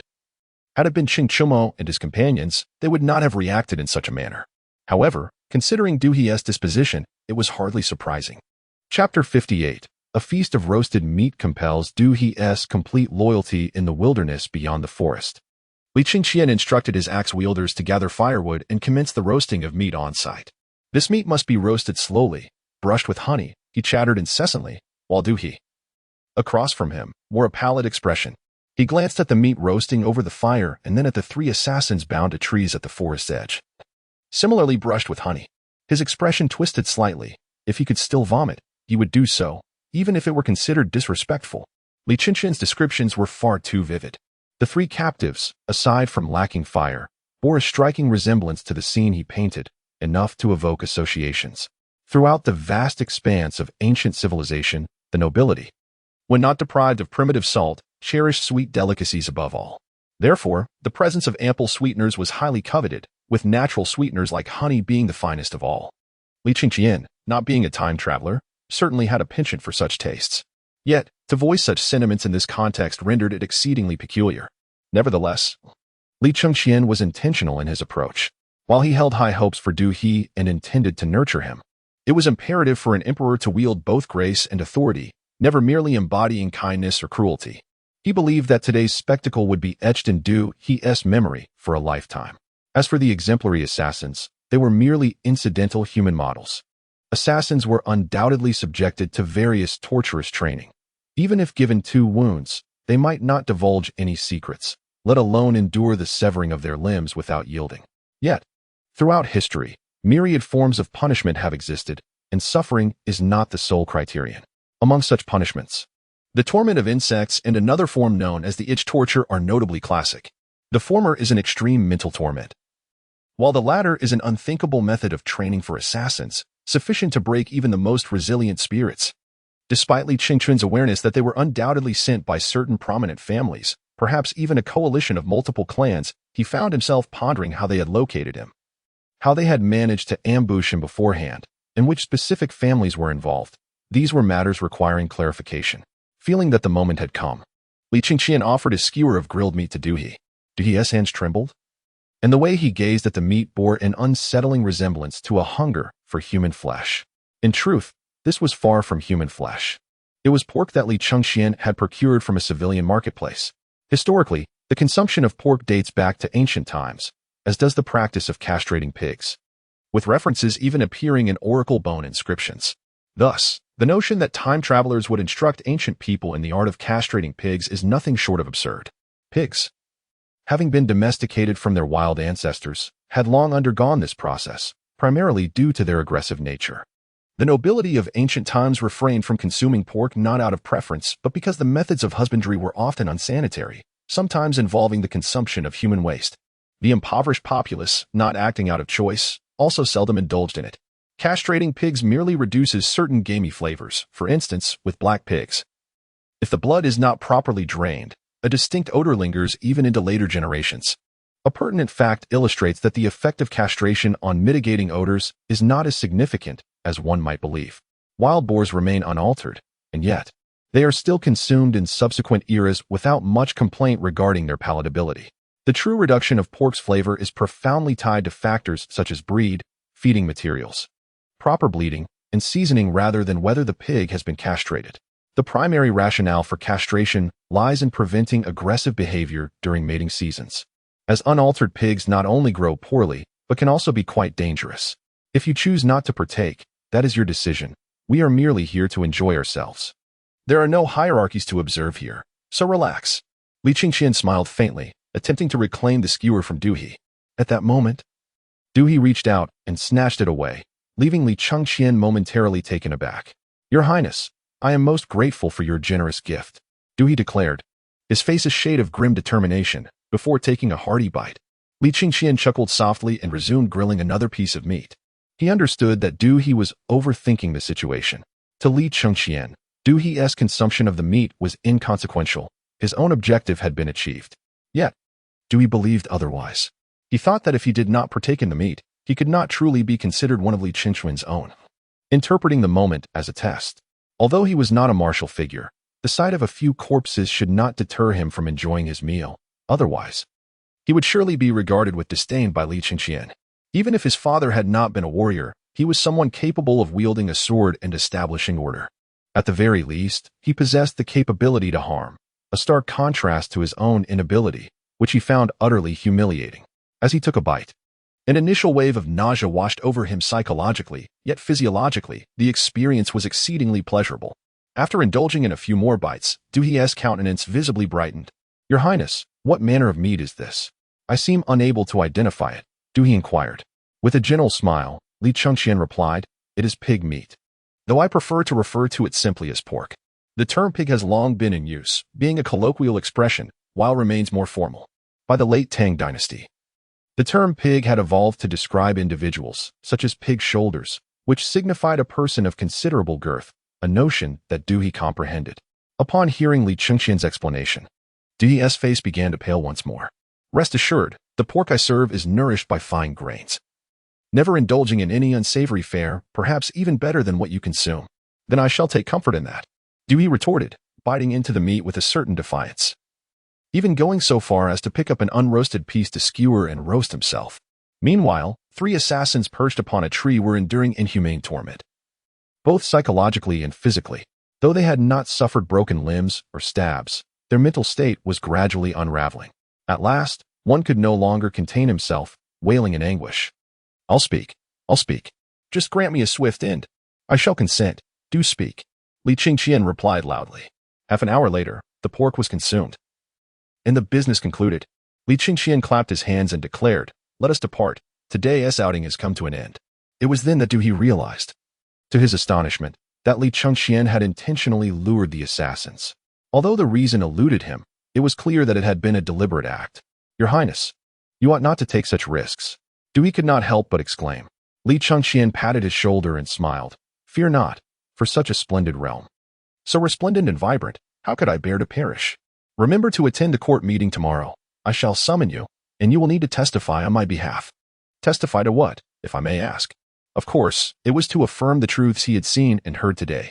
Du He understood that Li Chengqian likely had another motive, to have him publicly acknowledge the princely faction, dissociating from certain aristocratic families. Gritting his teeth, Du He rose and bowed, saying, "I shall obey." He had already become quite aware of his position, and thus, he was prepared to tread this path to its end. Not for any other reason, but for the grand vision Li Chengqian had painted for him. The future Minister of Commerce, comparable to the 6 ministries, was a worthy pursuit. Chapter 59. If Father Emperor is unconvinced, let him come seek me. The following day, during the customary court assembly, after Li Chengqian took his seat and allowed the ministers to rise, he lazily inquired, "Are there any matters you wish to bring to my attention?" The attendance that day was sparse. Only those of the 5th rank and above were present. Even those of the 5th rank merely stood at the entrance, content to listen. Seeing Li Chengqian lounging in an eccentric attire, reminiscent of foreign garb, they felt as if he were clad in undergarments. A multitude of ministers remained silent, not daring to broach the subject. At the last grand court meeting, Li Chengqian had already made his stance clear. In summary, he had proclaimed the freedom of hairstyles and clothing, provided they did not offend the eye and did not contravene the laws of the Tang. Should such trivial matters be raised for debate in the court, he would ensure that heads would roll. No one wished to test whether Li Chengqian's blade could indeed sever their heads. His ruthlessness was already well known to all. After a few seconds of silence, Li Chengqian frowned and remarked, "Is the Tang Dynasty such a peaceful realm that there is nothing to discuss? Even if I believe it, do you? If even you all believe this, then I must truly question whether you are merely occupying your positions without merit. Have you lost your way? Or am I simply unable to wield authority?" The ministers have grown immune to the occasional novel phrases that escape Li Chengqian's lips, regardless of their origin. As long as they are comprehensible, they pay no heed. Wei Zheng stepped forward and bowed, stating, "Your Highness, the rainy season has now passed, and the autumn harvest approaches. During this transitional period, the court faces no significant matters. Minor issues, according to Tang customs, should be shared among ministers and their colleagues." Li Chengqian held a measure of trust in Wei Zheng's words, suspecting that these individuals might be using silence as a form of resistance against him. After a slight nod, Li Chengqian replied, "Wei Aiqing, I understand." Upon hearing this, Wei Zheng bowed once more and returned to his position among the civil officials. In truth, Wei Zheng implied that the remaining matters need not be brought to the court for discussion, as they are all detailed in the memorials. If it were during the reign of Li Shimin, there would undoubtedly be some bickering over certain issues. However, such disputes were primarily for the sake of personal interests. After Li Chengqian's ascendance, the ministers were still uncertain about his temperament. Moreover, they were not his loyal supporters, lacking any sense of brotherhood. A single misstep in words could lead to dire consequences for them, making them wary of unnecessary trouble. "Oh, by the way, Wei Aiqing, I recall that you were working on a book with Kong Yingda and Yin Shirgu, correct?" Li Chengqian inquired. Wei Zheng promptly stepped forward. Responding, it is a history of the former Sui dynasty. He only mentioned this aspect. Li Chengqian pondered for a moment and remarked, histories are empirical evidence of a dynasty's existence. They must never be treated lightly, neglected, or carelessly fabricated. Any uncertainties must be thoroughly verified, and if verification proves impossible, doubts must be expressed rather than presented with certainty. Furthermore, regarding the former Sui, it is imperative to avoid defamation and to adhere to the truth. Achievements and failings should not be judged or distorted. Rather, significant events must be depicted accurately. In the annals of the emperors, including the uprising of my Li family, there is no need for baseless embellishments or to obscure the facts. What exists, exists. What does not, does not. Do you understand? The officials shall endeavor with utmost sincerity. Wei Zheng pledged. Li Chengqian nodded, saying, the historical records are for future generations and are part of our cultural heritage. No matter how you fabricate the narrative, unofficial histories will emerge among the populace, and future scholars will not lack in discernment. The more one tries to conceal, the greater the misunderstandings that arise, potentially leading to even more damaging rumors. Our Tang Dynasty must be represented with dignity and integrity in this world. After 1,000 years, posterity will render a fair judgment. To speak solely for oneself invites ridicule. Write the truth in its entirety, without alteration. If my father disagrees, let him come to me. The ministers below could not help but twitch at the corners of their mouths. What does it mean that if Li Shimin disagrees, he should seek him out? Who is truly the father, and who the son? Nonetheless, Li Chengqian's demeanor, revealed once again before the ministers, left them in awe. It was indeed the epitome of righteous governance. From ancient times to the present, never has there been a sovereign so resplendent and imposing as the future emperor. Such a ruler is indeed difficult to find a flaw in. After Wei Zheng withdrew, Li Chengqian remarked, since there are no matters of concern among you, I have a matter to discuss. Upon hearing this, the ministers involuntarily felt a rise of anxiety. The pigeon, one of the 6 birds mentioned in the Zhou writes, I refer to as the dove. This particular avian species possesses the remarkable ability to navigate long distances. Are any of you familiar with it? As this inquiry was posed, the ministers instinctively furrowed their brows in contemplation. They understood that Li Chengqian's question was not merely about recognition. Who among them would not know of it? Thus, there must be another underlying reason. Moments later, Li Chengqian chuckled. It appears my esteemed ministers are not well informed. Are they? Then why, just yesterday, did someone utilize a pigeon to convey messages, lying in ambush outside the city to carry out an assassination attempt against me? Instantly, a cacophony erupted within the court. Due to the design of the Great Hall, Li Chengqian was engulfed in a buzzing sound, unable to discern who uttered what. He cleared his ears, frowning, silence. The court fell into an immediate hush, showcasing the magnitude of Li Chengqian's authority. What I wish to discuss is not the assassination attempt, but rather the matter of the pigeon. Is there truly no minister familiar with it? He inquired once more. An elderly voice, frail yet resolute, emerged from the crowd. Fu Yi, the grand historian. After his words, he slowly approached the assembly of civil and military officials, holding a tablet and slightly bowing. Upon seeing this aged figure with hair as white as snow, Li Chengqian felt a fleeting recollection. This individual seemed to be the one who would pass away by year's end. Judging by his current frail condition, it was evident that his time was drawing near. In this era, most officials remained in service until death, some due to their inability to relinquish power, and others due to the peril that awaited those who sought to resign. Thus, only a select few high-ranking officials could retire gracefully, enjoying their twilight years. Minister Fu, please enlighten us, Li Chengqian gently urged. I have heard that among the common folk, there are those who raise pigeons to send messages, capable of flying dozens, even hundreds of miles, with remarkable accuracy. The only drawback is that should they encounter inclement weather, the likelihood of error increases significantly.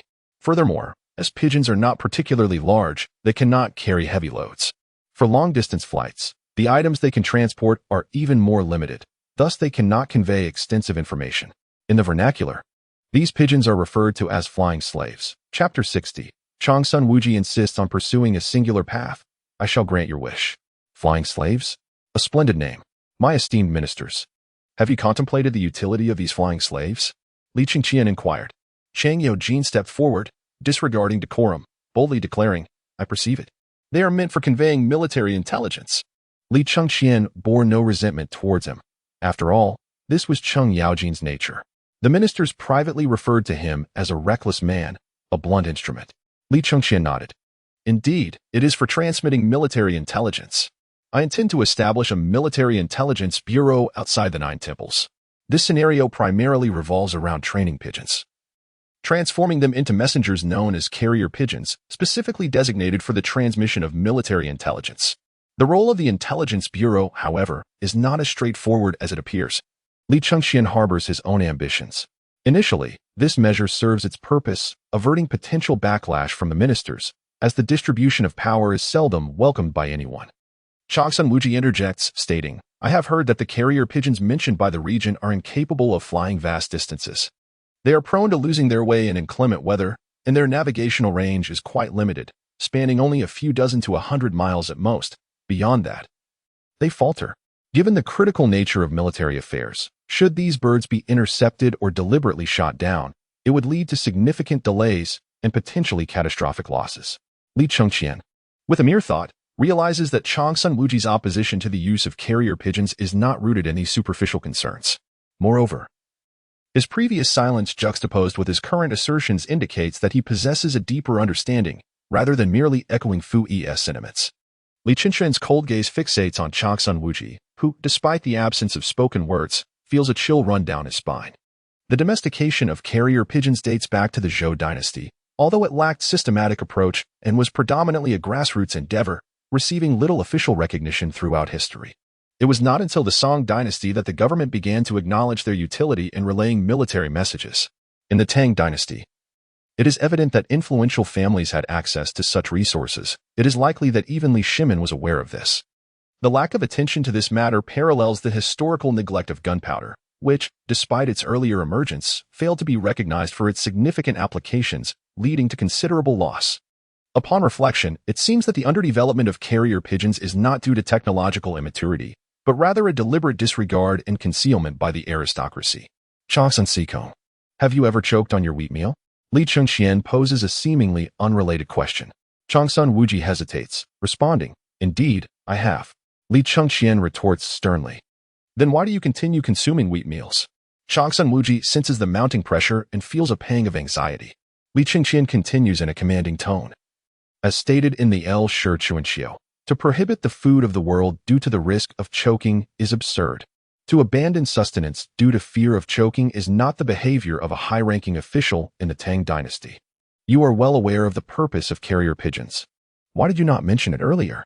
I am no longer youthful, and my energy wanes, which is why I have only just recalled it, Changsun Wuji replies. Li Chengqian chuckles, albeit with a veneer of politeness, nodding in agreement. Indeed, after all, Changsun Sikong served my father in his youth, demonstrating remarkable courage and dedication.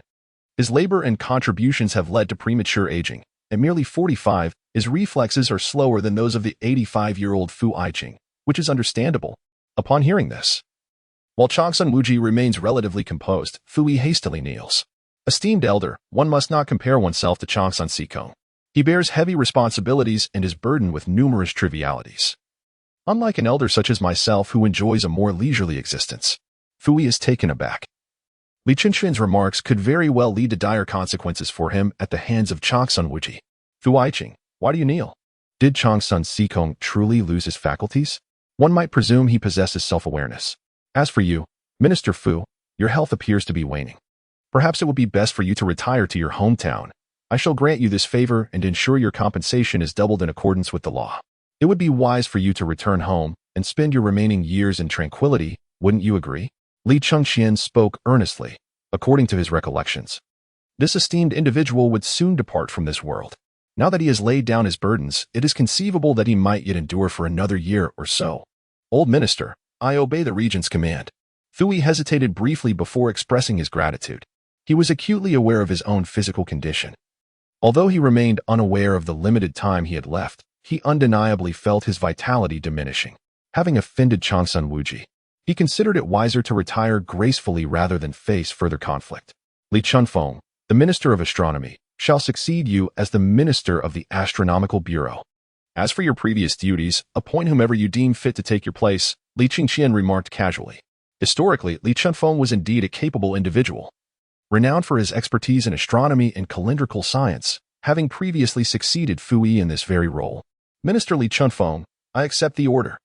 Li Chunfeng promptly stepped forward and knelt in reverence. Such appointments necessitated an imperial edict from Li Shimin, thus Li Chengqian was overstepping his authority. Yet, at that moment, Wei Zheng refrained from voicing any objections. In his view, Li Chengqian was subtly urging Changsun Wuji to relinquish his power by using Fu-Es retirement as a catalyst. Other matters were of little consequence. Changsun Wuji was acutely aware of this dynamic. However, the prospect of surrendering his authority was utterly inconceivable to him, prompting him to feign ignorance. Li Chengqian had no intention of confronting Changsun Wuji today. It was Wuji who had thrust himself into the limelight. Observing Wuji's lack of discernment, Li Chengqian mused, "Uncle, you are treading a path to your own demise, yet remain oblivious. If you insist on pursuing this course, I shall facilitate your end." Li Chengqian had never contemplated a private discussion with Changsun Wuji. To him, Wuji was merely a self-important figure, convinced of his own merits due to his familial ties and the favoritism of Li Shimin, leading him to become thoroughly arrogant. It was beyond Li Chengqian's capability to compel Wuji to acknowledge his errors. Engaging him in a civil manner might even lead Wuji to presume that Li Chengqian was intimidated. Changsun Wuji, as an external relative, had historically proven to offer no benefits. At best, he could be deemed a loyalist. Since Li Chengqian did not require protection, he saw no need for Wuji's presence, as it would only hinder his progress. If you are unwilling to step back voluntarily, then face the consequences. Changsun Sikong. And you too, Cheng Yaojin, return to your positions at once. This command was directed at someone, and all present understood its implications. Old Cheng shall indeed return. Cheng Yaojin quipped as he complied. Had the situation permitted, the ministers would have likely burst into laughter. Returning to his place, Cheng Yaojin called out, "Changsun, you cunning old fox, I have set the example for you. Now hurry back and take your position." Changsun Wuji's expression turned ashen as he silently returned to his seat. Chapter 61. A group of unfathers and unworthy to insult the sovereign Cheng Yaojin was not intimidated by them. "Minister Fu, please rise and return to the Historical Bureau to prepare for the handover. When Li Chengfeng concludes court, it will save us some time. The old minister wishes to stand for his final morning court session. Truly, if I must depart, I shall find it difficult to part. It is not the power I lament, but the knowledge that my curtain is drawing to a close." This sentiment is one that Li Chengqian can comprehend. Li Chengqian spoke gently, then, "Minister Fu, please rejoin the assembly. Obey the regent's decree." Once he returned, a sudden inspiration struck Li Chengqian. Minister Wei, you need only listen. There is no need for you to present yourself. As for historical records, women can indeed hold half the sky. For instance, Princess Pingong of our dynasty accomplished remarkable deeds in her time. It is crucial that her name is recorded in full, rather than as merely a certain lady. Such a notion is unacceptable. Historically, there has been no precedent for this. It is a miracle for a woman to appear in the annals of history. Her birth name must not be disclosed. In the court, 1/3 of the officials, all civil servants, knelt in reverence. Nevertheless, the military leaders and the astute remained standing firmly.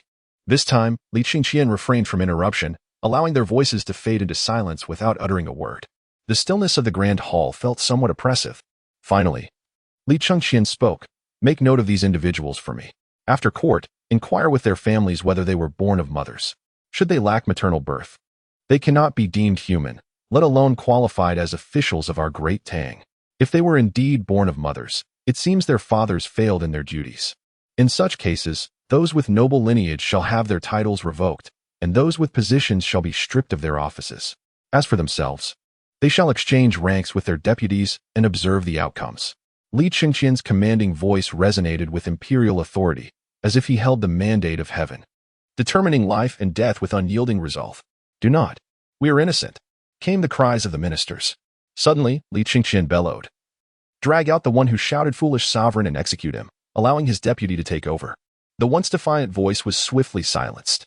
2 guards, stationed by Li Chengqian, immediately seized the man, dragging him away despite his desperate pleas for mercy.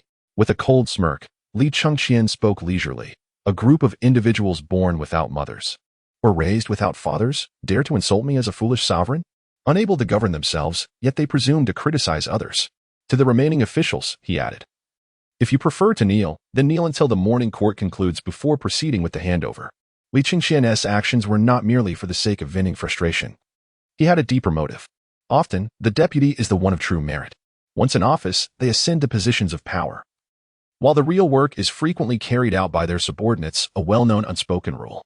Thus, He not only dealt with a cadre of ineffectual scholars, but also elevated a group of capable officials. What joy is there in this?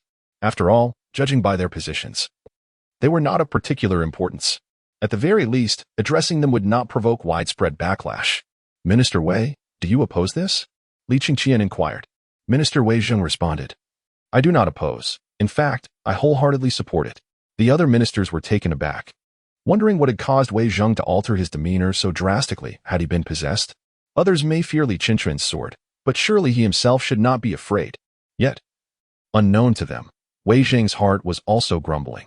In the face of a shameless future ruler who solely focuses on practical matters, what more can I do besides flattering him?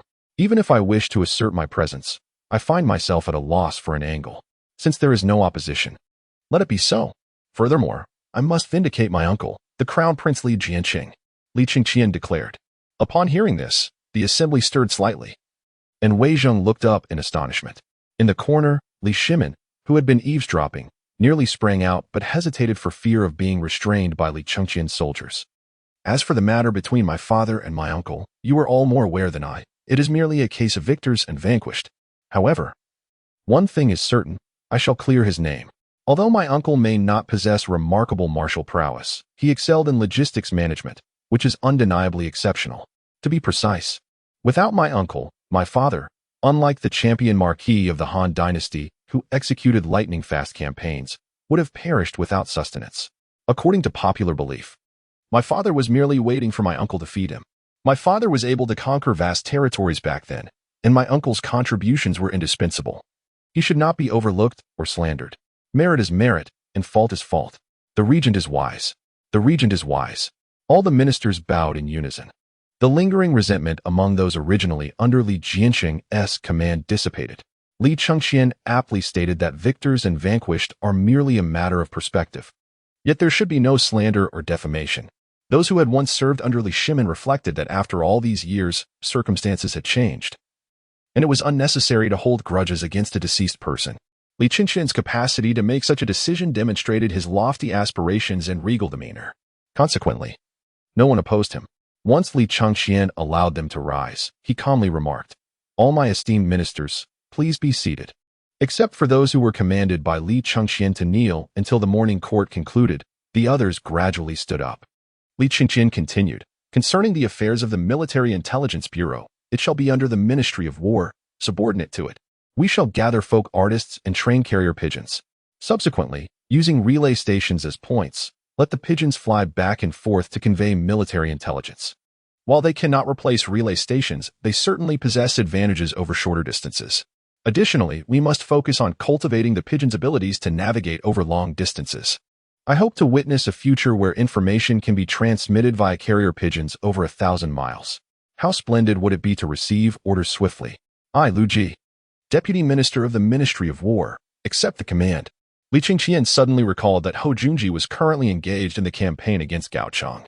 However, he seemed to remember that the former Minister of War was Hou Junji, who had been transferred to the Ministry of Personnel last year, concurrently serving as the Grand Commander of the Jiahe Road military, leading forces to attack Gaochang.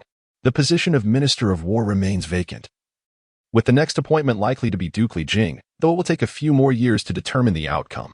Hou Junji is indeed a versatile talent, as evidenced by his transition from Minister of War to Minister of Personnel while also commanding troops in battle. Historically, he would conquer Gaochang in August of the following year, only to be impeached and imprisoned for embezzling treasures and allowing pillaging afterward.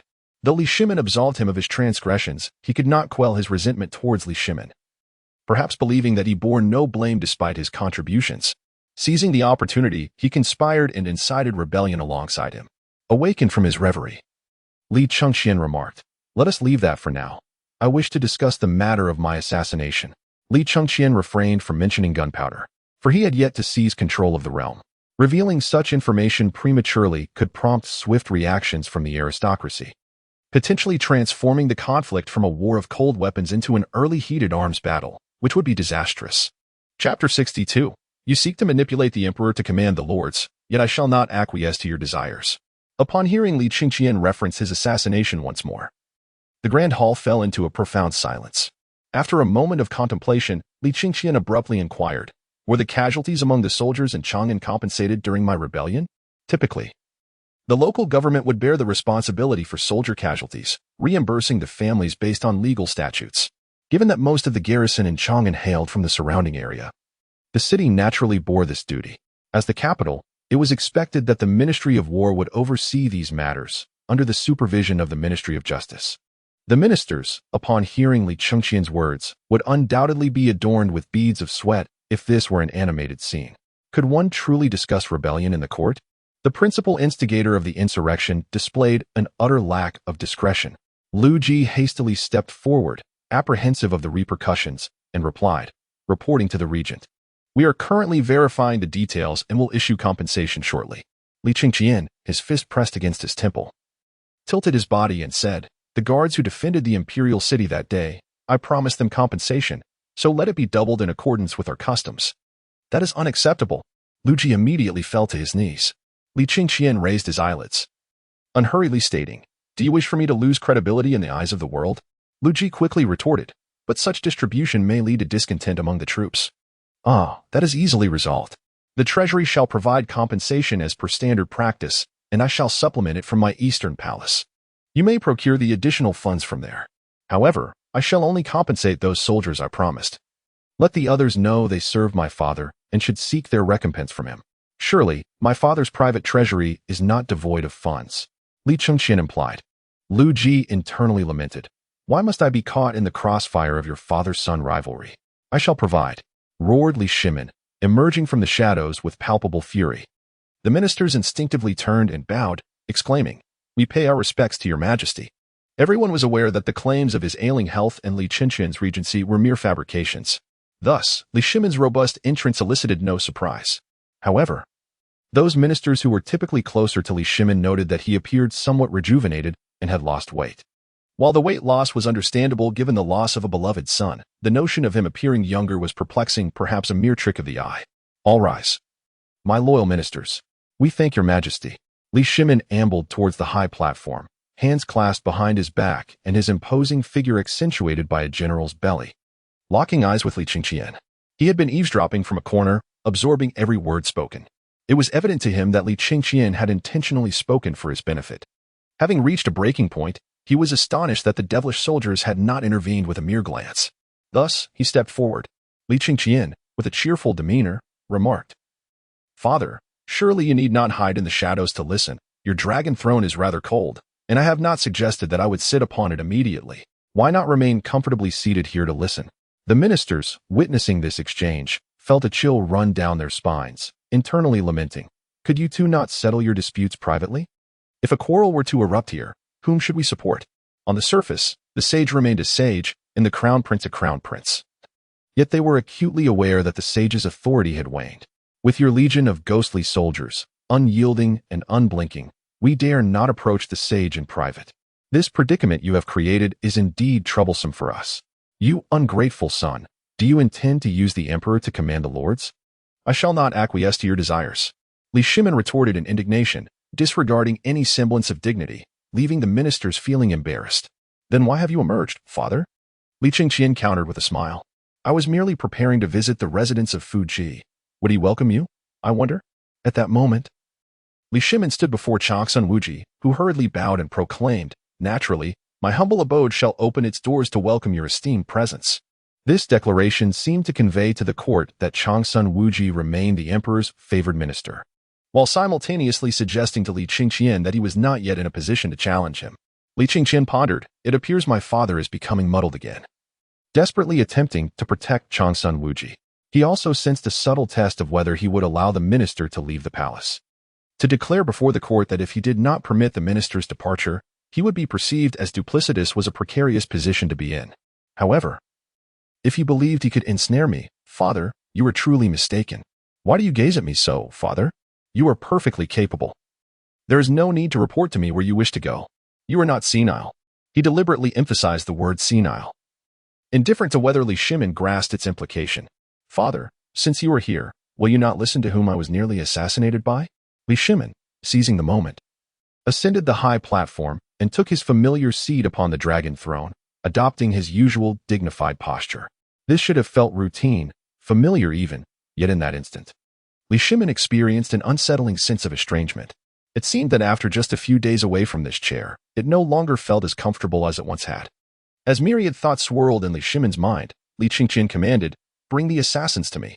No one responded, yet in the next moment, 6 soldiers entered the grand hall, dragging 3 assassins with them. "Li Chengqian, you lack integrity. You have killed me. You have annihilated my family."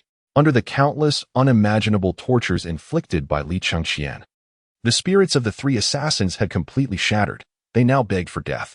Their voices were hoarse, their bodies a gruesome sight, clearly bearing the marks of relentless torment. As they approached, Li Chengqian stated, "When have I ever broken my word? I concede to grant you a swift end, but I never specified the timing." He continued, "Now I demand you disclose everything you know to the assembled ministers, and I shall grant you a swift release." The 3, desperate for an end, perceived his words as a benevolent reprieve, and immediately began divulging all they knew, even supplementing each other's accounts, eager to hasten their demise. After they finished their confessions, Li Chengqian ordered, "Take them away and execute them. Grant them a swift release." "Your Highness, the Crown Prince, is wise." "Thank you, Your Highness." "Your Highness, the Crown Prince, is benevolent." Although their voices were barely audible, they expressed their gratitude with fervor. In the entire feudal era, such gratitude would not be deemed absurd. Rather, it was seen as an act of mercy. For regardless of whether one attempted to assassinate an emperor or a crown prince, unless one was completely ignorant of their identity, the punishment would invariably extend to the annihilation of their entire clan. Given this context, who would not feel grateful for merely being executed themselves? Did all of you hear that? Although they did not know the identities of their assailants, they understood their origins. I have already dispatched individuals to investigate, and news should arrive shortly. As long as we follow the clues, I cannot believe we will not uncover those behind this assassination attempt. Li Chengqian had not merely dispatched agents. He had secretly eradicated the entirety of their private militia training bases. He had apprehended those in charge. Though he chose not to disclose this information, it was not yet the time to confront openly. His army of 100,000, while theoretically capable of overwhelming force, would create chaos in the realm of the Tang Dynasty once unleashed. If peace were disrupted and balance shattered, he lacked the strength to restore order. An army of undying soldiers was not omnipotent. Even besieging Chang'an was beyond their capabilities, for the outer city boasted 12 gates. During the Wei River Alliance, did the Turks not wish to conquer Chang'an? It was not that they could not, nor that they dared not. They had galloped forth at great speed, advancing directly. Prior to the Tang Dynasty, the turmoil wrought by the 5 barbarians lingered in the hearts of the people, instilling a fear that would never permit foreign tribes to invade again, even if Li Shimin had failed to defend Chang'an. And even if the Turks had managed to slay him, they would have been besieged by Han forces from all directions, leaving them no avenue for escape. This was the underlying truth that allowed for the establishment of the Wei River Alliance. Li Chengqian's objective this time was fundamentally to amass wealth in preparation for cement production. By articulating this intention, he aimed to ensure that the representatives of various factions within the court understood that the responsibility for the murder lay with him, and he held the reins of power firmly in his grasp. Throughout history, under the influence of etiquette and moral education, any attempt to shatter this well-established narrative could plunge the realm into chaos, as historical lessons vividly remind us. Among the ministers, several felt a cold sweat trickling down their backs. Certain details disclosed by the 3 were known to some of them, undoubtedly implicating their own kin. Should Li Chengqian pursue these leads, it would indeed spell disaster. After this period of interaction, they were acutely aware that when Li Chengqian resorted to violence, it was not merely the act of killing, but also the annihilation of one's spirit. He possessed both military might and cunning tactics. If he were to trace the matter back to them, the outcome was anyone's guess. Furthermore, if the ministers believed this incident was merely a solo performance orchestrated by him, they were gravely mistaken. Typically, a eunuch tasked with issuing imperial decrees would announce loudly in the grand hall, with others outside echoing the proclamation, both for ceremonial decorum and due to the spaciousness of the place. However, Li Chengqian's soldiers required no such formalities. Before long, Dui entered the hall. Minister Shaoxingfeng Dui pays his respects to the sage, to the regent. As Dui approached the front row, he immediately performed a deep bow. "You may rise." Li Shimin interjected, anxious not to be overlooked. He comprehended that Li Chengqian was undoubtedly engaging in deliberate mischief. What nonsense about Dui going on an outing? Although Li Shimin lost his source of intelligence due to the presence of Li Chengqian's soldiers, his basic judgment remained intact. Dui did not rise as instructed. Instead, he continued kneeling. Li Chengqian turned to cast a mocking glance at Li Shimin before addressing Du He. You may rise. He secretly admired Du He for his perceptiveness, recognizing him as a loyal subject who would never betray him, even unto death. Thank you, sage. Thank you, regent. Du He finally stood respectfully. Li Shimin, feeling displeased, turned pale with rage, gripping the armrests of the dragon throne tightly, though his expression remained impassive. The other ministers quickly understood that Du He had evidently chosen a path of unwavering loyalty to Li Chengqian. Du He, please recount your observations from yesterday. Yes, regent. Du He began to recount the events in detail, omitting only what was unnecessary. He concluded with, I swear by the name of my esteemed lord that all I have stated is true. The ancients greatly valued oaths, although there have been violations throughout history. The majority upheld the principle that a promise is as weighty as gold. Moreover, who among those present was unaware of Du He's father's identity? Swearing by the name of a deceased parent is a profoundly serious matter. Those seasoned in the ways of the world discerned that rather than Du He serving as a witness, he was being paraded forth by Li Chengqian. Yet, it remained uncertain what position Li Chengqian intended to assign Du He next. Some within the assembly sighed, thinking they had assumed the Du family was but a shadow of its former self, surviving solely on the sage's protection and still managing to secure a place at the table. Unexpectedly, the eldest son of the Du family has not accomplished much. One could only say he has adhered to the norm, yet the second son is on the verge of prosperity. Li Chengqian nodded and said, Du He, you may withdraw now. Yes, your highness. After a final bow, Du He stepped back 3 paces and swiftly exited the grand hall. Given his rank, he was unqualified to stand in such a place. To be present here, one must at least hold the position of a 5th-rank official, and not merely an honorary title. As for me, I prefer to maintain a light-hearted demeanor and refrain from seeking trouble. However, of late, the expenditures incurred by my subordinates have been exceedingly burdensome. My heart is quite troubled indeed. It is particularly vexing for a mere crown prince to sustain such a multitude, exceeding the prescribed limits. Fortunately, my father is magnanimous and does not hold this against me. Li Shimin, upon hearing this, felt the veins at his temples throb with frustration. Was he truly not keeping track? Could he even afford to? The ministers present were equally dumbfounded, suddenly realizing that Li Chengqian possessed an unexpected audacity. With military might, cunning, and a bold demeanor, he had become all the more formidable. Many pondered the implications of Li Chengqian's words. Li Chengqian paused, raising his voice with intensity. I never anticipated that, amidst my vexation, there would still be those daring enough to attempt my assassination. When I uncover the instigators behind this, I shall scald their nests with boiling water and disturb their ancestral graves. A few officials, harboring guilty consciences, involuntarily trembled. My heart is heavy, and I am in dire need of funds. My subordinates, driven by hunger, are capable of anything. Yet I am a rational being. The treasury's funds are untouchable, and my private coffers cannot sustain this burden. I implore you, my esteemed ministers, to devise a solution. That will be all for today. The court is dismissed. Chapter 64. Father, have you truly not yet grasped the situation? Li Chengqian and Li Shimin ambled along the path back to the eastern palace, hands clasped behind their backs. Father, shall we first visit the hall of establishment? Li Chengqian inquired. You ungrateful child, what business do you have at the hall of establishment? Li Shimin retorted. Li Chengqian arched an eyebrow. To have you draft an imperial decree. Instantly, Li Shimin's anger flared. Am I to become your personal scribe for imperial edicts? I do not berate myself. You are overthinking it, father. After all, you are the emperor. If you do not draft the decree, who will? Li Chengqian countered. Am I still the emperor? That little scamp, Du He dared to show me disrespect during the court assembly. That is your own doing. Who asked you to respond hastily? Would it not have been better to sit quietly upon the dragon throne? Li Chengqian retorted. Li Shimin fell silent. Li Chengqian continued. If you are reluctant to draft the decree, perhaps you should consult the Astronomical Bureau for auspicious dates. I urge you to write the decree to spare your grandson, Long Son, from waiting unduly.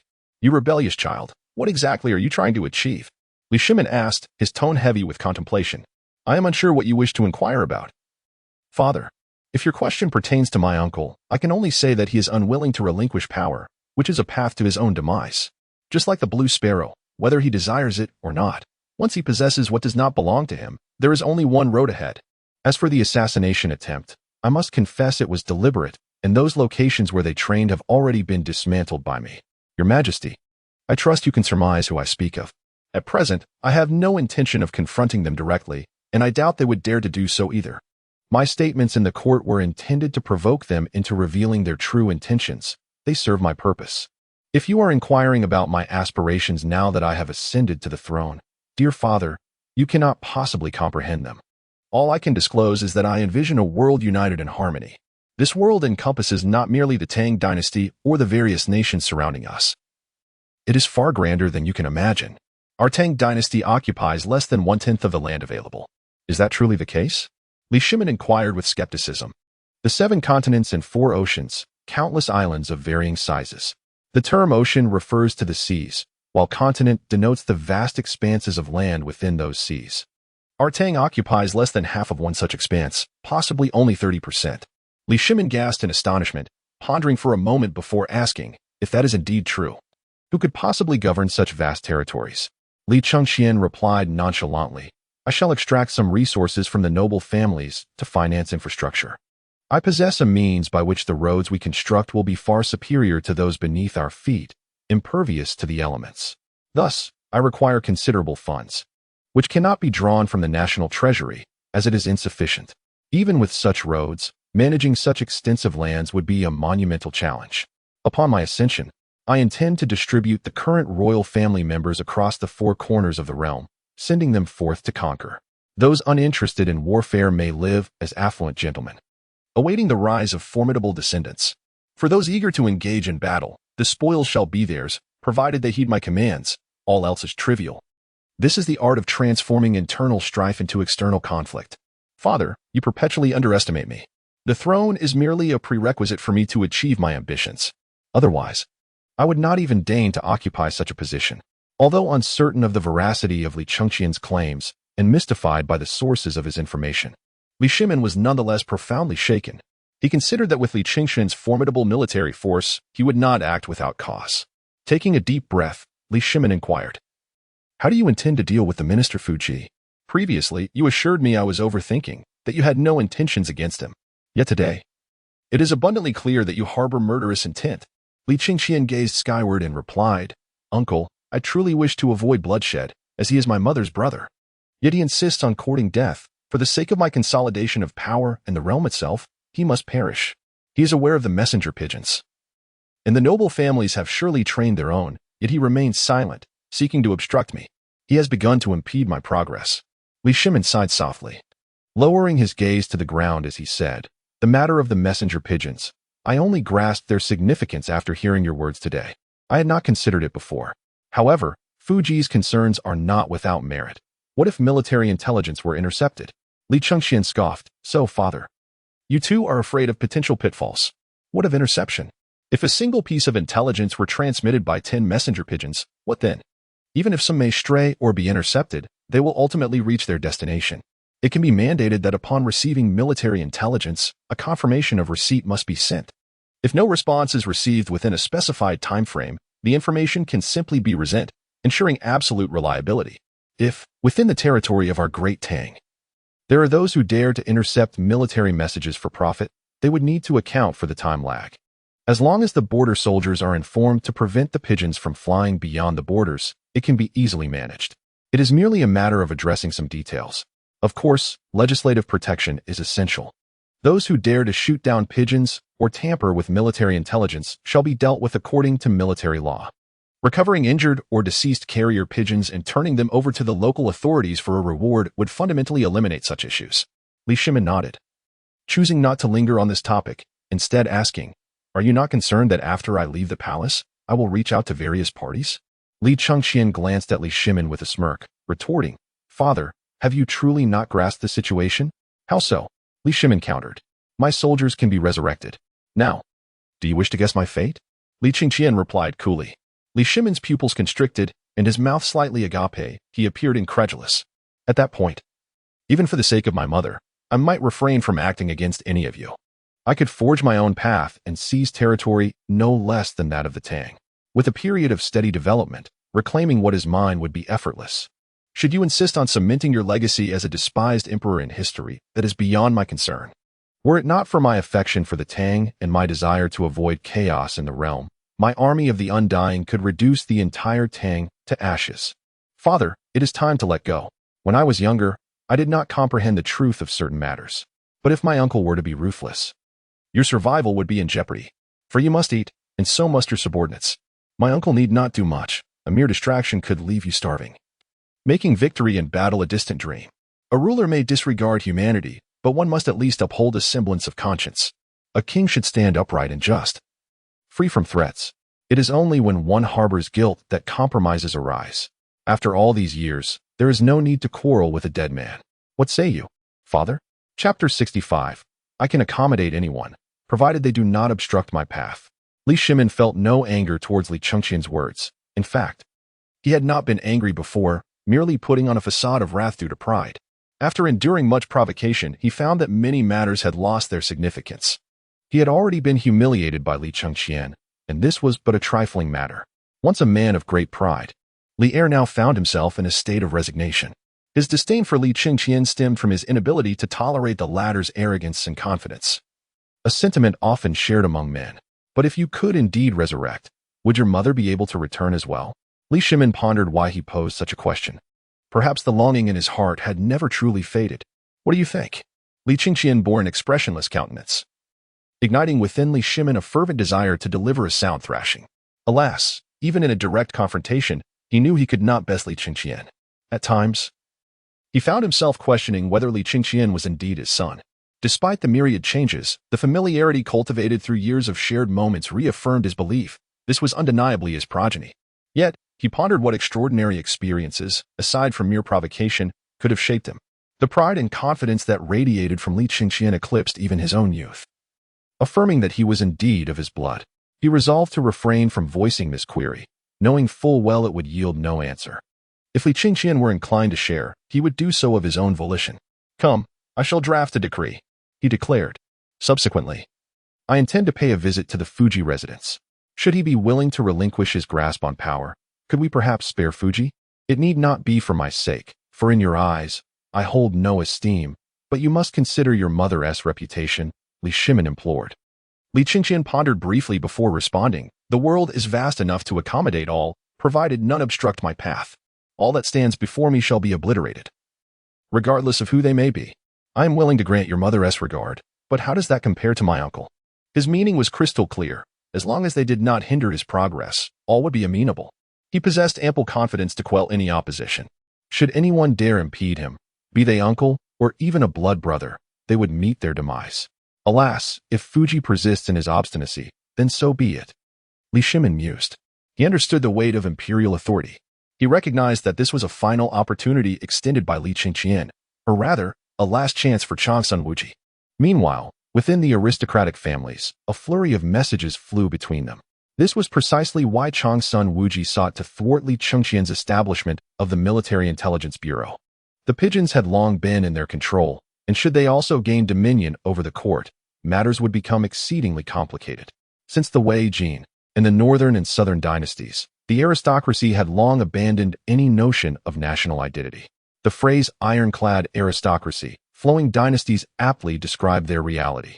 The families primarily prioritized their own interests, irrespective of whether the dynasty thrived or waned. They wielded influence over advancement, held sway over cultural narratives, and controlled various vital resources. Whomever ascended to the throne required their support. They refrained from claiming the throne themselves, having seen through the futility of such aspirations. Once seated in that position, decline was all but inevitable. Unbeknownst to them, an enigmatic figure, Mr. Huang, was poised to disrupt their carefully laid plans. Those who fancied themselves players on this chessboard would soon find that the rules had changed. Suddenly confronted by an unruly Huang Chao, the very board upon which they played was shattered, leaving them in a state of disbelief. Upon returning to the Eastern Palace, Li Chengqian resolved to take a well-deserved respite. Engaging the mind was no small feat. Come forth. I desire a bath, he commanded. The maidens promptly complied, preparing a floral bath for Li Chengqian. Indeed, a floral bath transcended gender. In an era where men commonly donned fragrant sachets, indulging in such a bath was hardly a matter of astonishment. Soon, a group of maidens encircled him, and Li Chengqian naturally opened his arms as they began to undress him. Upon stepping into the bath, other maidens attended to him, scrubbing his body while several others stood by, holding various towels. Each towel had its own distinct purpose, independent of the others. He merely had to sit in the tub, relinquishing all concerns, closing his eyes to savor the experience. This was a customary affair, and initially, Li Chengqian did not give it much thought. However, as he reveled in the moment, he pondered certain matters, particularly how to garner greater rewards from the system. No matter how splendidly he transformed the Tang Dynasty, the system would not bestow rewards without him leading by example. This thought led Li Chengqian to consider the act of bathing. Should he not also set an example in this regard?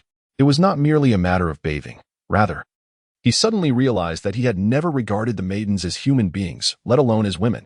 This was not solely his predicament. Within the upper echelons of society, no one viewed maidens as individuals. Surrounded by 8 women, even as they touched him intimately, he remained entirely unresponsive, which in essence signified that he did not perceive them as human. "Leave the towels. You may all go," Li Chengqian suddenly declared. "Your Highness, spare us. Your Highness, spare us." Upon opening his eyes, he found all 8 maidens kneeling before him, trembling in fear, their voices tinged with sobs as they repeatedly bowed their heads. "I am not here to punish you, nor do I wish to cast you aside. Rather, I need to contemplate certain matters. Please, depart for now," Li Chengqian said nonchalantly. Upon hearing his words, they felt a slight sense of relief, hurriedly expressing their gratitude before slowly rising, leaving the towels atop the tub as they retreated. Li Chengqian observed their reactions, understanding why they had been so frightened moments earlier. In their minds, once he no longer required their services, their fate would be bleak. The powerful did not regard them as human, and they themselves did not view their own existence as worthy. They were merely a group of women, living in fear and humility, desperate to survive. They would not only be grateful for the absence of punishment, but even a light reprimand would evoke their gratitude. Should they commit a grave error, they would be thankful for a swift end. This epitomized the influence of feudal authority, a power that captivated all who encountered it. Once one grasped the reins of imperial power, relinquishing it became an arduous task. Li Chengqian mentally noted this situation, recognizing that such matters could only be altered gradually. The difficulty of societal transformation was evident even to the most simplistic of reflections. Only by leading through example could he effectuate subtle change. Merely preaching would likely provoke them to whisper about his sanity. The notion of equality for all, if uttered aloud, would lead the populace to believe that Li Chengqian had succumbed to madness. Li Chengqian picked up a towel, and for the first time in his life, he washed himself. Indeed, after this inaugural experience, the voice of the system resonated. Host change. Chapter 66. Why should I heed the words of a rebellious son? Host change. The entrenched mindset of the gentry, born to feel superior, wields immense influence. Reward for the host. A beautifully illustrated contemporary world resource map. Upon hearing the system's voice, Li Chengqian's brow furrowed in surprise. He had not anticipated this alteration. Previously, influenced by subtle societal norms, he too had regarded the scholar officials as exalted figures. Though he had not consciously considered it, his actions reflected this hierarchy. It was akin to how, before reflecting on the matter, he had not perceived the maidservants as individuals, even during intimate moments with the crown princess. Whether in the bath or in the act of procreation, maidservants attended to them without a hint of embarrassment. This lack of shame arose not from an absence of morals, but from a failure to acknowledge their humanity. He recalled that his first act of cutting his hair received minimal impact. The second, granting leniency to captives, was deemed of moderate influence. The third, altering the beauty of attire, was rated as significantly impactful. The fourth act, which was this one, merely washing himself, was classified as having a tremendous influence, fundamentally challenging the inherent superiority of the scholar officials. This significant impact was undoubtedly clear to Li Chengqian, yet he pondered whether there might be an even higher rating. It appeared that the rewards were progressively more beneficial. The reward for haircutting bestowed personal valor, limited to individual influence due to its initial nature. The leniency towards captives conferred a civil marketplace, seemingly impressive, yet practically limited to basic provisions. Altering attire bestowed comprehensive cement technology, which could indeed influence travel and construction methods. The importance of this current reward, the world resource map, was self-evident.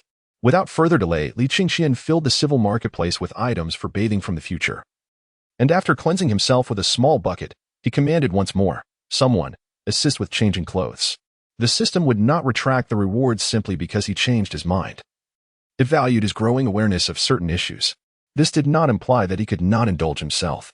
After donning the crown prince's customary attire, Li Chengqian proceeded to the Hall of Governance to continue reviewing memorials.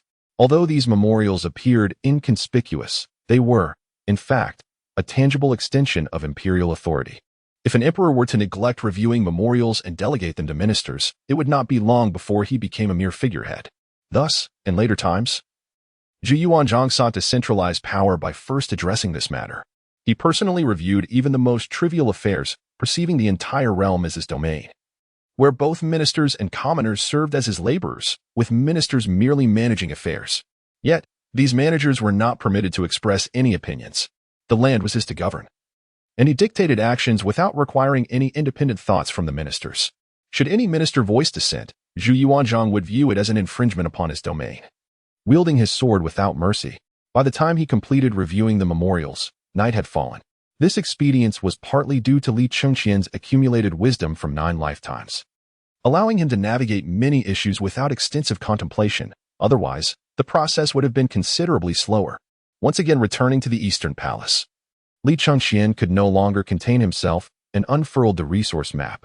This map appeared to be crafted from cloth, though the precise material eluded him.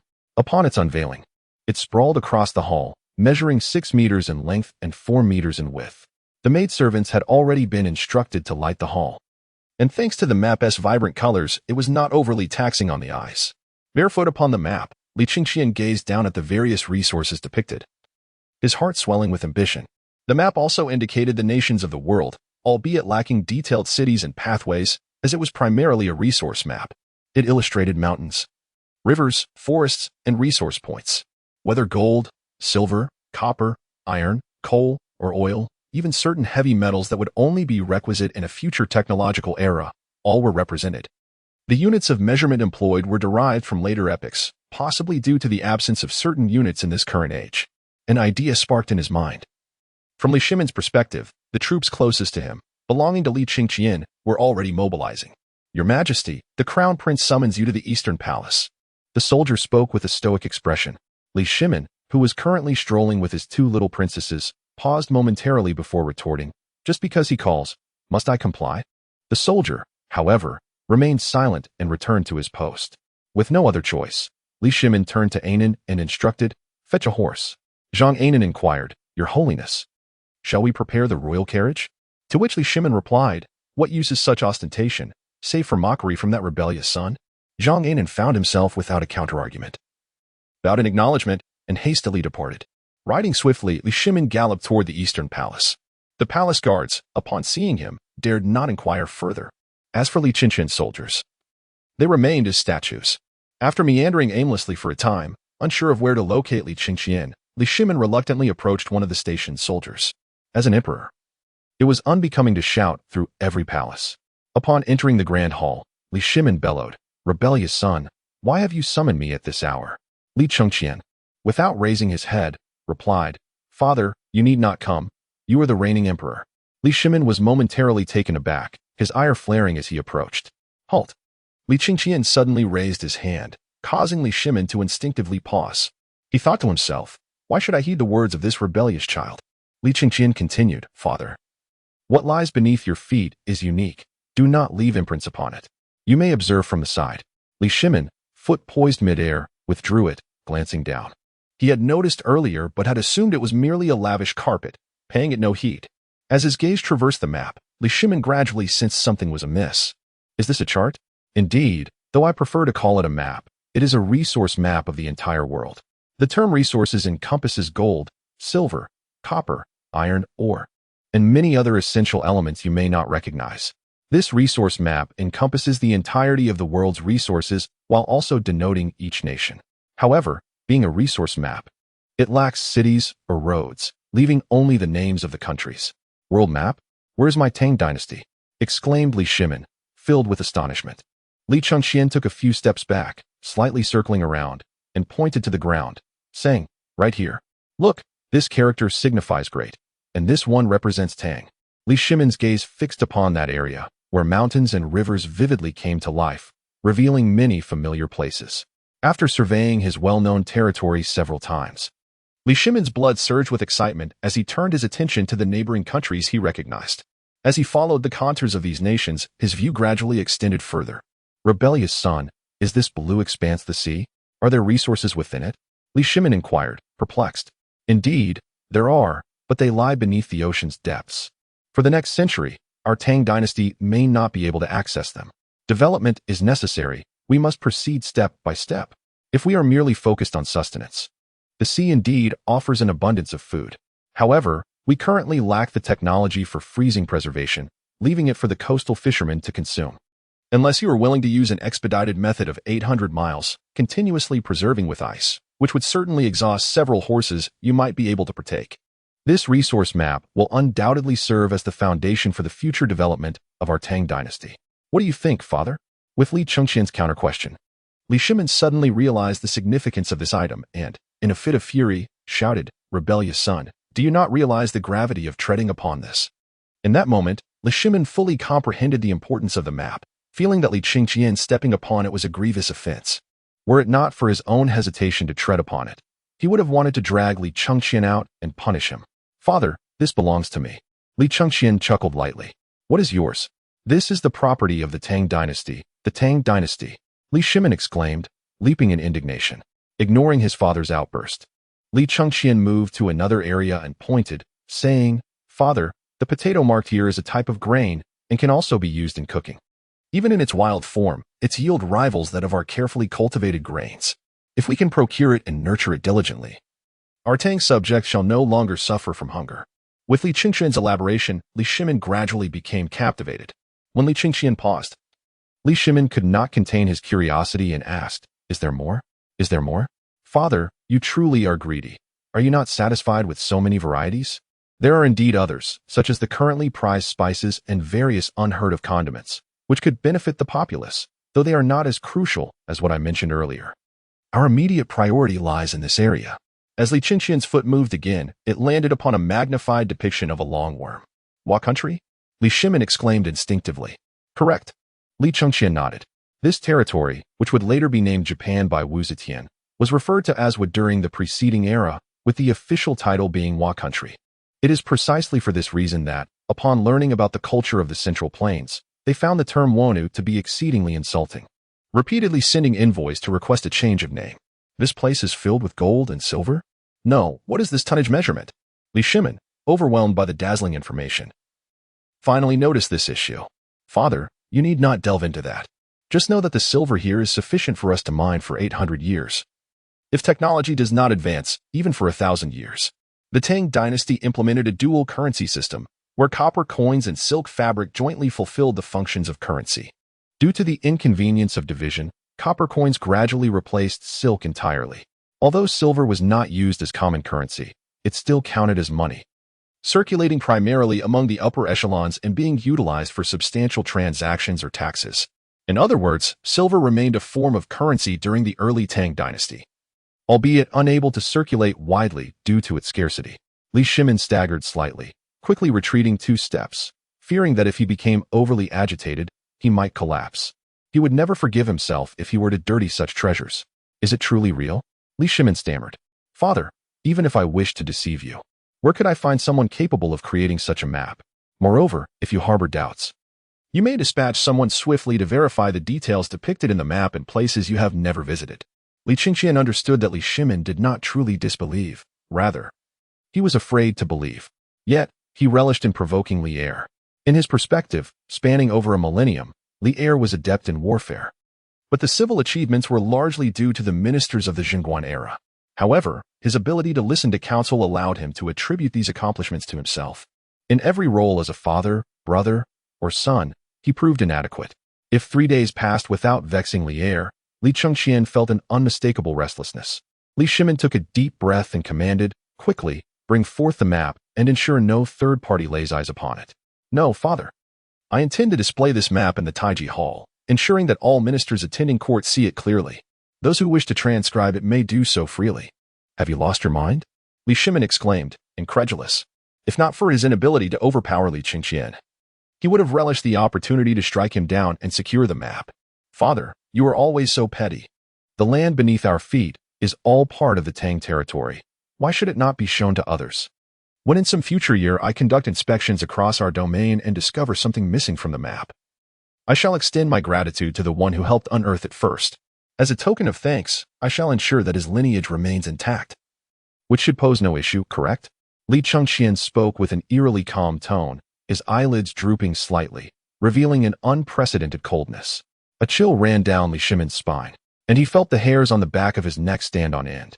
What if foreign envoys were to witness this? Or worse, if some ministers were to transcribe it and sell it to foreign nations? Li Shimon steadied his mind and inquired, "This is information that our Tang has thoroughly explored. It naturally belongs to us." When the subjects of the Tang Dynasty arrived, only to find nothing, they should not blame the Tang for ensuring the complete eradication of their family, as a gesture of gratitude for their prior excavation efforts.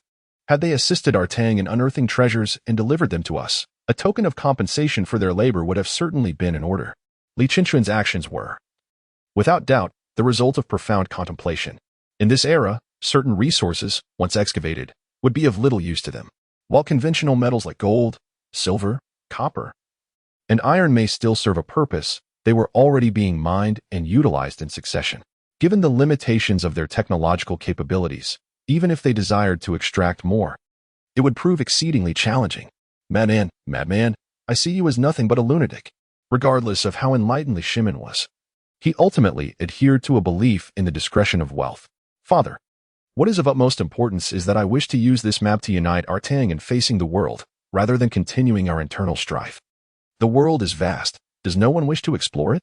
The map, which I present, operates on the principle that those who discover the resources shall claim them. Should the excavators be proactive, they would naturally receive their due rewards. This encapsulates Li Chengqian's fundamental aim after careful consideration. Ultimately, due to technological constraints, much of this remains but a grand vision. Chapter 68. I shall decree your ascension and instruct the Tai Bureau to select an auspicious date.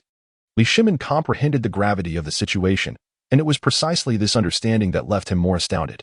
He had long recognized Li Chengqian's ambition, an ambition he found utterly incomprehensible. Previously, he deemed Li Chengqian's vision of the world to be vague and unfathomable. Now, with the map before him, everything had materialized. Li Shimon stood motionless for quite some time before finally looking up with a sigh. "Put away the map," he commanded again. Li Chengqian raised an eyebrow, and Li Shimon continued, "When you ascend the throne, declare this as a heavenly gift bestowed upon you." Li Chengqian raised an eyebrow once more, and Li Shimon added, "I will instruct the Tai Bureau to calculate the date. Tomorrow, the Shangyi Bureau will measure you for a custom-made dragon robe. Aside from necessary taboos, you are free to make alterations. After all, you, my rebellious son, have an abundance of erratic ideas. With only a few months until the new year, it is best to ascend before the year's end so that you may change the era in the coming year without delay." With those words, Li Shimon clasped his hands behind his back, his steps slightly unsteady as he prepared to depart. In that moment, he truly acknowledged his aging, wishing no longer to hinder Li Chengqian. The reign of Jingguan, after all, was destined to become a thing of the past. This was not akin to Li Yuan's abdication, for Li Chengqian had not compelled him. Yet, each encounter left Li Shimon feeling outpaced by the times, deserving of obsolescence. As Li Shimon reached the doorway, Li Chengqian spoke up. "What of Chasun Siko?" He referred to the position, seeking a confirmation from Li Shimon in his capacity as emperor. Li Shimon halted, standing at the entrance of the grand hall, his back to Li Chengqian. After a silence of nearly 5 minutes, he finally spoke. "Tomorrow, I shall preside over the morning court. You are to attend as an observer. I will issue a decree to annul the marriage between Li Shi and Chasun Chong on the grounds of the misfortune associated with close kinship. Subsequently, I shall use the pretext of numerous transgressions to strip him and his family of their titles and positions, exiling Chang's son Wuji's family to the southern regions. Some matters, ultimately, are ill-suited for your involvement. In the end, I will issue a decree for you to ascend the throne, instructing the Grand Historian's Bureau to select an auspicious date. What say you?" Very well. Li Chengqian understood that this was Li Shimon's final act of defiance. He wished to spare Chang's son Wuji's life. Perhaps, in his heart, it served as a form of reconciliation with his late mother. He might even be regretting having favored the Chang's son family excessively. As for the question of whether Chang's son Wuji was indeed guilty of numerous offenses, there is no doubt. To ascend to such a position, one cannot possess a completely untainted conscience. It merely depends on whether the emperor desires to take action against you, and if he possesses the means to do so. Li Shimon certainly held both the authority and capability to enact such measures. It appears their conversation this afternoon was rather unpleasant. Ultimately, Chang's son Wuji was blinded by power, believing that no one would dare to confront him regardless of the circumstances, just as he switched his support from Li Chengqian to Li Ji when the former's aspirations faltered. He naively assumed that as long as a child of the Chang's Sun Empress ascended, his position would remain secure. Unlike Li Tai, Chang's son Wuji was merely an outsider. His fate was of little consequence to the stability of the realm. Out of respect for his mother, Li Chengqian did not feel the need for his entire family to be annihilated. Having received Li Chengqian's response, Li Shimin crossed the threshold of the Great Hall and vanished into the night. Currently, the court convenes every 3 days, but urgent matters may warrant daily assemblies. Li Chengqian gathered the charts from the floor, for he had grown weary of the superstitions surrounding them. Even with a system in place, it was clear that it was not a matter of the supernatural. Rather, it resembled a form of advanced technology. To speak of the resurrection token alone, it must be predicated on human biological structure rather than on souls or spirits. This implies a reliance on technological principles, akin to possessing a single cell capable of replicating an entire individual, along with all their memories. However, Li Shimin's perspective held merit. In the age of imperial power, the elements of mysticism and the supernatural remained essential. Since one could invoke divine favor at will, it served to bolster political capital, which indeed proved beneficial. In this era, should such phenomena be revealed, few would dare attribute them to human endeavor. This evening, Li Chengqian slept soundly, devoid of any excitement regarding his impending ascension to the throne. If his sole ambition were to become emperor, upon acquiring the fabled golden finger, he could have simply unleashed chaos within the palace, adopting a ruthless approach akin to Hu Hai, eliminating all deemed threats. The so-called rebellion of the populace could be quelled through a wave of executions, or even through preemptive strikes, effectively flattening any opposition. Yet, to forge an everlasting empire and become a timeless sovereign, such blemishes would render that aspiration unattainable. Who could possibly eradicate all dissent? Even if one could, what follows such annihilation? Therefore, Li Chengqian had always exercised restraint, advancing step by step. The only unforeseen revelation was that Li Shimin contemplated relinquishing his position so soon. Perhaps that image had a profound impact on him, awakening the realization of his own aging and inability to keep pace with the times, compelling him to step aside. At the age of 40, he had not yet succumbed to complete senility and still understood the weight of matters. While Li Chengqian slept soundly, Li Shimin found himself restless. Reflecting on the first half of his life, the couriers hastily dashed out to convey the news of an unexpected morning assembly to the ministers. This sudden decree for an audience, rather than adhering to the usual rotation, sent a shiver down the spines of the officials. In such tumultuous times, any alteration could prove fatal to them, especially with the formidable Li Chengqian on duty. Yet, no matter how they pondered, no information could be gleaned at that moment.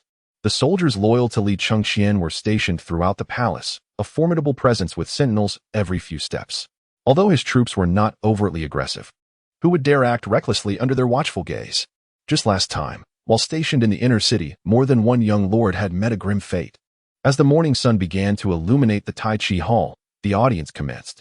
The call for the presence of the sovereign and the regent echoed, startling the ministers who had just taken their places, nearly catching them off guard. Although Li Shimin had not been absent from court for many days, it felt as if a century had passed. Nevertheless, they quickly regained their composure and bowed in reverence. Clad in his dragon robe, Li Shimin took his seat alongside Li Chengqian, who donned his princely attire. After the ministers paid their respects, speculation bubbled among them. Why on this day had both formidable figures appeared? This portended significant events ahead, especially for the representatives of the prominent families, particularly those implicated in the assassination plot against Li Chengqian. Before they could reach a consensus, this unexpected development had set their hearts racing. Chapter 69, Long Sun Si Kong, are you aware of your transgressions? The decree proclaimed, I, having succeeded to the heavenly mandate, have ruled for 13 years, day and night devotedly serving, never daring to forget the weight of my ancestors' legacy. Today, Crown Prince Yuan Yang stands distinguished, endowed with exceptional talent, filial piety, amiable demeanor, and benevolence recognized across the seas, his abilities harmonizing with the grand affairs of state. Observing the celestial signs above and the sentiments of the people below, it is evident that the divine will dictates the transmission of the sacred authority. Thus, on the first day of the 11th month of the 13th year of Jingguan, I earnestly offer my devotion to the heavens and abdicate the throne in favor of Crown Prince Li Chengqian. Let it be proclaimed throughout the realm, so that all may be aware. Crown Prince Li Chengqian, with reverence for the heavenly mandate and the state, shall ascend to the imperial throne. Although I retreat, I remain available for counsel on all matters, and unless a significant issue arises, I shall not trouble you. The Grand Historian's Bureau shall select an auspicious day, while the Imperial Wardrobe Bureau shall prepare the dragon robe, with all departments coordinating for the day of ascension. Let it be proclaimed throughout the realm, so that all may be aware. Upon hearing the imperial edict, the ministers were left in astonishment.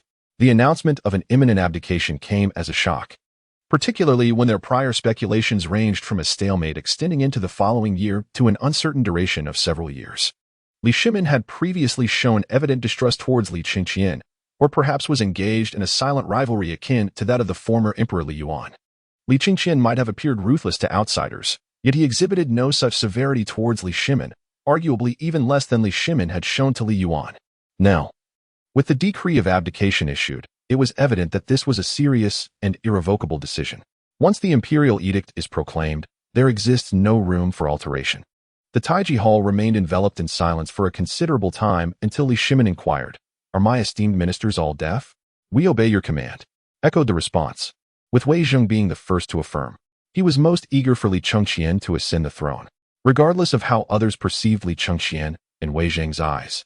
He was the quintessential heir. At the zenith of his vigor, Li Shimin chose to abdicate the throne, though undoubtedly compelled by circumstances.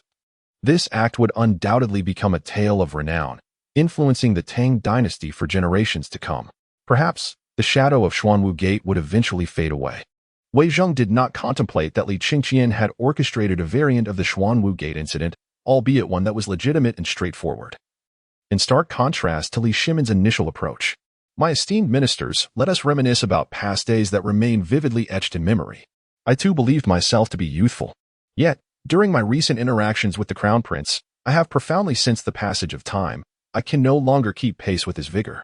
I wonder if you, my ministers, share this sentiment." The court fell into a contemplative silence, aware that the crux of the matter lay in his forthcoming words. The notions of aging were mere trifles, whether emperor or official, who would not desire to serve until death. Li Shimin did not keep them in suspense for long. He exhaled a sigh, paused briefly, and continued. "Reflecting on earlier times, for the future of the Tang, I, alongside you all, deliberated tirelessly at the Qinhuang mansion.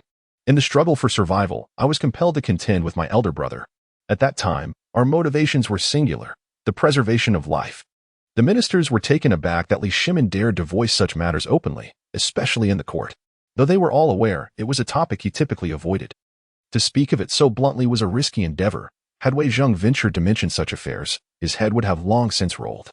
The seasoned officials inwardly lamented the implications of Li Shimin's revelation. This was a portent of significant turmoil. Changsun Wuji felt a jolt in his heart, recalling the previous afternoon when Li Shimin visited his residence, where they shared tea, and Li Shimin's remarks. The theme of their conversation was clear, a desire for him to make way for the youth. It was unmistakably evident who this youth was. Yet, his response had led to an unceremonious parting. Changsun Wuji sensed an ominous foreboding. As expected, Li Shimin's tone suddenly escalated. "However, some of my erstwhile brothers, upon attaining high positions, have become increasingly insatiable." Changsun Wuji's knees buckled, nearly bringing him to the ground. In the grand scheme of the court, the dynamics were essentially a rivalry between the Shandong gentry and the Guanlong faction, with the emperor striving to maintain equilibrium. The Shandong gentry could be categorized as the literati, representing families such as the Confucians and the 5 surnames and 7 lineages. In contrast, the Guanlong clan represented the military and political sphere, embodying the martial strength of the court. This delicate balance between civil and military factions, fraught with intricate entanglements, defied simple classification. After the Li Tang Dynasty assumed control of the imperial throne, they were rendered independent. Originally, the Li family was part of the Guanlong faction. This development resulted in a triadic balance of power. Changsun Wuji serves as the current representative of the Guanlong group within the court. From a clan perspective, Changsun Wuji and Li Shimin are, in fact, adversaries. The relationship between clans in the royal family is inherently one of mutual dependence and antagonism, characterized by both vigilance and cooperation, largely dictated by self-interest. Li Shimin adeptly navigates this balance. Although his centralization of power does not rival that of Zhu Yuanzong, it is unattainable in this era. Nonetheless, should he resolve to deal with Changsun Wuji, it would be a trivial matter. After all, Changsun Wuji is merely a representative. When the time comes for abandonment, he could be discarded effortlessly. This situation mirrors historical events where Li Ji skillfully subdued Changsun Wuji with ease. Though Changsun Wuji fancies himself in power, He is merely floating on a transient wave. As long as the Li Tang royal family no longer desires his presence, he will find himself cast aside by both parties. At this juncture, Li Shimin, aside from being defeated by Li Chengqian, finds himself at the zenith of both civil governance and military prowess. A sovereign at the height of power, once provided with justification, can eliminate any adversary. The only consideration is that one must contemplate the repercussions to guard against underhanded tactics from below. However, Li Shimin has come to terms with this reality. With Li Chengqian possessing cunning and a formidable army, what is there to fear? The absence of outright eradication demonstrates his respect for dignity and the stability of the Tang Dynasty. Thus, Li Shimin unreservedly declared, Changsun Sikong. In the second year of the Jingguan era, June, you permitted your merely 10-year-old Changsun Chong, accompanied by servants, to harass the common folk in Chang'an, resulting in 1 death and 3 severe injuries. In the 5th year of the Jingguan era, February, your servant Zhao Xing forcibly purchased an inn for a paltry sum, leading to the gruesome demise of the innkeeper's family, their bodies discarded in the wilderness. In April of the 7th year of the Jingguan era, Li Shimin enumerated these transgressions. What he articulated, while seemingly routine to the nobility, is, in fact, a matter that should remain concealed and unaccounted. Yet, it is clear that Li Shimin intends to hold Changsun Wuji accountable, transforming these actions into incriminating evidence. At this moment, Changsun Wuji, still mindful of his reputation, has not committed any egregious offenses, merely indulging his child and household retainers. Li Shimin ultimately concluded, I have repeatedly warned, water can carry a boat, but it can also capsize it. I had not anticipated that my old comrade would forget this.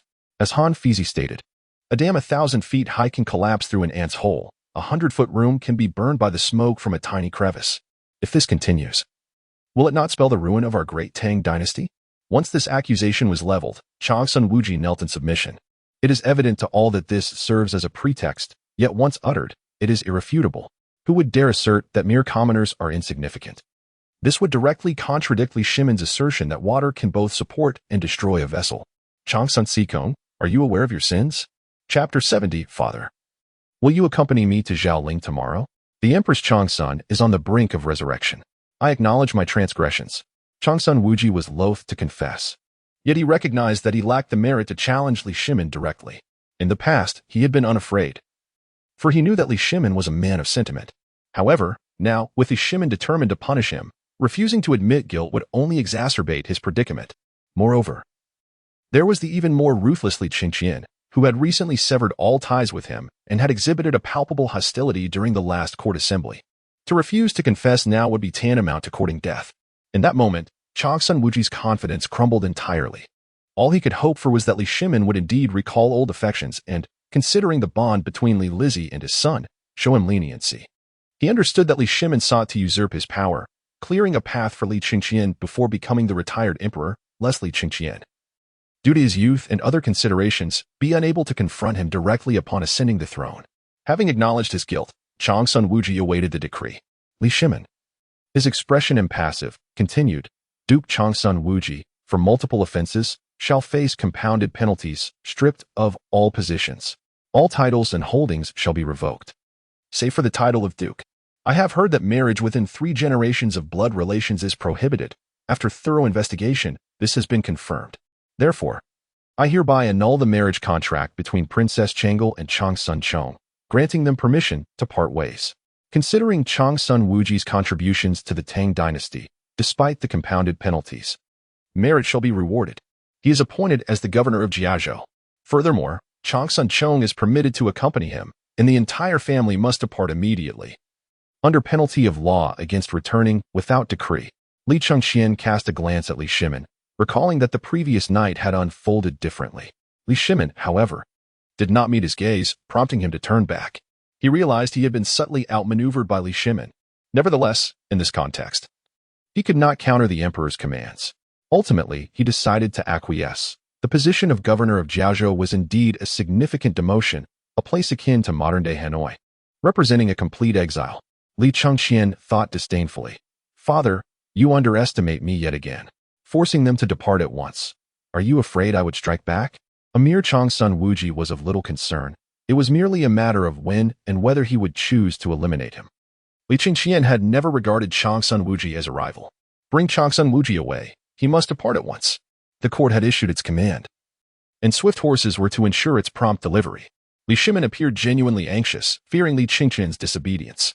A flicker of realization crossed Li Chengqian's mind as two of his soldiers emerged from the hall, seizing Changsun Wuji and escorting him out.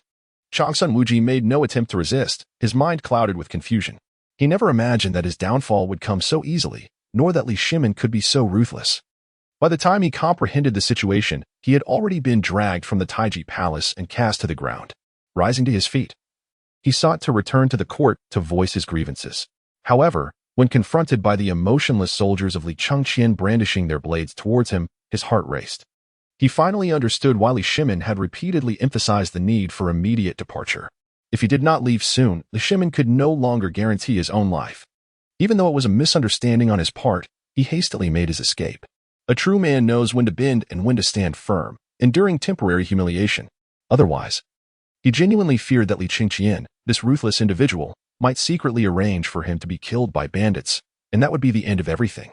First, he would head to Jiaozhou, then gradually reach out to various parties to devise a plan. In the grand hall of the morning court, Li Shimin sighed with relief. He truly feared that Li Chengqian would not spare him face in such a setting. Since Li Chengqian's troops had escorted Changsun Wuji out, it seemed he had granted him that courtesy. Thus, the curtain fell on Changsun Wuji's fate, leaving the other attendees in shock. They believed Li Shimin intended to wield his final influence to clear the path for Li Chengqian's ascension, rendering them all silent with trepidation. At that moment, Li Shimin's eyes had turned red. He could hardly contain his emotions, feeling overwhelmed to the point of tears. "Let us adjourn," he exclaimed, unable to hold back his sorrow. Eager to leave. After all, Changsun Wuji had been a companion for decades, his elder brother-in-law, and the brother of the woman he cherished most deeply. "Let us adjourn," Li Chengqian added. "Adjourn," shouted the chief eunuch, cracking his whip.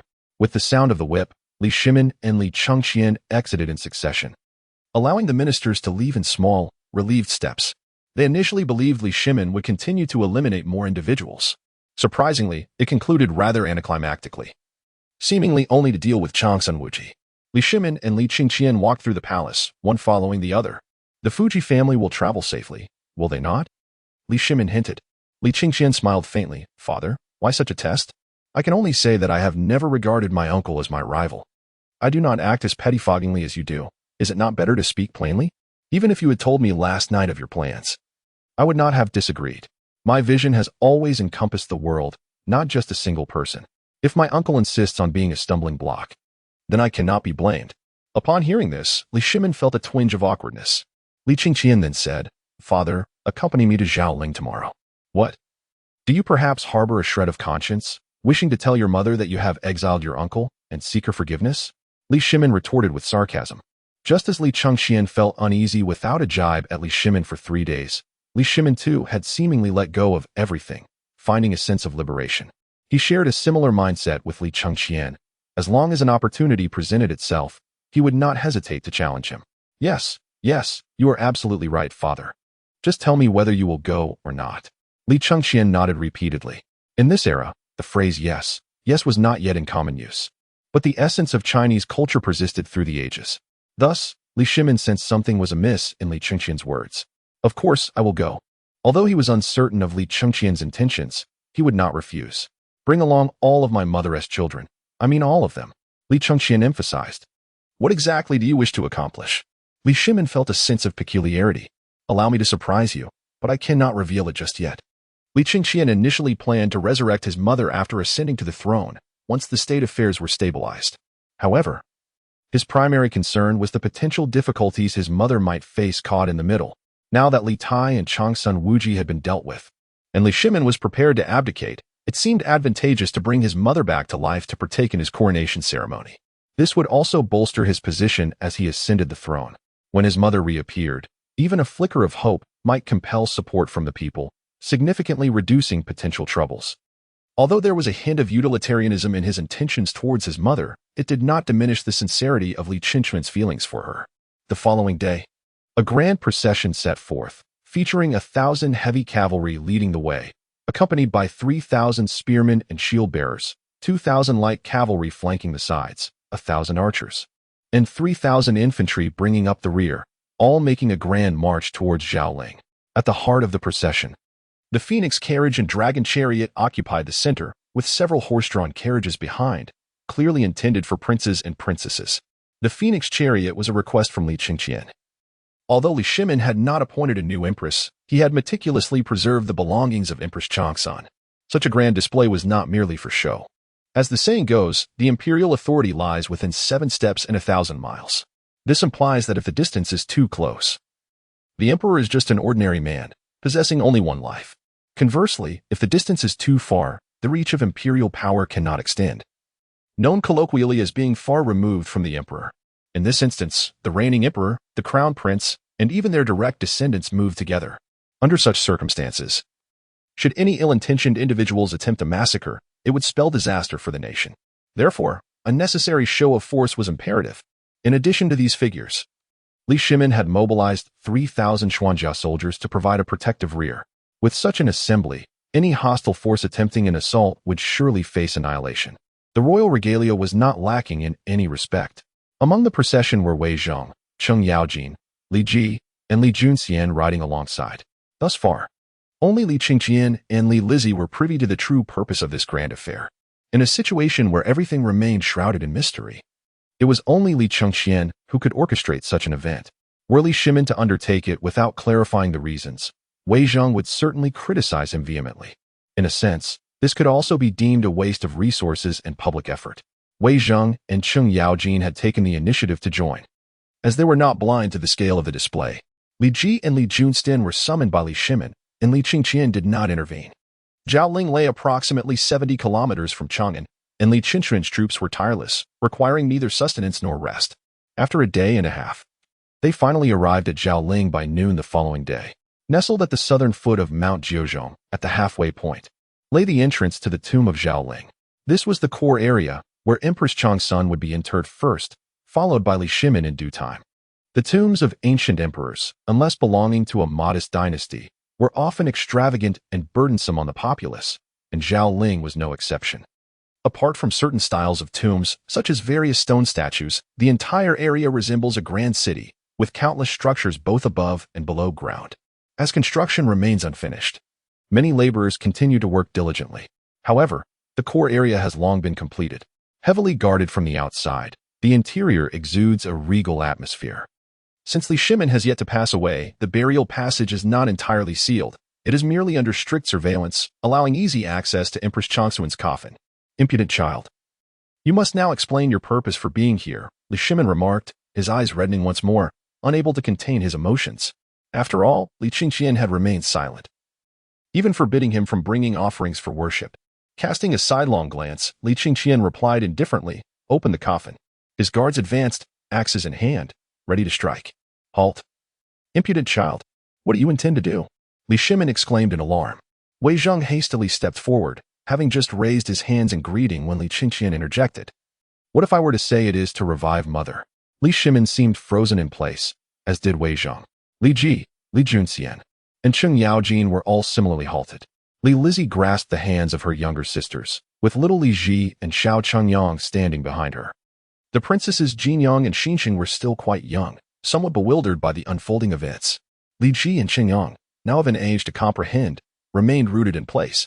The sound of axes striking would echo through the air, and Li Chengqian did not command a cessation. The automaton would heed no one's words. "Impudent child. Cease your nonsensical talk," Li Shimin countered, incredulous at the notion that the dead could be resurrected. Despite his age and pursuit of immortality, he could not bring himself to believe such a thing. "Father, do you think I would desecrate mother's remains?" "I love her more than you do," Li Chengqian retorted, momentarily silencing Li Shimin. He continued, "I have already discussed this matter with Sister Lizzie." Li Shimin instinctively turned his head, seeking confirmation from Li Lizzie, who nodded and then shook her head, her expression a mix of hope and uncertainty. "Father, the crown prince did indeed inform me, but I could never bring myself to believe it, hence I kept it to myself. What if you cannot achieve this?" Li Shimin's face was a tapestry of complex emotions. Recalling Li Chengqian's earlier challenge to him, if his soldiers could be revived, what of him? He was left to ponder the implications. There is no possibility of failure. "I never utter empty words," Li Chengqian declared with resolute confidence. To make guarantees or express willingness to accept consequences for failure was the behavior of the weak. The strong simply assert, What I say I can accomplish." Li Shimin inhaled deeply, gritting his teeth as he replied, "Very well. I eagerly await the outcome." With Li Shimin's proclamation, others ceased their objections. Although Wei Zheng yearned to quote the eternal wisdom of the ages, he understood that Li Chengqian was not Li Shimin. Who among them was unaware of Li Chengqian's formidable army of the Undying? Miracles have undeniably manifested, and the resurrection of Empress Changsun seems increasingly acceptable. Wei Zheng refrains from speaking rashly, and others are even less inclined to do so, as Li Chengqian contemplates if Empress Changsun were to return. Who among the elderly would not yearn for such an event? With a single strike from the executioner's blade, no matter how sturdy the coffin, it cannot withstand the assault. The coffin is double-layered. The inner layer is the coffin itself, while the outer layer serves as the coffin case. The outer layer is swiftly shattered, leaving only the base. The opening of the coffin requires a different approach, and the executioner begins to pry open the coffin wood with an axe. Through concerted effort, they soon gain access. An unusual odor wafts forth, though it has diminished considerably. Li Chengqian steps forward and observes the numerous burial items within the vast coffin. His mother has now become mere bones. Li Shimin clenches his fists, his eyes reddening, yet he dares not approach. It is not fear of the dead that holds him back, but an inability to confront the imagined reality. After a moment of silence, Li Chengqian ultimately refrains from disturbing the skeletal remains. The authority over her remains should rightfully belong to his mother. Instead, he reaches in and retrieves a phalanx bone from the remains. With his other hand, he elegantly produces a scroll, approximately half a meter long, bound with a red string. Shimmering in gold, Li Chengqian holds one end of the red string aloft, giving it a gentle shake, causing the scroll to unfurl. Measuring half a meter in width and 2 meters in height, the scroll hovers in the air, defying the wind, radiating an abundance of golden light. This light is not blinding, rather, it flows like rippling water. From it arises an endless whisper, as though countless souls are engaged in prayer, though their words remain indecipherable. Li Chengqian casts the bone into the golden luminescence of the scroll. The murmurings cease, replaced by a tumultuous sound akin to waves crashing. Within the golden radiance, a shadow begins to materialize, gradually increasing in size, as if traversing from a distant realm, until a discernible human form emerges. The figure draws closer. The golden light can no longer obscure her true visage. She is adorned in imperial attire, dignified and graceful, possessing an extraordinary presence, while not breathtakingly beautiful. She exudes the aura of a maternal sovereign. Her garb matches that found within the coffin. Li Chengqian gazes intently at her as she walks along the ethereal path illuminated by golden light. Changsun Wugo walks with her eyes closed, as if in a state of somnambulism. It is only when she steps out of the scroll into the realm of reality that the astonished onlookers take notice. Before they can fully comprehend the situation, the golden scroll transforms into ashes behind the now fully tangible Changsun Wugo. The last flicker of gold encircles her before plunging into her forehead. In the following moment, Changsun Wugo opens her eyes, her expression a blend of confusion and bewilderment. Clever? She had only passed away 2 or 3 years prior. To her, Li Chengqian had not changed significantly aside from the growth of facial hair. If I must speak, it is to say that the hairstyle has changed. Thus, Changsun Wugo recognized him at once. The Empress, Li Chengqian, was also moved to tears. Opening her arms to embrace Changsun Wugo. To hell with decorum. Anyone daring to discuss propriety at this moment would find themselves meeting Confucius. Li Shimin, witnessing this scene, plucked a tuft of his beard in agitation. The sharp pain jolted him back to reality, prompting him to rush over and pry Li Chengqian away, bellowing, "Unfilial son! Get away from me! Keep your distance!" Guanyin maid, oh Guanyin maid, sobbing uncontrollably. Under Li Shimin's brute force, Li Chengqian, fearing for Changsun Wugo's safety, reluctantly released his hold. Throughout this commotion, Changsun Wugo remained utterly bewildered. In her memories, she only recalled the last moment of her illness, feeling her life ebbing away. After making arrangements for her affairs, despite her heart filled with reluctance, she gradually lost consciousness. To her astonishment, when she next opened her eyes, she found herself standing, confronted by Li Chengqian, who sported an unusual hairstyle and a prominent mustache. Before she could comprehend the situation, Li Chengqian enveloped her in a tight embrace, making it difficult for her to breathe. No sooner had she attempted to inquire than Li Shimin intervened once more. In her confusion, she had no time to discern her surroundings. "What are you two doing?" Li Shimin, with tears and snot streaming down his face, despite Changsun Wugo's accustomedness to it, still found it repulsive. She struggled free and surveyed her surroundings. Li Shimin, following suit, released her, wiping his tears, also wary of harming Changsun Wugu. She discovered they were in an underground chamber, illuminated by flickering torches. Her gaze swept over the crowd. Disregarding the soldier's attire, she recognized Wei Zheng, Li Ji, Li Junstin, and Qing Yujin. Then her eyes fell upon the most striking girl present. Li Ji, CZ, Qingong, Xinqing. And even Ji knew. How come they all seemed to have matured significantly? Especially Ji knew, who had grown into a young lad, had it only been a few days since they last met. The others appeared to have grown taller as well. As Changsun Wugu's mind raced, Li Ji had already abandoned her 3 younger sisters and lunged towards her mother. As Li Ji embraced her, Changsun Wugu was left utterly dazed. Old Minister Cheng Jijia, I humbly welcome Her Majesty the Empress back. Cheng Yujin, for once serious, quickly recovered and bowed deeply. Wei Zheng and the others, realizing the situation, cursed under their breath and hurried to follow suit.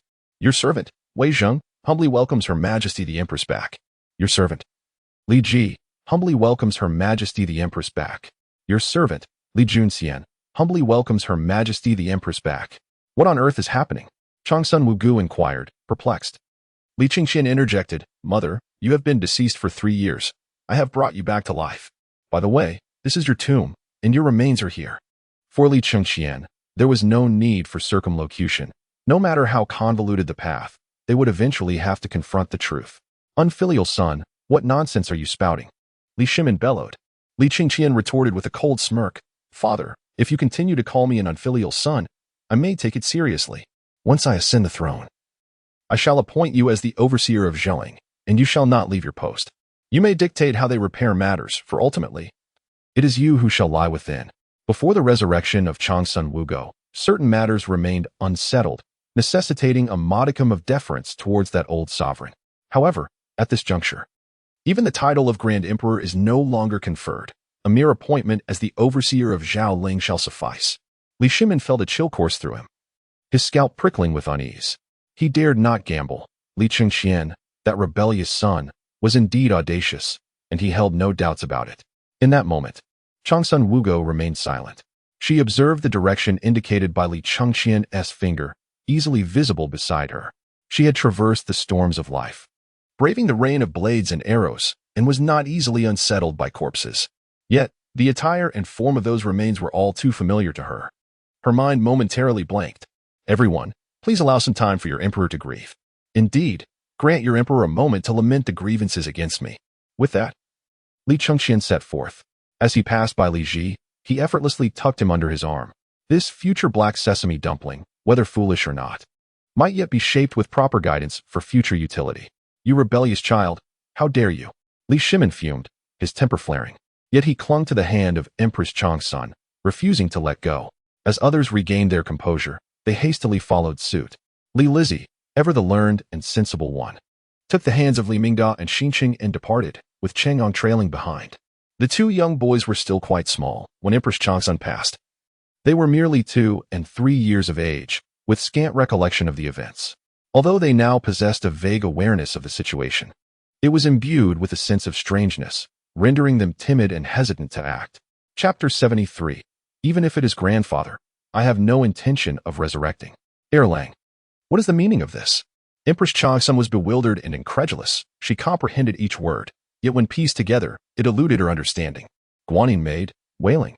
Li Shimin began to lament once more, unable to contain himself.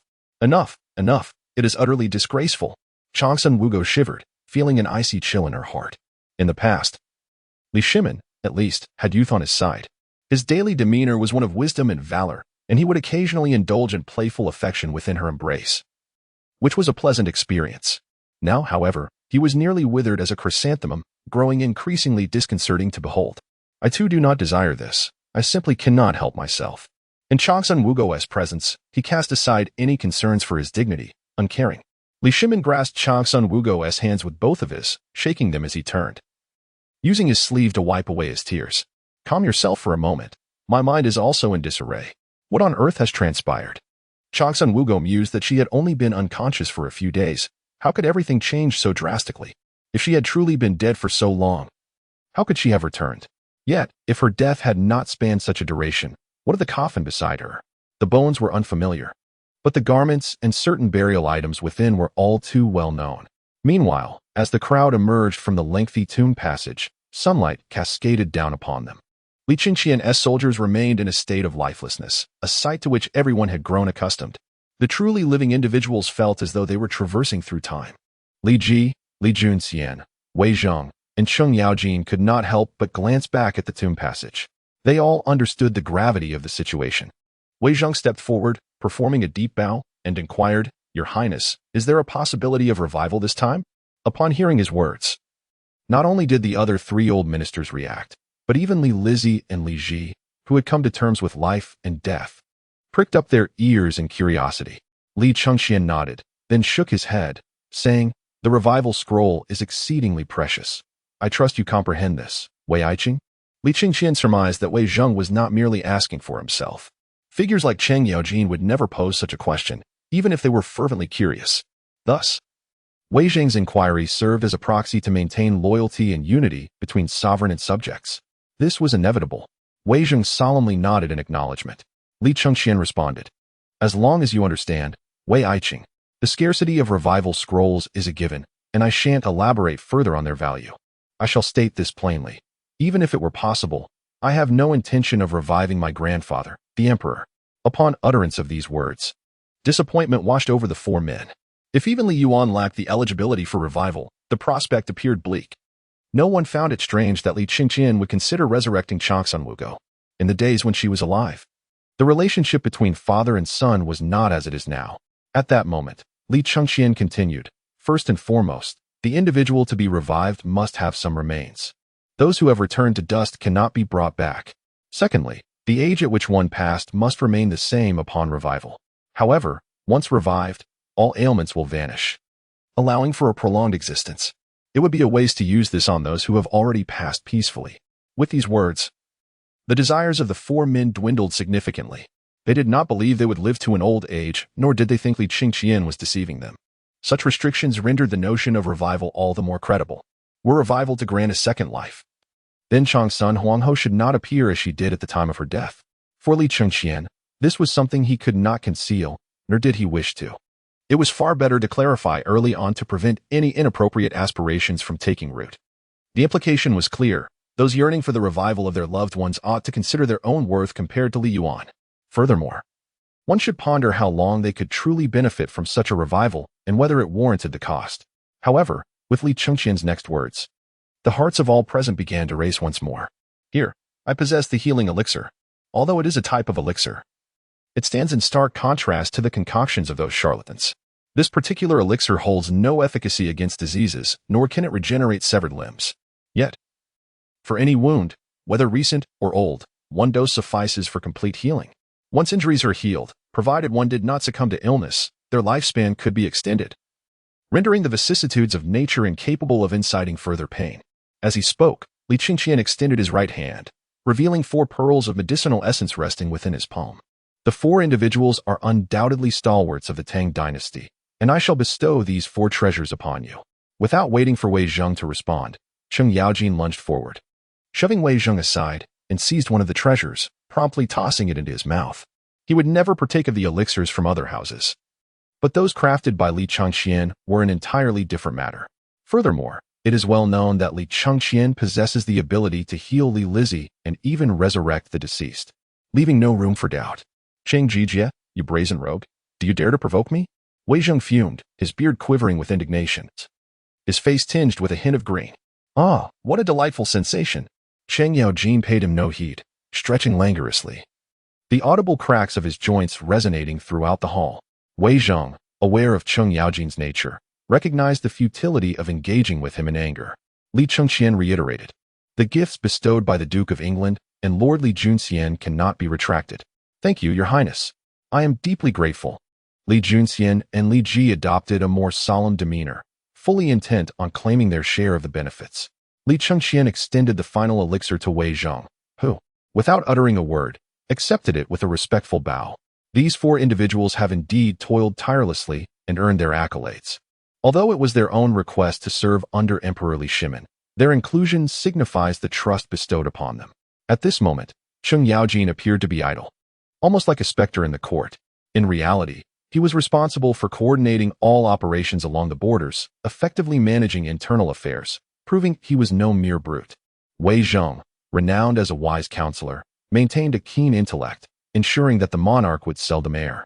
Even Li Chengqian did not dare to claim absolute authority in all matters. Li Junxian managed the defenses of the entire palace, although Li Chengqian's army currently guarded it. The presence of his immortal troops was somewhat excessive and would eventually be deployed. As for Li Ji, he was a man of action.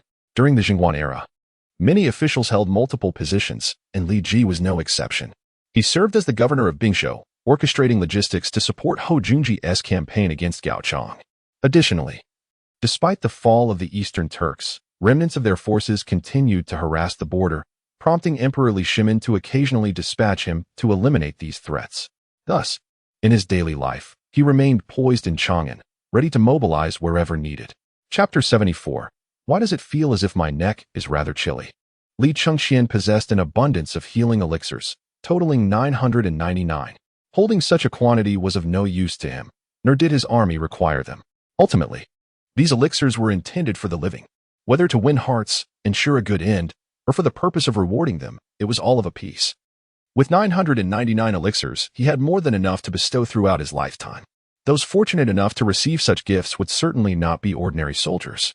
Chang Yojin sidled up once more, saying, "Hee, Your Highness, might I request a mate for your fine red steed?" Li Chengqian regarded Cheng Yaojin with an unusual expression, softly inquiring, "Cheng Aiqing, can you endure this?" Cheng Yaojin, suddenly realizing the implication, froze momentarily.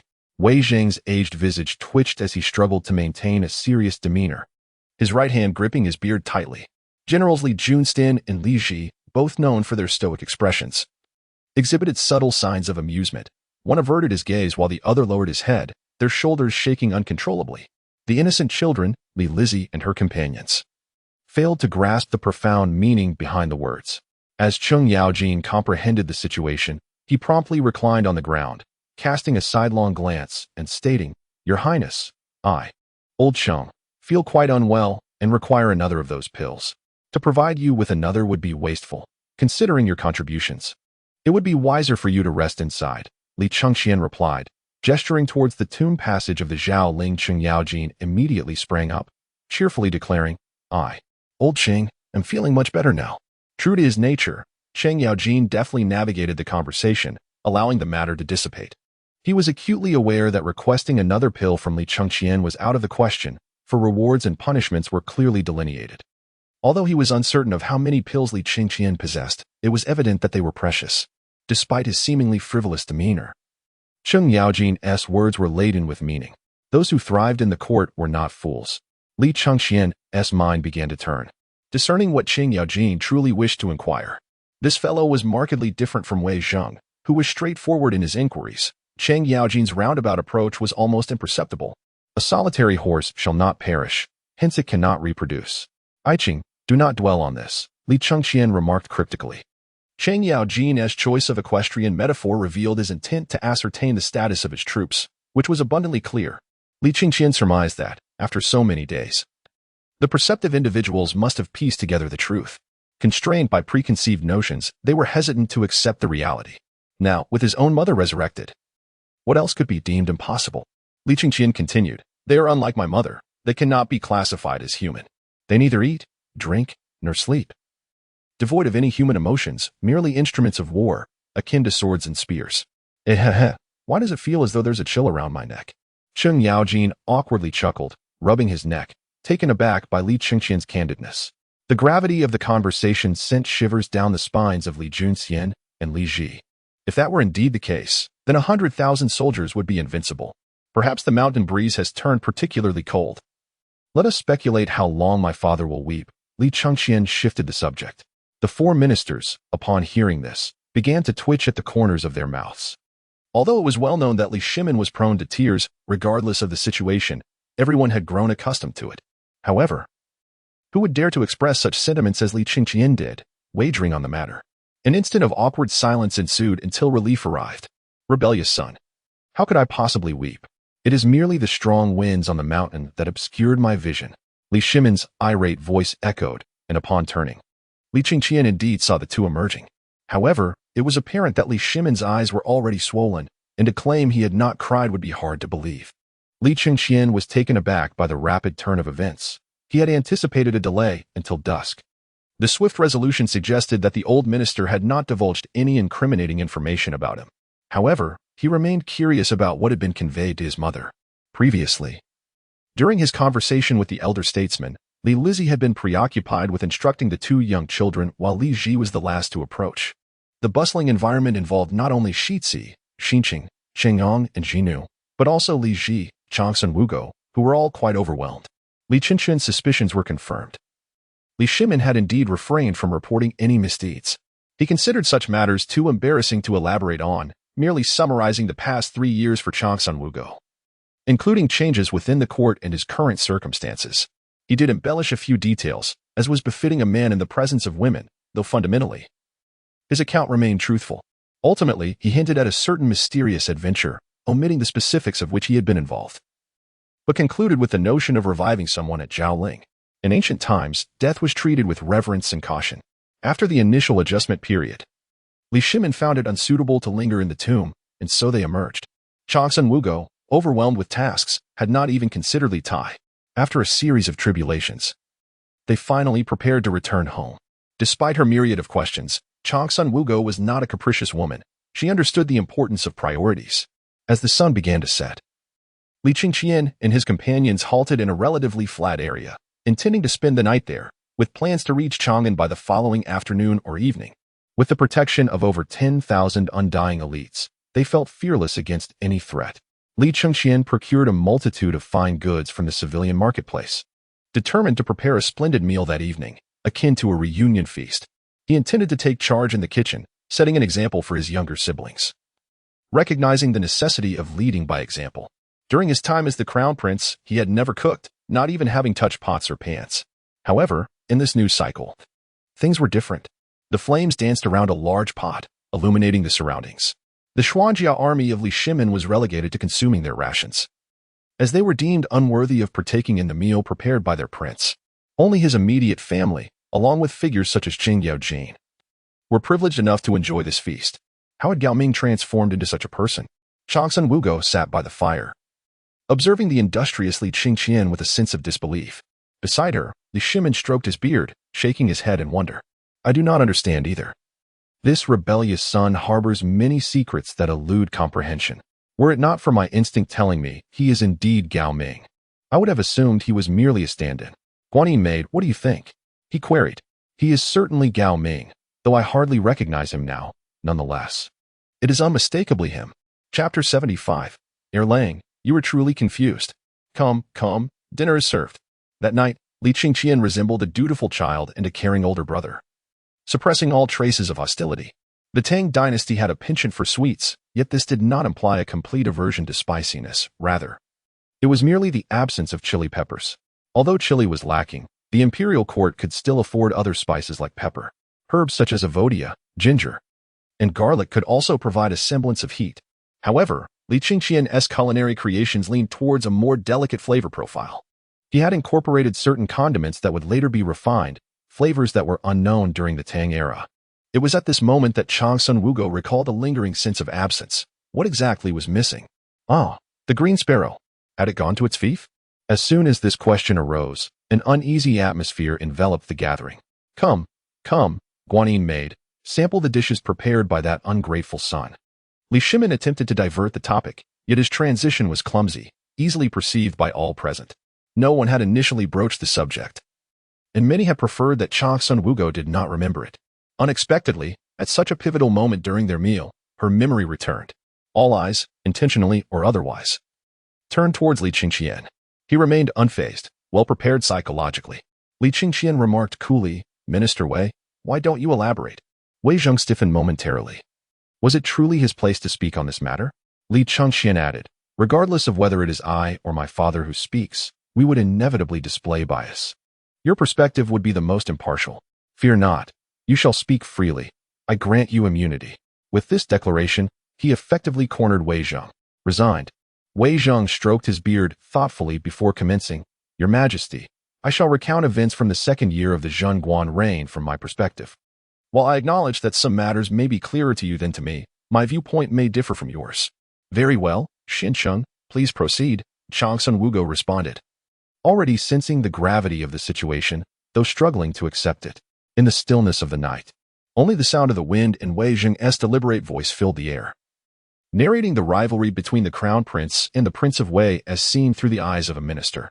Wei Zheng provided intricate details, including the alterations in Li Tai following each accolade from Li Shimin, as well as the corresponding changes in Li Chengqian. For the first time, Li Shimin discovered aspects he had previously overlooked. There was far more at play than he had realized. It turned out that he had been deluding himself.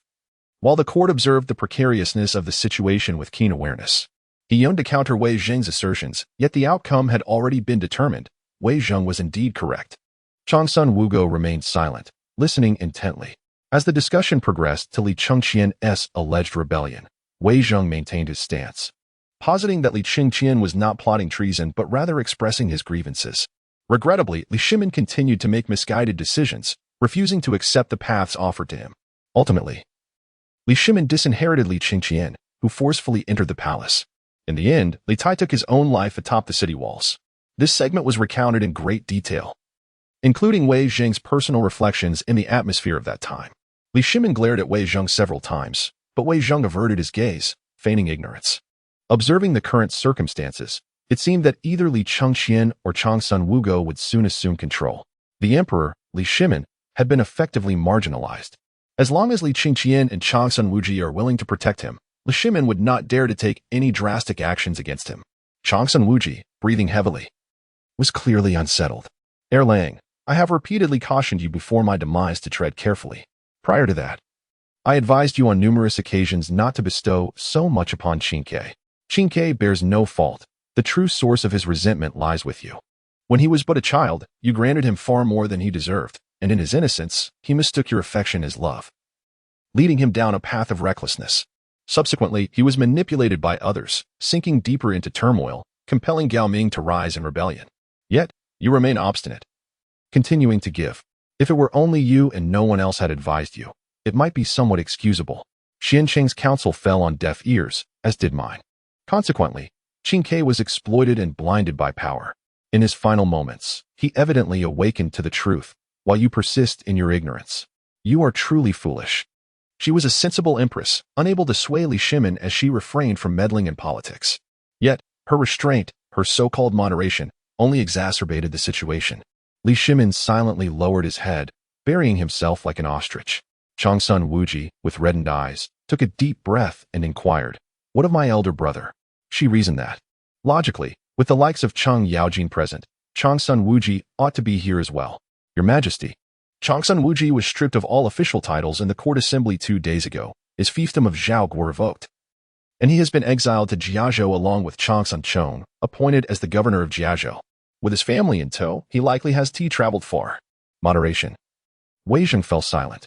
Changsun Wuji, understanding the implication, realized that this was a maneuver to clear the path for Li Chengqian's ascension. Given the circumstances, at least Changsun Wuji still lived, which somewhat alleviated Changsun Wuji's distress. At that moment, Li Chengqian waved his hand and produced a golden scroll. The instant it appeared, it captivated everyone's attention. Mother, this is the item that can resurrect you. If any part of Qingke's body is placed within this scroll, it shall bring him back to life. This scroll, I entrust to you. Li Chengqian's intention was clear. Whether to resurrect Li Tai was for him to decide, and he would not interfere. Li Tai will not be resurrected. I will not portray Empress Changsun as one who prioritizes familial ties over the greater good. To avoid dispute, I shall tell you directly. Li Shimin snatched it away, exclaiming, "At least you, ungrateful son, possess a semblance of conscience." For Li Shimin, Wei Zheng's words had shifted all blame onto him. Would he ever again find himself in Changsun Wuji's bed? Thus, this item in his possession was undoubtedly the best course of action. He would return and resurrect Li Tai. Let us dine first. The food will soon grow cold. Changsun Wuji forced a smile, refraining from pursuing the conversation further. Very well, let us eat. In any case, Mother will find solace, as long as that thing is used. The green sparrow will return, Li Chengqian comforted. Indeed, let us dine first. Li Shimin was exceedingly pleased, as he felt he had narrowly escaped becoming a fool. With this item in hand, he could finally rest easy. Chapter 76, Guanyin Maid. You overestimate that unruly sun. The night had deepened, and Li Chengqian sat upon a stone, gazing at the myriad stars above.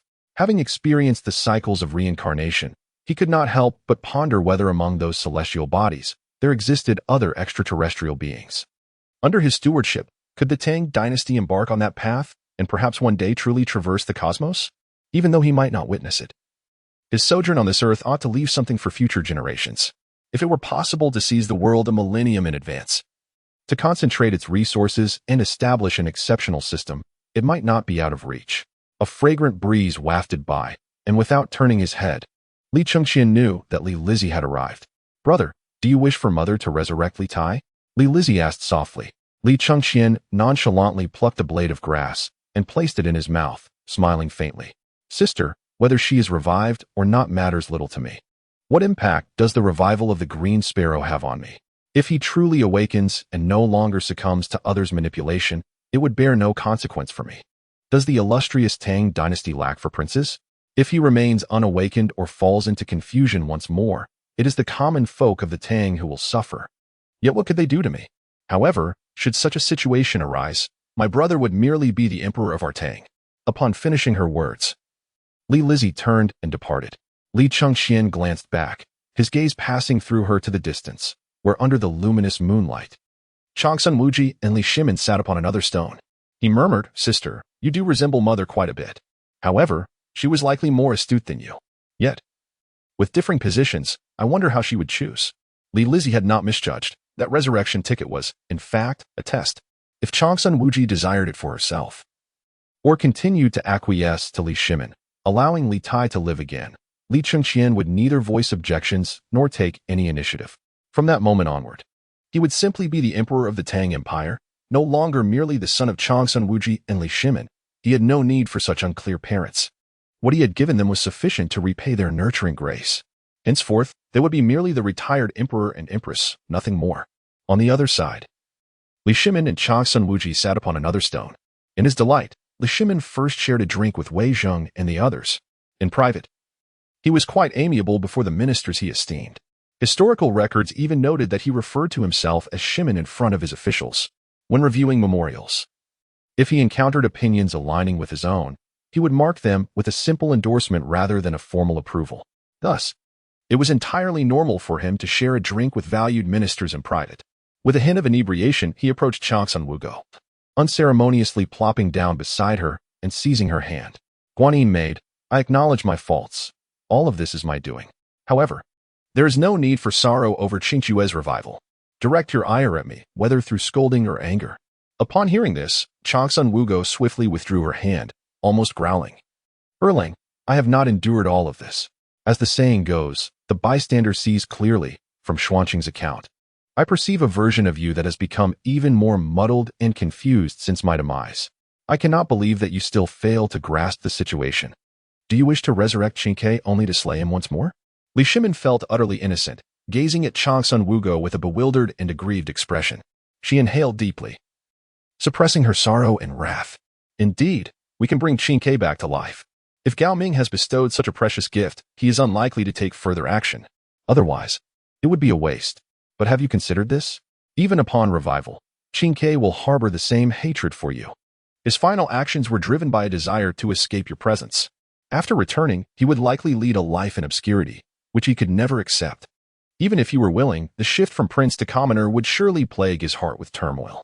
Should he be allowed to continue his princely status, Gao Ming would undoubtedly acquiesce, for in his eyes, Qingque has never been regarded as an adversary. It is your series of misguided steps that have led us to this predicament. Should Qingque return, you will gain no favor. Instead, even Gao Ming will come to despise you, perceiving that you remain oblivious to the truth. Perhaps he will not hate you, but rather choose to completely disregard your existence. At that juncture, you will either serve as the Grand Minister of Zhaoling or merely a titular emperor, yet in Gao Ming's eyes, you will no longer be his father. Your only son is Qingque. Should he dare, I will ensure the throne is not passed to him." Li Shimin retorted defiantly. "Ha!" Changsun Wugo scoffed. "Is it truly within your power to refuse the transfer of the throne?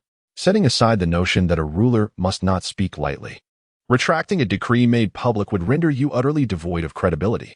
Consider the current situation. Do you genuinely wish to confront Gao Ming once more? Leading to a fractured world where he emerges victorious, leaving you as a historical fool and the Tang Dynasty relegated to the past? Guanyin maid, you overestimate that ungrateful wretch. Li Shimin protested. With Gao Ming possessing such extraordinary abilities, it would be a miracle if you managed to prevail. Your bravado is futile.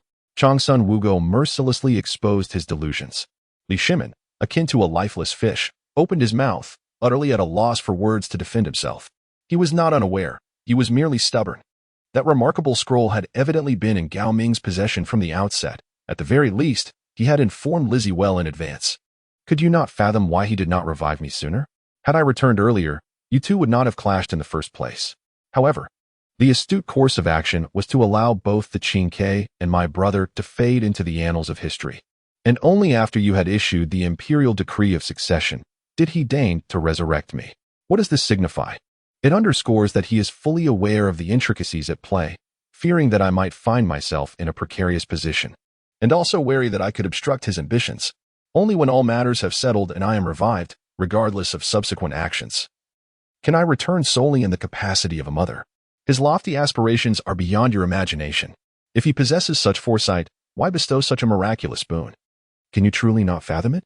Chengqian was not slain by his hand. Do you genuinely believe he would feel any remorse? Li Shimin fell silent. And after a considerable pause, he exclaimed in frustration, "Yet that does not permit us to return that item to him. It would incite my fury. This rebellious offspring has orchestrated a scheme so audaciously transparent that it has left me with no avenue for retreat, and while I concede his capabilities, I cannot swallow this indignation. It remains unreturnable. Doing so would bear no significance, yet retaining it serves no purpose either. I yearn to resurrect a person." In Chapter 77. The Guanyin maid, after her revival, are you truly certain that Gao Ming would employ her? Some have voiced objections to the resurrection of Li Xiaoning. The reasons are articulated in the author's remarks at the end of this chapter. Both agreement and dissent are permissible, yet the author has weighed this thoughtfully. We cannot discard it. We must retain it as a precaution.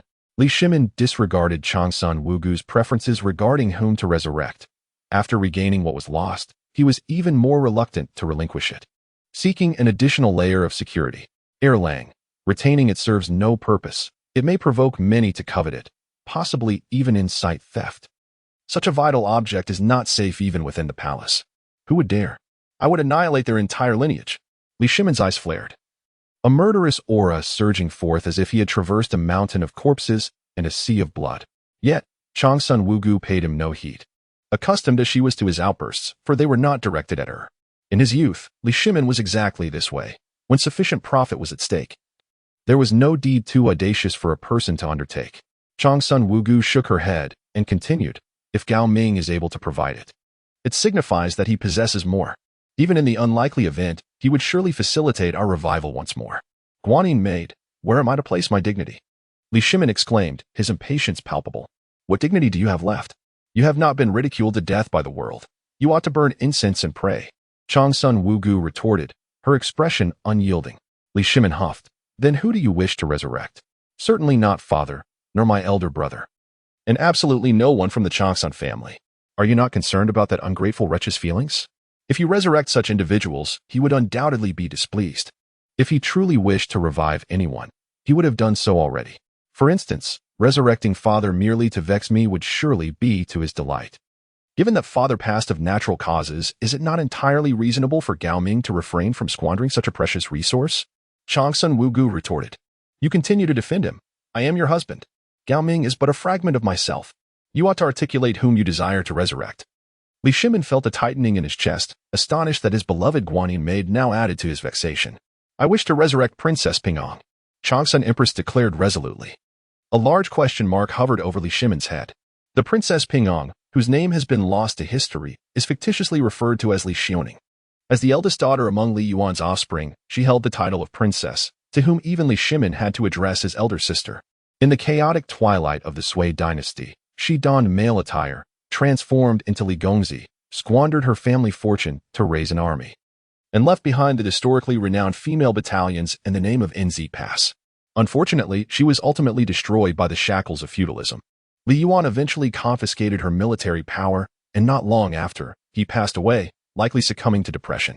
From the moment she took up arms, It was clear she possessed a heart of a man, unwilling to remain a mere lady of the inner chambers, having her wings forcibly clipped. And in a situation where resistance was futile, death became her only liberation. It is possible that Li Yuan recognized this, and ultimately, against popular opinion, honored her with a military burial, seeking to atone for his own guilt. He declared that the princess's merits were comparable to those of men, thus bestowing upon her the posthumous title of Zhao. Henceforth, she was known as Princess Pingyang Zhao. Why? Li Shimin inquired. Although the means of resurrection lay in his hands, he understood that it was Longsun Wugo who would ultimately hold the authority over it. Should he attempt to resurrect those of his choosing, it might unfold as Longsun Wugo had prophesied, leading to either a position as the chief steward of Zhao Mausoleum or merely as a retired emperor. Despite his penchant for obstinacy, Li Shimin possessed the virtue of being receptive to counsel. As long as someone presented an alternative perspective, his mind could still discern the pros and cons. Unlike certain emperors who remained impervious to advice, eternally convinced of their own correctness, such as Yang Guang. From a political standpoint, Gao Ming was still quite young. The ministers currently in the court would inevitably fade into obscurity, and Gao Ming would surely appoint new talents. His lofty aspirations were unlikely to be hindered by the royal family. The absence of any royal representatives in the court was indeed a disadvantage.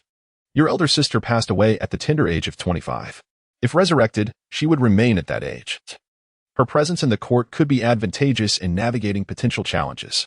Li Shimin's lips twitched. He had shared a good relationship with Li Xiaoning. But that was in the past. Now, time had not been kind, and decades had dulled their bond. Moreover, he was now a man of 40, while his elder sister would be but 25. How would he address her upon her return? Guanyin Bai, are you certain Gao Ming will employ her? Li Shimin retorted. Regardless of whether Gao Ming perceived my intentions, he would undoubtedly utilize her. As the elder generals faded into retirement, few of the second generation had proven themselves capable. Your elder sister, however, was different. She had taken up arms at a similar age to his, emerging from the chaos of the times, and had independently formed an army. Furthermore, as a woman, no matter her accomplishments, she posed no threat to imperial authority, making her a safer choice for Gao Ming. Little did Longsun Wugo foresee that decades later, a woman would ascend to the throne, and that this very woman awaited her opportunity quietly within Li Shimin's harem. However, humans are not omnipotent. To conceive of these matters is already commendable. But what of selfish desires? Li Shimin retorted. After being stripped of military power by the emperor, Pingyang had clandestinely met with me on numerous occasions, often expressing her grievances. As a woman, I empathize deeply. Moreover, do you possess any suitable candidates? It would be a grievous waste to reserve positions for those who have long since passed, such as Du Ruhui. Frankly speaking, Du Ruhui's merits do not warrant such favor. Had he been akin to the likes of Bai Qi, Xiao He, or Han Xian of Ur, he might have been considered. As for the younger generation, not only are there no appropriate candidates, but would you truly be willing to entrust such matters to outsiders? In truth, Du Ruhui was not particularly old. He merely passed at the age of 45. Nevertheless, in the current mindset, to live beyond 70 is a rarity. Thus, dying in one's 40s is deemed quite normal, while passing in one's 50s is considered a satisfactory end. To reach 60 or 70 is a stroke of fortune, and to achieve 80 or 90 is to be lauded as a centenarian. Should my sister be resurrected, would she not remain perpetually 20? How then shall I interact with her? Li Shimin awkwardly mused. Longsun Wugo countered, Erlang, what folly! Do you still cling to such trivialities at this juncture? Do you truly wish to allow Gao Ming to wreak havoc in the court, leaving no allies behind? What purpose would that serve? With that rebellious son's domineering nature, his decisions are unalterable. At the very least, we ought to be informed of the occurrences within the court. Furthermore, do you have any more suitable candidates? Enough. I shall no longer concern myself with this. I relinquish this matter to you. Li Shimin, fraught with anxiety, found himself beset by indecision, ultimately left speechless. Chapter 78. The envoys from the Kingdom of Hua visit, seeking an audience with His Majesty. How should he respond? The following afternoon, the resurrection of Empress Changsun from Zhaoling sent ripples throughout Chang'an. Upon the return of the procession along Zhuke Street, at least 100,000 citizens gathered along the sides. Li Shimin wished to keep this under wraps, confiding only in his ministers, but Li Chengqian opposed this notion. His mother is not a mouse. Why should she hide?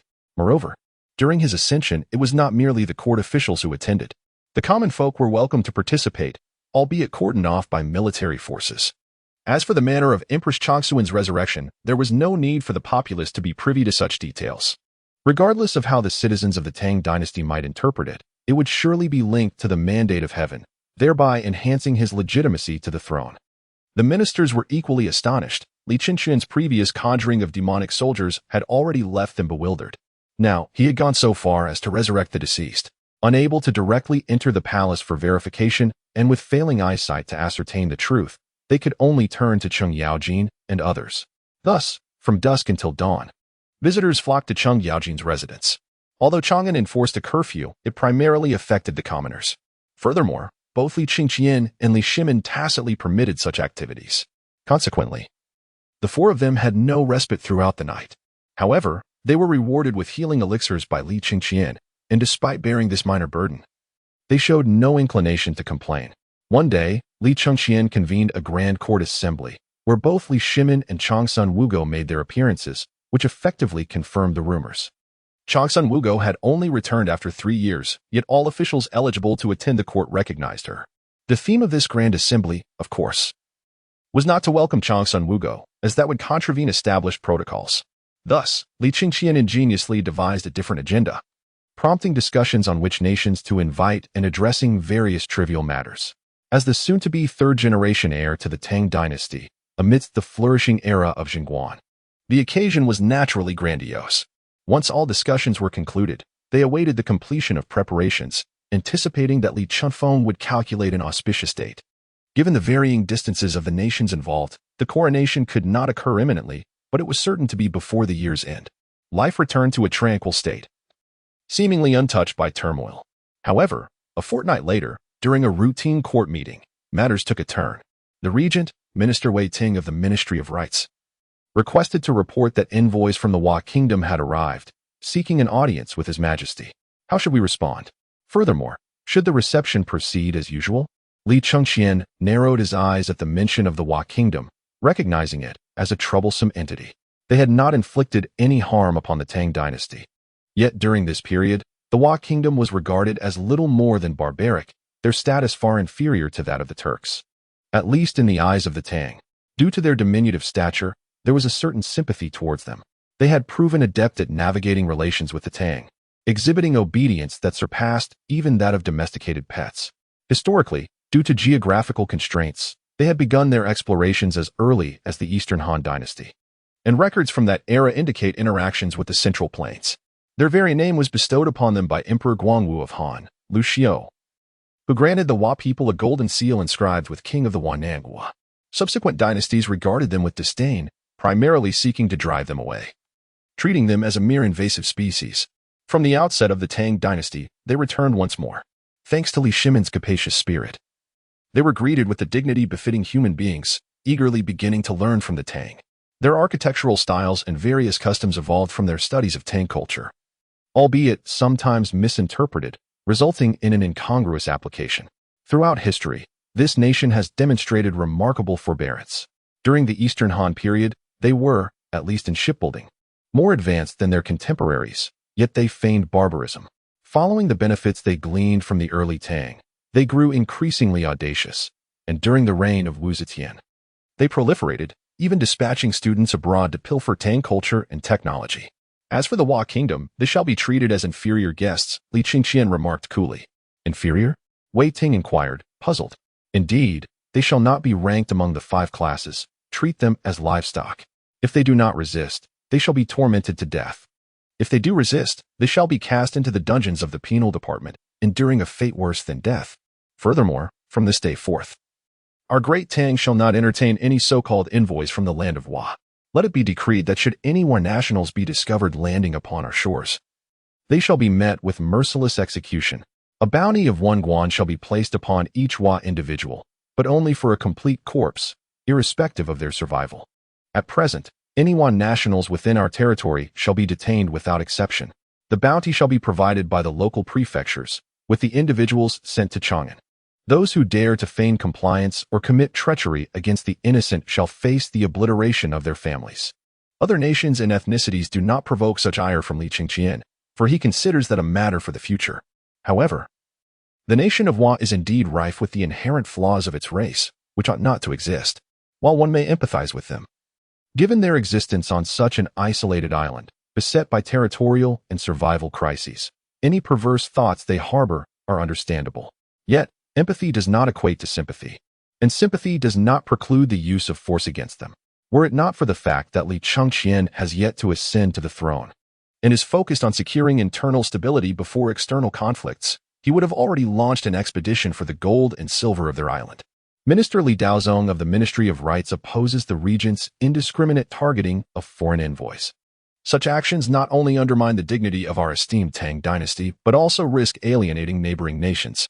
I implore the regent to provide justification, otherwise it will be difficult to maintain public order and secure the goodwill of surrounding states. Li Daozong, a member of the royal family and the father of the future Princess Wenqing, made this appeal.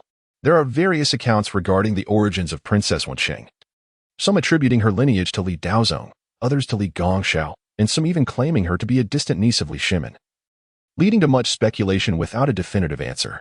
Had he not added that final remark, Li Chengqian might have believed him to be quite obstinate. Li Chengqian narrowed his eyes and replied coolly, "You seek justification, do you? Are you aware of the geographical location of Hua? I am only aware that Hua is situated on a small island to the east, though I am unclear about its precise location." Li Chengqian continued, "I suspect that most of the ministers gathered here are equally ignorant of Hua.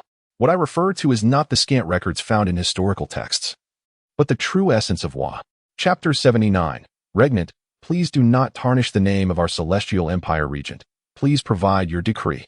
Wei Zheng led the way, playing the role of a supportive figure. Please provide your decree. The ministers echoed in unison. Hua, according to our geographical classifications, indeed belongs to the small islands of the eastern seas, more accurately described as an archipelago. Several relatively larger islands, surrounded by numerous smaller islets, constitute Hua. Hua was named by Emperor Guangwu of Han, who bestowed upon them a golden seal. Due to their diminutive stature and exceedingly humble demeanor, they have never garnered the attention of our central plains. However, are you aware that Hua is located on an overseas island, positioned within both seismic and volcanic zones? Oh, as we say, the dragon of the earth stirs. In Hua, earthquakes occur every few days, with varying degrees of impact, some causing no harm at all, while others wreaking considerable devastation. Furthermore, within a few years, they may also face volcanic eruptions. Thus, those who inhabit this land are deeply beset by a sense of crisis. The golden seals bestowed upon them by Emperor Guangwu signify that they had already established extensive contact with the central plains at that time. The ambiguous or non-existent records prior to this do not imply their absence. Subsequently, as the central plains succumbed to chaos, their records vanished. Yet this does not signify they had not arrived. Moving forward to the era of the Great Tang, during the prosperous reign of Zhengguan, they began to engage frequently once more. Have you ever pondered why, over the course of at least 6 documented centuries, they consistently sought contact with the central plains? Li Daozong promptly remarked, "Your Majesty, they are here to learn the culture of our Great Tang and to submit to our governance." During the sage's reign, they demanded many texts. Li Chengqian, with a cold smile, looked down and inquired, "Esteemed ministers, do you share this sentiment?" No one responded. Those present were no fools. Yet, in their hearts, they indeed held such beliefs. It was not that they lacked intelligence, but rather that the era, perspective, and preconceived notions limited their capacity for deeper contemplation. Li Chengqian was also aware that had he not possessed the insights of 9 lifetimes, he would have harbored similar thoughts. Esteemed ministers, let us engage in a thought experiment.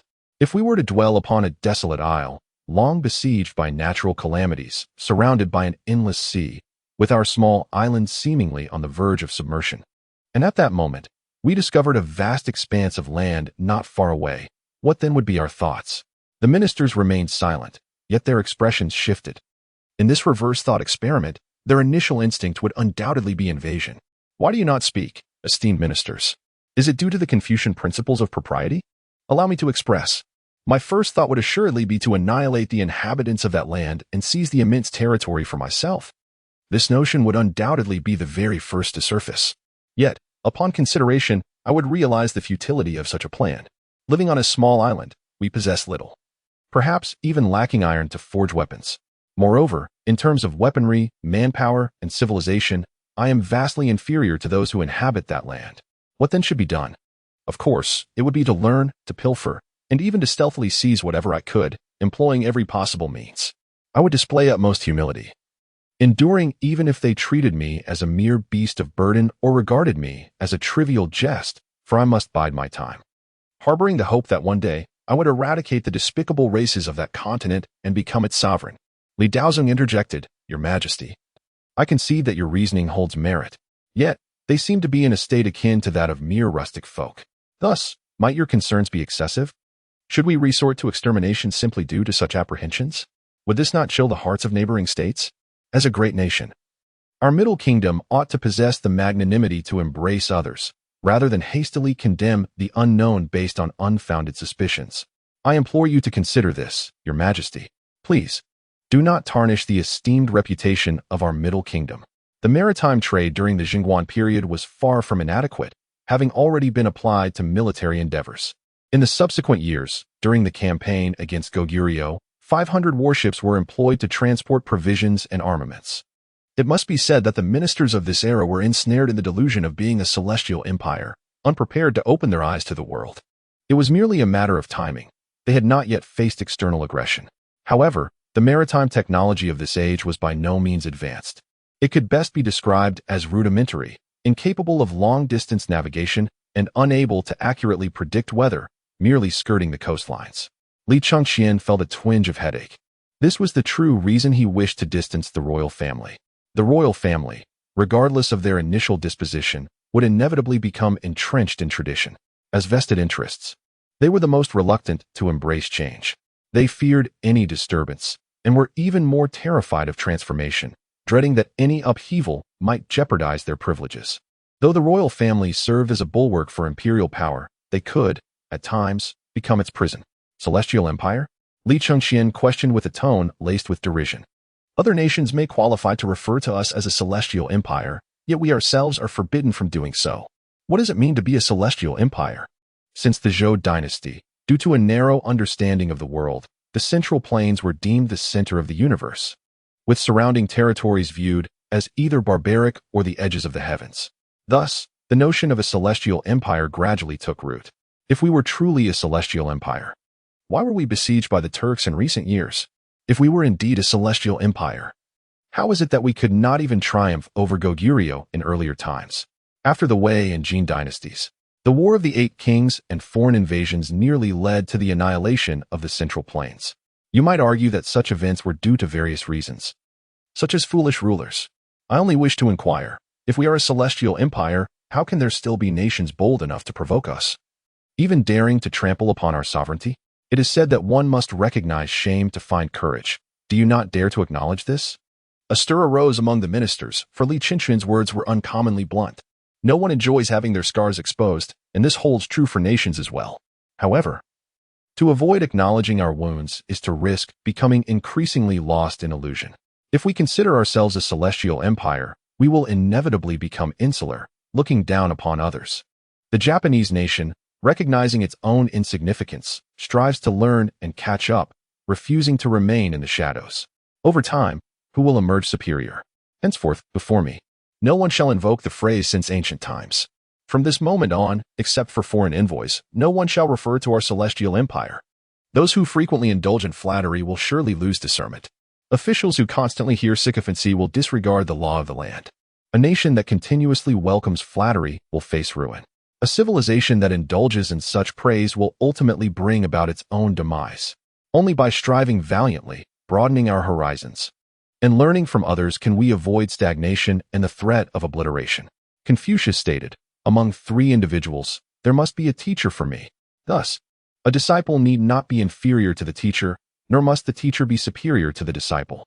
Knowledge is acquired in stages, and mastery is achieved through focused practice, such as the Way. Do you understand, my esteemed ministers? Chapter 80. Li Daozong, is this your concept of submission to the royal mandate? Wei Zheng, filled with fervor, stepped forth and bowed, exclaiming, the words of the regent are indeed profound truths, destined to be passed down through the ages. His proclamation reverberated throughout the grand hall. However, Li Chengqian felt anything but joy. He was acutely aware of the sting of insult. Wei Zheng had just remarked that those who frequently indulge in flattery would ultimately lose their discernment. Yet here he was, delivering a sycophantic performance. 1 month's salary shall be deducted as a lesson, Li Chengqian declared. Wei Zheng's expression froze. and he reluctantly bowed. I shall obey the regent's command. The other ministers were left speechless, internally criticizing. Wei Zheng has truly lost his senses. He nearly spat in the emperor's face with his obsequiousness. And now he finds himself trampled underfoot. Withdraw. With a wave of his hand, Li Chengqian dismissed Wei Zheng. Li Daozong, do you still uphold your theory of the Celestial Empire? Li Chengqian inquired. I believe, as the regent has stated, that other nations should learn from our great Tang. Yet they should not harbor malicious intentions, Li Daozong asserted firmly. Very well. Li Chengqian nodded, a cold smile gracing his lips. Summon the envoys from the land of Hua to the court. It was an effortless task for Li Chengqian to deal with Li Daozong. With his authority, he could easily cast him aside. Yet, such individuals were not rare in the court. They reflected the limitations of human nature. Thus, he resolved to reveal to this assembly the true character of the so-called envoys from Hua, believing that only then could he shatter their stubborn prejudices. Li Chengqian held no doubts regarding Li Daozong's potential treachery. The historical accounts were silent on such matters, and presently, the land of Hua had no standing to entice the Tang into betrayal. They were hardly worthy of disdain. Furthermore, Li Daozong was of royal blood. Recognizing this issue necessitated a resolution, a means to dispel the biases and obstinacy within the hearts of men. Li Chengqian's soldiers swiftly extracted the envoys from Hua from the reception hall. Within half an hour, they had galloped to the morning court. During this brief interlude, Li Chengqian had his words transcribed, intending to display them prominently within the hall, a constant reminder for the ministers. At the very least, it would awaken some from their complacency. The delegation from Hua consisted of 13 individuals, though they may have originally numbered more. Yet, due to the limitations of their era, some may have met their demise at sea, while others succumbed to unfamiliar conditions.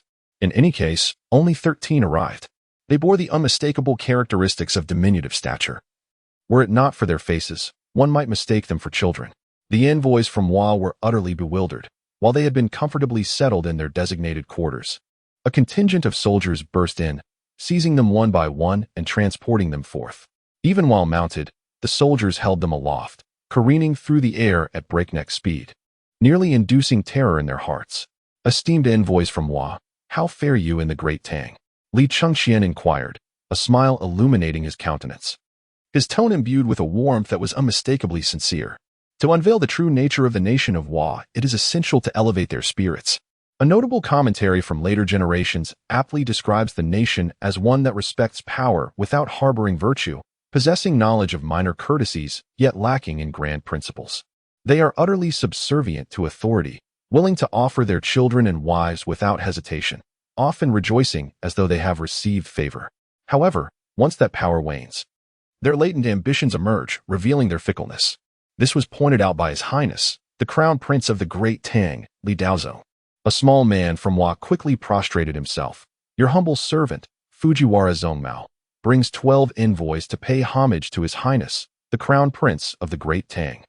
The other men from Hua, unsure if they understood, merely followed suit in bowing without uttering a word. Upon hearing that name, Li Chengqian's lips twitched. In later times, their names sounded quite peculiar. It was surprising that in this era, they were even more baffling, defying logic entirely. Nevertheless, it was of no concern to Li Chengqian. What was that name again? He suddenly forgot. Indeed, he had completely lost track of it. Such illogical names were simply beyond his recollection. Your Highness, you may simply call me Zongmao, the small man from Hua flattered.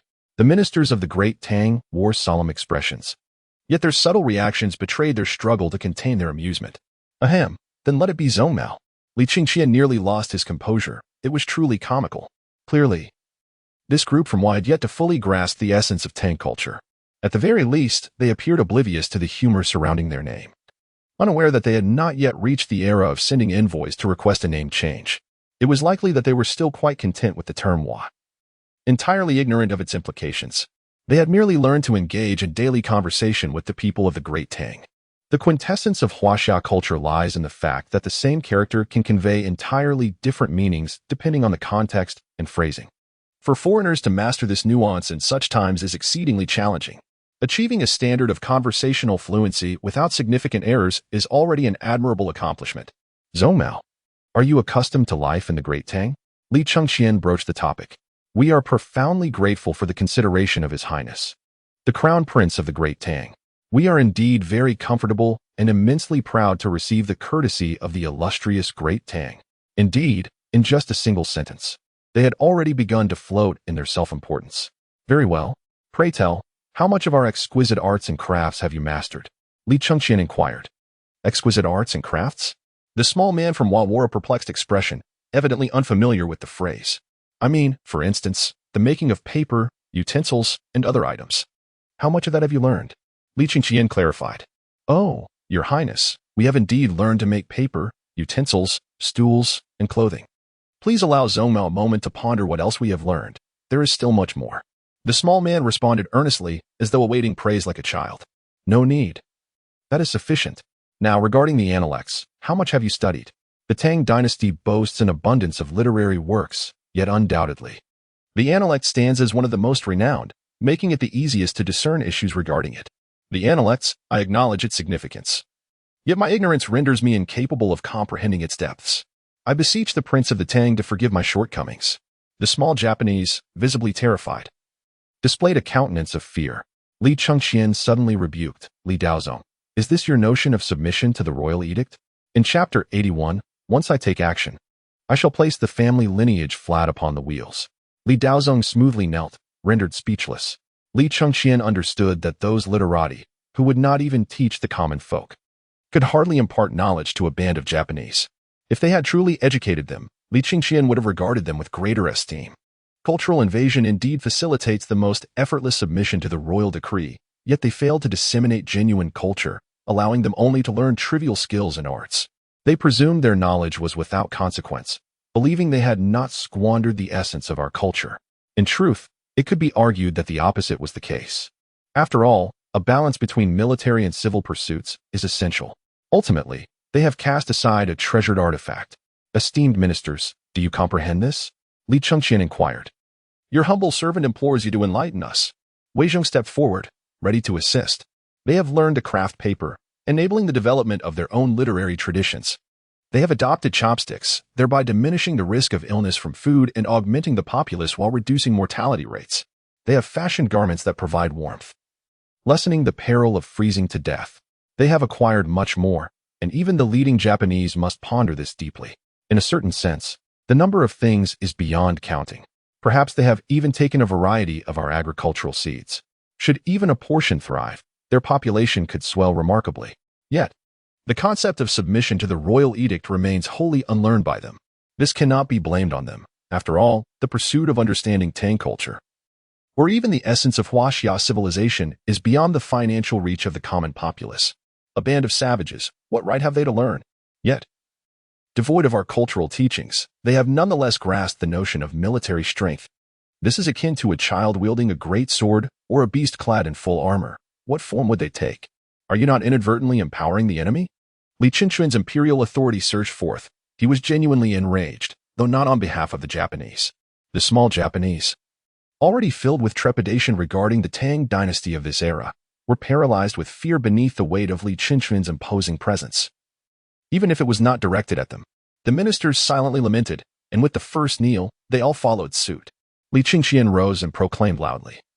Do you not realize that in every aspect of your existence, be it clothing, food, shelter, or daily activities, you are utilizing trivial skills and arts?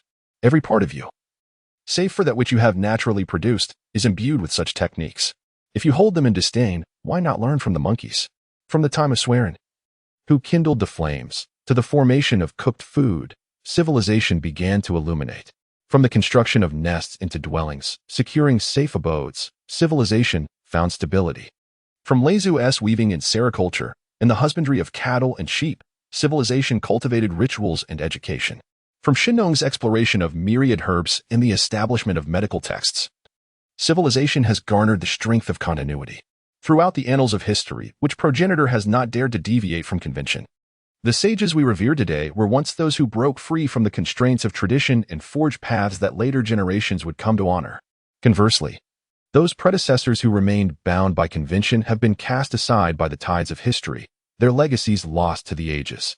The audacity of these sages has allowed Chinese civilization to illuminate the world. Yet, I have come to realize that you, content in your complacency, rest upon the laurels of these predecessors, gradually forsaking the spirit of innovation that once defined them. You no longer aspire to emulate these sages. Instead, you have begun to abandon their progressive traditions, assuming a stance of superiority as the Celestial Empire. Why is this so? As Li Chengqian posed this question, the ministers, still unencumbered by rigid thought, began to ponder the reasons behind such complacency.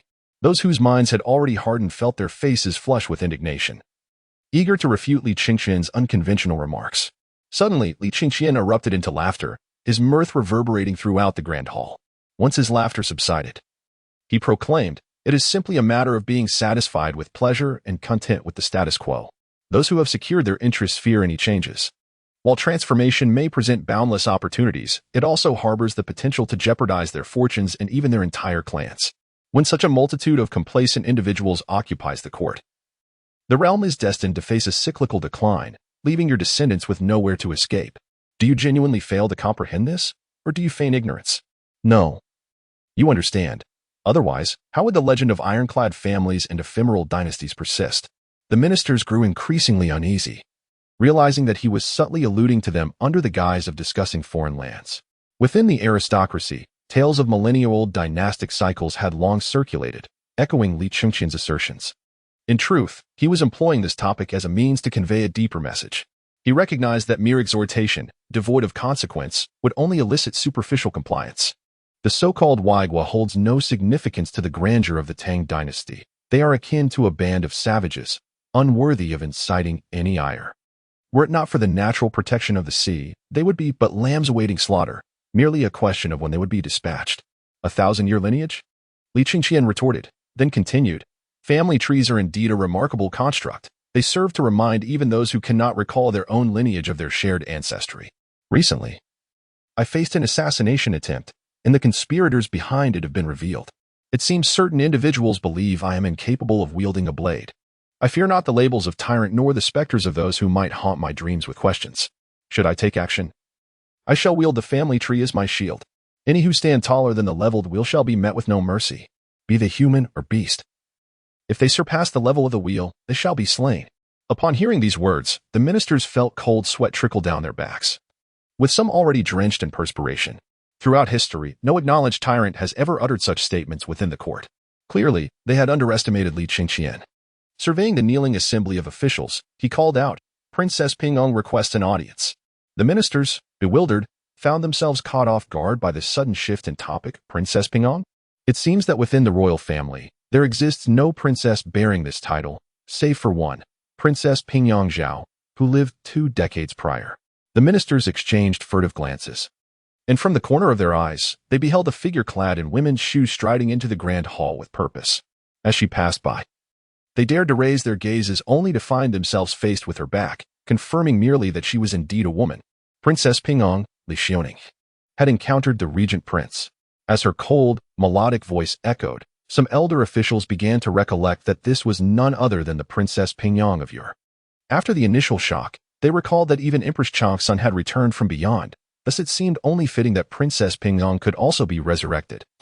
Considering her demise had occurred merely 20 years prior, leaving at least remnants of her remains, the astute among them swiftly deduced that Li Chengqian must have procured some divine artifact from Li Shimin to facilitate Li Xiaoning's revival. Otherwise, no justification existed for such an occurrence, especially since Li Chengqian himself was but an infant at the time of the princess's passing. The question of whether they had ever met remained ambiguous. Chapter 82. Esteemed officials, do you perceive their acknowledgement of their errors? At this moment, Li Xiaoning held no military title and thus presented herself before them in the capacity of a royal princess. Although she had departed from this world for 20 years, her identity as a princess endured as long as the Tang Dynasty persisted. Li Xiaoning's resurrection was well known to Li Chengqian, for all his soldiers acted as his eyes and ears. Naturally, when Li Shimin and his consort returned to the palace accompanied by a stranger, his soldiers would alert him. Li Xiaoning had been revived for nearly a week and had begun to acclimate. Despite the fact that Li Shimin and his wife had not broached the subject of Li Xiaoning, let alone discussed any arrangements, Li Chengqian understood. It was fortuitous, as he intended to reform the Tang Dynasty. The notion that women could bear half the burden of the world was indeed valid. The sole concern was the potential for women to become capricious. Due to inherent physiological reasons, women tend to think emotionally, making them susceptible to whims. While there are indeed women with fortitude akin to men, just as there are effeminate men, these instances remain rare. Princess Pingyang, with commanding presence, addressed Li Chengqian. Thank you. Regent Prince. The title of princess was not strictly dictated by lineage. Should Li Chengqian ascend to the throne, he could very well refer to her as a grand princess. Princess Pingyang, you have been in repose for 20 years. Can you still command troops? Li Chengqian's voice continued, further affirming that this was indeed the former Princess Pingyang. Li Xiaoning. Indeed. Li Xiaoning replied succinctly, devoid of any evasion or false modesty. Very well. I shall soon issue a decree to appoint you as the General of Rebellion Suppression. Upon your return from quelling the insurrection, you shall be duly rewarded. The Ministry of War and the Ministry of Civil Affairs would collaborate to extend their full support. I have previously encountered an assassination attempt, which has now been thoroughly investigated. Attributed to the Zheng clan of Xinjiang. I could scarcely believe it, yet the truth is undeniable. Assassinating the crown prince is an act of treason deserving of exterminating the entire clan to serve as a cautionary example. I hereby command General Li Xiaoning to lead 100,000 female soldiers to quell the rebellion. Any living creature surpassing the height of a wheel shall be executed without mercy, leaving not a single one alive. In the city of Chang'an, all properties belonging to the Zheng family were to be sealed. All individuals of Zheng lineage, including those who had sold themselves into servitude, were to be executed. Throughout Chang'an, regardless of whether they were officials or commoners, anything associated with the Zheng family was to be eradicated without exception. With all assets confiscated and transferred to the Ministry of Civil Affairs for inventory, to be deposited into the national treasury. The general obeyed the command promptly, saluting. No, Your Highness, please reconsider, cried the officials, 7 of whom rushed forward from the ranks, kneeling in desperation, still some distance from the elevated throne. Should they dare to step closer without permission, they would undoubtedly be charged with the crime of assassination, and there could be no doubt about it. Take them away. Execute them. Li Chengqian did not need to ask. These men were undoubtedly officials aligned with the Zheng family within the court. His soldiers obeyed him without question, immediately moving to seize the men. Foolish monarch, may you meet a wretched end. Tyrant, tyrant. Once the officials were dragged from the grand hall, silence finally descended. The remaining ministers remained prostrated on the ground as Li Chengqian spoke in a calm voice. My esteemed ministers, do you see? Have they acknowledged their wrongdoing? No. They only realized their impending doom. They feigned repentance, and upon sensing no mercy, resorted to insults, clearly displaying their contempt for me. I wonder how many of you present still harbor such disregard for my authority? This inquiry sent a chill through most of the officials in the hall. Only those who were guiltless or had already shifted their allegiance to Li Chengqian felt no weight of pressure. Wei Zheng rose, stepping forward to address him. Regent, I have something to say. Speak, Li Chengqian replied coolly. The assassination of the crown prince is an unforgivable crime, and the Zheng family deserves death. However, Wei Zheng continued. At this critical juncture, as your highness approaches the throne, such widespread slaughter may incite public panic. I urge you to reconsider. He added, moreover, the mobilization of an army of 100,000 is not something that can be accomplished in just a few days. It requires months of preparation. Perhaps we could reduce the number of troops to prevent straining the populace and wasting resources. Li Chengqian nodded, acknowledging Wei Zheng's counsel. You speak wisely, my dear minister. As I ascend the throne, it is indeed unwise to create excessive bloodshed. Thus, let us only execute the main branch of the Zheng family and spare the collateral branches. Should they seek vengeance and be discovered, then all collateral branches shall face annihilation. General of Pacification. Heed my command. Only the Zheng family of Xinjiang is to be dealt with. The collateral branches are to be spared. Yes, Li Xiaoning responded succinctly. Furthermore, reclaim the land owned by the Zheng family in Xinjiang, the port of Guangzhou, the transportation routes along the Bian River to the Huai River, as well as the salt trade. Should any collateral branches attempt to operate, they are to be expelled, allowed to take only what personal wealth they can carry, with the remainder to be confiscated. The Ministry of Personnel will assist in deploying officials to manage these regions. All taxes will be recalculated and returned to the national treasury. As for the matter of mobilizing the 100,000 troops, the various departments need not concern themselves. This force is a separate contingent of female soldiers. After the court session, I shall accompany the General of Pacification to oversee their deployment and conduct the ceremony of appointment, without requiring any provisions. Speed is of the essence. When the imperial decree is issued, let the army march forth, and I hope for the early return of the General of Pacification in triumph. Yes, Li Xiaoning. while harboring her own doubts, understood that as a general, her duty was not to question but to execute orders. Li Chengqian was quite pleased with Li Shioning's performance. Upon hearing his words, the ministers within the hall felt a sudden buzz in their minds. What the nature of Li Chengqian's army was known to all, yet it was unexpected that he commanded a force of 100,000. Even if this army consisted of women warriors, their relentless endurance, unwavering resolve, and fearless spirit surpassed that of elite troops. Wei Qing, do you have any objections? Li Chengqian inquired. None, Your Highness, Wei Zheng replied, bowing deeply before retreating. Li Chengqian had never truly contemplated the complete annihilation of the Zheng clan. Not only due to the intricate web of connections that made total eradication nearly impossible unless he purged both high and low officials and clans of the Tang Dynasty, but also because chaos was intolerable, especially at this critical juncture before his ascension to the throne. However, the prohibition of disorder did not preclude him from wielding his sword. An excessive number of executions could plunge the realm into turmoil, a situation he had neither the time nor the inclination to extinguish. Instead, a strategy of selective execution coupled with clemency would suffice. By seizing their familial enterprises, their decline would be inevitable. Furthermore, such actions would incite internal strife among them. Rather than seeking vengeance against the main lineage, each would aspire to become the principal faction themselves. It could be said that this was a form of multifaceted attrition. Ultimately, it served to intimidate other families, making them aware that he was not like Li Shimin, who played the game of balance. He would engage in authenticity. Whether through cunning or straightforward means, the condition was that he must not be caught. Should he be ensnared, he would abandon all pretense. The assassination attempt was a collaborative effort among multiple families, not the work of a single clan. One should not underestimate 50 assassins bold enough to target the crown prince. They were not easily cultivated, with several families contributing to the endeavor. However, by targeting only one family, Li Chengqian issued a warning to the others. Additionally, there were political motives at play. After the court session, Li Chengqian instructed Li Xiaoning to first procure everything she required from the Ministry of War, and then await him outside Xuanwu Gate. As for the few Japanese, they were naturally to be dealt with accordingly. They muttered something incomprehensible, but Li Chengqian only caught a glimpse of Yamit. Many may know Xuanwu Gate as the site of Li Shimin's rebellion, yet few are aware of its true purpose. Within Chang'an, apart from the ordinary city gates for daily passage, there exist several special gates positioned around the city. These gates are specifically designed for military deployment. In proximity to such gates lie military encampments, safeguarding the imperial city and enabling rapid troop mobilization during internal strife. When military action is required, various facilities are also present. It is fair to say that Xuanwu Gate gained its notoriety because of Li Shimin. Typically, when addressing issues from any direction, troops would assemble from the corresponding gate, followed by a ceremony to pay homage to the generals before embarking on their campaign.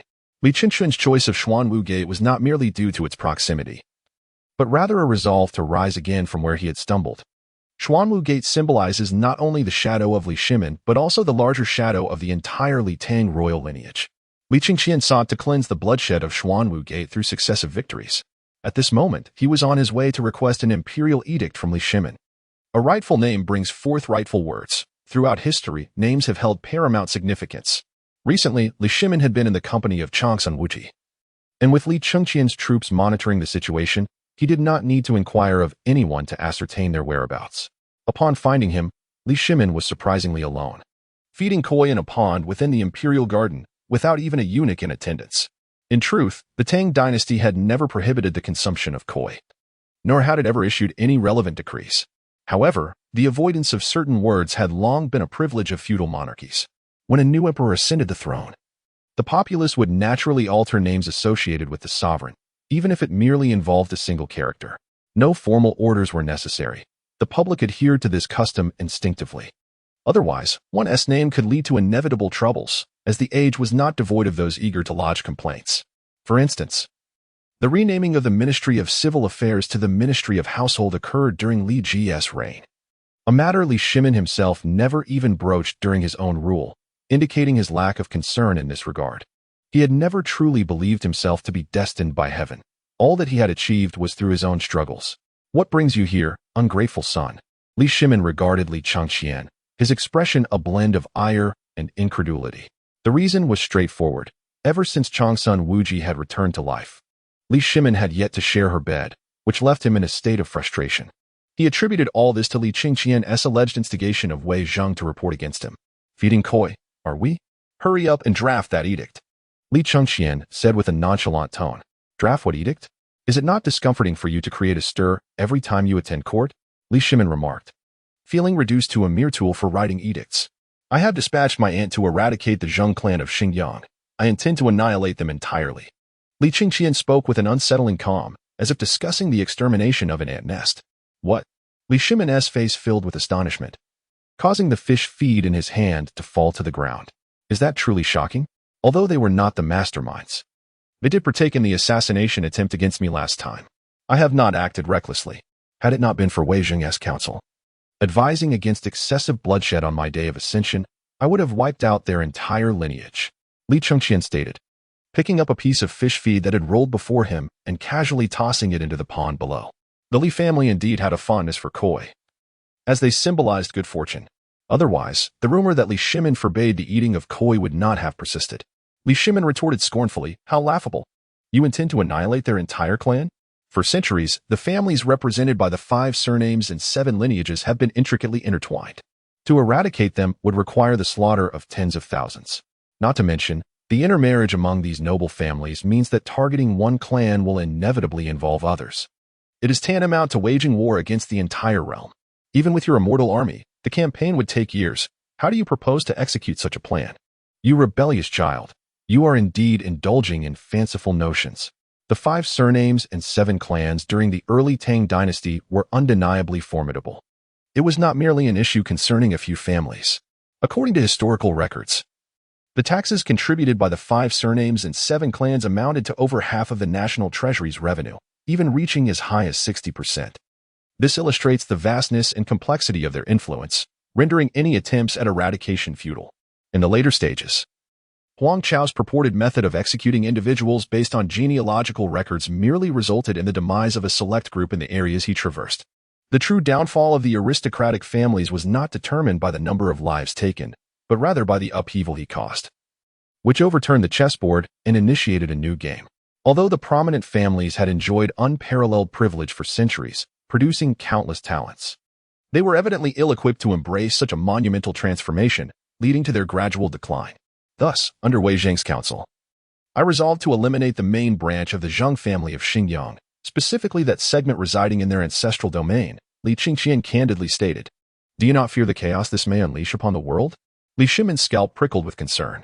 By targeting that branch, I am acting justly. What can the aristocrats possibly argue against it? They would struggle to fabricate excuses, especially since they did attempt to assassinate me. Moreover, once the branch is eliminated, the remaining factions will be too preoccupied with internal strife to seek vengeance against me. When the other families observe this situation, do you think they would still dare to plot my assassination? As long as they refrain from such actions and cannot confront me directly, the remaining troubles will merely amount to empty threats. By the time they realize the gravity of the situation, they will find themselves reduced to a mere shadow of their former strength, no longer a cause for concern. You rebellious child, even if everything unfolds as you envision, your ambitions surely extend beyond this. Li Shimin, not one to be easily deceived, was aware that such a strategy of undermining the foundations of power had crossed his mind. The issue lay in its execution, for the 5 surnames and 7 clans were omnipresent. Should he reveal such intentions, barring his own Xuanwu army, he would likely find it impossible to command any support. The audacity to act upon such a plan rested solely on Li Chengqian's complete obedience and the overwhelming might of his forces. Li Chengqian leaned against the railing, stating with a calm demeanor, they occupy over 10% of the land in Guangzhou, which has already paved their path to ruin. Through their control of the transport system, they dominate the sea salt trade and have a stronghold over the port of Guangzhou. It is worth noting that Guangzhou is a hub for spices. Thus they have already devised a means toward their own demise. That cannot be all. You harbor ulterior motives, Li Shimin asserted decisively. Do they not seek to control the Hanlin Academy and manipulate the literati at court? Is that not sufficient? Li Chengqian countered. Insufficient. Li Shimin shook his head. What if they leverage Kaifeng and Shuzhou to establish warehouses, extending loans to small and medium landowners, using collateral that includes land, servants, and even degrees from the imperial examinations? Is that not ample? Where did you acquire such intelligence? Li Shimin gasped in astonishment. momentarily forgetting to inquire about Li Chengqian's ultimate objectives. The manipulation of scholarly credentials surpassed the limits of what Li Shimin could tolerate. His long-standing ambition had been to eradicate the influence of aristocratic families, with a crucial strategy aimed at cultivating young talents who were not from these elite lineages through the imperial examination system. Though this step is arduous and necessitates a gradual approach, it is the only course of action available to him. Now, Li Chengqian audaciously claims that they are even manipulating the imperial examinations, which is utterly excessive. Pay it no mind. Swiftly compose the imperial decree for me. Simply write that my aunt is appointed as the general to quell the rebellion. I shall personally pay my respects to her. Are you to entrust your 100,000 troops to her command? Li Shimin narrowed his eyes. Li Chengqian, with a mocking expression, responded, Father, do you truly believe that I possess merely 100,000 immortal troops? The 100,000 female soldiers he mentioned in the court were those acquired during the journey back after resurrecting Changsun Wuji through cooking. At that time, the system provided this prompt. The host has altered the traditional notion of a gentleman avoiding the kitchen, enabling women to step beyond their roles of supporting their husbands and educating their children, yielding a significant impact. Reward: 100,000 female soldiers, possessing attributes and troop types equivalent to the initial gift of 100,000 troops. The system is indeed impartial, disregarding gender. Typically, one would expect women to possess inferior physical capabilities compared to men. However, considering they are merely biomechanical, Li Chengqian felt reassured. At this moment, Li Shimin's expression shifted dramatically, as Li Chengqian's words struck him profoundly. Hurry, do not delay. Write the decree, and then you may feed the fish. It will not impede you. Li Chengqian urged. You rebellious child, you drive me to madness. The army's expedition must be calculated in days. Moreover, such a large force requires provisions and supplies. Forget the logistics for now. Since you wish to pay respects to your general, the civil and military officials must accompany you. I am aware of your impulsive nature, but such occasions demand decorum. Otherwise, how can we uphold the sanctity of imperial authority? Li Chengqian pondered upon hearing this. Although he often considered matters in this manner, having undergone 9 reincarnations inevitably imbued him with a sense of spontaneity. Understood. You write your decree. It will not hinder anything. As Li Chengqian spoke, he commanded internally. While the civil and military officials had concluded their audience, they likely had not yet returned home, merely a short distance away.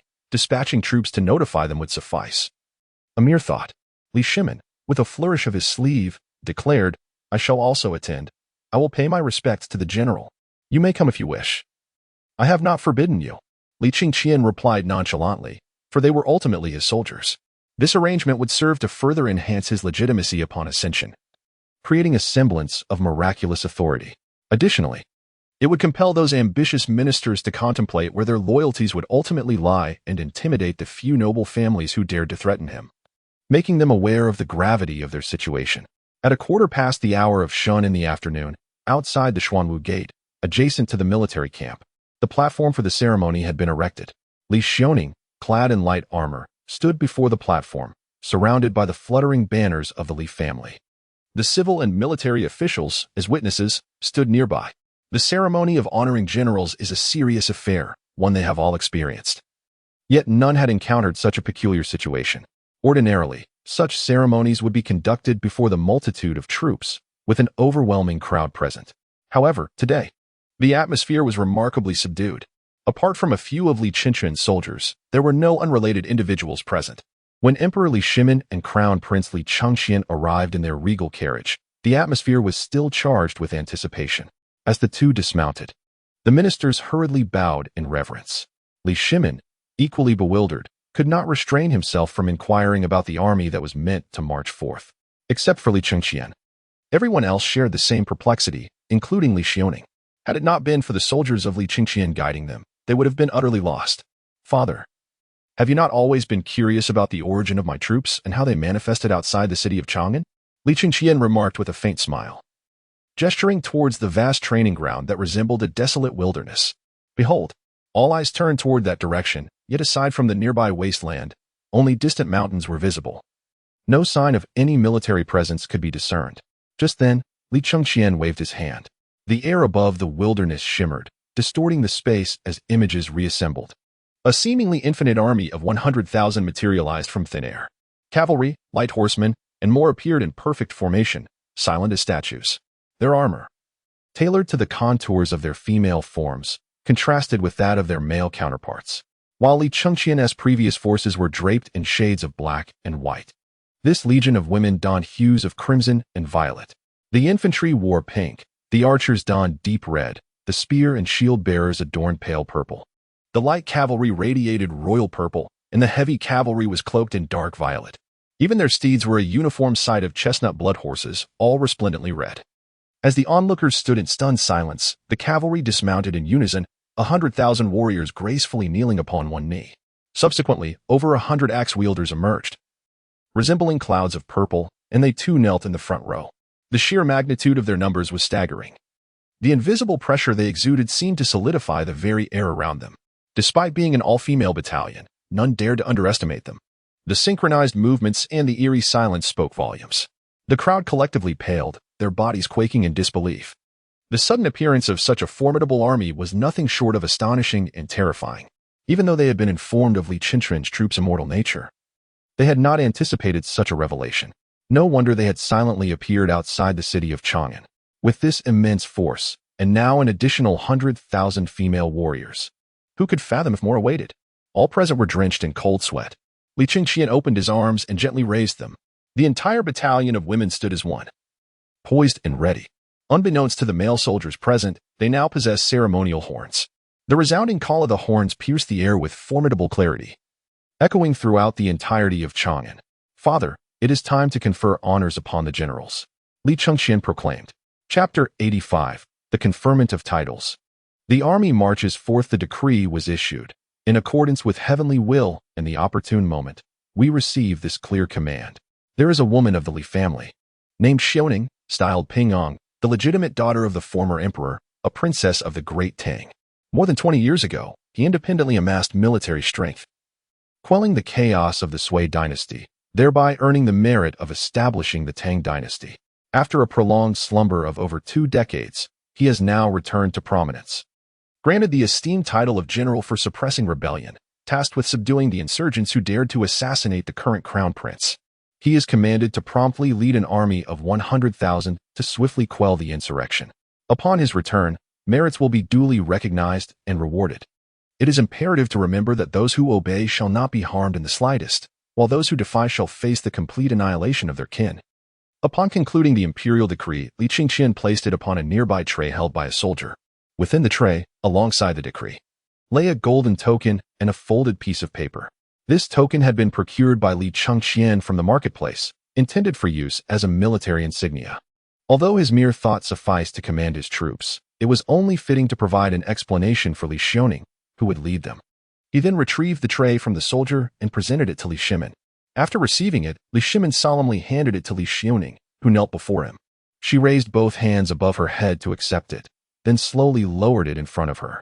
Li Shimin turned to Li Chengqian, who smiled softly and remarked, "General, this token serves as a symbol of this army's allegiance, akin to a military insignia. Simply return it to me upon your return."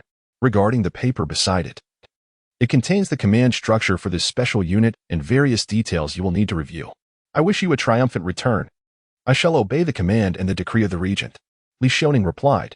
"Rise," Li Shimin instructed. "Thank you, your majesty." Li Xiaoning stood, and Li Chengqian added, "General, your horse is inadequate and cannot keep pace with them. Thus, I shall lend you my steed, wishing for your swift return." As he spoke, Li Chengqian gazed towards the imperial city. There, a blood-red cloud raced towards them like a fierce gale, swelling visibly to the naked eye as if soaring into the sky. The massive form of the blood dragon, with its formidable claws and pointed head, captivated all who beheld it. Even the seasoned ministers were struck with awe upon witnessing Li Chengqian's horse once more. Li Xiaoning was no exception. She had never imagined a horse could attain such grandeur. Surely, this creature was no mere horse, but a beast of legend. Its back towered far above her own height. Li Chengqian continued, "Its name is Blood Dragon, my steed, and I entrust it to you for today. Though it has no reins, it comprehends your words entirely. Should any unforeseen circumstance arise, it will manage itself. You need not worry. Mount it, for the army is set to depart, and the other matters can be discerned from that paper." "I shall comply," Li Xiaoning affirmed. Not hesitating as she descended from the platform, she placed one hand atop the back of the blood dragon while holding the tray with the other. After securing the tray upon the steed's back, she bowed to Li Shimin and Li Chengqian, then raised the military insignia. The sound of a horn echoed once more, and with an instinctive wave of her hand, Li Xiaoning signaled the blood dragon to gallop forth. Instantly, the synchronized steps of the 100,000 troops resounded, like a vibrant cloud soaring into the distance. Until the entire army of 100,000 had turned and departed, Li Chengqian descended from the platform of homage, casually remarking, "Father, let us be on our way." Li Shimin, still somewhat entranced, gazed at the retreating figures of the grand army, a sentiment echoed by the ministers present.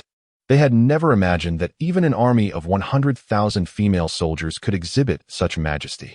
Aside from the difference in gender, they were by no means inferior to their male counterparts.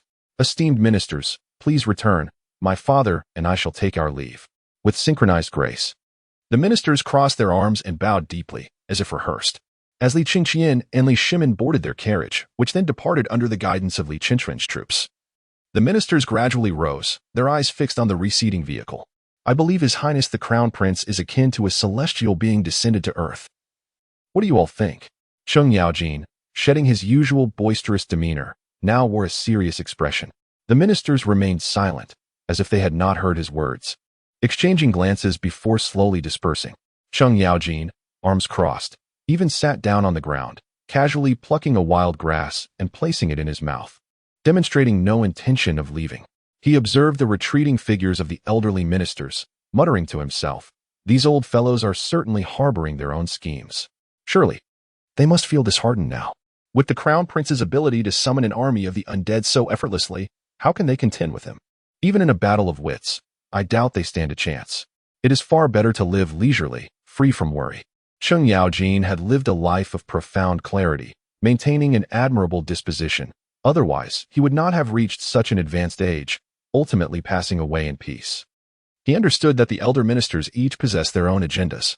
Yet, after today, he pondered how they would navigate their circumstances. It was certain that their hearts were heavy with loss. With such a divine ruler inheriting the throne, should they dare to feign allegiance while plotting in the shadows? They would need to tread carefully, as the blade of retribution would not spare them, unlike under Li Shimin's reign. The Zhang clan of Xinjiang was destined to be obliterated beneath this formidable army, already sensing the impending decline of their lineage.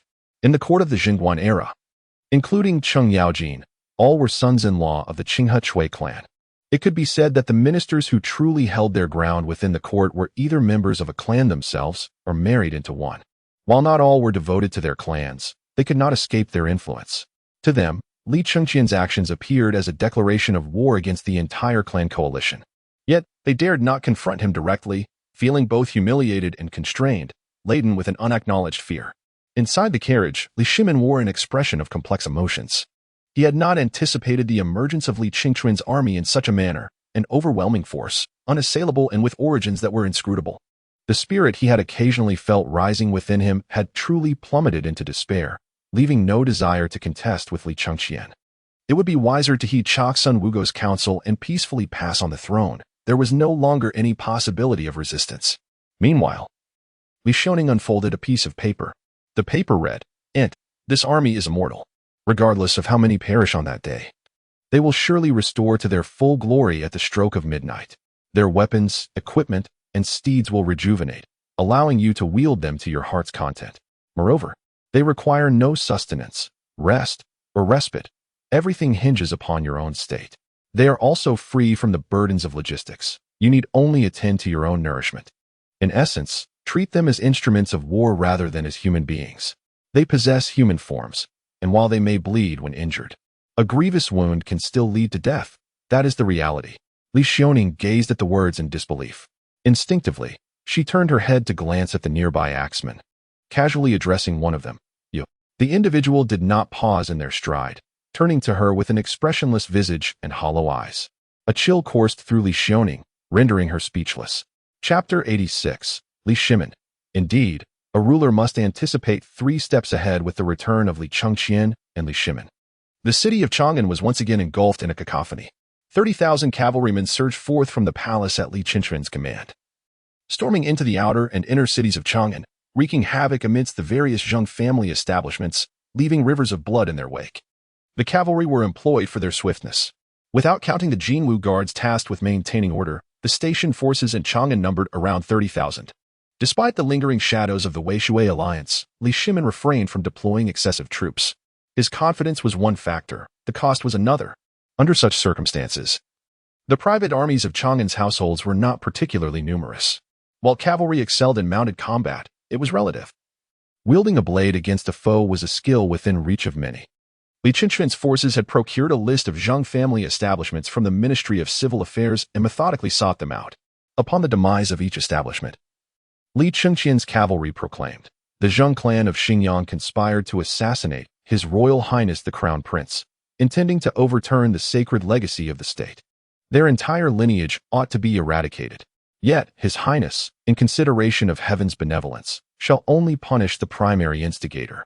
The officials from the Ministry of Civil Affairs, tallying the spoils behind the cavalry, were drenched in sweat. The public sentiment, some in this era may not comprehend it, but Li Chengqian certainly did. Consequently, the Zheng clan was thoroughly disgraced. After a millennium of imperial rule, even the most ignorant of commoners understood that attempting to assassinate the crown prince or the emperor would inevitably result in the obliteration of one's entire lineage. An act that would be met with applause. However, to vanquish merely the principal offender was an act worthy of praise. Thus, upon learning the truth, even as blood flowed freely in Chang'an, the benevolence of the crown prince was extolled throughout the city. This massacre continued from afternoon until night, persisting until the midnight hour. While some of the Zheng family in Chang'an may have escaped death, most had indeed been eradicated. On the other side, Li Chengqian and Li Shimin returned to the Taiji Palace. Li Chengqian intended to proceed to the Zhengzheng Hall to work through the memorials throughout the night. As for Li Shimin, according to Li Chengqian's understanding, he was either engrossed with Changsun Wuji or tending to his children, hardly concerning himself with the memorials at all. Certainly, one's private life in the evening is of no concern to Li Chengqian. During this period, Li Ji seems to have become a convenient outlet for Li Shimin's frustrations. Any minor infraction leads to immediate repercussions. Li Shimin, a quintessential doting father, indulges the little princesses to an extraordinary extent, seemingly granting their every whim. Were it not for their innate decorum, one might fear he would allow them to ride him like a horse. As the paths were about to diverge, Li Shimin poked his head out of his carriage and inquired, "What exactly is your intention? I have pondered for quite some time and still cannot discern your motives." Just as in any household where the breadwinner assumes authority, so too does power dictate leadership within the royal sphere. Li Shimin, for his part, strives to exercise restraint, refraining from calling Li Chengqian a rebellious son. However, it is unlikely he could ever refer to him as a good son, either. "Father, your curiosity is quite insatiable." Li Chengqian chuckled softly, shaking his head. "We both understand that the 5 surnames and 7 influential families are intricately intertwined. To eliminate them is feasible only through the complete annihilation of their ranks, which would entail a massacre of the entire court." Looking around, regardless of their true allegiances, those present are either sons-in-law of the aristocracy or direct descendants of those prominent families. Am I truly capable of exterminating them all? Such actions would lead to a dire lack of capable individuals. On the other hand, these families are integral to the Tang Dynasty. Dismantling them would be akin to a total reconstruction. I have no desire to engage in protracted disputes with them for years, if not decades. While my father has his concerns, I harbor none. I intend to exploit this pretext to create a rift among the 5 surnames and 7 families, ensuring they remain fragmented. For instance, those seeking vengeance against me will be at odds with those who prefer to remain in the shadows, preventing any unified front and allowing me the opportunity to dismantle them one by one, without jeopardizing the entire Tang Dynasty. Choosing the Zheng family of Xingyang was strategic, as they not only control the lands of Guangzhou but also oversee the port of Guangzhou. What is Guangzhou? It is the foremost port of the Tang Dynasty, established since the Sui Dynasty. Whether for the sake of lucrative spices and pearls or for future maritime endeavors, Guangzhou cannot remain under the dominion of the aristocracy. Most importantly, Xingyang serves as a vital thoroughfare between Luoyang and Chang'an, a coveted prize for military strategists. Consequently, the Zheng family, bearing the burden of their own sins, has paved their own path to destruction. If I can procure evidence of their collusion in Xingyang, though I may not be able to act immediately, I will hold leverage over them. Should they dare to overstep, I shall not hesitate to act. I wonder if my father is satisfied with this response? Li Shimin fell into a contemplative silence before nodding. Indeed, there is a semblance of imperial demeanor in your words, anticipating 3 steps ahead rather than acting impulsively.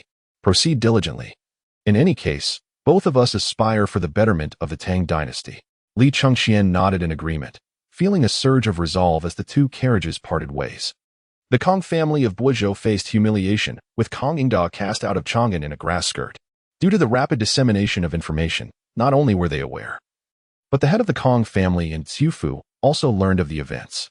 Though the Kong family seethed with anger, an age-old adage rings true: a scholar's rebellion takes a decade to succeed. A group of individuals engaged in endless disputes ultimately resolved to tarnish Li Chengqian's reputation in the imperial court while simultaneously disseminating rumors throughout the realm. In essence, their goal was to besmirch Li Chengqian's name, ideally rendering him incapable of ascending to the throne. However, they were unprepared for the rapid turn of events. One fateful night, the Xiaobo Kong clan was obliterated by marauders. Eyewitnesses reported that, amidst the darkness, a formidable cavalry numbering in the thousands was involved. Such a band of marauders must have been exceptionally powerful, as it required a significant number of steeds. It was evident to all that the orchestrators of this calamity were not mere brigands, as true marauders typically possessed no more than a few dozen horses, often of inferior quality, and the rest could only be regarded as ruffians. Livestock is not easily sustained by the average person in some villages. Only a handful of cattle exist, typically owned by landlords or collectively raised. In densely populated areas, even acquiring provisions proves to be a formidable challenge. In a single night, the Xiaobo Kong clan was extinguished, and the various branches of the Kong family fell into an immediate silence. In their minds, they believed in adhering to the established order, exchanging blows in a calculated manner. The outcome, whether victory or defeat, was of little consequence, as long as they could vent their frustrations. Although their reputations suffered, they had numerous scholars at their disposal, capable of restoring their honor at any moment. As for Kong Ingda himself, his fate remained a mystery after his departure from Chang'an. He was never seen again, nor did anyone pay him any heed. Little did they anticipate encountering an unpredictable adversary. This brutal onslaught left the Kong family's voices silenced, reduced to impotent internal lamentations. These scholars, who had long held themselves in high regard, had always looked down upon those in military service. Though they possessed their own enforcers, they were merely that, enforcers. Their stability stemmed from generations of officialdom and scholarly support, rather than the strength of their forces. The sudden and ruthless slaughter left them utterly bewildered. Chapter 87. The position of maternal sovereignty, which Warner had never contemplated. After enduring an entire night, Li Chengqian finally managed to address the accumulated memorials. Stretching languidly, he was about to return to the Eastern Palace when the eunuchs presented yet another pile, compelling him to continue his labor. Flipping through a volume, he noticed that aside from some distant inquiries of well-being, the remaining dates were recent, indicating that there was likely little else to address. He resolved to tackle the task at hand with vigor, eager to return and rest. As he perused the documents, he came across a report concerning the massacre of the Zheng family in Chang'an the previous night. Following a thorough tally, including those enslaved individuals, a total of 3,632 lives had been claimed. Among them, only about 1/10 bore the surname Zheng. The rest were merely the servants of the Zheng household. The principle of collective punishment has remained unchanged throughout history, though it has since evolved into a more insidious form. This system, which has endured for at least 2 millennia, serves as a testament to its efficacy. The spoils acquired are currently under assessment, and a precise figure has yet to be determined. Li Chengqian's troops remained vigilant, with no one daring to pilfer from them. Anyone who dared to reach for their possessions would find themselves facing dire consequences. Li Chengqian casually acknowledged the document, then proceeded to the next one. It was not until noon that he finally completed his tasks. If there are no further matters to attend to, one shall merely await the routine morning court 3 days hence. I, your humble servant, pay my respects to your highness.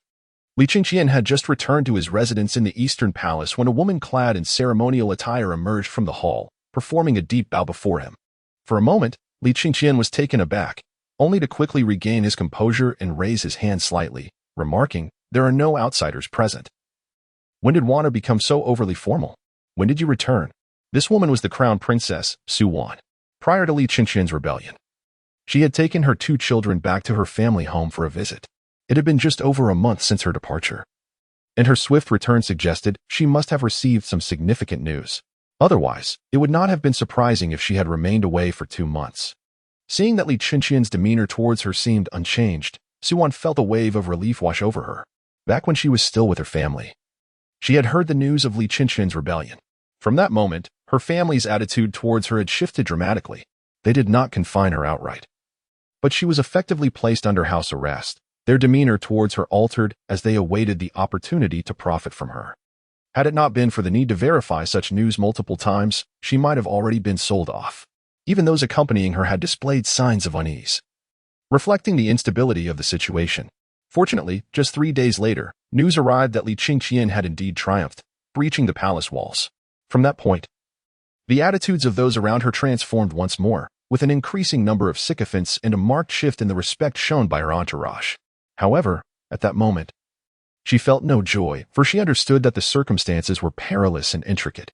Subsequently, she departed her family's home, seeking refuge in a small locale, apprehensive of further changes in the political landscape that might pose new threats.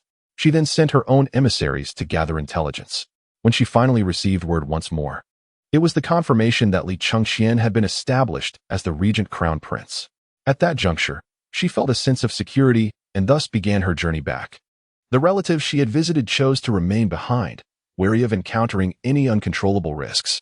I returned yesterday but presumed your highness was occupied with pressing matters.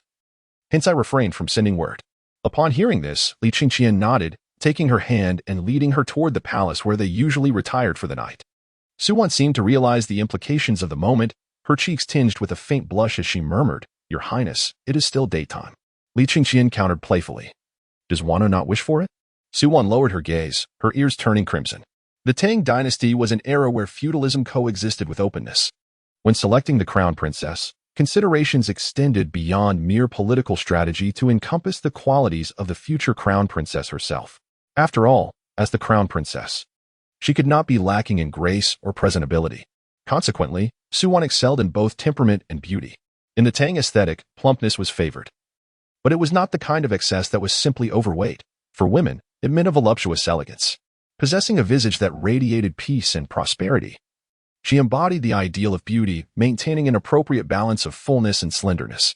Such trends were reflective of a flourishing society, unaffected by external influences. Unless one were to consider the peculiar taste of an emperor like King Chu, who favored slender waists, which was rather abnormal. In an era where the majority suffered from hunger, many appeared emaciated, while corpulence was seen as a symbol of abundance and prosperity. During the reign of Empress Wu Zetian, this aesthetic appreciation for plumpness reached its zenith, resulting in exaggerated depictions in murals, where figures were rendered in an inflated manner, far removed from reality. The geishas of a later dynasty emulated this era, yet their portrayals were similarly marked by artistic exaggeration, serving a performative purpose.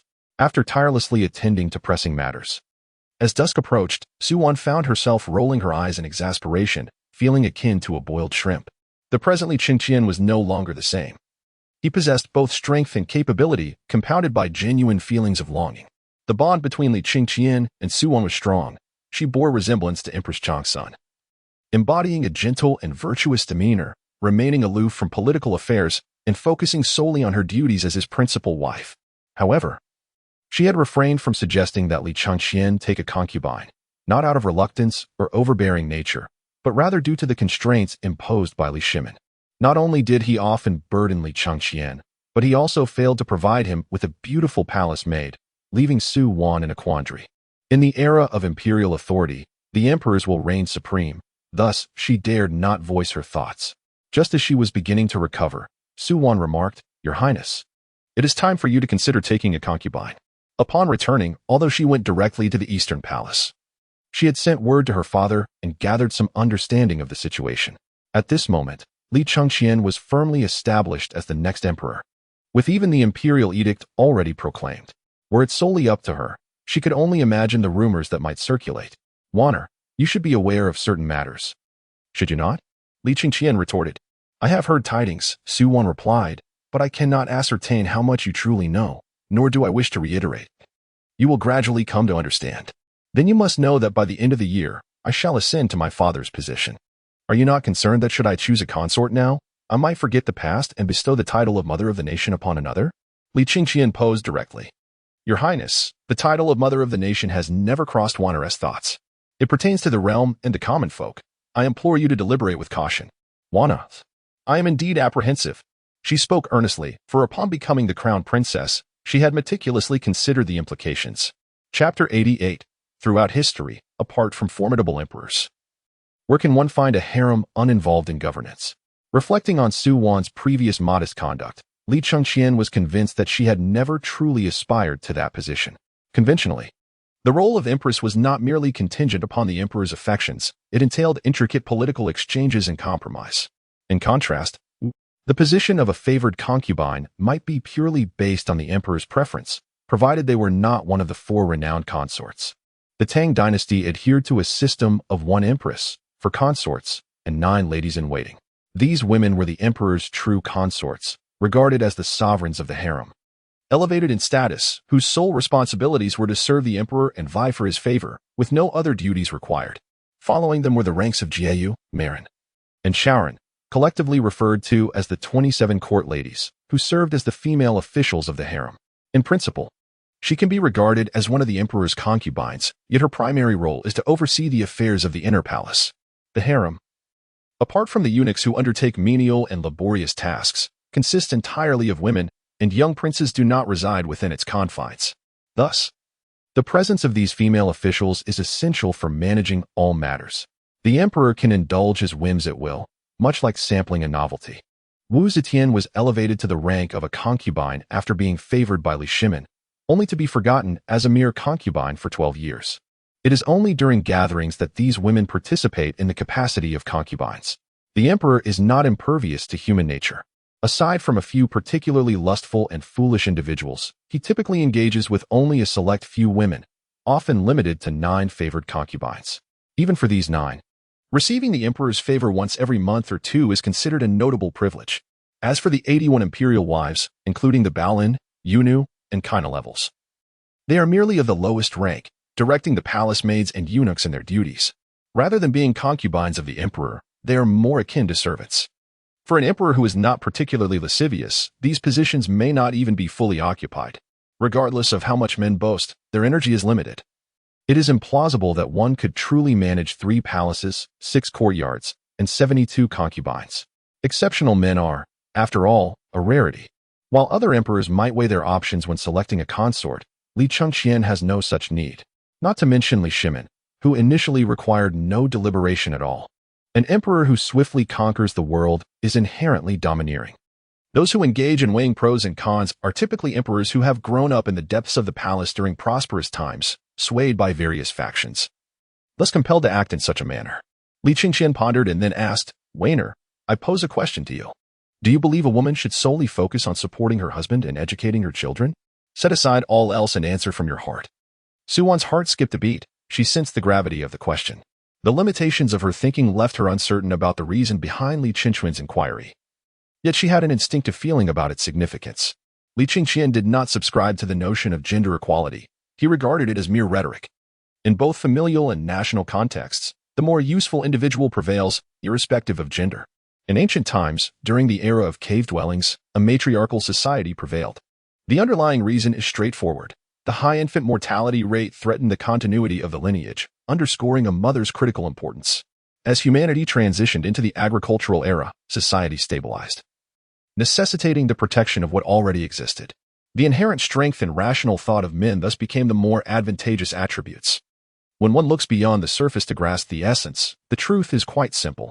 As a future emperor, it would be a gross waste to not harness the capabilities of women to contribute to the grandeur of the Tang Dynasty.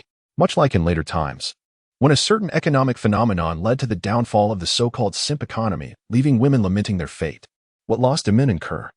Aside from gaining clarity and occasional solitude, they find greater joy. Furthermore, the notion that female drivers are reluctant to engage in certain matters speaks volumes about women undermining one another, as they are indeed adept at self-sabotage. Your Highness, Wanner would never deceive you. I believe that a woman can support her husband and educate her children, while also pursuing other endeavors. Aside from bearing children and fostering familial harmony, I believe there is little that is inherently expected of women. Just as men are naturally endowed with strength, serving as the pillars of their households and safeguarding their families and women is their rightful duty. Beyond this, they may engage in various endeavors. Su Wan, with great caution and careful deliberation, gradually articulated her thoughts. To express such sentiments took considerable courage on her part. Fortunately, this was the Tang Dynasty, a time when societal attitudes were relatively liberal. Had it been during the height of feudalism, Su-wan would have never dared to speak her mind. To voice such opinions could invite public scorn or even fatal repercussions. "Wanner, I am contemplating a reform of the Emperor's system," Li Chengqian began, but Su-wan anxiously interjected. "Your Highness, matters of state should not be disclosed to me. I say, you shall listen," Li Chengqian declared, prompting Su-wan to fall silent. "I intend to establish 2 empresses, one for the Eastern Palace, chosen for her virtue and propriety from esteemed families, and another for the Western Palace, selected from among extraordinary women of the common folk. I speak of true commoners, personally selected by the Emperor in disguise, free from any external interference.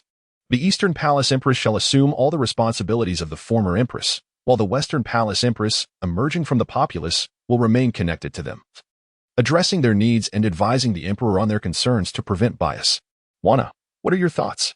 The most formidable wins often arise from those closest to us, and it is undisputed that as long as the position of Empress remains secure, the future Emperor raised within the depths of the palace will not stray far from the right path. Your Highness, historically, interference by the imperial harem in state affairs has always been a grave taboo." Su-wan hesitated, her meaning clear without further elaboration. Li Chengqian scoffed lightly, shaking his head. "They deem interference by the harem a taboo, yet throughout history, which harem has not meddled in governance? My mother managed it rather well. Take, for instance, the Empress Do of the previous dynasty. Did she not influence politics? When the emperor is weak, he inevitably requires the support of the Empress Dowager, leading to interference. The very notion that the harem should abstain from governance has resulted in ambiguous roles, making it easy for ambitious empresses or emperors swayed by flattery to overstep their bounds. True prevention of harem interference can only be achieved by clearly defining what roles the harem may and may not undertake, rather than relying solely on ceremonial doctrines. With 2 empresses, one from the common people and the other from the aristocracy, a natural rivalry will ensue, ensuring they cannot unite in purpose and will serve to constrain one another. Li Chengqian expressed his thoughts candidly, untroubled by any misgivings Su-wan might harbor. Historical precedents show that even the most autocratic rulers, like Zhu Yuanzhang, faced similar challenges with harem interference. How else could one explain the emergence of figures like Zhu Qizhan? Throughout history, it is often the strong emperors who maintain a hands-off approach to harem involvement in governance. As time progresses, it is inevitable that not every emperor will possess strength, leaving openings for others to exploit. In the end, Li Chengqian chose not to reveal to Su-wan his intention to establish her as the Empress of the Eastern Palace. Although he possessed absolute confidence, the time had not yet come to speak. "Come in, change clothes, and serve the meal." Once both individuals were properly attired, Li Chengqian instructed, "Bring Xiang and Zhu over to dine together." "Greetings, my lord." Li Xiang bowed respectfully. "My lord" is a colloquial yet formal address for one's father, akin to saying "my esteemed father," infused with a sense of reverence.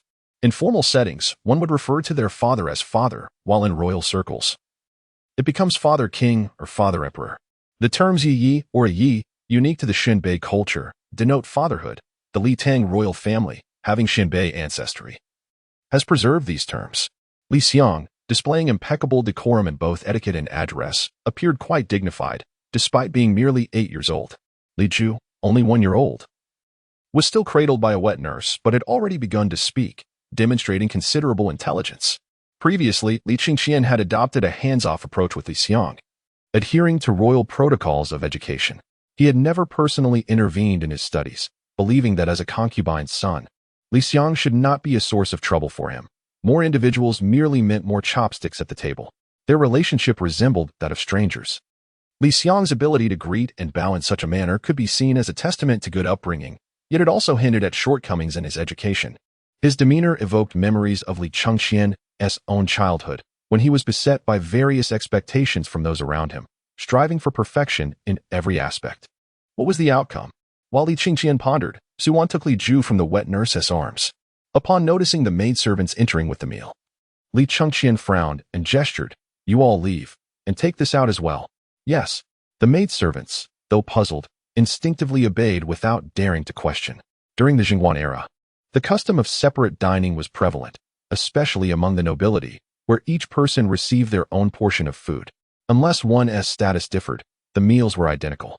They would sit on low tables, kneeling and eating in silence, facing the same direction.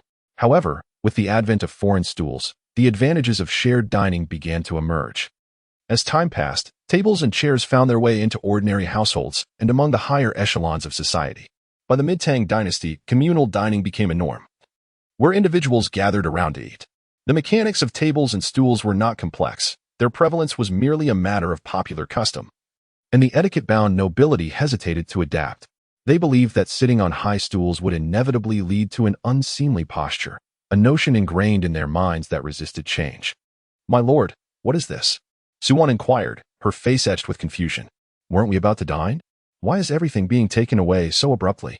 Without uttering a word, Li Chengqian moved a screen aside and gestured, revealing a complete dining setup.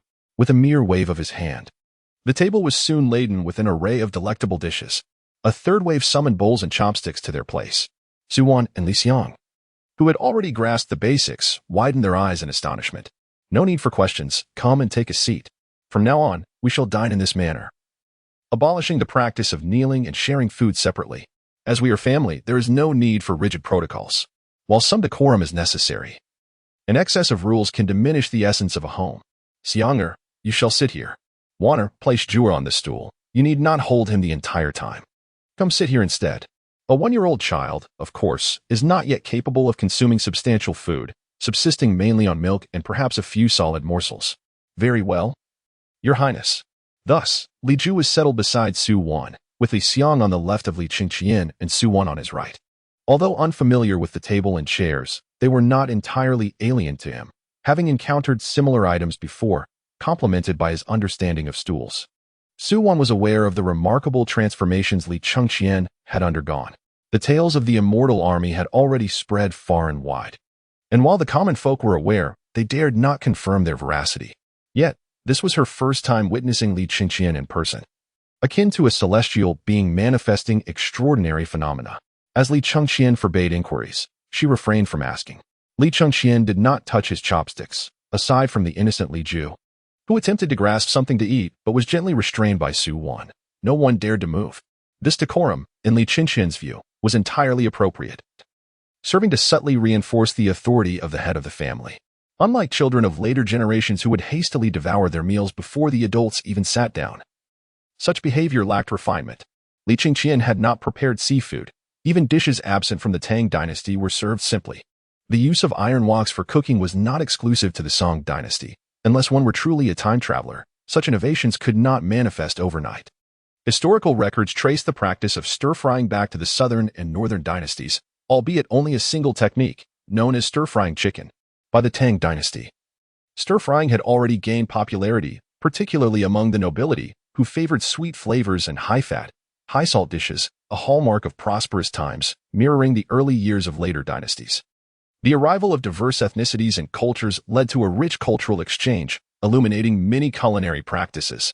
By the Song Dynasty, cultural norms had shifted away from militarism.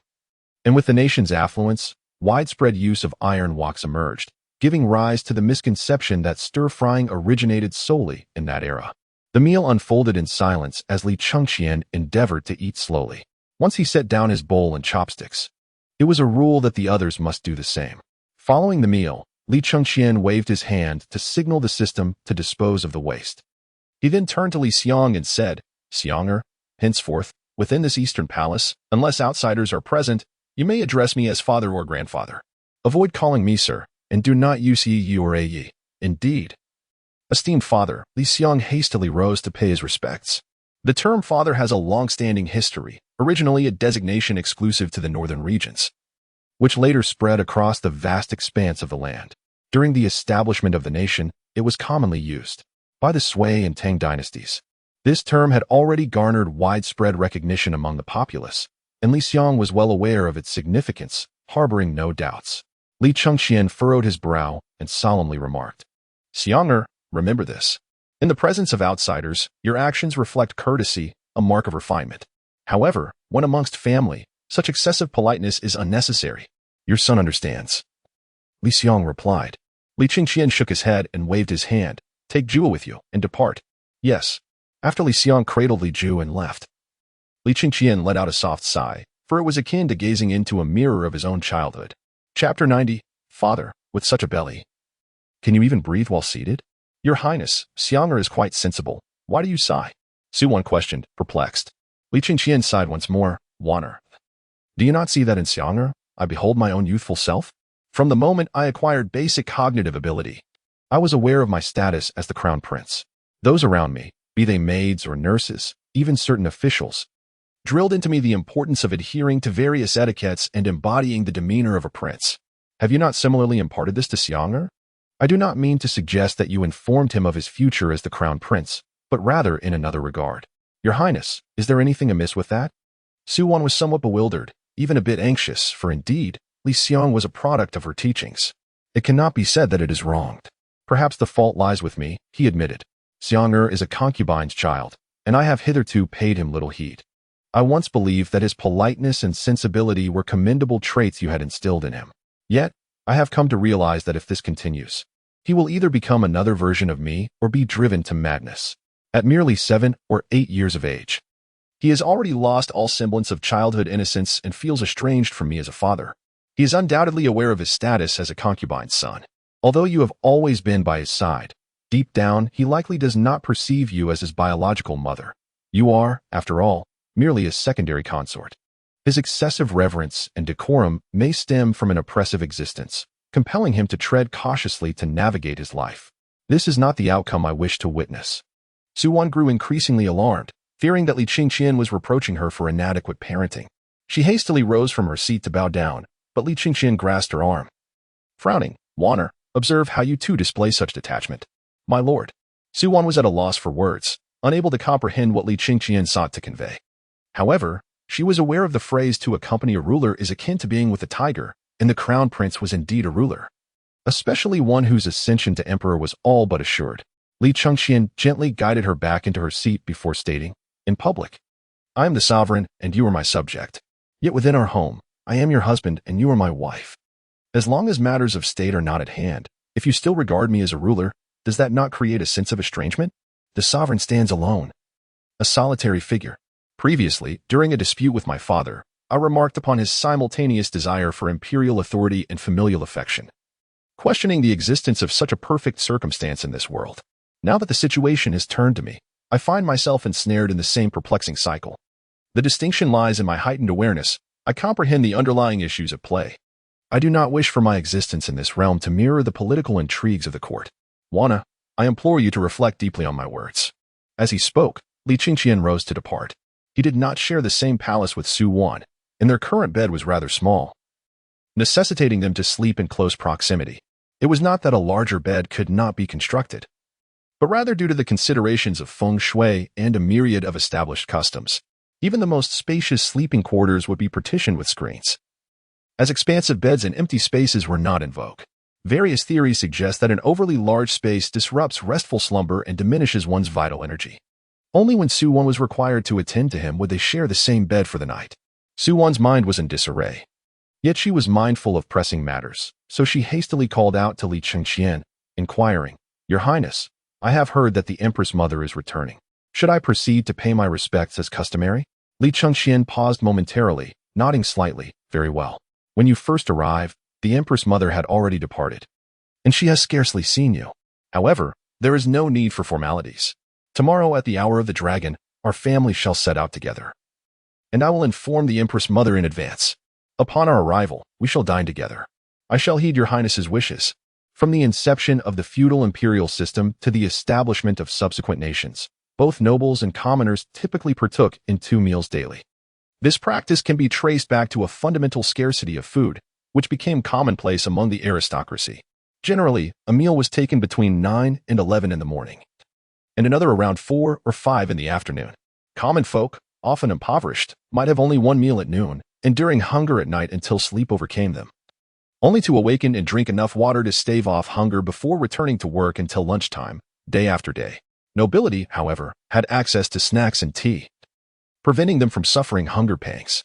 The following day, after Li Xiang completed his morning lessons, Li Chengqian set forth with his family. Although there were no strict protocols, it was an unspoken rule that bastards were not brought when visiting elders. Nonetheless, Li Chengqian made the decision to include him. He sought to ensure that Li Xiang felt valued. Otherwise, the more he spoke, the more Li Xiang would ponder, conjuring baseless suspicions. Only by rebuilding Li Xiang's confidence could he alleviate his feelings of inferiority stemming from his lineage and resolve fundamental communication issues. Moreover, he intended to serve as a role model. Upon reaching a certain side hall of the Hall of Governance, Li Chengqian observed his father, Li Shimin, seated upright in a dignified manner, with Changsun Wugo beside him. Instantly, he could not resist a jibe. "Father, with that belly of yours, can you even breathe comfortably while seated?" Su Wan, cradling Li Ju, and Li Xiang, prepared to pay their respects and were taken aback by Li Chengqian's remark. Initially, Li Shimin and his wife were maintaining a semblance of decorum. Upon hearing Li Chengqian's words, Changsun Wugo stifled a laugh, losing her previous poise. The stern expression on Li Shimin's face darkened, and he exclaimed, "As the crown prince, is this how you instruct your child? Have all those years of etiquette training been squandered? Father, I express my concern for you. Are you aware of the origins of your belly?" Li Chengqian retorted, "Cease your convoluted reasoning. If you do not pay your respects, be gone. As for how it came to be, this belly of mine is a manifestation of your vexations." Filled with ire, Changsun Wugo rolled her eyes, quickly rising to approach him, saying, "Do not heed them, Wanner. In my memory, you still seem like a newlywed. I never anticipated that in the blink of an eye, you would become a mother. This must be Xiang'er, who has grown so much. It is the first time the Empress Dowager is meeting you. Come, take this. It is a gift from the Empress Dowager." As Changsun Wugo spoke, she presented a jade pendant to Li Xiang. "Thank you, Empress Mother," Li Xiang respectfully accepted with both hands. Given that Li Shimin was referred to as the sage, it is only natural that Changsun Wugo bore the title of Empress Mother, a tradition that has persisted. When Li Longji constructed the Huaqing Palace for Consort Wu, the inscription referred to her as the Empress Mother. Such a title, however, seemed rather unfamiliar, akin to directly addressing Li Shimin as the sage. While others may use such terms without issue, for Li Xiang, even as a son of a concubine, being called as such posed a problem. After all, he was merely a half-grown child, incapable of keeping secrets. Changsun Wugo, adept in managing the inner palace as the Empress, swiftly redirected her words. "Child, did your father instruct you to refer to her this way? Remember, you are a royal grandson. You ought to call her Empress Grandmother." Chapter 91. Father and Son Play Chess. Li Chengqian discusses the new succession system. Li Xiang realized his mistake and promptly corrected himself. Changsun Wugo then presented Li Ju with a similar pendant, which she strung with a cord and hung around his neck. Subsequently, she departed with Su Wan and the two children. Li Chengqian and Li Shimin sat across from each other, with Li Shimin producing a go board. And the two engaged in their game. As they played, Li Shimin remarked, "In your illegitimate son, I see reflections of your childhood. What does father think is right or wrong?" Li Chengqian calmly countered. Li Shimin made a move, responding with equal composure. "In the past, I would have deemed this entirely reasonable. An illegitimate child is merely that. He cannot inherit the family legacy. Is father offering me a lesson?" Li Chengqian retorted. Li Shimin replied coolly, "Your presence here with an illegitimate son already transgresses decorum. If you had not mentioned it beforehand, your mother would not have prepared two gifts," indicating her acceptance of the situation. Since ancient times, sages have often strayed from convention. Upon attaining sanctity and becoming ancestors, they themselves become the path. If one fails to achieve this, they are condemned by the masses. Even those who deviate from the norm and attain enlightenment are labeled as heretics. Upon hearing this, Li Shimin was taken aback, exclaiming, "Do you aspire to attain enlightenment?" Historically, emperors with ambition sought nothing less than the title of sage, which stands as the pinnacle of aspiration, while selfish desires for immortality do not count. Li Shimin was genuinely astonished to discover such grand aspirations within Li Chengqian. "Father, laziness is the essence of creation, while greed serves as the impetus for progress. A person who is not lazy contributes nothing to society, and one who is not greedy offers no benefit to the race." Such twisted reasoning. As Li Shimin contemplated the words spoken, he found himself unwittingly engaged in deep reflection. Ultimately, he concluded that there lay undeniable truth within them. Indeed, should one aspire to disrupt the legacy, one would inevitably face dire repercussions. Though this sentiment resonated like a curse, it was primarily rooted in concern. The Tang Dynasty was not solely Li Chengqian's domain, it was equally Li Shimin's. And it could be considered a realm he had fought to establish. Last night, I inquired of Wanner about my desire to establish two empresses from the East and West palaces. Li Shimin was taken aback, rising to his feet in shock. Li Chengqian responded nonchalantly, stating that she requested he refrain from discussing such matters, insisting that the harem should not interfere in politics. I remarked to her that if the notion of the harem's non-interference were merely a dogma, any weakness in the emperor would inevitably lead to political meddling from the harem. Take, for instance, the Empress Dugu, my great-grandfather's consort. Although my uncle was not weak, he was easily swayed, a different form of vulnerability. To ensure true non-interference from the harem, it must not merely be dictated by ceremonial edicts forbidding their involvement. Instead, it should be embedded within the institutional framework, delineating their roles and responsibilities. The two empresses would hail from distinct backgrounds, one from a noble lineage, the other from humble origins. One would be appointed by the court, while the other would be chosen by the emperor himself during a discreet visit. The inherent divide between a commoner empress and one of high birth would create divergent factions. With a commoner empress chosen by the emperor, it would be far easier for her to influence him, ensuring he does not forget the struggles of the common people as he grows accustomed to palace life. Regarding the matter of succession, it is true that the two empresses would naturally bear the emperor's legitimate heirs, which aligns with tradition. However, what if the emperor were to formally marry, say, a favored concubine who bore him legitimate offspring? A chaotic situation would undoubtedly arise, yet a system that maintains order while allowing for numerous heirs would prevent stagnation. Ministers would be cautious in their positions, and rivalries would not escalate to extreme levels. After all, if there were 10 legitimate heirs, it would be normal for 2 to succumb to unforeseen circumstances. However, should 8 or 9 of the 10 heirs perish, it would be glaringly apparent that something was amiss. Even in the unlikely event of a prodigious heir, that individual would ultimately need to be an emperor of remarkable capability and guile. Conversely, the establishment of a legitimate heir invites relentless attacks, entrapments, and numerous pitfalls. Uncertainty surrounding the legitimate heir could lead to scenarios akin to that of Emperor Qin. Institutions are not immutable, they are ever-evolving. Establishing a comprehensive system that fosters healthy competition among heirs, even if some are disingenuous, ensures the survival of those who do not prevail. Regardless of the outcome, it is far preferable to hanging one's hopes on a single tree. Li Chengqian, filled with trepidation, found himself at a loss for words. He had never contemplated the existence of such a system. Upon regaining his composure, he retorted with a cold laugh. If this is the case, it bears no distinction from having no legitimate heir at all.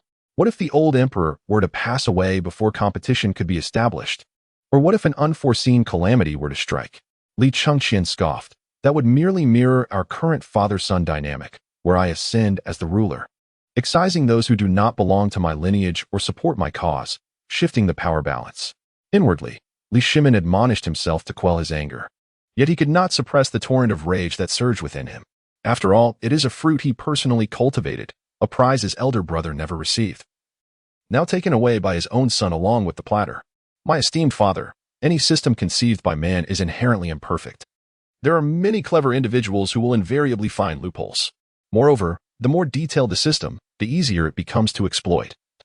Much like the case of purging the inner court, the only assurance I can provide is that during the orderly succession, each emperor will possess a certain degree of merit. There will be no room for incompetent rulers. In times of chaotic succession, there will undoubtedly arise a formidable leader who will learn from past failures and create a superior system.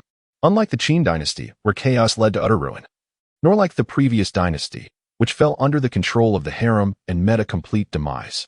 My father, we are merely drawing lessons from history. Who can achieve perfection? I shall also decree that any emperor exceeding the age of 50 must abdicate. Once I set this precedent, no one will dare oppose it. Even if an elderly emperor becomes incompetent prematurely, he would only cause turmoil for a few years. With several capable sons at the helm, a few years of incompetence would not lead to significant issues. Can you truly let it go? Li Chengqian looked puzzled. Li Chengqian glanced at Li Chengqian, taking a step forward, and said calmly, My father, my desire to become emperor is solely to fulfill my ambitions. An emperor sleeps later than a dog and rises earlier than a rooster. He cannot truly act at his whim, which does not interest me. Most importantly, unless the emperor has a short lifespan, there remains some time after abdication at 50. If the successor is inexperienced, he can still receive guidance. If he is mature, in the years leading up to the elder emperor's passing, he will have ample opportunity to take control and ensure a smooth succession. My father, focus on the game. You must acknowledge that I have a broader vision. I will strive to refine this system and escape the cycle that confines dynasties to less than 300 years. Whether it can last for millennia, I cannot say. Chapter 92. The four lines of Henku yielding a lethal blow to troublemaking scholars. It was yet another routine morning court session. Li Chengqian sat at the head, listening to various daily reports, occasionally interjecting a comment or two. Perhaps the ministers had grown accustomed to the proceedings, becoming less cautious than when Li Chengqian first assumed the regency. Minister, Deputy Censor-in-Chief Tang Lin, I have recently heard troubling rumors circulating in the realm. I asked the regent to deliberate and decide. The censorate, led by the chief censor, possesses the authority to report rumors and grievances. They oversee officials and monitor the populace, with any hearsay being reportable, even leading to the impeachment of officials, serving as the emperor's ears during this era. Censors can submit reports based solely on rumors, and even if proven untrue, they face no repercussions. Wang Angshi once remarked, censors and advisors, even if their reports are erroneous, shall not be punished. Although that pertains to a later dynasty, it holds true even now. However, as time progressed, it became a mere tool for attacking officials, spiraling into chaos. Yet, at this moment, it remains relatively effective. Pray, speak. Li Chengqian responded with a detached demeanor, as if unconcerned. The Kong family of the Bo region has recently fallen victim to bandits. The local authorities have investigated, yet they have failed to locate the band of marauders. It is rumored that the band of horse thieves boasts over 1,000 steeds, raising suspicions of a rebellious faction. Consequently, the Kong family, to which the esteemed scholar Kong Ingda belongs, has been implicated in the whispers of the populace, suggesting that they were eliminated by agents of the regent. This news has incited a fervent outrage among the scholarly community across the realm, particularly among the scholars in the vicinity of Shaobo County, and even those from the Hangshui region of Jizhou, all expressing intense indignation. If this turmoil persists, it may well incite civil unrest. Li Chengqian, maintaining a stoic demeanor, inwardly scoffed at the situation. Indeed, after a decade of failed uprisings, these scholars displayed such pettiness in their probing, fearing any repercussions upon themselves. Li Chengqian was convinced that everyone within the court suspected that it was he who had orchestrated the downfall of the Kong family, yet none dared to voice their thoughts. Some truths are such that knowing them and daring to articulate them are two entirely different matters. Rising from his seat, Li Chengqian approached the desk before the dragon throne, methodically grinding ink. The courtiers observed in silence, refraining from conversation. Soon, he extracted a sheet of paper and began to write with a flourish. Once finished, he blew gently upon the ink, handing the paper to the eunuch in attendance, instructing, "Read it aloud." The eunuch took the paper, glanced at it, cleared his throat, and proclaimed in a resounding voice, "To establish a heart for heaven and earth, to secure a fate for the people, to perpetuate the teachings of the ancients, and to open an era of peace for all generations." Upon hearing the eunuch's declaration, the eyes of all court officials widened. Those present could be deemed mediocre, yet it was undeniable that they possessed culture. The meaning of those four lines was immediately clear, igniting a fervor in some listeners. Li Chengqian returned to his seat, unhurriedly stating, "Regarding the matter of the horse thieves, I command the local authorities to continue their investigation. As for the scholars, let these four lines be disseminated widely. Furthermore, those who incite unrest under the guise of defaming the crown prince shall face the consequence that their families will be barred from attaining honors for 3 generations. Those who already hold official titles or accolades shall have them revoked. From now on, let such measures be the precedent. Taking lives serves no purpose. It would only be wielded as a weapon against us. The true instigators of unrest, aside from a few ringleaders, are likely a throng of misguided individuals, perhaps well-meaning yet utterly incapable of grasping the larger picture. Present-day scholars, at the very least, emerge from humble origins. Yet these humble origins are merely remnants of a once noble lineage, bearing no relation to the common folk. The notion of orphans and widows nurturing men to pursue education is but an artistic embellishment. Thus, to execute them would be to grant them a form of absolution, to prohibit them from seeking honors for 3 generations, and to revoke any existing titles within that same period, constitutes the true blow. Those who comprehend the essence of his 4 lines and diligently pursue their studies, becoming pillars of society in the future, are the individuals he requires. Those lacking integrity or intelligence are not the individuals Li Chengqian seeks. In borrowing these 4 lines from a future dynasty, Li Chengqian felt no remorse. He had no intention of playing with words. He merely discerned that certain individuals had begun to stray from the righteous path, necessitating a firm reprimand. At that moment, the ministers below felt a mixture of excitement and trepidation. They were exhilarated by Li Chengqian's articulation of such profound maxims, foreseeing his potential as a sage ruler in the making. What is truly disheartening is the seemingly endless array of strategies employed by Li Chengqian.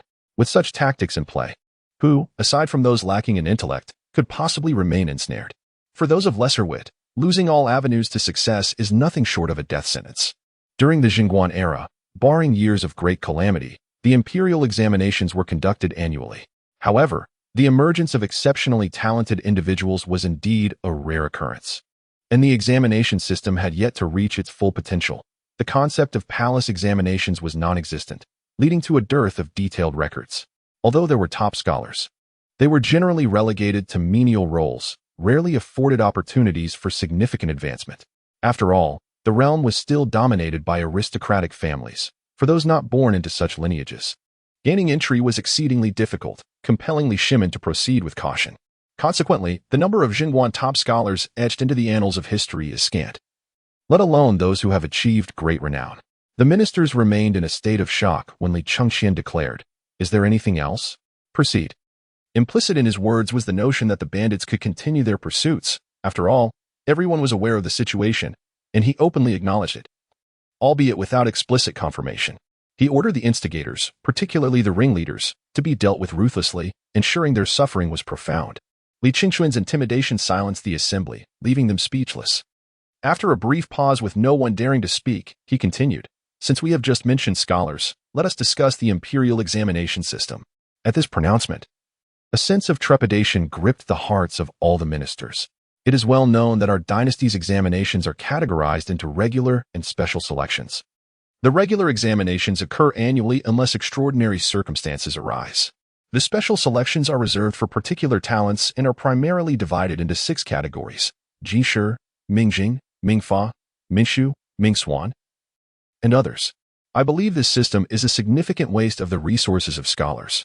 For those traveling from distant lands, the journey alone can consume several months. And that is under the assumption that no unforeseen events occur. Should delays arise, forcing them to wait an entire year in Chang'an, they may not possess the financial means to endure such an extended stay. The back and forth, even if only once, could rob them of their opportunities, particularly if their resources are not substantial. Therefore, I propose to adjust the examination schedule to once every 3 years. This would provide scholars with at least 2 years to prepare in peace, rather than living in constant anxiety each year, which hampers their ability to learn. What do you esteemed ministers think? Your wisdom is remarkable. Wei Zheng was the first to express his approval. Your wisdom is remarkable. Your wisdom is remarkable. The others, upon reflection, found no apparent drawbacks or losses, and thus echoed their agreement. Li Chengqian had indeed contemplated future admission methods, but the circumstances of the times were different. Unless he devoted at least a decade or 2 to reforming the educational system, it would be more prudent to enhance the existing examination framework, as it could be implemented immediately. Chapter 93. How about sending a prince from the Tang to marry a princess of Tubo? A faint smile graced Li Chengqian's face as he remarked, "I feel that the current system of the 6 classics is insufficient for identifying the talents of the realm." Thus, he prepared to establish 3 categories: literary, martial, and technical. A sense of unease washed over the ministers, as an instinctive awareness of something amiss stirred within them. Li Chengqian continued to speak. In the realm of humanities, the primary focus is on literature with a secondary emphasis on martial prowess.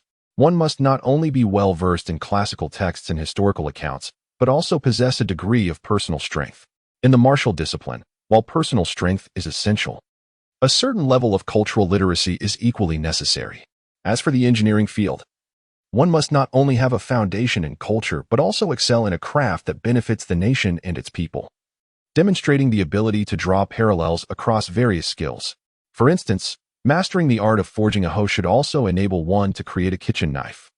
Proficiency in constructing a bed should allow for the capability to craft a cabinet, and so forth. It is imperative to avoid mere trivial skills. How can one expect to attain true distinction in such a manner?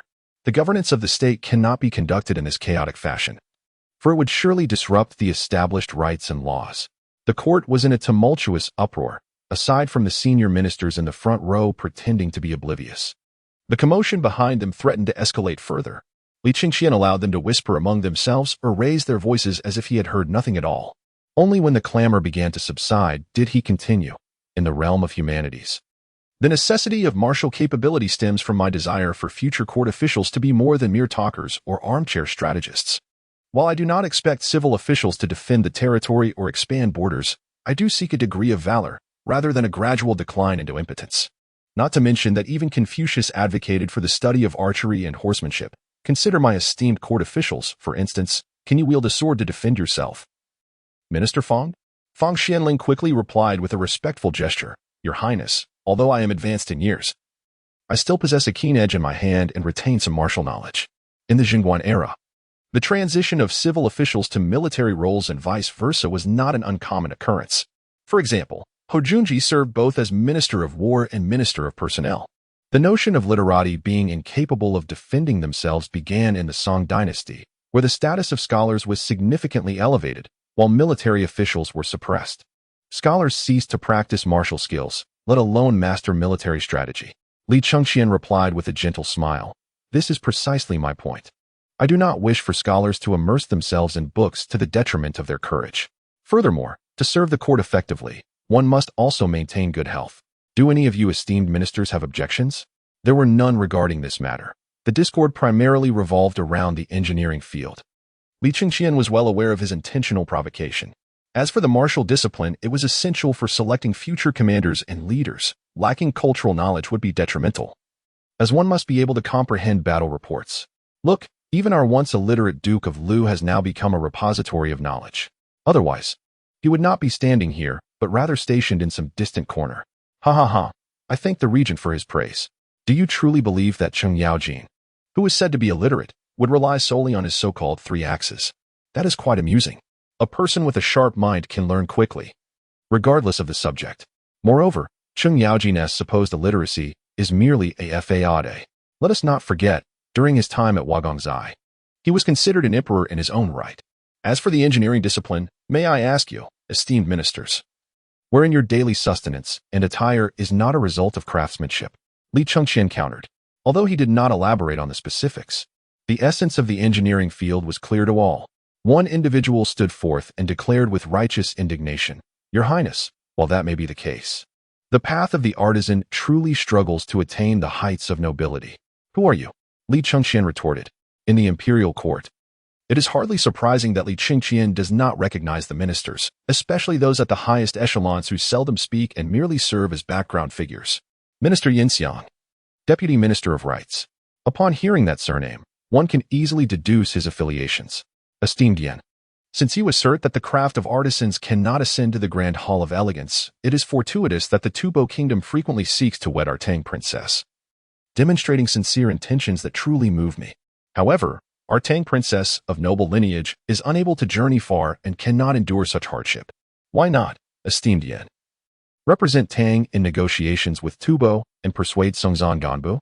While our Tang Princess cannot travel, our imperial princes can certainly undertake this mission. How about we send a prince of Tang to marry the Tubo princess? To express our sincerity, I am willing to provide a complete list of all princes for Songzhan Ganbu's selection. You shall oversee this matter. Should it succeed, it would indeed be a remarkable achievement. The officials, upon hearing these words, were left utterly speechless, their eyes nearly bulging with astonishment. How could Li Chengqian conceive such an unconventional strategy? It may seem simple, yet even if they were to ruminate upon it, they would struggle to arrive at a similar conclusion. This was a direct challenge to their very existence. Although cultures and traditions vary across nations and ethnicities, most adhere to the principle that men hold dominion, with lineage traced through the male line, and Tubo is no exception. The notion of a prince marrying into another kingdom sounds appealing, yet it subtly implies that the offspring would inherit the throne of Tubo, effectively usurping the very state without shedding blood. Any rational individual, even if encountering this idea for the first time, would certainly grasp its implications. Why then? Is the regent shifting the discourse? Cold sweat trickled down Yan's back. When have I diverted the topic? He queried. Since you, esteemed Yan, deem the engineering arts unimportant, mere trivialities, then in the future, when our Tang can no longer produce even weapons, we shall inevitably be unable to defend ourselves. To seek stability, we must resort to marriage alliances. Is this not what you desire? Thus, let esteemed Yin persuade Tubo to take our Tang prince as their consort. This matter is settled. Yin shall depart immediately, and the Honglu Temple shall coordinate with the Ministry of Rights. Tubo, being a great nation, must be afforded due respect, and our envoy must be dispatched with the utmost grandeur. Esteemed Yin, I await good news. After the court session, I shall inform my father of the diplomatic mission, allowing him to compose the official correspondence. Yin, prepare for your journey. If the Ministry of Works, as one of the 6 ministries, were truly inconsequential, why would it still exist among them? The so-called trivialities of craft are merely an excuse in this era when they are needed. Although it is evident that Li Chengqian is being obstinate, each of his statements bears weight, leaving no room for rebuttal. The ministers increasingly regard Li Chengqian's methods with a sense of awe. An emperor who acts rashly with a blade may instill fear, but cannot command respect. The truly formidable emperor is one whose unpredictable stratagems leave others bewildered and unable to preemptively respond. You shall never know the consequences of provoking such a sovereign. Conversely, the emperor, well aware of the consequences of provoking others, possesses the means to counter them. Li Chengqian, on the other hand, consistently employs lethal tactics that instill an ever-growing sense of dread. Serving under such a future emperor, one could find themselves stripped of all dignity without even realizing how it transpired. This is indeed a source of great fear. I accept the command. Yin Xiangming understood that Li Chengqian intended to target him, possibly even to ensure his demise in Tubo, yet he found himself at a loss for words. Traveling to Tubo offered a flicker of hope. However, pleading for mercy now would not only disgrace his family, but also guarantee a fate of ignoble death without a proper burial. Chapter 94. You have forsaken the backbone of manhood, the indomitable spirit. Very well, Yin Aiqing. You truly deserve your reputation as a loyal minister of our great Tang. You may withdraw now. After court, prepare accordingly. Li Chengqian exclaimed with a hearty laugh. I obey your command. Yin Xiangming's tone was laced with a quivering timbre. As he struggled to return to his ranks, having fallen twice before finally scrambling back on the 3rd attempt.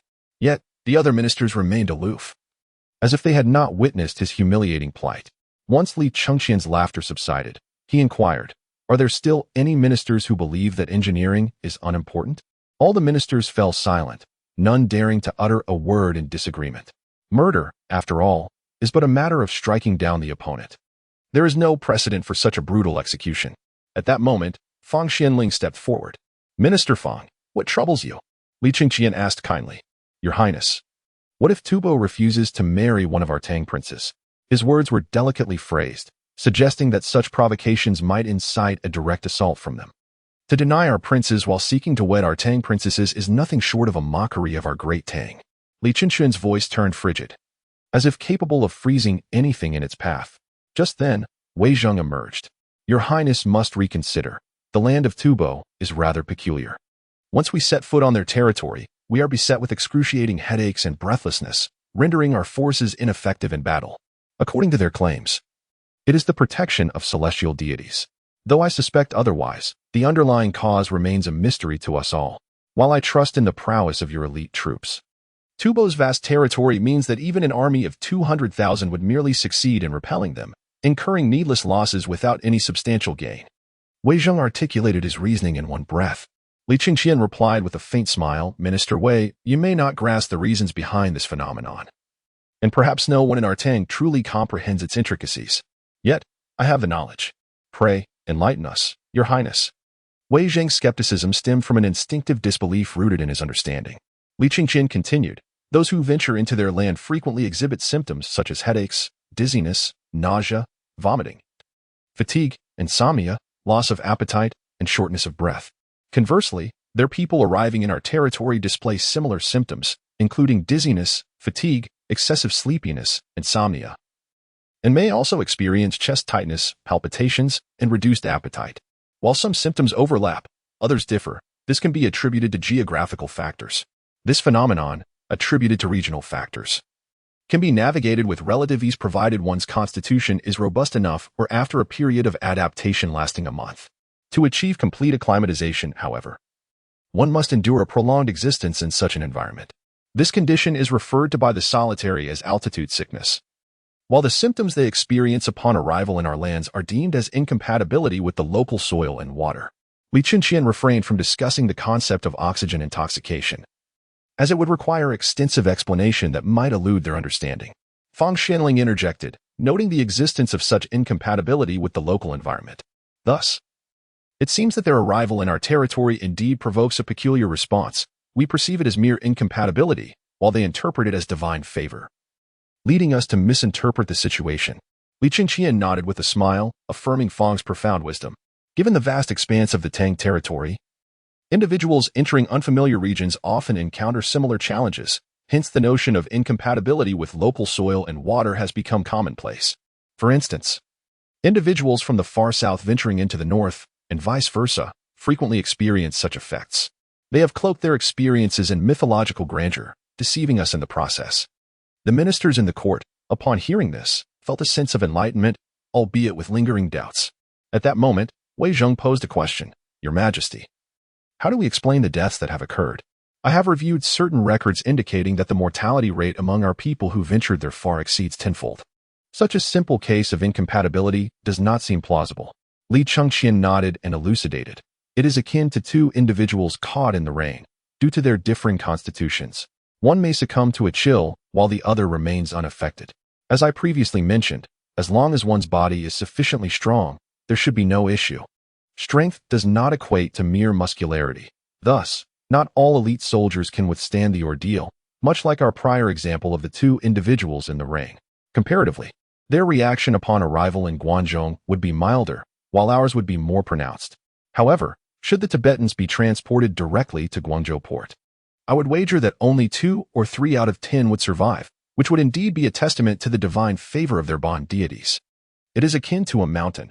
We inhabit the foothills while they dwell at the summit, with entirely different environments, nothing more. Whether ascending or descending the mountain, rest and adaptation are essential. It cannot be achieved instantaneously. Furthermore, certain medicinal herbs, such as Salvia miltiariza, safflower, and Scutellaria bicalensis, can mitigate some of these adverse reactions. Administering such remedies to those experiencing severe reactions will significantly reduce the casualty rate. If some still cannot adapt, they would constitute an exceedingly small minority, and replacements could be arranged. Your wisdom is truly commendable, Your Majesty. After bowing, Wei Zheng withdrew.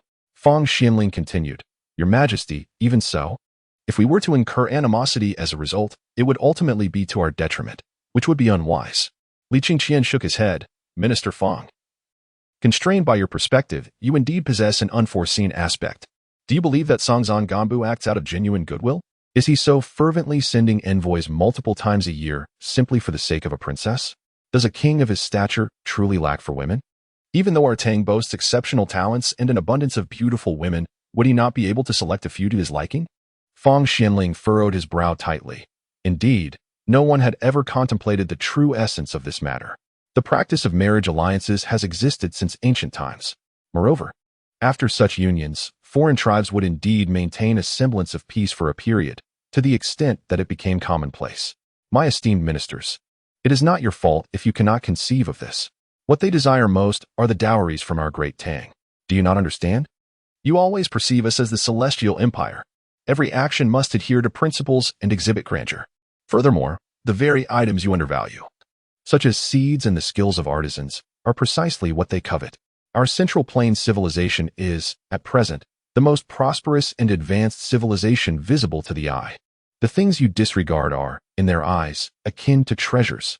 You believe you are marrying off a princess. In truth, from my perspective, it is merely a means to bolster the enemy. Besides, when has our illustrious Tang ever relied on women to secure peace? From my reign onward, we shall not engage in marriage alliances, nor shall we bow or pay tribute. If that day ever arrives, I shall stand and die, never kneeling to live.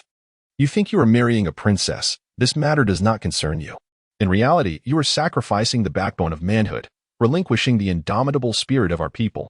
Upon the utterance of these words, the atmosphere in the court transformed dramatically. In their original thoughts, since the tradition of marrying off princesses has existed since time immemorial, royal marriages were deemed unrelated to them. They considered it a lucrative exchange to use marriage to secure peace at the borders. After all, it was merely a princess along with some dowry items, a trivial matter. However, after a series of explanations from Li Chengqian, they finally comprehended the profound implications involved. Internal disputes, no matter how contentious, were inconsequential.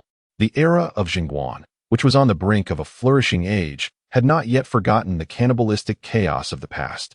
Once foreign enemies were involved, the various tribes that had already integrated would naturally exhibit exclusion. Should another invasion by foreign tribes occur, no one would welcome it. I, Li Ji, am willing to lead an army to attack Tubo. Li Ji was the first to step forward. The junior officers, particularly the new generation eager to achieve merit or those whose past contributions were insufficient, were spurred on by Li Ji and began to express their desire to engage in battle against Tubo. I am aware of the earnest sentiments of my loyal ministers. However, I am reluctant to allow the soldiers of the Tang to suffer needless losses. Following Yan's diplomatic mission, it is inevitable that Songzhan Ganbu, in his youthful exuberance, will provoke disturbances at the borders. Nevertheless, there is no cause for concern. Esteemed ministers, I have decided to establish a mutual market between Tubo and our great Tang for open trade. We shall provide grains, salt, tea, porcelain, and a series of items that Tubo finds appealing, including scriptures and historical texts. However, we shall not sell grain seeds, artisan books, agricultural tools, or anything pertaining to engineering or ironwork. In exchange, we require meat, furs, dairy products, musk, horses, and cattle. Whenever there is a necessity on our part, and they are willing to engage in exchange, it shall be permitted. The esteemed family shall engage in free trade, with all parties adhering to the principles of liberty and pricing. Apart from the submission of taxes and the transaction of prohibited goods, I shall not interfere in other matters. When the time comes, I will dispatch my most elite soldiers to ensure the safety of the mutual market. Regent, you appear to be confused. Wei Zheng, finally awakening from his stupor, immediately began to express his thoughts. However, Li Chengqian merely replied with a serene smile. Minister Wei, after opening the mutual market, they will be able to procure grain from us while selling meat in return, thus earning our money. What will their populace do? Wei Zheng was momentarily taken aback. Blinking and stroking his beard, his expression one of deep contemplation. It was Fang Xianling who quickly grasped the implication. Regent, do you mean that their populace will abandon the cultivation of grain in favor of raising more livestock to satisfy our demands? Li Chengqian nodded, smiling gently. Indeed. Even if Songzhan Ganbu were to recognize this, should he refuse with obstinacy, it would inevitably lead to discontent among his people, potentially igniting civil strife. If he does not refuse forcefully, within 3 to 5 decades, Tubo will pose no threat. Should we find ourselves in a food shortage, we could bring them to their knees, leaving their land strewn with corpses and chaos reigning throughout the nation. Even if they consider retreating to the western regions, they are fraught with small states, and the cost would be exorbitant, with no guarantee of benefit. Long before the Qin dynasty, the text Guanzi recorded a parable about the detrimental effects of mulberry cultivation on a nation. For those who are unaware, it can be sought out in your leisure. I have distilled this lesson into the 4 characters of food security. Wars are fought over sustenance. Tubo's repeated incursions stem from their food scarcity. If utilized wisely, it could dismantle them entirely. A collective gasp resonated through the court. Prompted by Li Chengqian's reminder, some officials finally recalled this parable, fully comprehending his intentions. Wei Zheng clasped his hands in acknowledgement. Regent, I submit. Yet, he raised a valid concern. However, this would mean our Tang Dynasty lacks sufficient grain. If our own populace is starving, how can we possibly sell them grain? Li Chengqian continued to smile gently. Shaking his head, do you all truly prefer to let grain rot in your homes rather than exchange it for necessities with Tubo? Many officials present suddenly froze, their expressions stiffening. In the grand tapestry of ancient times, food scarcity was indeed commonplace. However, to suggest that the nobility lacked grain is utter nonsense. Given the current arable land in the Tang Dynasty, and calculating the consumption of grain by our populace, there remains a substantial surplus each year. Otherwise, how could Yang Jian have amassed such wealth during the Sui era? At this moment, the population of the Tang Dynasty is even less than it was then. Those who are destined to starve will still perish, a consequence of the system rather than a lack of food. Grain stored in the homes of the nobility, even if meant for feeding rodents, would not be shared with the commoners. Li Chengqian understood this well, which is why he urged them to bring forth their stored grain for the sake of profit. As long as national interests are not compromised, all is negotiable. After all, compelling them to relinquish it would require a knife at their throats. Otherwise, it is simply impossible. If there were truly a grain robbery, chaos would ensue. Such a feat is currently unachievable. The goods they procure, particularly meat and dairy products, cannot be consumed by them in entirety, nor can they be stored in their homes. As for cattle and sheep, they will inevitably be resold, allowing the common folk of the Tang Dynasty to enjoy a greater meat supply. Concurrently, wealth will genuinely accumulate within the Tang, eventually permeating through the populace, leading to their prosperity. Li Chengqian merely seeks to shatter their rigid mindset. preventing them from hoarding grain to feed rodents, which yields no benefit to the Tang. There is no need for him to issue stringent orders. The advantages are evident, and those who hesitate will find others willing to act. Ultimately, everyone will be eager to participate. This is a strategy that is both overt and irresistible. In addition, it will augment tax revenues. Presently, Li Chengqian's focus remains internal. He prefers to avoid conflict with Tubo. Even if a victory were secured, the gains would be minimal, while the initial investment required would be substantial and difficult to sustain. Within the court, a profound silence prevailed as everyone contemplated their thoughts. Very well, esteemed ministers. Ponder this further after the court session. Minister Yin should also discuss this matter with Sanzan Ganbu during his diplomatic mission. Continuing on the topic of the imperial examination. This court meeting lasted half a day, ultimately resolving all matters. Li Chengqian proceeded directly to the Hall of Governance to continue reviewing memorials. He toiled until nightfall, returning to the Eastern Palace to relish Su Wan's massage. Suddenly, a thought struck him. He sensed unusual activity among the 100,000 female soldiers assigned to Li Xiaoning. His attention shifted towards that direction, and through the perspective of the female soldiers, he realized that Li Xiaoning had indeed arrived and was preparing for a nocturnal assault on the city. The Zhang clan of Xingyang had evidently received news early through carrier pigeon and had taken precautions. They may have contemplated fleeing, yet with such extensive holdings, time was insufficient for a hasty escape. Li Chengqian had not anticipated that Li Xiaoning, aware of the army's characteristics, would hasten her march day and night. It is important to note that the distance between Chang'an and Xingyang is approximately 3 to 350 kilometers. Under normal circumstances, due to the limitations of infantry, it would require at least a week to march. In this era, it is not unusual for an army to take half a month to traverse such distances. Chapter 96. The strategy of exhausting the enemy, luring the tiger from its mountain, enticing the emperor into the pot. The city falls. Li Xiaoning's maneuvers are not something Li Chengqian intends to interfere with. Although historical records of her military accomplishments are scarce, she is by no means an incompetent general. Rather, she is exceptionally skilled. Some in later generations have questioned her capabilities, citing that the 70,000 refugees failed to capture several counties and lost 40,000 to a mere 10,000 defenders. Li Chengqian finds this amusing. There are many generals who have suffered catastrophic defeats in sieges, with staggering casualty rates, so why single her out? Moreover, despite the heavy losses among the refugee army, they did not rout. Such unfounded criticism, akin to mere rhetoric, draws disapproval even from other strategists, yet they persist in their illogical assertions. The truth is that Li Xiaoning raised an army of 70,000 within 5 months, driving the Sui dynasty into retreat. She secured territories such as Huxian, Zhouji, Wugong, and Shiping. In the fierce battle against the powerful Turks, over 1,000 of their cavalry were slain, and tens of thousands were forced into retreat. Upon reuniting with Li Shimin and Chang'an, she launched an independent offensive. To claim that Li Xiaoning lacked martial prowess is akin to asserting that Li Shimin is inept in warfare. Chu Tudong, one of the 24 meritorious ministers of Lingyan Pavilion, was repeatedly defeated by Li Xiaoning during his tenure as a general of the Sui dynasty, thoroughly vanquished as if he were a mere cur. Such a martial figure, who later surrendered to Li Shimin, was elevated to the ranks of the 24 meritorious ministers. If he were devoid of talent, how could Chu Tudong stand alongside so many illustrious figures?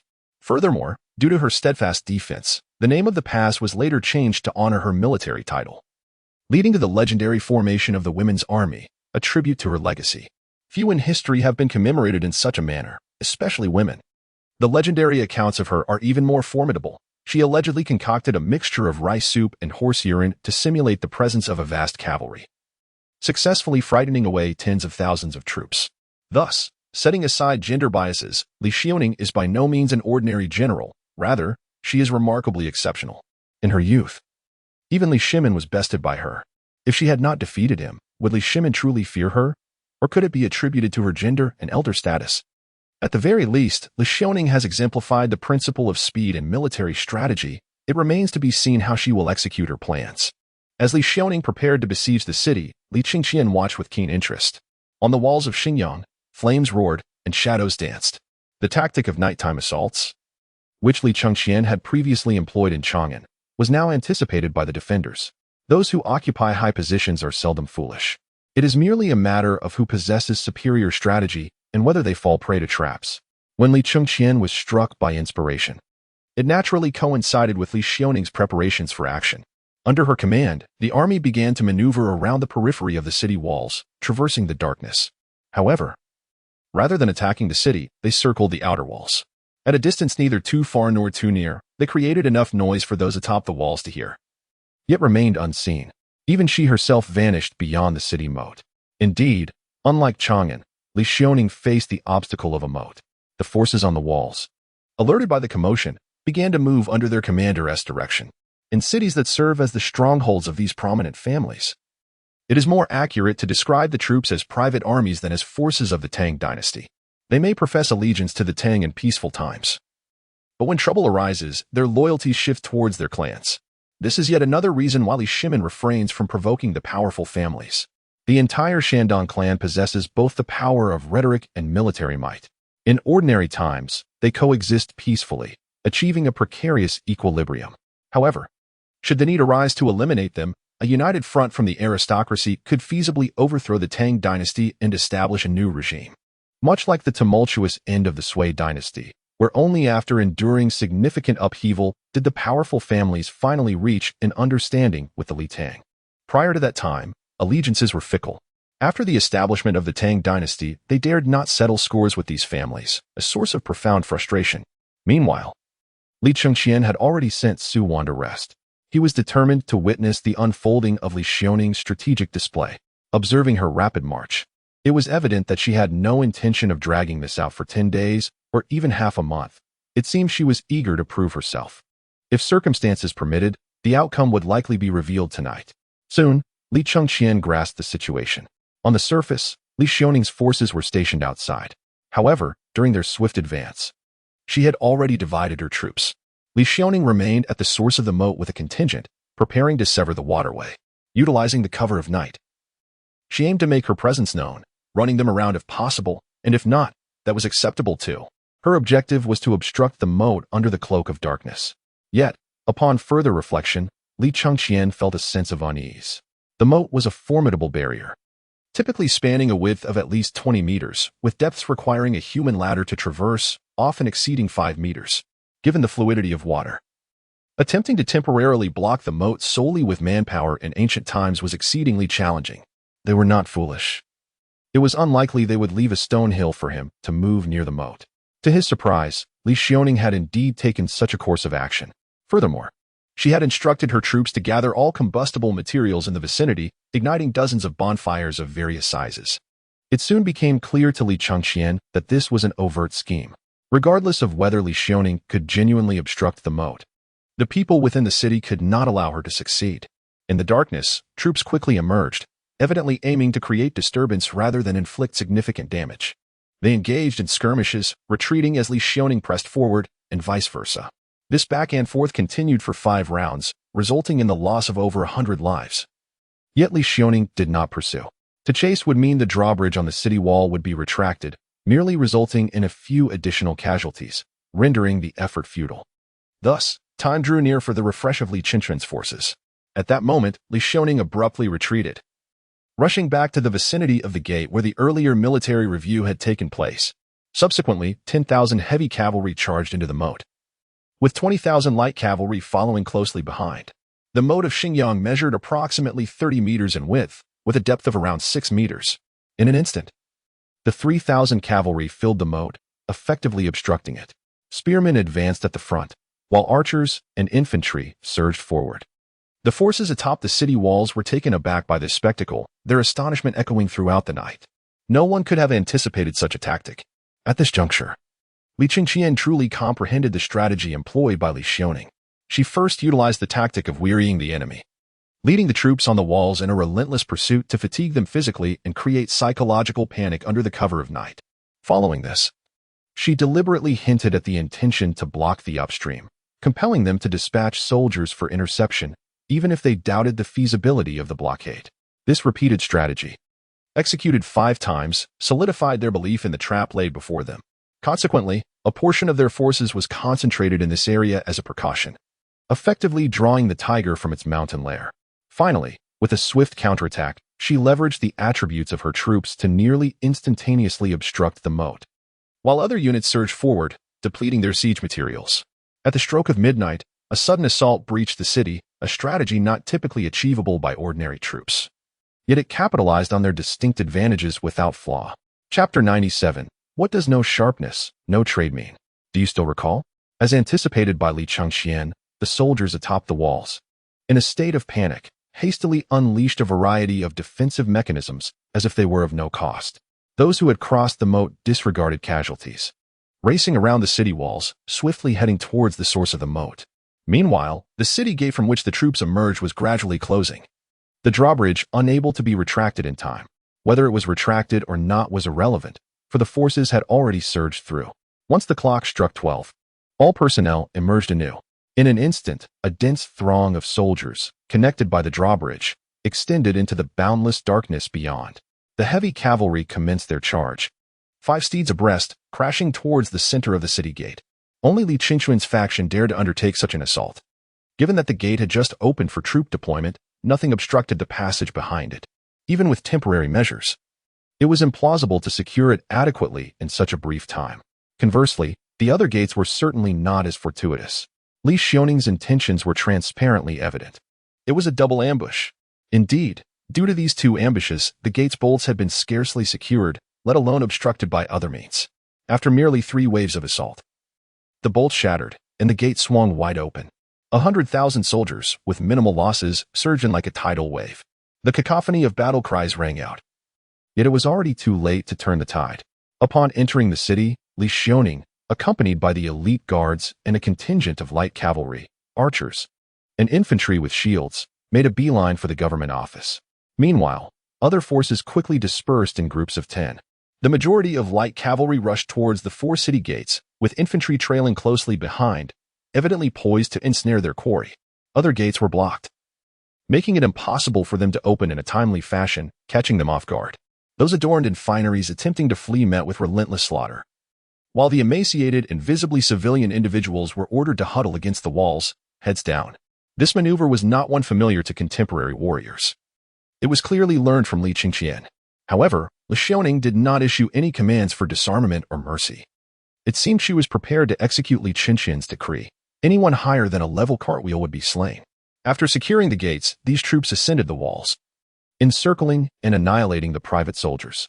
The city echoed with the clamor of battle. The small factions of private soldiers were no match for Li Chengqian's forces. If faced with larger groups, his troops would certainly call for reinforcements. From the latter half of the night until dawn, they fought until the first light broke. And with the dawn, all became tranquil. In 4 days of rapid marching, a single night sufficed to lay waste to the city. Though Li Chengqian's troops displayed a fearless tenacity and the ability to replenish their ranks, the strategic prowess demonstrated in this decisive conquest was unparalleled, far beyond what Li Chengqian's initial brute force could achieve. Assessing the situation, adapting to local conditions, leveraging one's strengths while circumventing weaknesses are indeed qualities that a commander ought to possess. Li Xiaoning's recent endeavor was executed with remarkable precision and a commendable degree of caution. Shielded by a formidable moat, yet lacking the requisite siege weaponry, should this assault fail, it would inevitably devolve into a protracted siege. Even though defeat was not a possibility, the capability to secure a swift victory was absent. This undertaking was the result of meticulous strategizing. As dawn broke, rivers of blood flowed, and soldiers scoured the area indiscriminately, sparing not even the homes of innocent civilians. Some individuals, having donned the attire of commoners, even resorted to slaying the original inhabitants to assume their identities. Yet they were ultimately unmasked and met with ruthless retribution. In such an era, discerning the true nature of these individuals was a straightforward task. One merely needed to assess their complexion and hands to ascertain their identity. Furthermore, the necessity for disguise implied ulterior motives, warranting immediate action. Li Chengqian withdrew his gaze, preparing to rise from his slumber. There was no need for further scrutiny in that direction. It was anticipated that Li Xiaoning would spend the next 2 to 3 days meticulously unearthing every hidden rat before returning with his troops. With his absence from court over the past couple of days, Li Chengqian had dedicated his time to addressing the accumulated memorials and was now inclined to check on Li Xiong's studies. Initially indifferent, his stance had shifted. The system of primogeniture was one he had no intention of altering. Should this foundational aspect be disrupted, chaos would ensue. If a future heir were to embody the traits of a nefarious spirit and were to be enticed by unscrupulous individuals, it could lead to a proliferation of illegitimate offspring. Although he could not permit the illegitimate sons to inherit the family estate, they were still his progeny, and Li Chengqian wished to pave a way for their futures. Thus, education assumed paramount importance. At this juncture, Zhang Xuxuan was tasked with instructing Li Xiang. Previously, he had provoked Li Chengqian and had received a thorough beating as a consequence. Since then, he had avoided appearing before Li Chengqian whenever possible. Nevertheless, as a subordinate of the Eastern Palace, escape was not an option for him, unlike Yu Jining, who had been outright dismissed by Li Chengqian. Figures such as Wei Zheng and Fang Xianling served as mentors to Li Chengqian, yet their primary role was merely titular. Wei Zheng, to his credit, occasionally offered counsel to Li Chengqian. Fang Xianling, on the other hand, had initially wished to distance himself from Li Chengqian. He had been coerced into accepting the position of Grand Teacher of the Eastern Palace by Li Shimin. After his reluctant acceptance, he had not set foot in the Eastern Palace nor attended to Li Chengqian's affairs. His initial reluctance stemmed not from animosity towards Li Chengqian, but rather a desire to avoid entanglement in the rivalry between Li Chengqian and Li Tai. Upon arriving at Li Xiang's study, Li Chengqian overheard a conversation. As he approached quietly, he heard Zhang Xuxuan inquiring, "What is the meaning of no sharp edge, no trade? Do you remember?" Li Xiang responded earnestly, "Teacher, the surface meaning of no sharp edge, no trade is that in business, even if one has sufficient weight and measures, one must still apply a veneer of appeal. Only by doing so can business endure. It serves as a metaphor for life and conduct. One must be magnanimous and not overly meticulous, for that is the essence of human decency." Li Chengqian furrowed his brow at this. The phrase no sharp edge, no trade had yet to be corrupted into no deceit, no trade, nonetheless. He had previously held a similar belief in this principle. He initially yielded to Li Tai, including the teachers, undoubtedly influenced by their teachings. Now, upon hearing such grandiloquent truths, Li Chengqian felt a surge of revulsion. Moreover, while such principles may serve well to instruct the common folk, they are utterly inappropriate when applied to the royal family. Thus, Li Chengqian stepped forward. After being struck by Li Chengqian, Zhang Xuxuan showed a marked increase in respect. Perhaps it was also due to the fact that the current Li Chengqian was markedly different. Li Chengqian nodded slightly, and then stated, "Zhang Xuxuan, you may address me directly." Zhang Xuxuan visibly tensed up. "You may withdraw now. Today's lessons conclude here." Yes. Although he had previously struck him, Li Chengqian held no grudge at present. Chapter 98. Magnanimity will only invite disrespect. Li Chengqian found a seat and addressed the respectfully standing Li Xiang. "Sit." "Yes, father." Li Xiang remained exceedingly courteous. Though what thoughts occupied his mind remained a mystery. Li Chengqian inquired, "Xianger, what are your thoughts on without sharpness? There can be no trade." "I am not interested in the answer your teacher has imparted, but rather your own reflections." Li Xiang hesitated for a moment before responding, "Father, I believe my teacher speaks truth. I have no alternative answer." "Well, I propose an answer. Without sharpness, there may be no deceitful trade. By this, I mean the deceit in cunning and trickery. Does this not alter the answer?" Li Xiang pondered this, becoming increasingly conflicted. "I am not asserting that your teacher is wrong. I wish to convey that in all matters, you must learn to think for yourself, to seek understanding personally, rather than relying solely on the words of another. Furthermore, as a member of the royal family, you need not embody magnanimity or tolerance." Li Xiang appeared astonished, gazing at Li Chengqian in disbelief. Li Chengqian smiled and countered, "What? Do you find it hard to believe?" "Father, I do not comprehend." Li Xiang replied with utmost formality and seriousness. Li Chengqian rose, placing his hands behind his back, and slowly remarked, "In my youth, I too was taught by your teacher and others. They all instructed me that as the crown prince, I must embrace the world and possess a broad mind. Only in this way could I command the loyalty of the people and become a sage ruler in the future. Do you consider this correct? It should be good." "Should be? So, Xianger, you too sense a problem?" "No, you must be intimidated by my authority, unable to oppose me, correct? You need not respond. It is quite evident. I shall continue to recount my past to you. Based on such notions, no matter what my teachers said, I felt compelled to admit my faults. Yet, I did not believe I was wrong in certain matters. However, due to the constraints of etiquette and doctrine, I had no choice but to concede. Consequently, my teachers took advantage of my compliance. When I engaged in some pursuits, they likened me to the infamous Hu Hai of the pre-Qin era, insinuating that I was on the verge of national ruin.